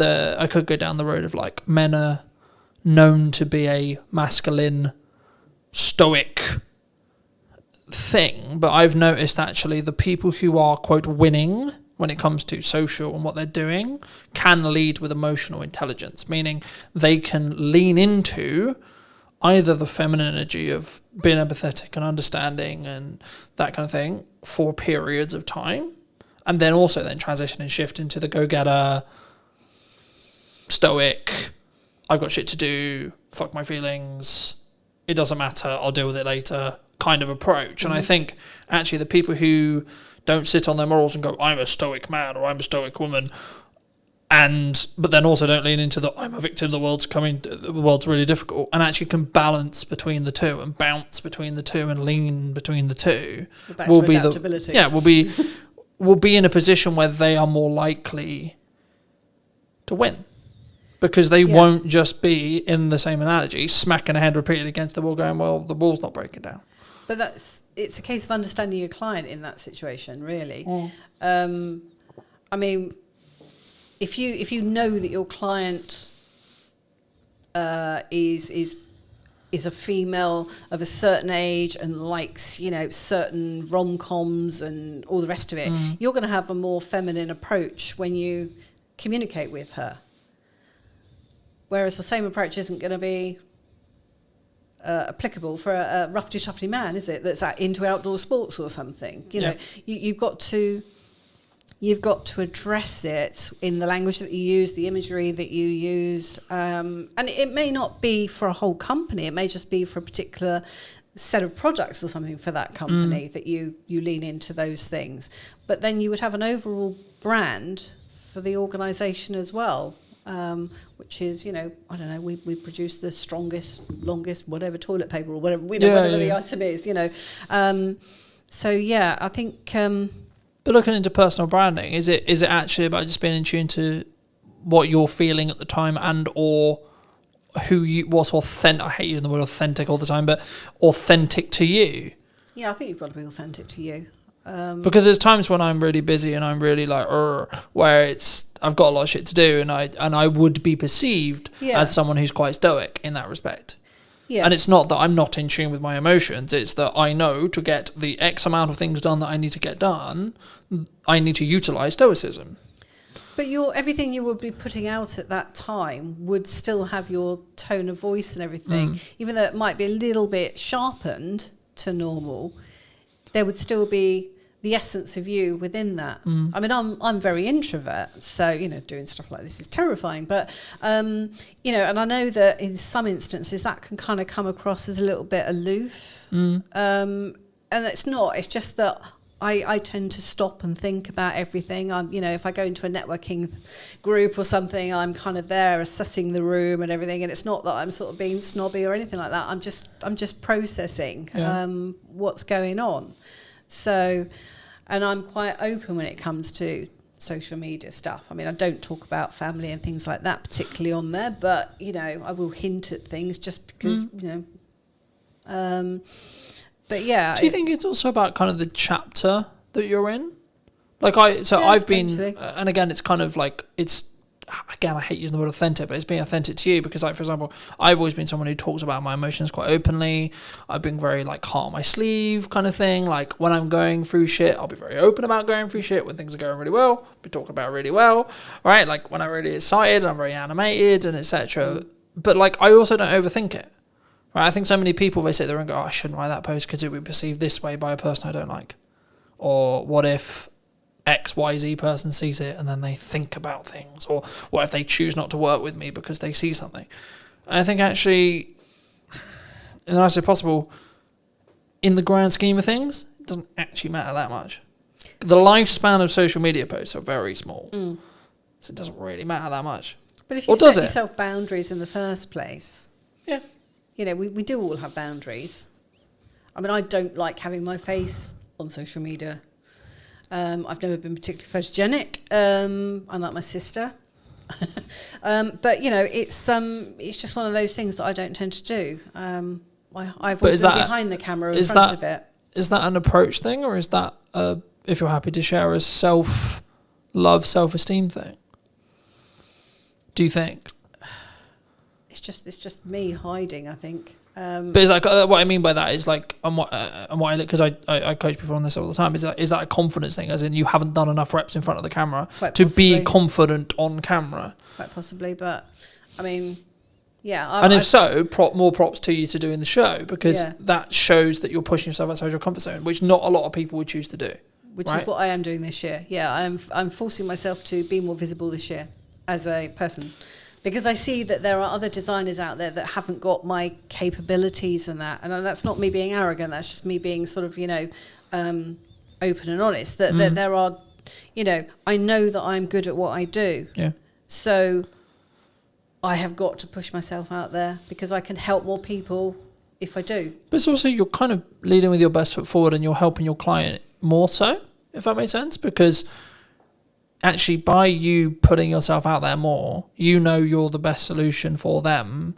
And by you doing that more, you're doing them a favour by ensuring that they can see you. Yeah. And not being, quote unquote, it's not to diss anyone else. It's just, we might synergise better. Yeah. Right? It's not like tangibly you're better. Because this is the thing that people don't understand about value. I think this misconception sometimes. It's like, Colton, you post 14 times a day. I'm like, okay. Don't watch it if you don't want to. Yeah. I'm putting out stuff that will be perceived valuable by a certain set of people. Yeah. Happy days. Yeah. If you don't think it's valuable, there's plenty of other content you can watch that has nothing to do with me. Yeah. Right? And that's why, especially in an interest-based graph rather than a social-based graph, to go a bit technical, that's why just posting for the sake of posting, not just for the sake of posting, but like get out of your own head and just do it, will always win for you. Because your output will then be your input in 3 months. Yeah. 6 months, 12 months. Yeah. Depending on what as long as you lead with value. Yeah. It's not about me going, I sell video. No, it's, this is what I found works. Yeah. Try it. Let me know. What do you think works? What do you not think works? And I think sometimes we get so hemmed up in, what I'm going to put a post out, and what is it going to be perceived by my friends, by my family, by my sister, by my brother, by the person I went to school with, by my old crush, so on. And that stops us in our tracks. You have rebranded semi-recently? Yes. I changed the company name this year. Why was that? Because I did a rebrand of the brand strategy last year. So I put myself through my own process. So I knew what the brand strategy was, and the final piece really was the actual name, because these are all pieces that come together to form a brand.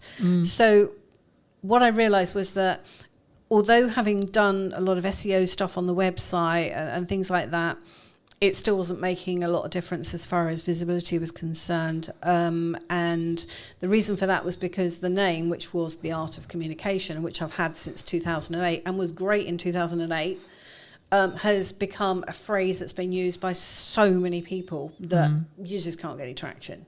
So I had been thinking about it for about 2-3 years, but hadn't really settled on anything that I felt was quite right.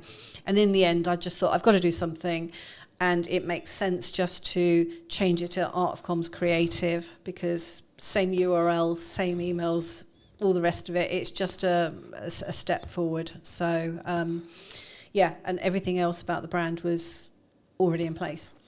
And that's something that I've done with other clients as well, where they've had their business for 2-3 years or a bit more, and they've found that they wanted to have a rebrand, and we've looked at the name as part of that, because they just weren't working. I mean, some of them were long names and all the rest of it. So, and the other thing with rebranding like that is well, once you've got your brand strategy in place, it is possible to pivot with everything else remaining the same. Yeah. So it could be that you change a name, you change a product or something like that. But if you've got all the rest of it in place, that's just one element that you need to then alter.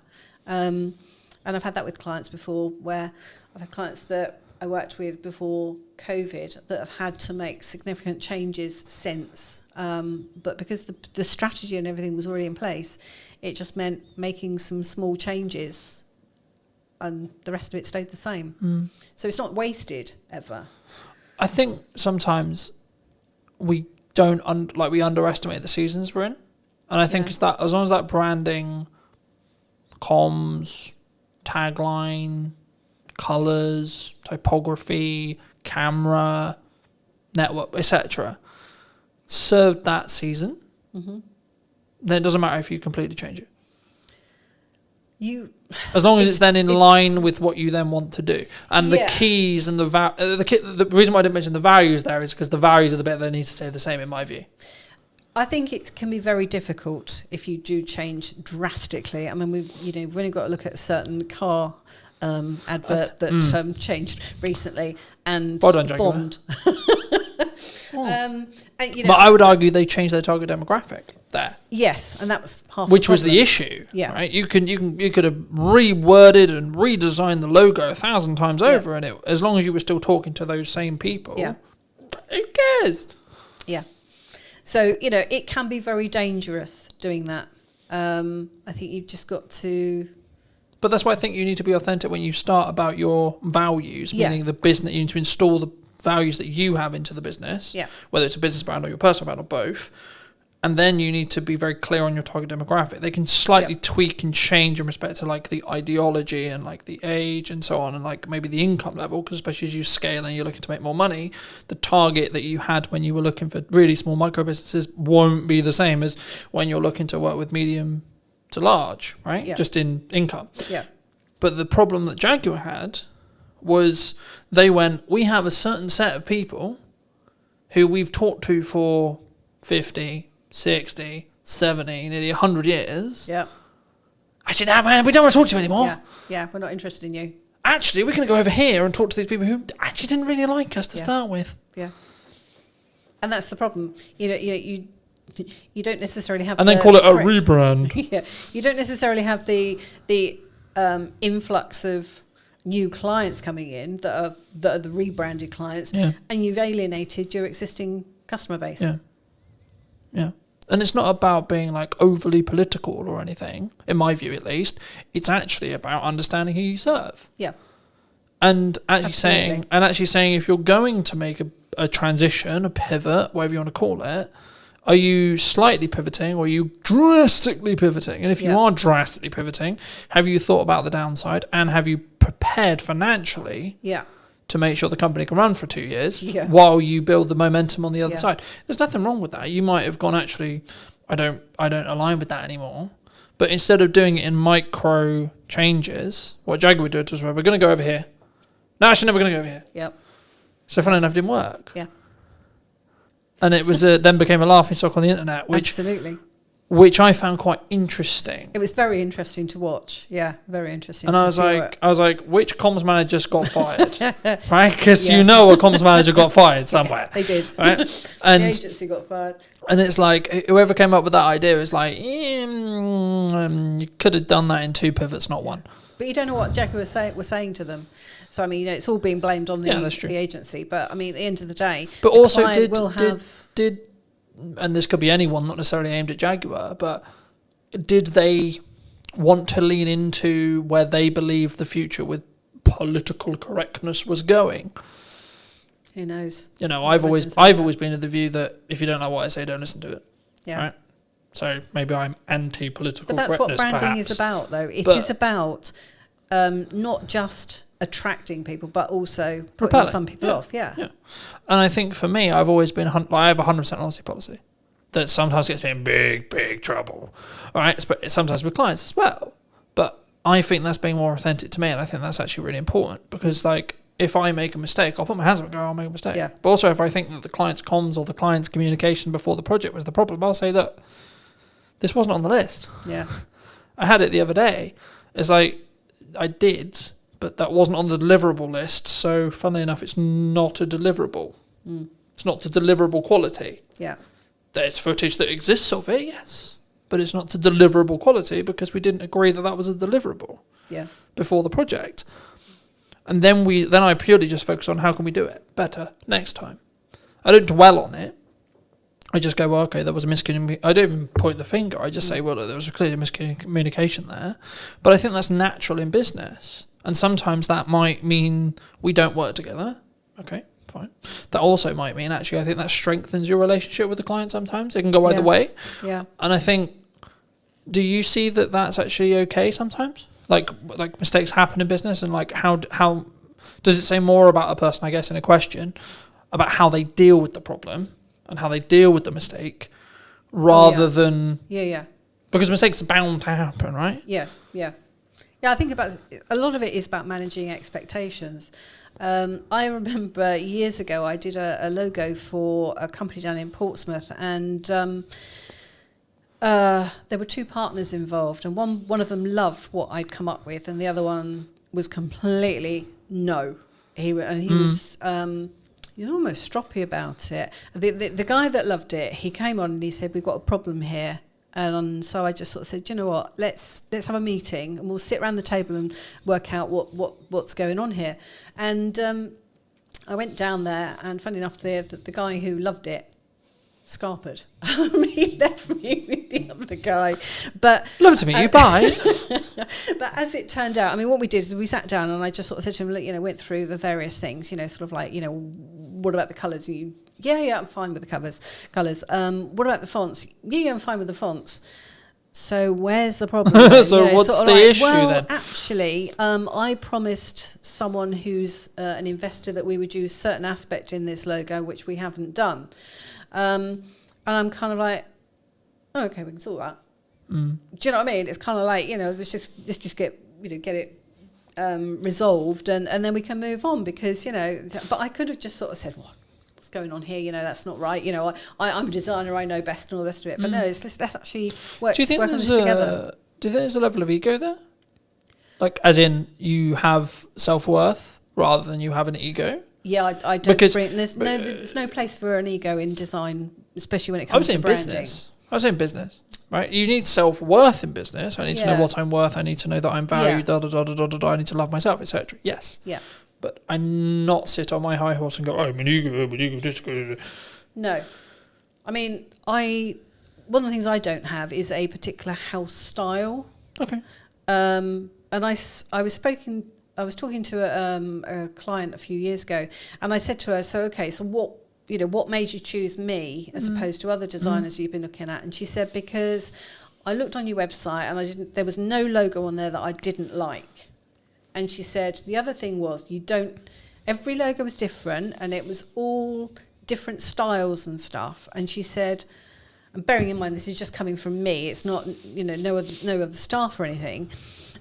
She was kind of like, and I realised that you would actually listen to what I wanted, and I wouldn't be pigeonholed into what your house style. Yeah. And I thought that's actually quite a wise thing to sort of like to realise, because actually there are people out there that will do house, you know, a particular style, and if you want that style, go to them. Yeah. But you know, that's what you're going to get, is what she was saying. So I thought that was quite intelligent. Do you think it's like, I mean, I see this in marketing quite a bit, where it's like, this is how we market a business, and I've always been listening to the client and listening to what they want to do, and then try to amplify that. Yeah. But also, I'll also say in the next breath, I'll go, well, I know why you're coming from, but that's not going to work, and here's why. Yeah. But I also come with a solution. I don't just go like, that's not going to work, bye. But I think for me, that takes a level of conviction, because also I'm putting my neck on the line, because if that thing that I've just said doesn't work, I look like a right twat. Right? Because I said your idea's not going to work, but my idea also didn't work. So do you think it takes a level, I mean, I guess to phrase it into a question, like, A, is conviction important? B, do you think having that level of conviction comes with experience and time? And then developing those instinctual, like, what works, and looking at maybe market reaction and maybe specifically in branding, it's like, why should we use a colour here, and using colour psychology, etc. Those things that maybe a client wouldn't think about. Yeah. I think a lot of it does come from experience and having, you know, seen how things have gone in the past, and just having, you know, a real in-depth knowledge of how these things work makes a difference to the outcome. But I mean, it's always a partnership between a client. You know, it's never just me doing something. It's always a case of, right, I'm thinking through things, whether if it's a print sort of item, you know, the technical specs and all the rest of it that we need, and what's the call to action, you know, and what's the marketing message, who's the target audience, you know, all those sorts of things. What do we really want to get across here? But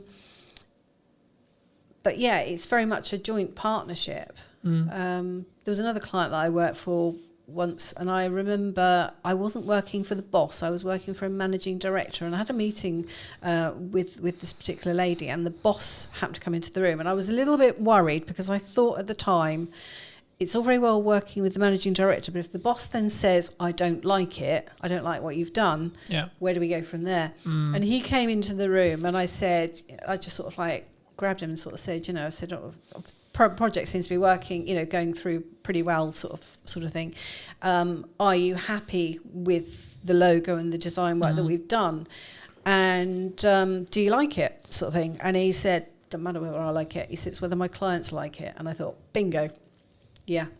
So, you know, all went through easily and that. But, you know, it's just a case of working together to get the end results that we're looking for. So understanding the results at the start, you know, what we're trying to achieve with this. What's the job? What's the ROI? Going back to the ROI side, and I think that's interesting, because I think it's the same thing. And when you do anything, I think I had an ideal that was, I want the podcast to be like this.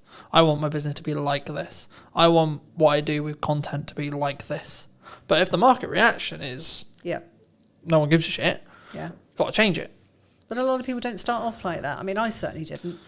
I didn't know what I wanted my business to be at the very start. It was basically started because I needed to work for myself, because I needed to work around childcare.